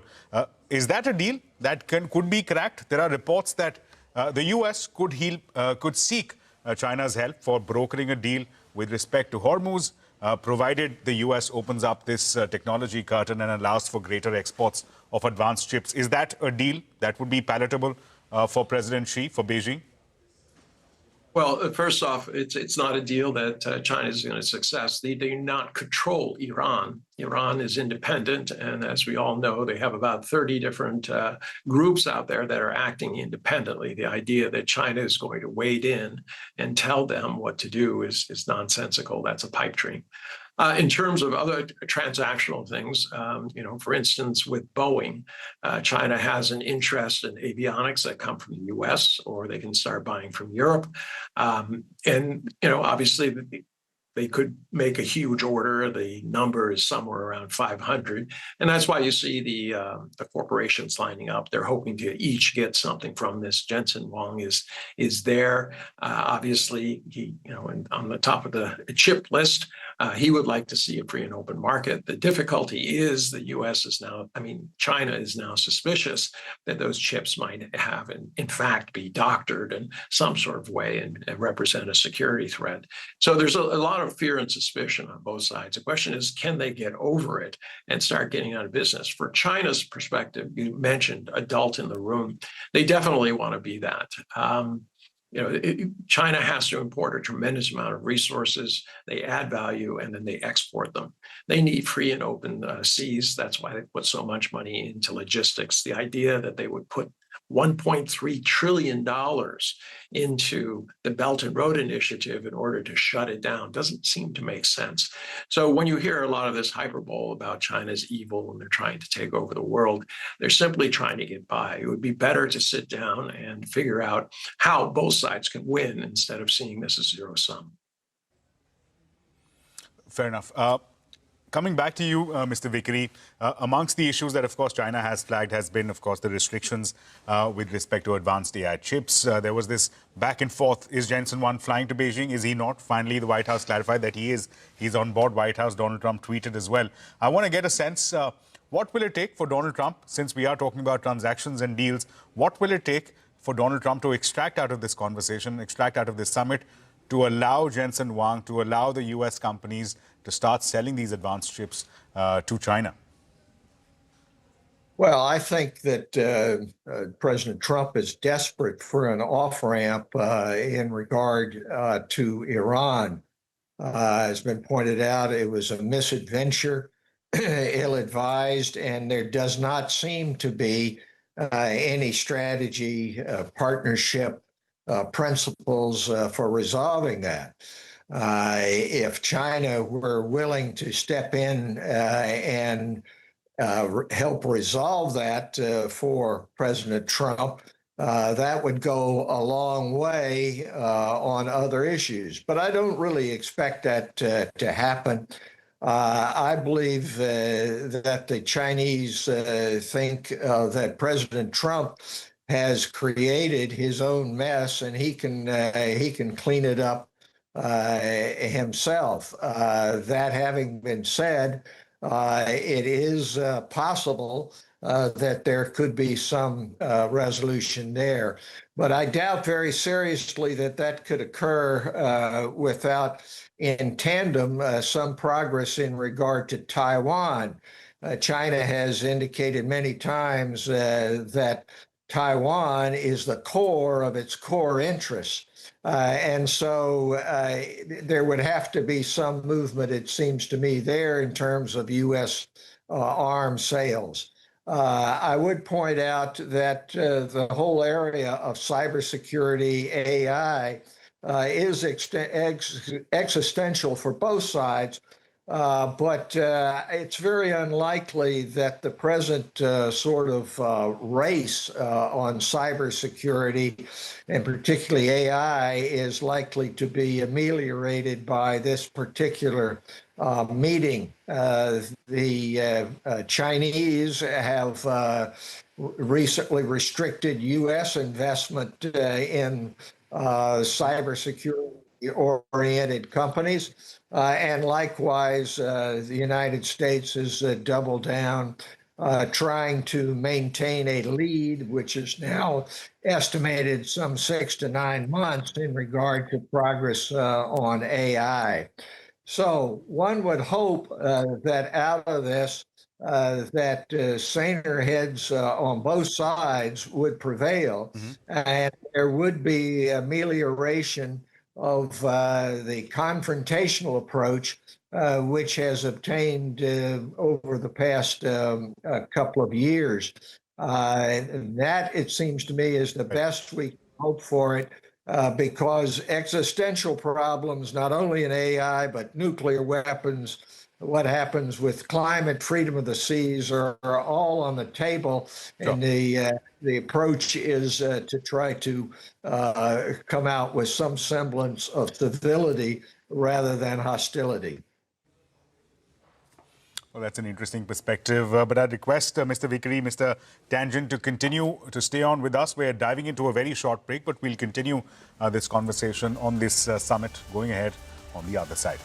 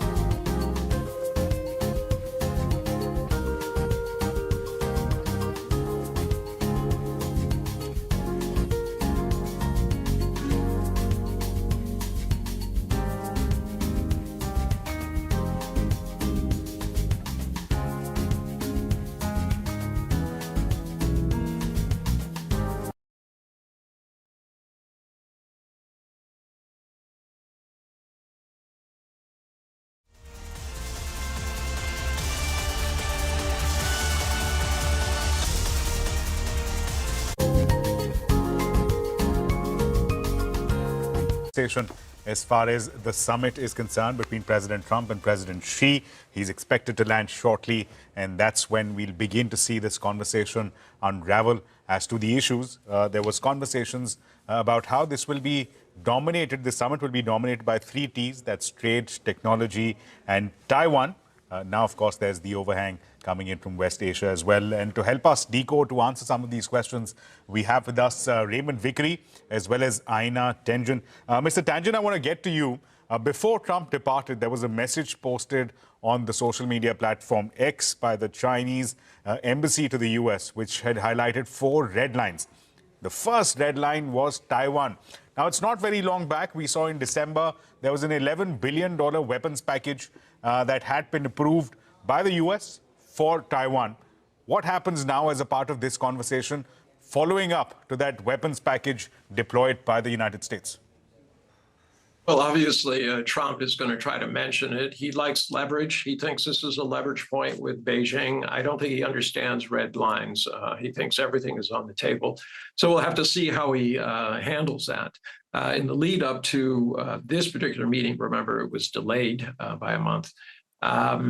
There wasn't a lot of focus on this because of the Iranian adventure.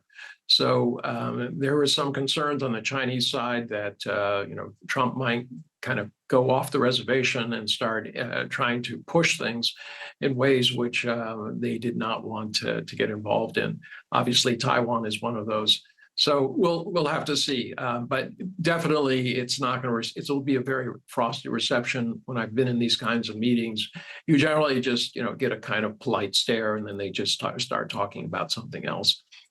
Obviously, Trump is delaying the delivery of the package and things like that. But there's a trust factor that my colleague was talking about, and it just doesn't exist here, that no one believes that Trump is going to follow through on anything if he thinks he can use it for leverage. And this is the great difficulty. So that's why I tend to believe that it'll be transactional. But I do think these 2 boards could work at least in sorting out some of the smaller issues in terms of investment and what kind of tariffs are charged on what types of goods.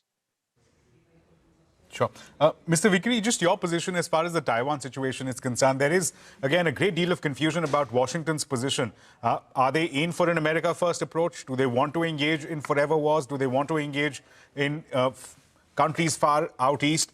Is that something that's on the cards that the U.S. believes will be in its interest? Will the U.S. be interested in perhaps maintaining its stance as far as Taiwan is concerned? Or will they be open, and like we've been talking to, opening for a transaction, for a deal? Renowned Professor Jeffrey Sachs says President Xi is one of the only 3 people who Donald Trump will listen to. So is Donald Trump open to a conversation about Taiwan where he can perhaps trade off the situation that he has in West Asia towards relaxations in Taiwan? Well, as has been pointed out, you never know with President Trump. If you look at it from an institutional United States point of view, there's really a grave difficulty in backing off from defense of Taiwan. It's not only a question of democracy and independence, and you mentioned democracy is one of the red lines which China has drawn. Presumably, that means that you can't try to promote democracy within China.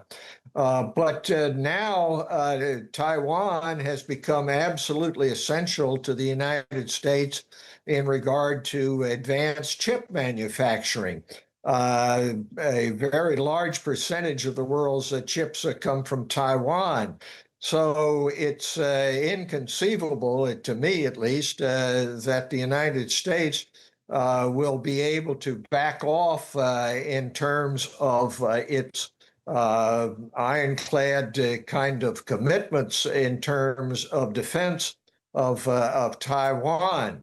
That having been said, I think there's a great deal of worry among U.S. allies and friends in the area who have stakes in this, whether it be Japan, South Korea, or India, that at the last moment there would be some sort of transactional deal that President Trump thinks he could strike, and then he would back off from the principles which have governed the United States relationships to Taiwan. So it's a very thorny problem. And of course, if you look at the likelihood of existential problems breaking out of general war, nuclear weapons included, Taiwan is a flashpoint. So one would hope that on both sides there would be a realization of the strategic importance of this, strategic both in terms of economic as well as military might, and be able to come to at least a quieting down of tensions across that strait. Right. We're running out of time, Mr. Tangent. Mr. Vikri, I'll come for one quick final comment. Mr. Tangent, coming to you first. From a Beijing perspective, from President Xi Jinping's perspective, what does the end of a successful summit with Donald Trump look like? It looks like some agreements that kind of calm the waters. Remember, this is separate from the Iranian situation, also separate from Ukraine. This is just simply to put Asia back into a situation where, China in this situation where it is somewhat calm and can calm the markets that are out there. This idea that the U.S. is superior, this U.S., we have waged war for all but 17 years of our 250-year history. I don't think anybody is interested in hearing lectures about principles from us, especially after Venezuela and so many other things, including Afghanistan and, of course, Iraq and Lebanon. You can go on and on. So at this point, all that can be done is to kind of pass things off. From China's point of view, Donald Trump has a shelf life. They want to get through that and see what happens next. They're not setting anything in stone. They're reacting pragmatically. Sure. And Mr. Vikri, coming to you, what does a successful Beijing visit look like from a Trump perspective?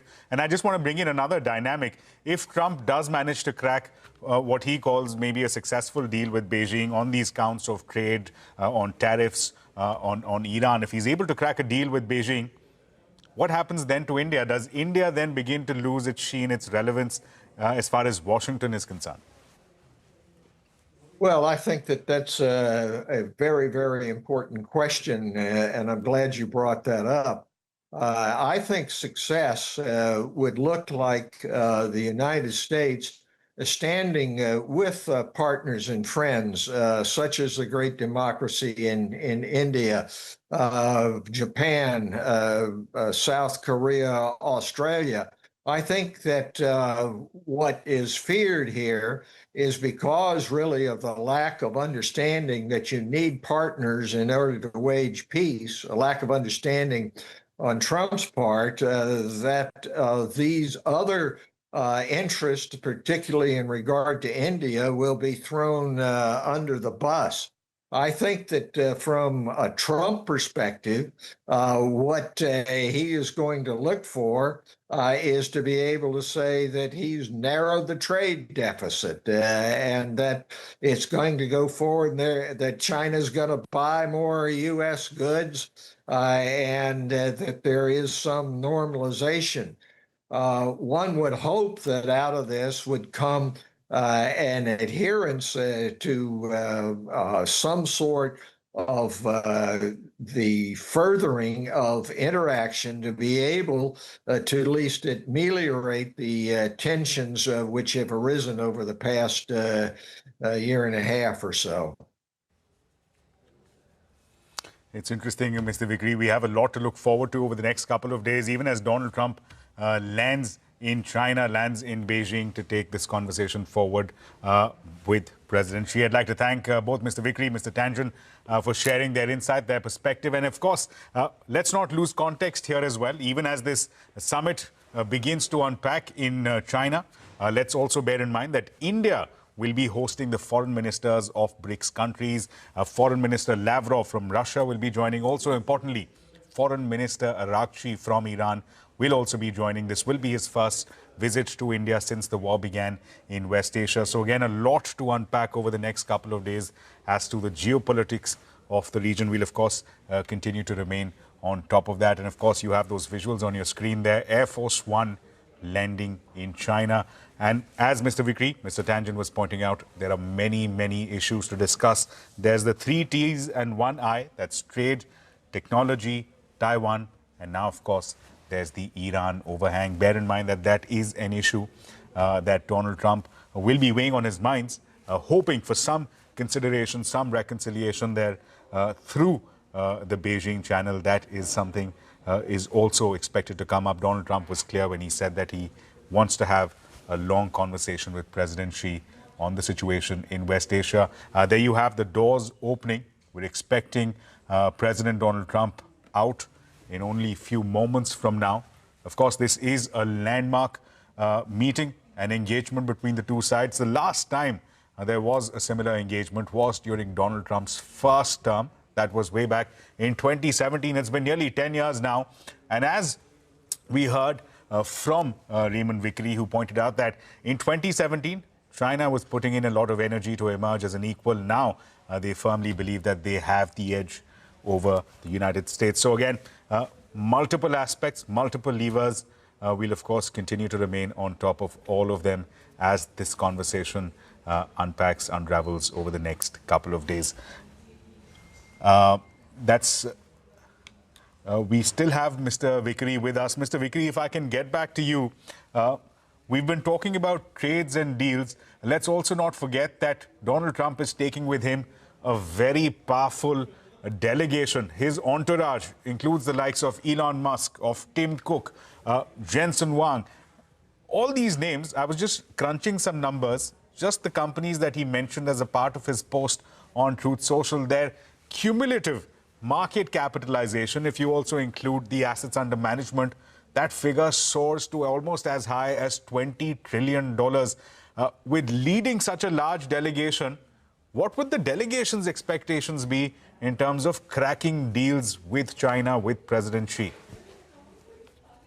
Well, I think that the expectation is that the billionaires' approach to international relations will continue and that they will be able to increase wealth for themselves and for the companies that they represent.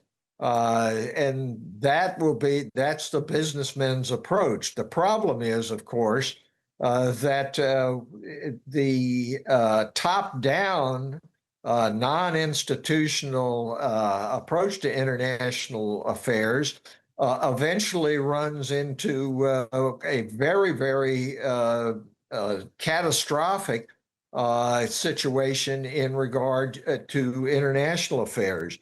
You need a Ministry of External Affairs. You need a State Department. You need others involved in order to be able to provide a framework in which trade can go forward. And this is exactly the opposite, to take for a top-down approach that if somehow these companies are benefited, which is what they expect, then success has been achieved. And that, of course, is not really the whole picture at all. Mr. Vikri, again, another question as far as energy is concerned. The U.S. had granted waiver on purchase of Russian oil. That waiver is set to expire in 72 hours. Now, this question is sure to come up even with China. China is in a relatively more relaxed position, securing their energy supplies from Russia over land, not too concerned about what's happening out of the Strait of Hormuz. What I want to then ask is, could China impress upon Donald Trump the need for continuance of this waiver as far as those Russian sanctions are concerned? And if that were to happen, could India stand to benefit? Well, I think that the whole question of what is going to happen with Russia and Ukraine and sanctions is going to be kicked down the road. And it is perfectly apparent that from a domestic political perspective here in the United States, President Trump needs relief in terms of world oil, gasoline, refined products in order to be able to have any chance at all in terms of midterms elections. So I think that the Chinese will, of course, be able to put an emphasis on this. And the need to be able to allow the Russian oil to flow more freely. One of the very unfortunate aspects of the whole Iranian venture is that it has taken an emphasis and focus off of what happens in Ukraine and with Russia. And China is going to help promote taking that emphasis off because it wants to continue its close partnership with Russia. And it will redound to temporary benefit of India.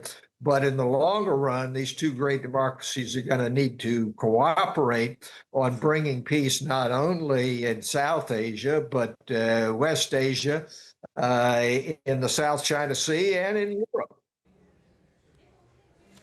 But it's interesting how many layers there are to this conversation between Donald Trump and President Xi. But I'd like to thank Mr. Vikri once again for joining us live with his precious insight. But that is all the time that we have. It's a wrap on this edition of News Center. More news and updates will continue right here on CNBC TV 18.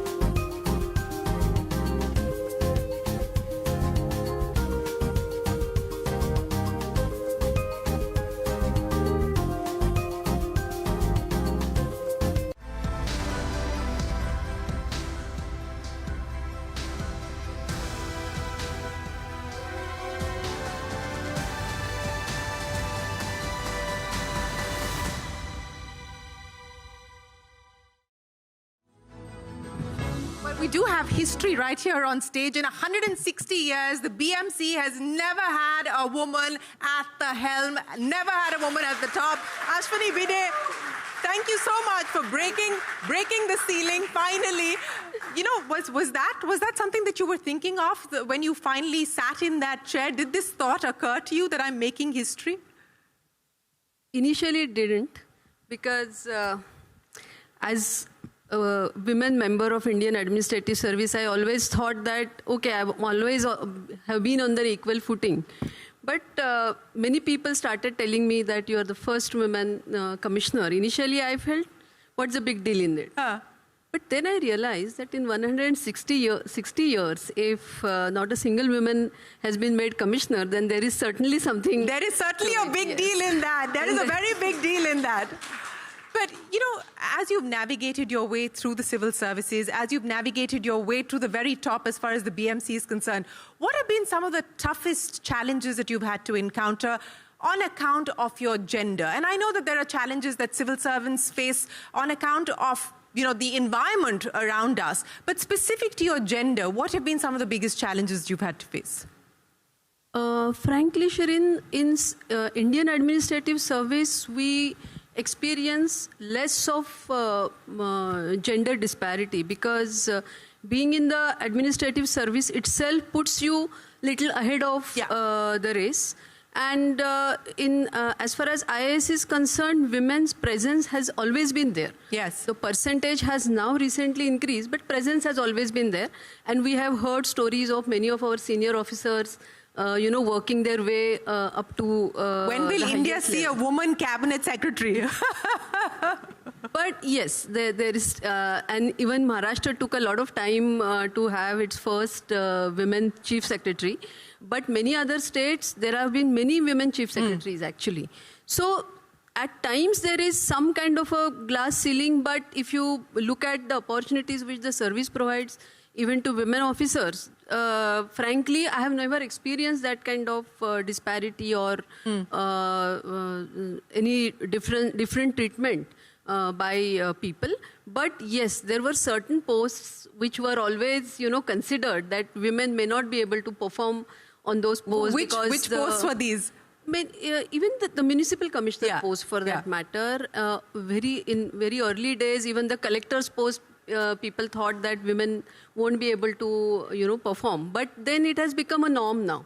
So there is I think it takes some time for people to understand that there's no difference. Finally, an administrator is an administrator in spite of the gender, and the performer won't have any gender as such. If there is a performer, that person would perform, but that understanding takes some time. And some of the posts which look that only men can handle them. Maybe the municipal commissioner's post is like that. Even MMRDA commissioner, for that matter. Housing boards, because these posts are they are considered that they have to handle many complex things which involves too much of engagement with people, political parties, the influential people in the community, and at times people feel that women may not be able to navigate through those troubled waters. So, but once you break that ceiling and once that myth is broken, then I think it becomes a normal thing. Then that time probably people would think, why even we had thought of that the women won't be able to accept that. You're dealing with the large infrastructure projects in Mumbai. In fact, you're also called the metro woman. In India, the biggest problem with infrastructure is it just doesn't get done on time. There are time overruns, there are cost overruns. Is it good to have a woman in place to ensure that we actually get the job done? If that is the case, then probably I must say that yes. But there are multiple reasons why infrastructure projects don't get on time.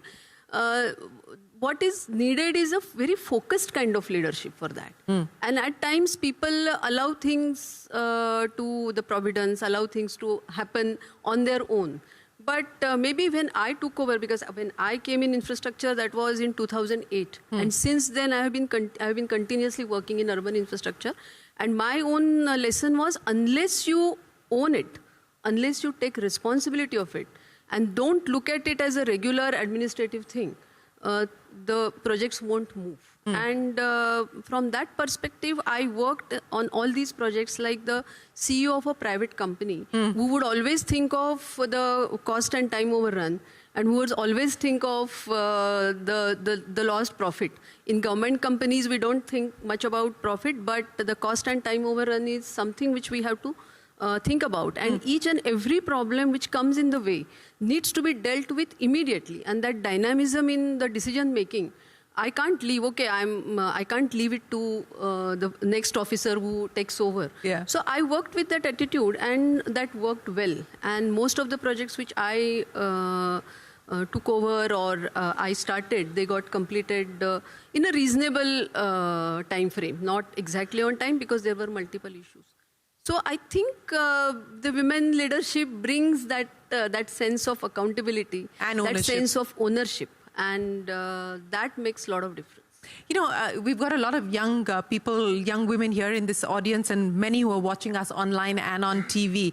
As someone who's navigated the civil services, you know, what would you leave us with in terms of things that we should be mindful of? What have been some of your sort of, you know, non-negotiables to help you, as you said, navigate the very tricky, often difficult waters? What would you leave us with? Civil services, the kind of field you have to work in is always very chaotic because there are too many noises, too many voices, and you have to pay attention to each one of them. And so around you there is always a chaos. So what you need to do is find a method in that madness. And to do that, you need to first listen to all the voices, all the noises, absorb them, and then try to understand what exactly is important, what exactly matters, which actually will find a way out. So if you don't listen to it, at times what happens, the chaos is so much that people stop listening to that. And they find their own way out to deal with it. But it doesn't work that way. So basically, one has to be very, very patient. One has to be a good listener, understand what the problem is, and go in the details of that. And don't leave it to anyone. But one must understand that in this kind of administration, there is no one single and straightforward answer. There is no tailor-made solution. You have to find that solution because there are multiple stakeholders, multiple viewpoints.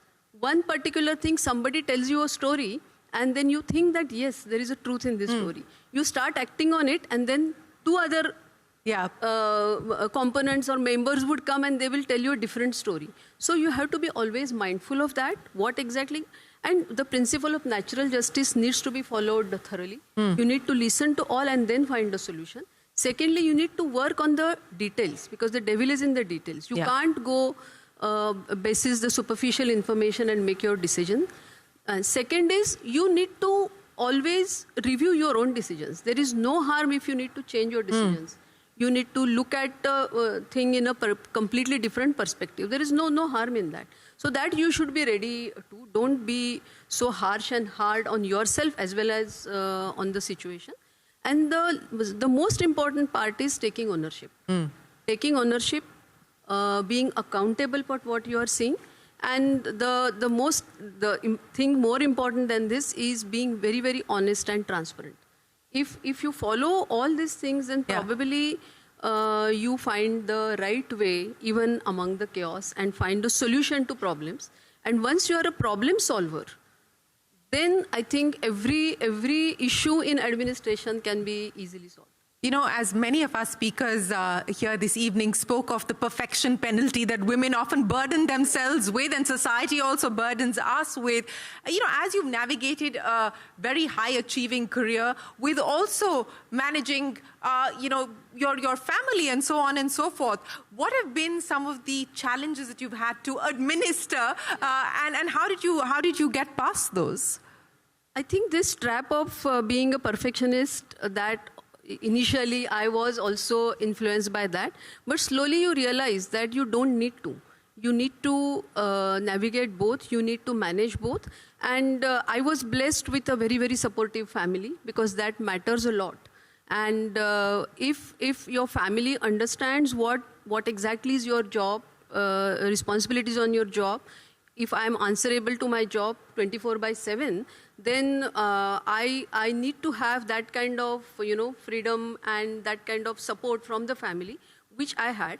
But at the same time, one also needs to prioritize. Because there are moments when your office and your work becomes very important. That time you can't even pay attention to your family requirements. But there are moments when your family matters a lot, and you can certainly keep office and the work demands slightly away. So that kind of prioritization has to be done, and what exactly you need in life, because you can't have best of everything at all times. So so you need to be fair, you need to be balanced with yourself also. We need to moderate our own expectations.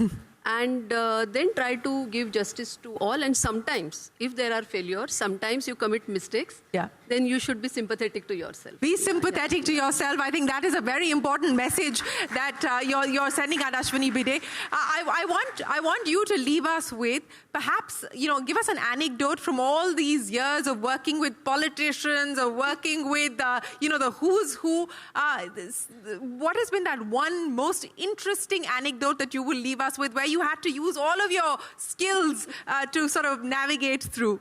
No, I don't think there is any one single thing, but I have been working in public life for past many years. I worked in rural areas, I worked in semi-urban areas and urban areas, and then a metropolis like Mumbai.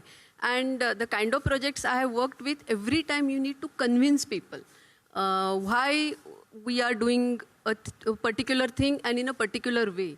So dealing with people, dealing with political representatives, dealing with non-governmental organization, dealing with civil society and the citizen groups, it has always been a very exciting journey, sometimes very frustrating, sometimes, you just don't know how to deal with it. But every experience has been a learning experience. And there are many such occasions which I could narrate. But one particular thing I remember at this juncture, that when we were doing the first metro line, which is done by through a public-private partnership, but my responsibility was to make the right-of-way available to them. And making that right-of-way means clearing the road, clearing the space where the metro piers can come. And at one of the locations, there were multiple religious structures belonging to various religious communities were there. And they were occupying part of the road, which was, and they were supposedly, we wanted to remove them, at least partially. And then all kinds of, the religious organizations came forward and they started fighting. I could convince some of them, but one particular religious structure was there, where one of the local ministers was very, very adamant that they won't change that. So I had to literally fight, and I said nothing doing, because only for this a small portion, the project can't be held up. Whatever I said, it reached the minister. Once he called me and he said, it is not correct the way you are doing, and I will put a breach of privilege motion against you, and I will see to it that how you complete this metro project, because you can't do this without fulfilling these expectations. So I also told him, I was younger that time, and I had that fighting spirit, and I said, sir, this project is approved by the cabinet, and you are member of the cabinet. So if you want to cancel it, please take it back to cabinet, get it cancelled. But so long as it is not done, I am not scared of your empty threats, and I will also see to it that the project is completed. But I will also tell you, to give advantage to the minister, he also, that was one particular moment. Probably some people must be sitting in front of him. He wanted to show them that he is supportive of them, he is the boss. But then we met after a few days on some other meeting, and he asked me, you said something like this to me. I said, but I was not wrong. You tell me whether I was wrong. And then he accepted. And he said, yes, okay, let us forget. And we'll see, I will help you in getting that structure cleared. So many such events, many such incidents happen in public life. But overall, our society, it's a pluralistic society. There are so many voices and so many streams of thought. But after some time, you need to have that patience and you need to understand the knack of bringing people together. And making them agree on certain minimum, Do you think women do that better? I think so. The power of persuasion. Yes, power of persuasion. The power of persuasion. Ashwini Bide, thank you so much. Ladies and gentlemen, a big round of applause for a woman who's made history here in Mumbai. Ashwini Bide, the first Municipal Commissioner of Mumbai. Thank you. Thank you so much. Thank you very much.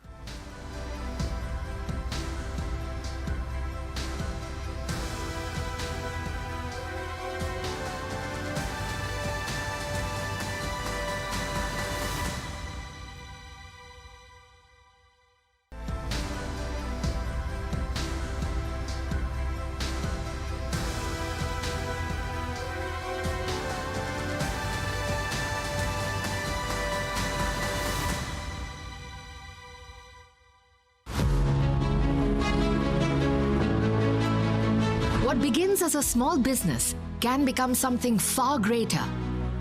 Today at CNBC TV 18 Future Female Forward, we take the next leap in partnership with IMFA's Sakhi Seed Initiative, a commitment to back women at the grassroots, where resilience becomes enterprise. By identifying, funding and mentoring women micro-entrepreneurs. The journey begins with a 1-month application window, open to 200 women entrepreneurs. Women between 20 and 50 with family income under 6 lakh per annum and independently running a business for over 2 years can apply. Applications will be onboarded, evaluated by the jury and guided by the IMFA Advisory Committee, with CNBC TV 18 as the independent third party. Selected entrepreneurs will receive Rs 5 lakh support in 2 phases of funding. XIMB as knowledge partner will conduct structured mentorship, practical workshops, and business guidance for growth and sustainability. Because when women lead enterprises, communities thrive and the nation grows. CNBC TV 18 Future Female Forward with IMFA Sakhi Seed. Powering women, building businesses, shaping the future. Well, as we promised, Future Female Forward is not just about conversations, it's about action, and we're so proud that we're taking our conversations to action. Thank you very much to Shefalika. Thank you very much to each one of our members of our advisory committee. And I can tell you, we've been having rigorous calls. We had an hour-plus long call deciding and discussing what the parameters would be, what the eligibility criteria should be before we actually hand out these grants to the micro-entrepreneurs that we're hoping to create. So Shefalika, over to you. Now we're pretty much at rollout stage. So what should people expect from this program? Well, thank you, Shireen. And first of all, I'd like to thank the members of the advisory committee. The AV very quickly did show you the intent behind the Sakhi Seed initiative. It is about highlighting, the credit that is not available easily to the women entrepreneurs in the rural areas or the credit micro entrepreneurs. And what is now in store for us, that we will be announcing the applications by the end of the month. It'll be a month-long process during which we do an outreach program for people to apply, for women to apply. And it was going to be based on the parameters that we showed. We are looking for women within a certain income level. She must have showed us a certain proof of concept where she has worked for 2 years, but we're not holding her to having any formal registrations or, formal books of accounts, because what we need to understand is these are women who are invisible to the system. Yeah. So we're trying to bring them into the system. We're trying to showcase that they are capable, they have the domain skills, but they do not have the business skills. And that's where we bring in our partner XIMB, who is going to do a mentorship program with them on business acumen, on finance discipline, on the compliances, and of course, the tech skills required for business. Dr. Shutapa, how excited are the students at XIMB? Because they're going to be working with these women who are selected for the grants. Very, very excited. I told you, I sent a small photograph, and really the excitement there. And we are really happy to be partnering with the non-financial component of the structured mentorship.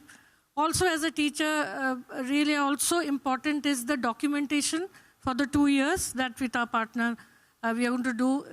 I'm looking forward for some, real learning coming out of that. Yeah. And if that could be replicated as a model and a way forward for us. So very, very happy. And thank you. It's been a long partnership with and thank you for coming on board as our knowledge partners on this. Chetna ji, you, of course, she runs India's first all-women's bank, Mandeshi Mahila Bank. And of course, the credit gap continues to exist. What have been some of the important learnings, insights along the journey of starting Mandeshi and where we are today at this point in time, Chetna ji? Thank you. Thanks.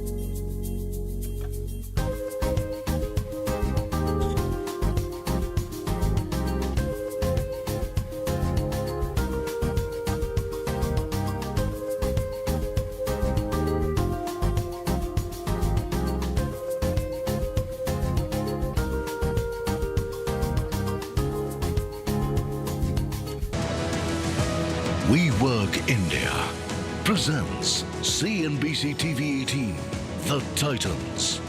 Co-presented by PhonePe. I don't know how to start this without being a fanboy of all the products that you have to offer, be it, some of the Ginger hotels because Taj I can't afford. Leela's you see from outside, take pictures of. District is where you open the app and, you look at the tickets which are all sold out. So I'm a disgruntled customer, aspirational customer, and maybe an analyst of the space as well. We can't start this without addressing the elephant in the room. The conversation that came from the Prime Minister, asking people to exercise restraint when it comes to consumption, travel, extravagance, all these things to save on Forex. Where do you all stand on that? Do you all benefit from it because domestic tourism gets a boost? Or do you all not benefit from it because people are now in saving mode? Let's start with you. Puneet? With me, firstly, I have to say, God helps those who help themselves, so please help yourself. If you can't afford a ginger, I'm sure you cannot afford garlic either. So, No, I can afford a ginger, not the Taj. okay. So now on the, I don't know the names you use. I cannot use that name. But given the latest, what you're referring to,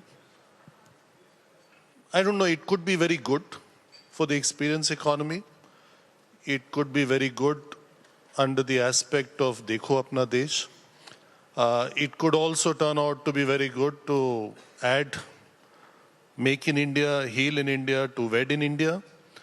Not only for Indians, but also for foreigners coming into India. So I think it could be positive. On the other hand, I think we are all a bit speechless thinking, is there more to it? Is there something that we need to know?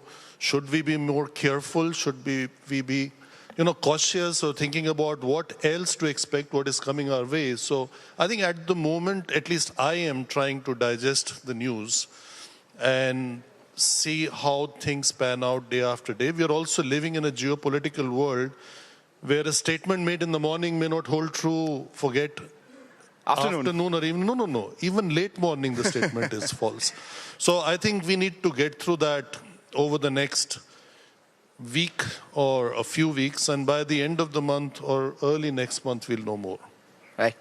Anurag, what do you think about this? I'll just add on to what Puneet said. I agree with him. It's a bit early stage for us to know what's going to be the full impact of Honorable Prime Minister's statement yesterday.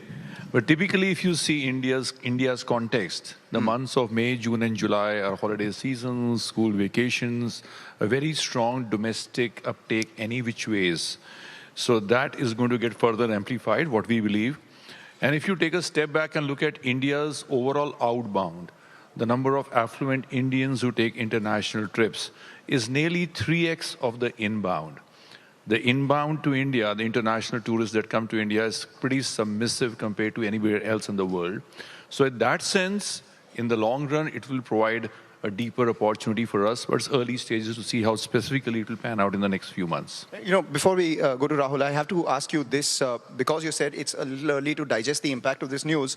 I can tell you from the stock market standpoint, 12 lakh crore of market cap erased. And the wealth effect obviously has an impact on how luxury products sold by you guys are consumed. Do you think that could be a bigger worry than what the Prime Minister has said? Because the underperformance of the stock market, the underperformance of portfolios, could that have an impact on consumption of your products? If we take a pessimistic view, we have a lot to worry about. If we take a realistic view of what we know and what we think we know, then there is nothing to worry about. So I think what we don't know. That's what I said. So at the moment, things are fine. May, Anurag and I were chatting outside. May is off to a very good start. Of course, the first 15 days of April were not as good. June, the business on books looks good. I hope it stays that way, but also it's a bit unfair comparison because I mentioned it on your channel. We had Pahalgam in April and we had Operation Sindoor in May and we had the airline accident in June. So a lot went wrong in the first 3 months of the same quarter last year. So at the moment, the way we see things is fine. And more importantly, I think we tend to underestimate the safety and security. I think the safety, security of people, our customers, etc. today is very good. And including in places like Middle East where we have an operation, we can say we've not even had a very small incident that could have impacted us. So I think that's the way we are thinking at the moment. The business goes up and down, and it will come back with a big bang. All right, business goes up and down, come back with a big bang.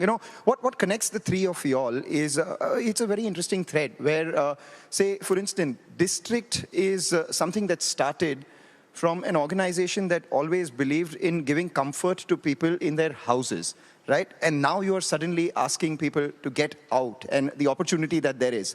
So I'd like your thoughts on, what were those initial pitch meetings like which said, oh, there is a TAM or total addressable market in this experience economy. What were those qualitative and quantitative parameters that you all discussed before actually jumping headlong? First of all, thanks for having me, and starting with a softball about the PM speech. But yeah, I think, the way we look at it at Eternal is that we build for convenience. So the common threads across all our businesses is what can we do to make urban lives smoother, friction-free? And this seemed like a large segment out there which nobody's addressed the way we are thinking about it. And so we are just about, removing that friction and helping more people consume outside of their homes. And we know directionally it's a larger TAM than at-home consumption. So. Right. And the reason I call it a common thread is because all of them actually had to get out of their skins to do something and succeed at that. And that's exactly what Titans stand for as well. Anurag, when the Leela was taken over by a private equity firm, obviously the brand that stood, there was a fair amount of headroom for growth out there. But there were other brands that were offering similar services and experiences as well. What do you think made Leela the attractive bet that you all made on? And what differentiates your quality of service from, say, some of your peers? Thank you, Mangam. That's a great question. So Leela has been in existence as a brand for the last 4 decades. 40 years. 40 years, that's right. We celebrate 40 years of Leela this year. When legendary Captain Nair founded this brand, the moat was very clear, the finest asset quality, the finest level of service. And this is something that we have singularly preserved all throughout this journey and continue to do so. What really enabled us post the acquisition of Brookfield in 2019 was the scale, the access to capital, a disciplined asset management approach, and our ability to put all things together to grow mindfully and deliberately whilst keeping the singular focus on luxury. So we have further fine-tuned our services, our programming, our experiences, which is evident from the results that we are doing quarter on quarter. And we believe, because in this particular space, there is a lot of runway ahead, and there are tailwinds at a macroeconomic indicators to support this focus on luxury from experiences, because that's where the new consumer is moving, and that's what they want to experience. Right, and that brings me to Puneet now, because again, something that is not of extreme comfort to a group that was earlier known as the Taj Group and now known as the IHCL Group, largely because you wanted to diversify your revenue coming out from Taj, get into products which are not more luxurious than Taj, but more affordable, accessible to people like me, say something like a Ginger and all these things as well. So what was the call that you took out there when he's saying that there is a lot of headroom for growth in luxury? You're also seeking something at below the luxury pyramid as against above. Wow. Is this working? Yeah. Yes. So I think, firstly, we have to take a step back. The evolution of the nation was reflected in a group getting called Taj Group, which was never the name. The name given by the founder was Indian Hotels Company, and that is going to have its 125th AGM this year in June. So it's not a name founded. We have 40, 125, and 2024. Yeah, so 1.5 years. So now that's the starting point. The philosophy behind calling it the Indian Hotels Company was to give an answer to the society where it was written on the hotel's doors, dogs and Indians not allowed. So Yes. it was, for that time, a hotel for the Indians. Now, since then, 1903 when Taj opened, fast forward 2026, India is 1.5 billion people. And even if 50% of that population is your TAM, total addressable market, and that includes people like Mangalam, we need a product for each of the Indians. Thank you so much. And that's what we did in trying to leverage the strength of the Taj, all that the Taj had created, almost over 100+ years of legacy, and then obviously make it evolve into upper upscale, mid-scale, homestays, home delivery, and you name it, and catering units. And we became a very well-diversified portfolio, which is today very distinct by brand, by geography, and by contract type. Got that. So diversification has been your journey. Deeper penetration into the luxury market has been yours. And obviously seeking further, formalization as the experience economy grows? Sorry to interrupt you, but at the same time, Taj has grown into the top 3 luxury brands in the world in terms of scale. It's getting close to 150 hotels portfolio and still rated in the last 5 years as the world's strongest hotel brand and India's strongest brand across sectors. So that doesn't mean one thing does not exclude the other. So that just because we are doing more things does not mean we are not focusing on the Taj. That was, is, and remains the backbone. More importantly, the core values of Taj, what Taj stands for, I don't know anybody knows in the audience or not. The T of the Taj stands for the trust of all our stakeholders, A for the awareness of the communities we live in, act in, and J for the joy that I'm having right now in doing whatever we do. Do you have a full form for Leela? We have a caption though, true Indian luxury, but not a full form for Leela to that level. But I think adding on to what Puneet just said, I think if you look at brands from India, whether it's the Taj or us or anybody in the luxury space, they've always been considered as one of the finest amongst the top brands in the world globally. If you look at the voice of the customer and the customer love in terms of extremely well-accredited and well-known publications and Reader's Choice Awards and the gold list everywhere, you will always find a brand from India appearing in the top 3 or top 5, if not in the top first 2 positions. We Work India presents CNBC TV 18, The Titans. Co-presented by PhonePe.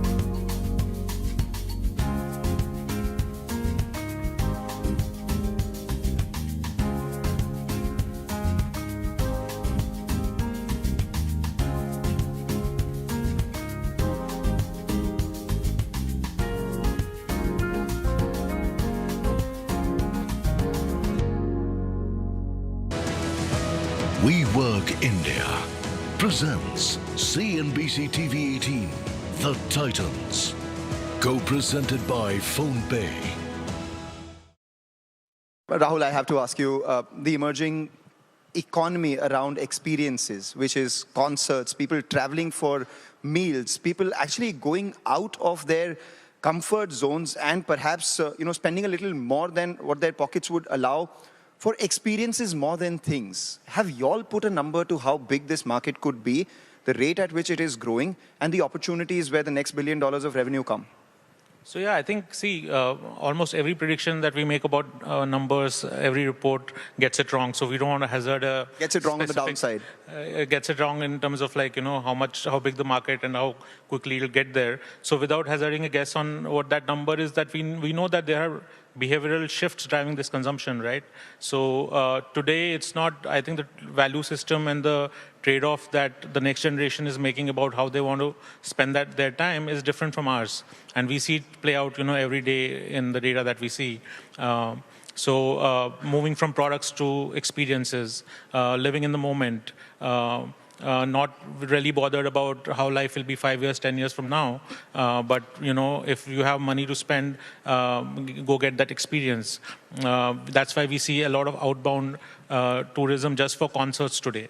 There is, for large concerts, almost 40% of the crowd that we get is out of the city. So there's a lot of data that suggests that, this behavior shift is kind of happening and it's real. And we are kind of here to participate for that. You guys are targeting, I'm looking at some numbers, 10,000 crore GOV by the end of FY26 was your last stated number, with 4 to 5% EBITDA, which obviously you're investing back in this business. Live event spends just on tickets was close to 21,000 crore in the previous financial year. And people spend 2.5 times more on travel to that concert and F&B around it. So if you double that, it's roughly 50,000 crores. What are the challenges? I have to ask you this, because for every great live concert that happens, there are a bunch of disgruntled people who say that we never got tickets because maybe the organizers gate-kept those, or we didn't get a good experience because the road to the concert wasn't as good, and all these factors. So what are the challenges while the opportunities are here for us on the numbers? Yeah, that's a good question. I think there are a lot of people are curious about the industry now, and they are looking at the great outcomes. There are concerts that are full, they're selling out, even cricket stadiums are full and so on. But I think for us to be consistently delivering that kind of experience, the limiting factor becomes the physical infrastructure today. That's why we are kind of investing heavily on venues, because that's where the experience comes together. On the technology side, I think India is as good as the world, like our apps experience, how you manage, there are events where there are 2 lakh people in the queue and there are 5,000 tickets to sell. So you'll always have a large population who didn't get the tickets feel disgruntled. So that's a problem that you can't solve. But I think in your product flows, can you be transparent? Can you tell them okay, this is your number, this is the likelihood of you not getting a ticket, and so on and so forth. So I think there's a lot we have done to kind of safeguard that experience. So on the tech side, on the production quality side, India is at par with anywhere in the world. Where it gets challenging today is around the physical. And we don't have a lot of purpose-built arenas where you can, put up a show in a day. So for the P&Ls also to be viable, that has to happen, because we spend a lot of money and time just building infrastructure for 3 days and then destroying it the next day. So that's where the kind of bottleneck is today. And that's exactly where I believe that perhaps could be a challenge for someone in your industry as well. Because as the average room rates go up, as the overall cost of a holiday in India goes up, immediately you're not comparing it with other Indian destinations, but you're comparing the overall cost of the holiday to nearby destinations from India as well, where the experience for the same amount of money is a lot better, largely because of the infrastructure. So a lot of the experience is outside of the controllable of the hospitality industry. Could that be a challenge? I agree with you. I think as far as the hospitality space is concerned, like I said earlier, we are right at the top in terms of the warm, gracious, Indian style of luxury service that we provide, almost intuitive service that we provide generally in the sector. But outside, you see, your luxury journey is not just about the hotel. It's like about frictionless travel. Exactly. So that's something that needs to be worked upon. Things are improving now on the infrastructure side, but if you look at the whole experience bubble from the time the guest arrives at the airport to the time when he takes off back to his country, the destination management, the key tourism spots, all that can be managed better. So there is a lot of work to be done on that side. No, I think Anurag is right. I don't want to repeat what he said, but one thing is there with the train systems improving and the highways improving. I think a lot is changing. I can only say a few sectors like Delhi, Jaipur, or Jaipur, Savai, Madhepur, going to Ranthambore is a highway par excellence. I mean, it's nothing better than that. I did once Lucknow to Agra 6-8 months ago. I think that was also phenomenal. So I think a lot is changing and a lot is in evolution. And things take time. We are a very large country and very diversified, so nothing will happen overnight. But what has happened in the last 10 years is commendable and just gives us a lot more optimism to build hotels in these new destinations because they are more accessible and easily reachable. Wonderful. Just as we have 2 minutes to wrap, I'll go forward with some of the, ribbing each other sort of questions here. When you go to, say, Leela, what is the first thing that you notice? Wow. Shall we do it in a lighter way, Anurag? Is it okay with you? Go ahead. When I first enter, let's say, a Leela in Chanakyapuri in Delhi, I see a combination of Taj Palace and Taj Mansingh. Why would you say that? The architecture is such, the arrival experience is such, but it's twice as good. And because they came 80 years later, so many things are improved upon, like our highways. But then comes the next challenge. I see a lot of people walk up to me, like here in Geo, and it seems all of them have been trained by Taj. Then, fortunately, I've not had to go through the menu, but some of my friends said that when they went to the menu, especially the Japanese or other Asian, Pan-Asian cuisine, it looks very much like Taj, but doesn't taste like that. He's not holding anything back. Thanks, Puneet. Hi, thanks, Puneet, for the lovely endorsement. So we've been able to attract some good talent as well. When you go to one of the Taj hotels, what is it that you see? Well, I have to be very careful because my wife spent a very significant part of her life in Taj under Puneet's So next leadership. time you go to Leela, you'll also see... No, but I think what really strikes me about Taj is the warmth that comes across, the level of service that every associate is able to take a decision that every associate in anywhere, and I've stayed in many Taj hotels as a guest. So that really strikes out. I'll just add one sentence to it, but whenever I go to his house, I find the Taj because the wife is there. And if both the Leela and Taj were to list on District, what differentiated user experience would you provide the guys who are looking for that sort of luxury? Oh, wow. I'm making a business deal for you here.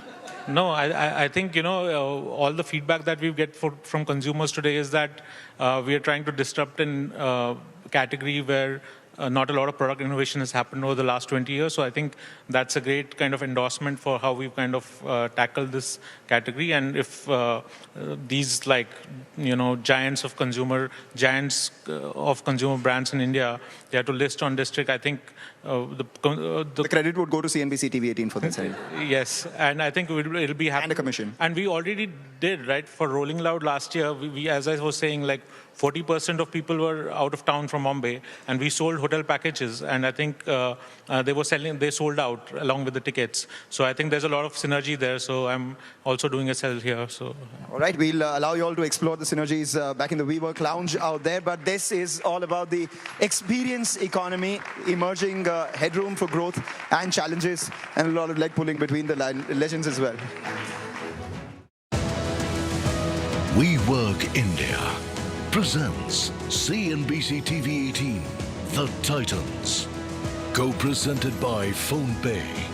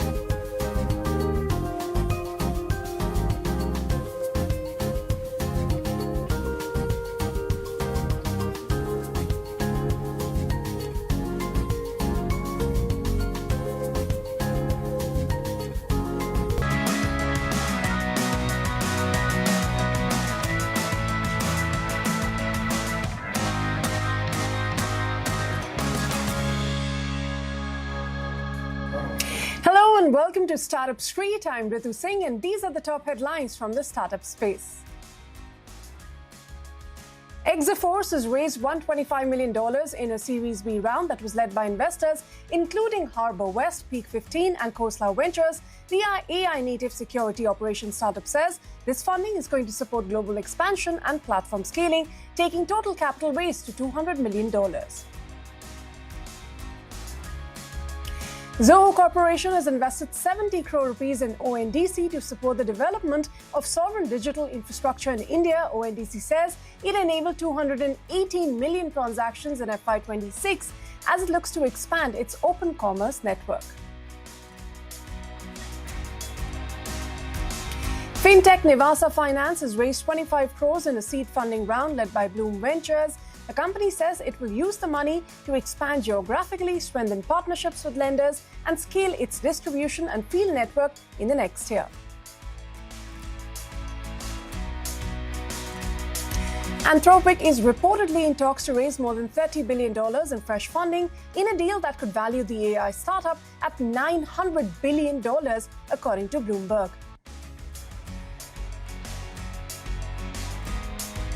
Uber CEO Dara Khosrowshahi has announced the company's first data center in India is set to launch later this year. The facility is going to be used to test and deploy Uber's technology at scale.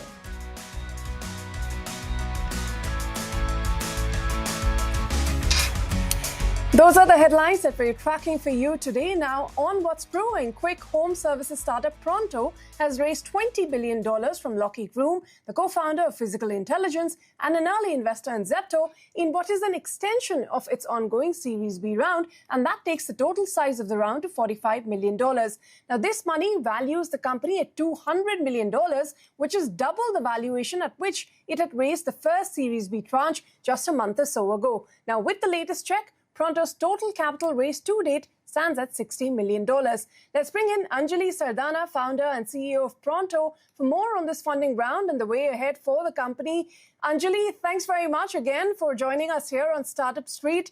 I have to start by asking you about the valuation because that's doubled in the time span of a month. What's changed so dramatically in the business fundamentals between the first and the second tranche to justify that sharp re-rating? Yeah, and thank you for having me today.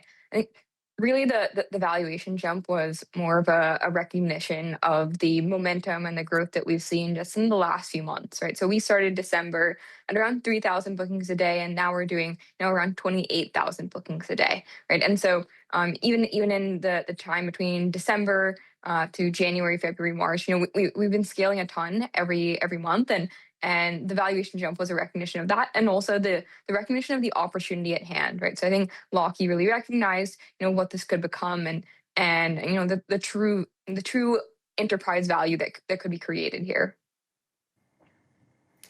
Let's talk about bookings, Anjali, because daily bookings have increased from 18,000 to 26,000 in a month. How much of the growth is actually coming from repeat users, and how much of this is really aggressive customer acquisition spend? And, what is retention looking like and an average spend per user? Those are great questions, right? So 2/3 of bookings on our platform come from repeat users, and that's held true, both before and after, this aggressive scaling, right? So even at, 3,000 bookings a day or now 28,000 bookings a day, we still have a huge portion of our customers who are just coming back to the platform. And what we see is a very heavy power user split, where the top 10% of customers on our platform are contributing 40% of all bookings. The top 1% of our consumers use us 23 plus times a month. Our top 10% are using us 9+ times a month. And so what we've seen is that a lot of the bookings on the platform come from this repeat user behavior and really customer love, where we've seen this transition where they use us maybe once or twice because perhaps their house help was missing for the day, and then they've shifted all of their spend on house help to us over time. And so we've been able to capture wallet share where you have people who are spending 10,000 plus on the platform per month. And Anjali, are there other cities, now that you've raised this funding, are there other cities you're looking to expand into, and how quickly will you do that? Yeah, I think for now, the next, call it 6 months, we're not, expanding into new cities perhaps. I think people who are familiar with the journey of the company know that we started in Gurgaon last year in April. And as a result of that, the majority of our business is in NCR today, around 60%. I think so part of this funding is allowing us to go deeper in Bangalore and Mumbai, where we're a little less present, and then also going into Hyderabad and Pune and some of the other tier 1 cities, and really going deep within our existing micro markets. Okay, and how quickly will you do that? I mean, for instance, I'm in Bangalore. I tried downloading the app. I tried getting the service. It was not serviceable in my area. So I'm just trying to understand, how quickly will you deepen your reach? Yeah, it's obviously it's not overnight, right? And so, we've gone 3,000 to 28,000 bookings, in just call it 5 months. A lot of that came from our oldest micro markets and our existing micro markets, and not so much a result of expansion. I think for expansion to happen, we really have to build supply depth, and that's the challenge. Where today the demand is so intense in our existing micro markets that there's a choice every time of, do we add the additional professional to our existing micro markets, or do we go expand somewhere new? I think over the call it next 6 months, you will see us come to more parts of Bangalore where we're not serviceable today. And I am also aware that there's a big problem where even folks who are in serviceable areas are not able to get slots, and that's our main focus to fix. Well, this was not a customer complaint. I was just trying to understand how quickly you're trying to expand. But let me highlight another point, because we've been hearing this from a lot of startups in the home services space. They've been struggling with worker churn, labor shortages. So I wanted to understand from you if you're facing similar issues, especially in metro cities, and what are workers asking for? I mean, is it higher pay, flexibility, incentives, or what really are you seeing? That's a great question. So we are very supply constrained, but we are not. We don't have a retention problem. Our monthly retention is over 70% for our professionals and keeps going up. We have an acquisition problem, and so that's our main focus. I think that broadly, the tenets that we have found is, obviously professionals on our platform are well paid, but really caring for, making sure that they feel safe, that they feel dignified, that they understand how earnings work, and having earnings transparency are really the keys for retention. And so we've been able to nail that pretty well. I think for us, it's more about scaling partner acquisition. But, just to understand, Anjali, has the retention of 70% that you're talking about gone up, or has it gone down? Has it stayed stable? It's gone up over time. Other startups are talking. Sorry?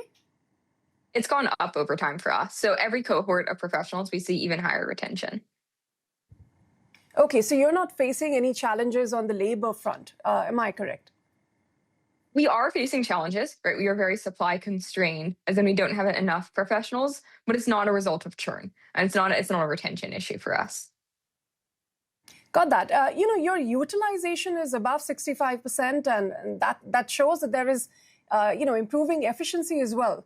Could you help us understand the financial model a bit better? I mean, what happens to margins as density improves across these micro markets you're speaking about?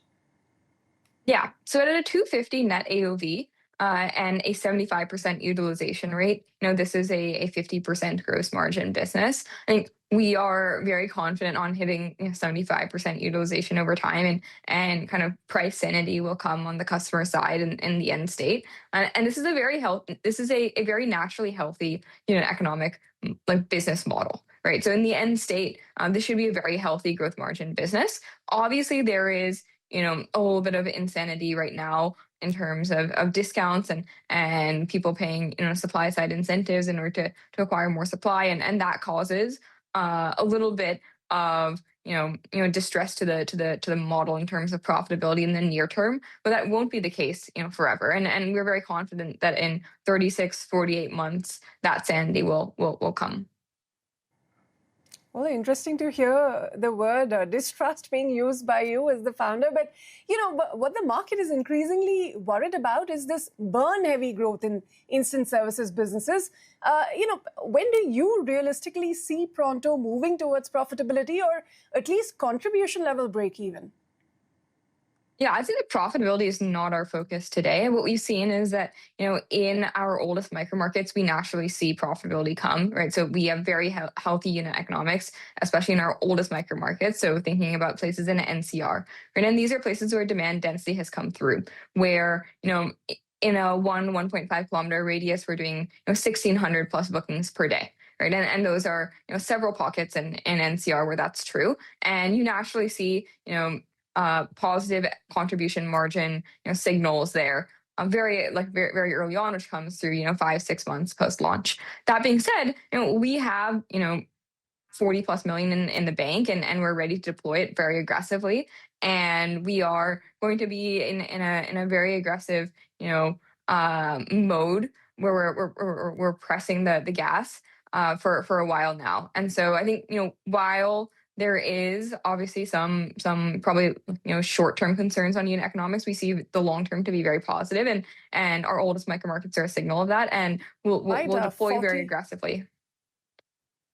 All right, 40 million in the bank and aggressive push is the plan, Anjali. We wish you the best with that. Thanks very much for your time here today on Startup Street. We appreciate it. Thank you. All right, moving on. Fabless semiconductor startup, Big Endian Semiconductors, has raised $6 million in a round that was led by IAN Alpha Fund. This follows the successful tape-out of their first commercial chip. The funding is going to be used to commercialize the first system-on-chip, scale product engineering, and strengthen partnerships across foundries. Joining me now is Sunil Kumar, who is the co-founder and CEO of Big Indian Semiconductors, for more on the fundraise and the path ahead for the company. Thanks very much for being here with us. If you could start by telling us a bit about the company. I mean, are you positioning yourself at this intersection of AI, edge computing, hardware security, and where is, the biggest market opportunity in this space globally that you're seeing?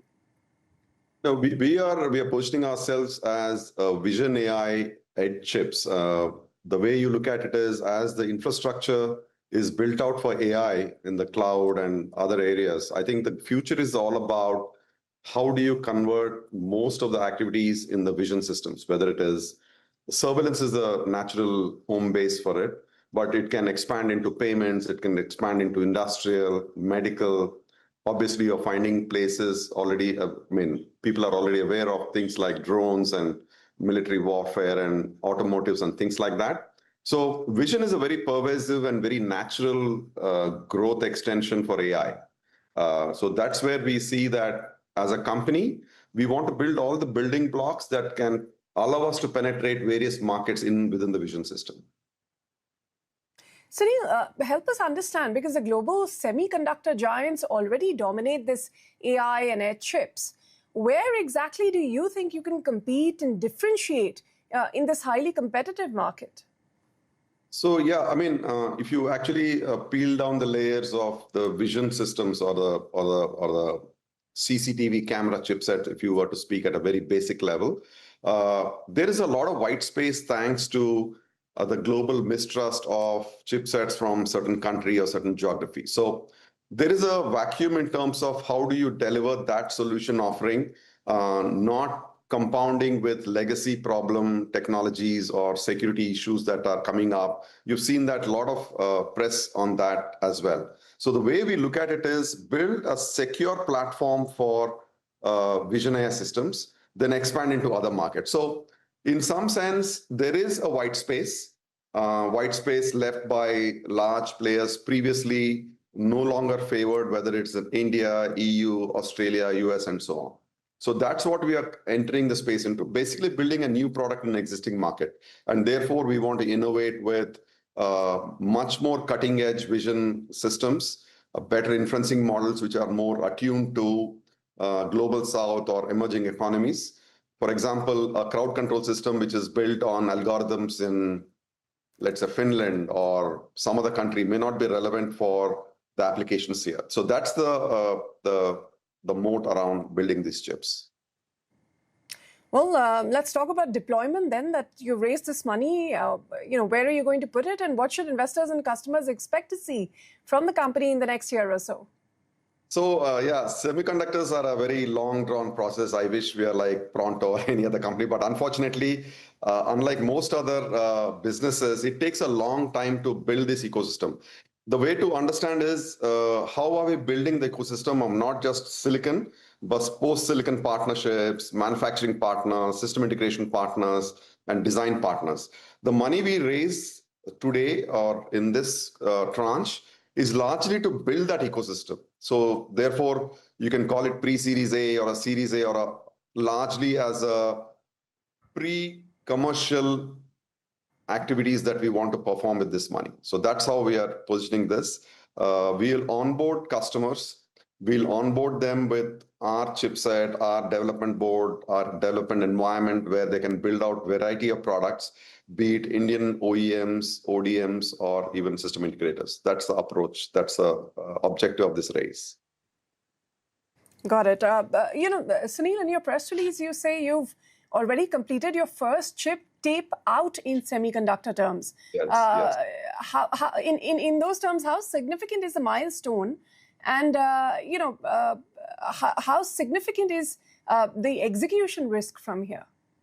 So the tape out is, in any fabulous IC company, that's the biggest milestone, you can say, in a way. That's the largest milestone.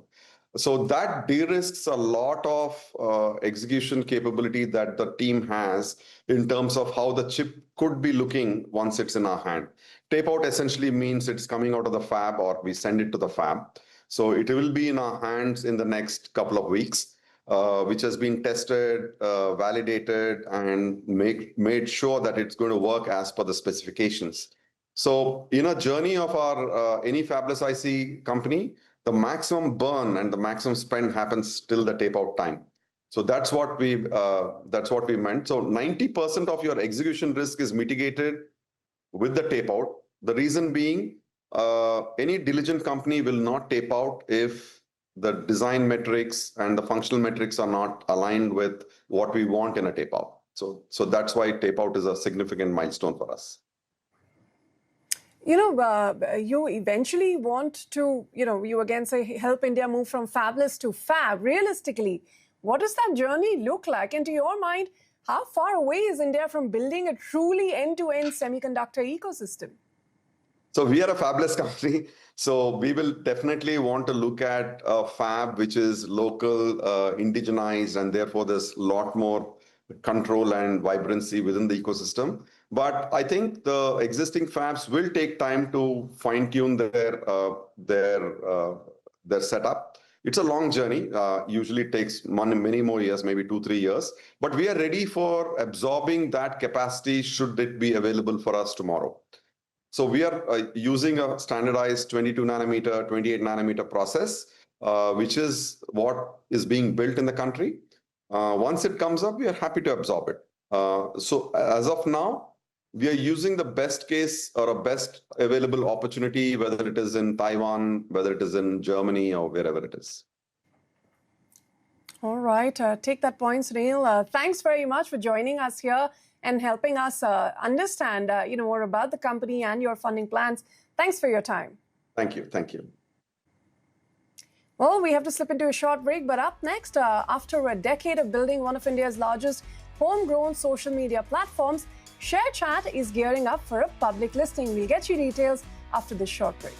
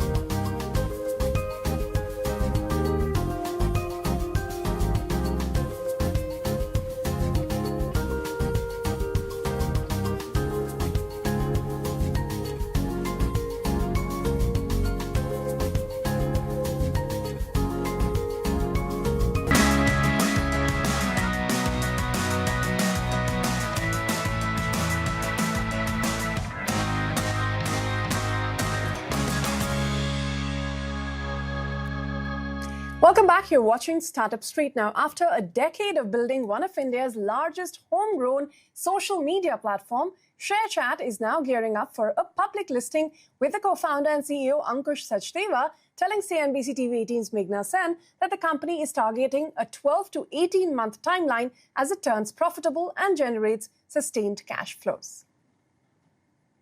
I think the markets have sort of changed course, especially like 21, 22, when the capital markets became really hard. And I think we were on a hyper growth phase, but we had to figure our strategy going forward, cut our burn, and come towards profitability. So I think now we're in that journey. We're now profitable. Last 9 months, we've generated cash flow. So I think we've gone a full circle from small startup to we don't know what's happening. The servers are melting, hyper growth, and then eventually profitability. And now I think we're heading towards a public listing sometime soon. Right. So can we expect an IPO in FY27? Like how soon are you to filing for an IPO? So I think we've been on the journey. I think the first milestone for us was get cash flow positive, then get EBITDA breakeven. I think we've gone through all of that. We also now feel a bit more comfortable in the predictability of the business. So I think next 12 to 18 months is what we are aiming for. So ShareChat was valued at around $5 billion at its peak in 2022. And as per your last funding round, it was somewhere around $1.5 billion. So where do you think, the valuation of ShareChat stands right now? Yeah, I think we raised capital in one of the most hottest capital markets with a large ambition of building the largest homegrown social media of the country. I think internally we have been doing what we had set out to be. We have been growing our community of users. We have been scaling our revenues, ARPUs. In fact, going beyond just ads, which is the Western model of monetizing your social media. We launched microtransactions and now more recently subscriptions.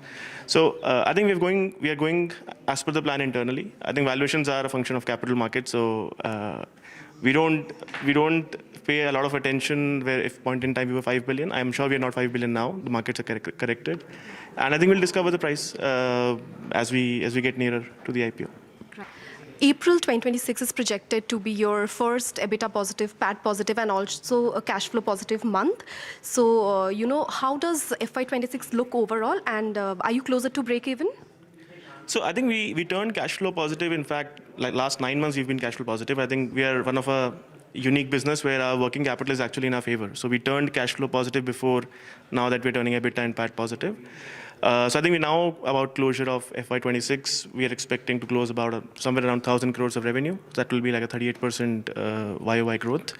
And I think our EBITDA burn was about 800 crores in FY25. That should come to 1/4 to less than 200 crores. You have also said that ShareChat was in survival mode in the last few years, but now you have moved to build mode. So what has changed here? Yeah, so I think this is 2022 when we were burning a lot of cash. I'm even embarrassed to say the numbers now, but we burned more than 1,000 crores annually. And the simple reason was that to make unit economics work, especially in a low ARPU, tier 2, tier 3 sort of country that India is, you have to get both your cost and your ARPUs in line. I think the single biggest lever we ensured or we pulled to get to profitability was how do we get our operating costs down, especially the cloud bills, the server bills, because serving every user on a social media platform needs a lot of compute in the background. So I think for that 2 years, like most of us in the company were literally focused on making sure we can cut that burn, get to more efficient algorithms, much better self-hosted technologies versus sort of third-party sources. And with that, we'll wrap up this edition of Startup Street. Many thanks for tuning in. It's a goodbye. And thanks very much. But stay with us, CNBC TV 18. News and updates will continue after this break.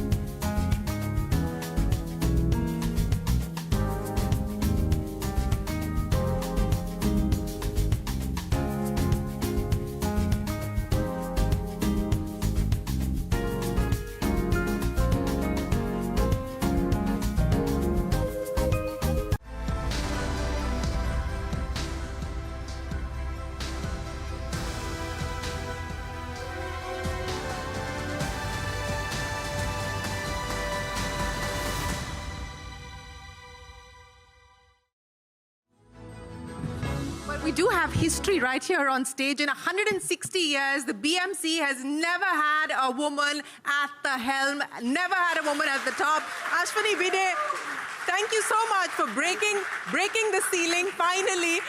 You know, was that something that you were thinking of when you finally sat in that chair? Did this thought occur to you that I'm making history? Initially, it didn't, because as a women member of Indian Administrative Service, I always thought that, okay, I've always have been on the equal footing. But many people started telling me that you are the first woman commissioner. Initially, I felt, what's the big deal in it? But then I realized that in 160 years, if not a single woman has been made commissioner, then there is certainly something. There is certainly a big deal in that. There is a very big deal in that.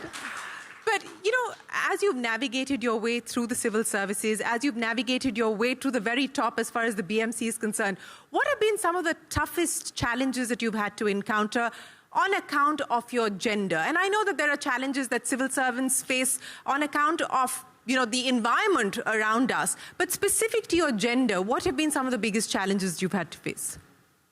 Frankly, Shirin, in Indian Administrative Service, we experience less of gender disparity, because being in the administrative service itself puts you little ahead of the race. And as far as IAS is concerned, women's presence has always been there. Yes. The percentage has now recently increased, but presence has always been there. And we have heard stories of many of our senior officers you know, working their way up to... when will India see a woman cabinet secretary? But yes, there is... and even Maharashtra took a lot of time to have its first women chief secretary. But many other states, there have been many women chief secretaries, actually. So at times there is some kind of a glass ceiling, but if you look at the opportunities which the service provides, even to women officers, frankly, I have never experienced that kind of disparity or any different treatment by people. But yes, there were certain posts which were always, you know, considered that women may not be able to perform on those posts. Which posts were these? Even the municipal commissioner post, for that matter, in very early days, even the collector's post, people thought that women won't be able to, you know, perform. But then it has become a norm now. So there is I think it takes some time for people to understand that there's no difference. Finally, an administrator is an administrator in spite of the gender, and the performer won't have any gender as such. If there is a performer, that person would perform, but that understanding takes some time. And some of the posts which look, you know, that only men can, you know, handle them. Maybe the municipal commissioner's post is like that. Even MMRDA commissioner, for that matter. Housing boards, because these posts are they are considered that they have to handle many complex things which involves too much of engagement with people, political parties, the influential people in the community, and at times people feel that women may not be able to navigate through those troubled waters. So, but once you break that ceiling and once that myth is broken, then I think it becomes a normal thing. Then that time probably people would think, why even we had thought of that the women won't be able to accept that. You know, you're dealing with the large infrastructure projects in Mumbai. In fact, you're also called the metro woman. You know, in India, the biggest problem with infrastructure is it just doesn't get done on time. There are time overruns, there are cost overruns. Is it good to have a woman in place to ensure that we actually get the job done? If that is the case, then probably I must say that yes. But there are multiple reasons why infrastructure projects don't get on time. What is needed is a very focused kind of leadership for that. And at times people allow things to the providence, allow things to happen on their own. But maybe when I took over, because when I came in infrastructure, that was in 2008. And since then, I have been continuously working in urban infrastructure. And my own lesson was, unless you own it, unless you take responsibility of it, and don't look at it as a regular administrative thing, the projects won't move. And from that perspective, I worked on all these projects like the CEO of a private company who would always think of the cost and time overrun, and who would always think of the lost profit. In government companies, we don't think much about profit, but the cost and time overrun is something which we have to think about. And each and every problem which comes in the way needs to be dealt with immediately. And that dynamism in the decision making, I can't leave, I can't leave it to the next officer who takes over. Yeah. So I worked with that attitude, and that worked well. And most of the projects which I took over or I started, they got completed in a reasonable time frame, not exactly on time because there were multiple issues. So I think the women leadership brings that that sense of accountability, and that ownership. sense of ownership, and that makes a lot of difference. You know, we've got a lot of young people, young women here in this audience, and many who are watching us online and on TV. As someone who's navigated the civil services, you know, what would you leave us with in terms of things that we should be mindful of? What have been some of your sort of, you know, non-negotiables to help you, as you said, navigate the very tricky, often difficult waters? What would you leave us with? Civil services, the kind of field you have to work in is always very chaotic because there are too many noises, too many voices, and you have to pay attention to each one of them. And so around you there is always a chaos. So what you need to do is find a method in that madness. And to do that, you need to first listen to all the voices, all the noises, absorb them, and then try to understand what exactly is important, what exactly matters, which actually will find a way out. So if you don't listen to it, at times what happens, the chaos is so much that people stop listening to that. And they find their own way out to deal with it. But it doesn't work that way. So basically one has to be very, very patient. One has to be a good listener, understand what the problem is, and go in the details of that. And don't leave it to anyone. But one must understand that in this kind of administration, there is no one single and straightforward answer. There is no tailor-made solution. You have to find that solution because there are multiple stakeholders, multiple viewpoints.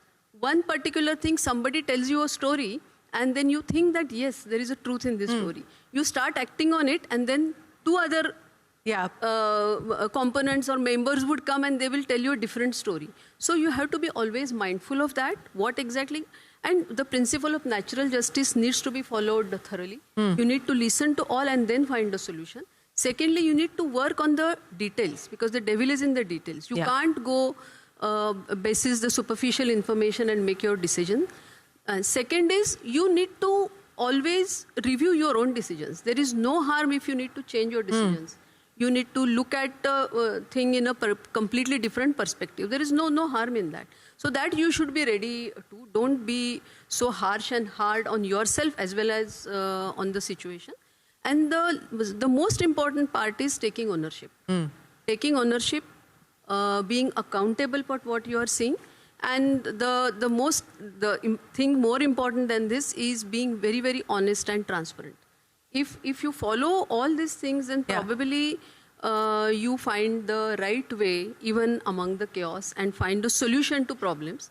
And once you are a problem solver, then I think every issue in administration can be easily solved. You know, as many of our speakers here this evening spoke of the perfection penalty that women often burden themselves with and society also burdens us with, you know, as you've navigated a very high achieving career with also managing, you know, your family and so on and so forth, what have been some of the challenges that you've had to administer and how did you get past those? I think this trap of being a perfectionist, that initially I was also influenced by that, but slowly you realize that you don't need to. You need to navigate both, you need to manage both. And I was blessed with a very, very supportive family because that matters a lot. And if your family understands what exactly is your job, responsibilities on your job, if I am answerable to my job 24/7, then I need to have that kind of freedom and that kind of support from the family, which I had.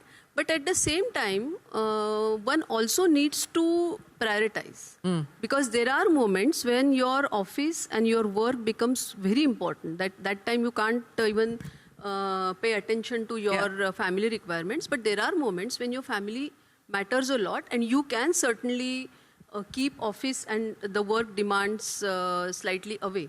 So that kind of prioritization has to be done, and what exactly you need in life, because you can't have best of everything at all times. So so you need to be fair, you need to be balanced with yourself also.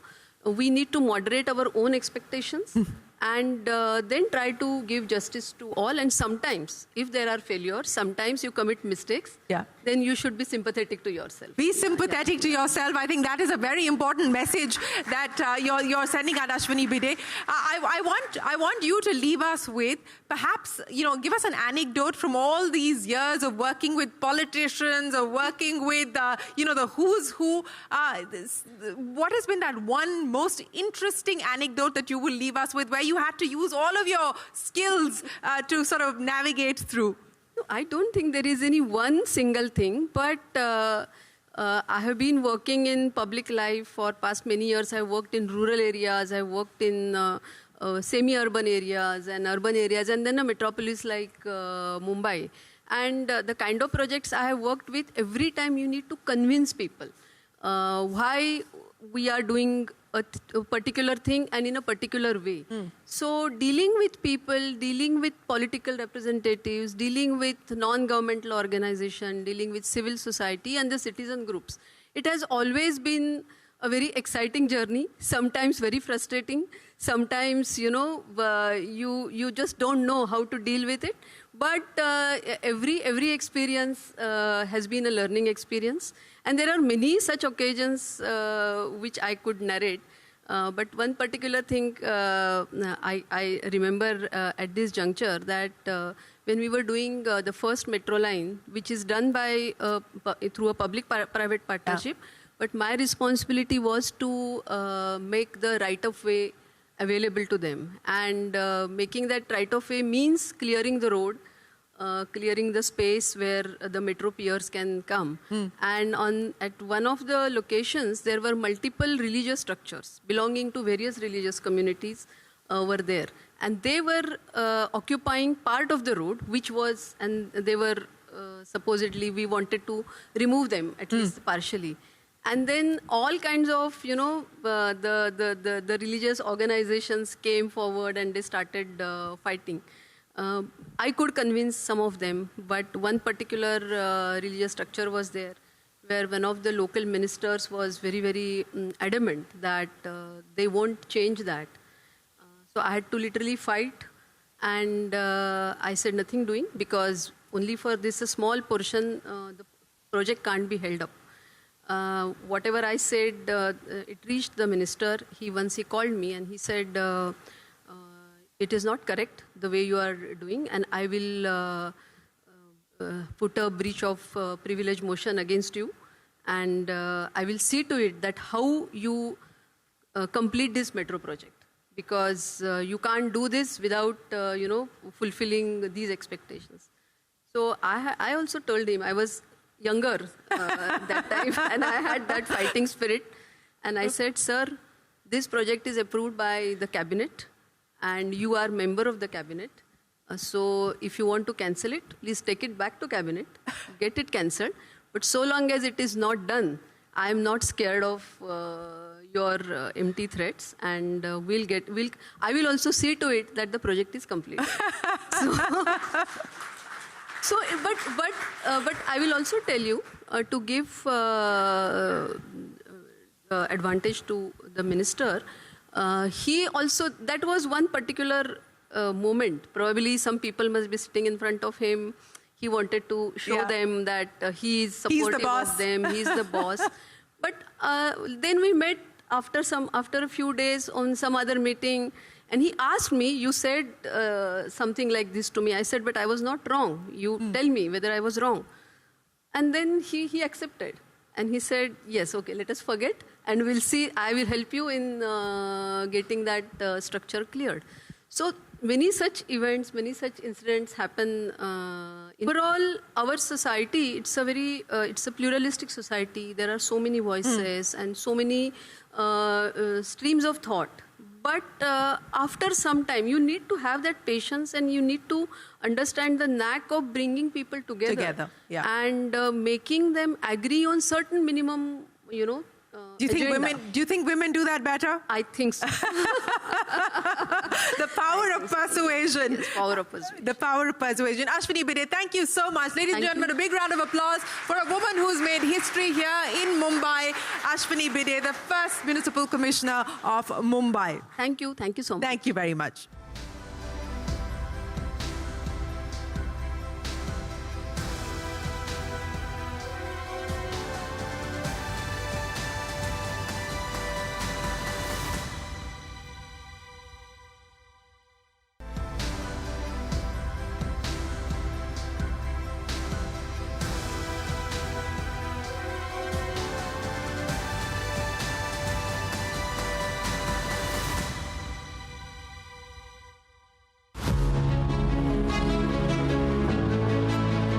What begins as a small business can become something far greater.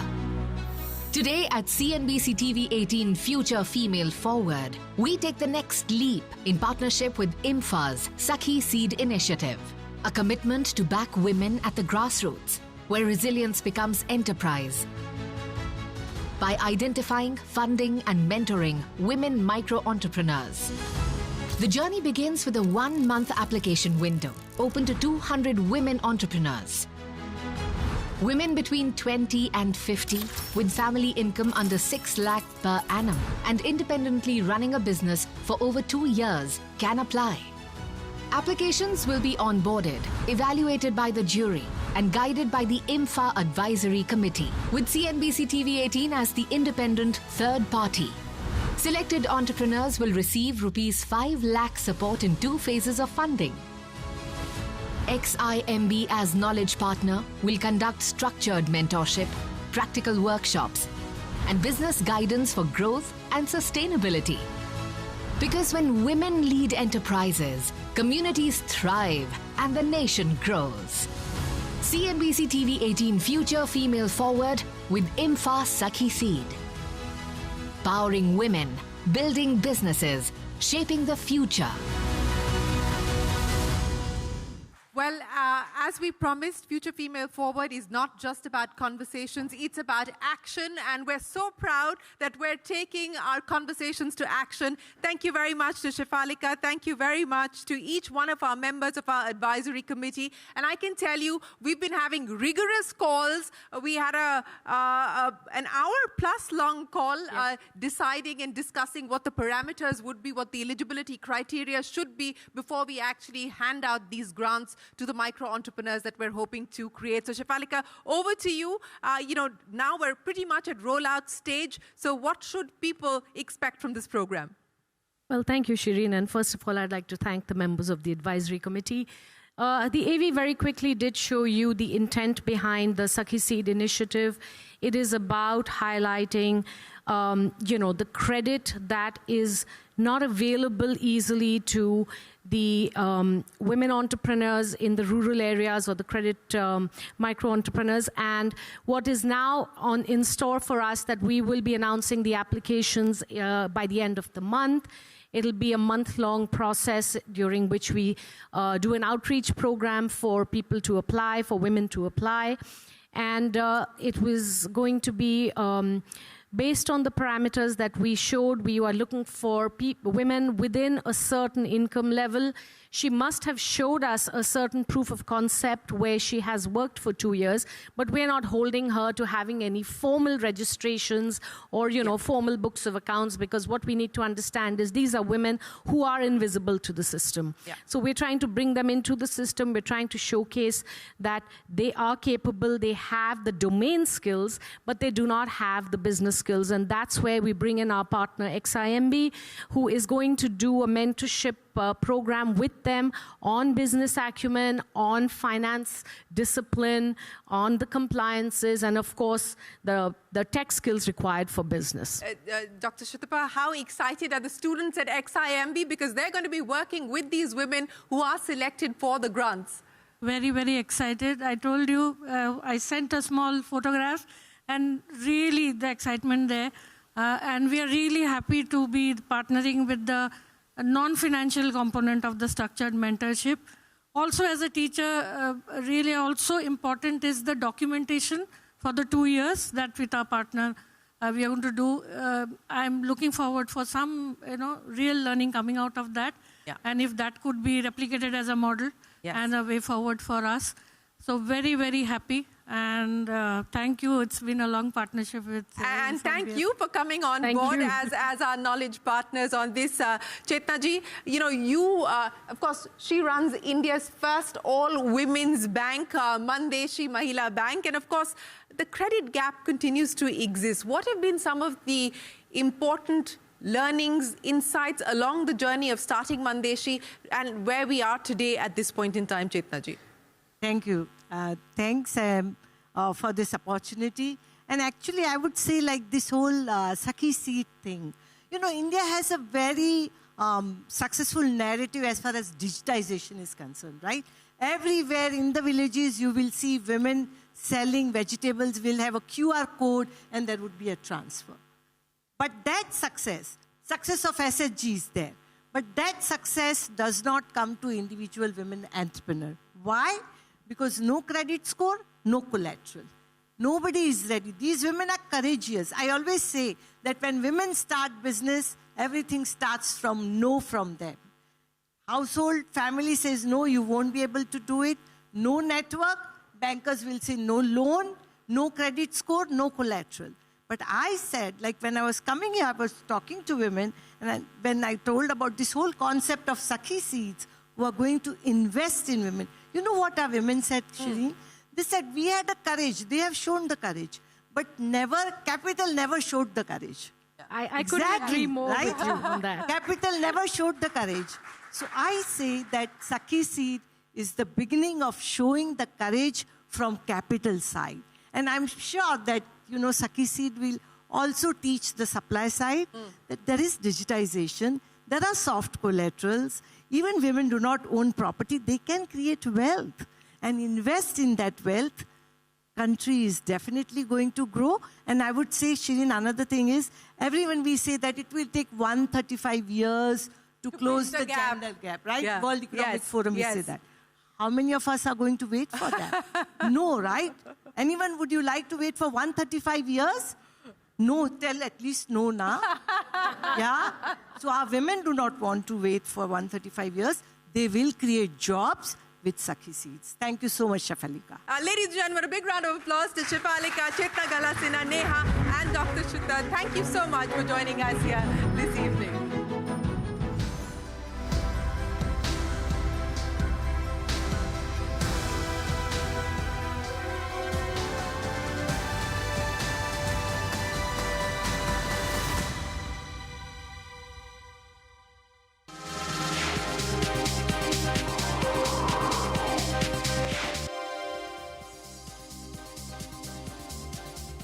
Hello and welcome to India Business Hour. I'm Ashmit Kumar. Here are the headlines that we're tracking this evening.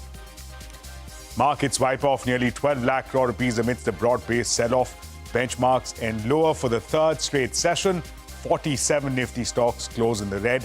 Rupee hits a record low of 95.74 against the dollar.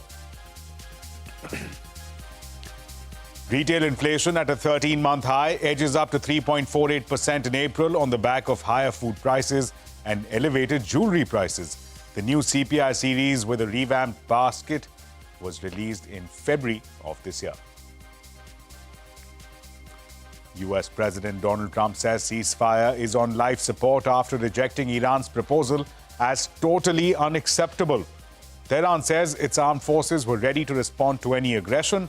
Iranian parliamentary spokesperson warns that the country could enrich uranium up to weapons grade if attacked again.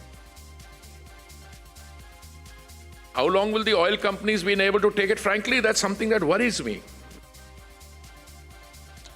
Petroleum Minister Hardeep Singh Puri says that the government needs to take a view on OMC losses at some point of time, calls Prime Minister Modi's austerity appeal a wake-up call to start thinking of measures to lessen the fiscal strain.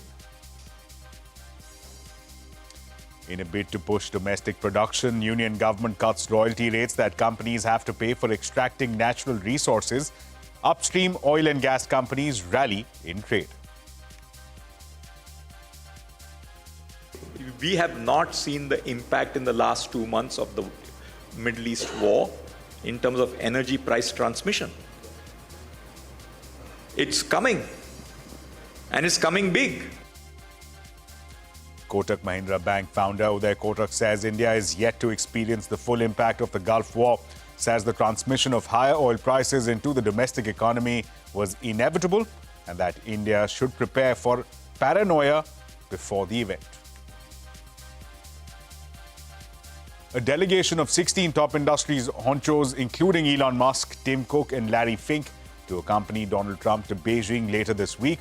NVIDIA CEO Jensen Huang's name not on the list. UK Prime Minister Keir Starmer defies calls from his own party to step down. Over 70 parliamentaries of the Labour parties are calling for his resignation after a crushing defeat in the council elections. He is the UK's fourth Prime Minister in just 5 years. Fresh headache for Edappalani Palanisamy on his birthday. 30 out of 47 newly elected ADMK MLAs declare support for Vijay's TVK. The MLAs accuse party chief Palanisamy of attempting to align with the DMK despite their decades-long opposition. The centre alleges paper leak and exam irregularities, cancels the NEET UG examination that was held on the 3rd of May. Police detains one person in connection to the case. The entrance examination will be reconducted and dates will be notified separately. Also on the show, India's largest airlines call the Noida International Airport commercially unattractive, warn that high charges could make flying from the Noida airport more expensive than Delhi. Airport operator says tariffs proposed are to recover massive investments.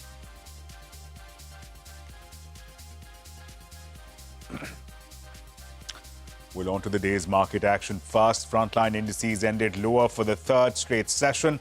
IT stocks and financial heavyweights dragged down the Nifty below the 23,400 mark. The Sensex dropped nearly 1,500 points and the BSE-listed companies erased market cap of nearly 12 lakh crore rupees. The rupee hit a record low of 95.74 against the dollar. However, the currency recovered marginally to close at 95.63. Well, India's retail inflation for April rose to a 13-month high of 3.48% under the new series. This rise was due to food prices, which have nearly doubled since the start of the year. Ritu Singh now joins us with more details. Ritu, take us through the numbers. Retail inflation has inched higher in April with the headline CPI at 3.48%, up from 3.4% in March and marking the fourth straight month of increase in this new CPI series, but it is still below the street estimates. The key pressure point is food inflation, which has crossed the 4% mark. Consumer food price index has risen to 4.2% from 3.87% in March, driven by tomato and coconut products, even while inflation for potatoes and onions came down into the negative zone. Precious metals also remain major contributors. Silver jewelry inflation is still running at a staggering 144%, while gold jewelry inflation, though cooling.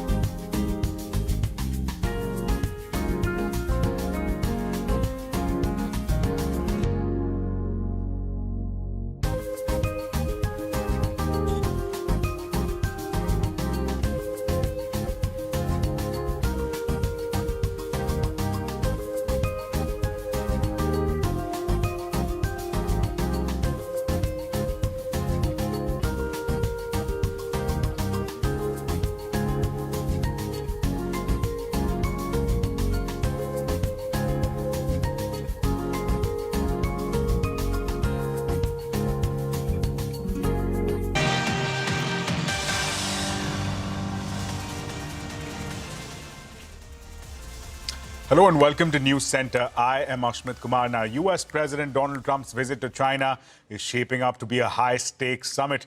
Tariffs, rare earth, AI chips and Taiwan are expected to dominate the agenda. But the Iran war is also set to weigh heavily on these talks between Trump and Chinese President Xi Jinping. Trump is accompanied by a powerful delegation of top U.S. executives, including Tesla's Elon Musk, NVIDIA's Jensen Huang, and Apple CEO Tim Cook. Citigroup CEO Jane Fraser, as well as Meta executive Dina McCormick, are also a part of this high-level delegation.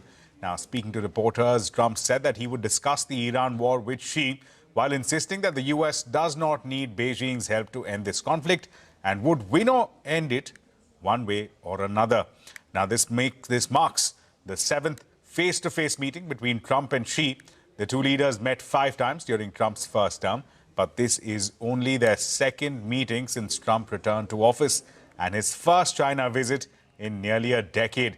He last visited China in 2017. Meanwhile, Trump is widely expected to announce major deals, potentially spanning aviation, AI and energy. Reports suggest that Washington has been exploring an energy arrangement with Beijing, given China remains Iran's largest oil buyer. The U.S. is also looking to capitalize on opportunities emerging from disruptions linked to the Hormuz blockade. At the same time, China's embassy in the United States has outlined 4 red lines ahead of Trump's Xi meeting. Now, these include Taiwan, democracy and human rights issues, China's right to development. So again, 4 important red lines being highlighted there by Beijing ahead of these talks. Now, to understand what, of course, will be unpacked over the next couple of days, what we can anticipate, how that will impact relations between the two countries, we have with us Raymond Vickery, a senior associate at the Center for Strategic and International Studies. He also served as U.S. Assistant Secretary in the Commerce Department. We also have with us Mr. Einar Tangen, Senior Fellow at the Center for International Governance Innovation and Chairman of the Asia Narrative Substack. Gentlemen, thank you so much for joining us. Mr. Vickery, let me come to you first. The last time Donald Trump had visited China was back in 2017. At the time, a lot of energy had been put by China, by Beijing, in ensuring that the two leaders come off as looking as equals when they're talking back in 2017. Now, since then, a lot has changed. What is your assessment as the two leaders get ready for conversations? The first Trump visit in the second term. Are they still equals between the two leaders now when Iran baggage weighs on Donald Trump's shoulders? Do they still engage as equals? Well, thanks very much for having me and allowing me to comment on this. I don't think Beijing wants to be seen as equal anymore. I think they feel that they're in a very good place because of the misadventure in Gaza, because of weakening of President Trump in the polls in the United States, and in general, a recession from leadership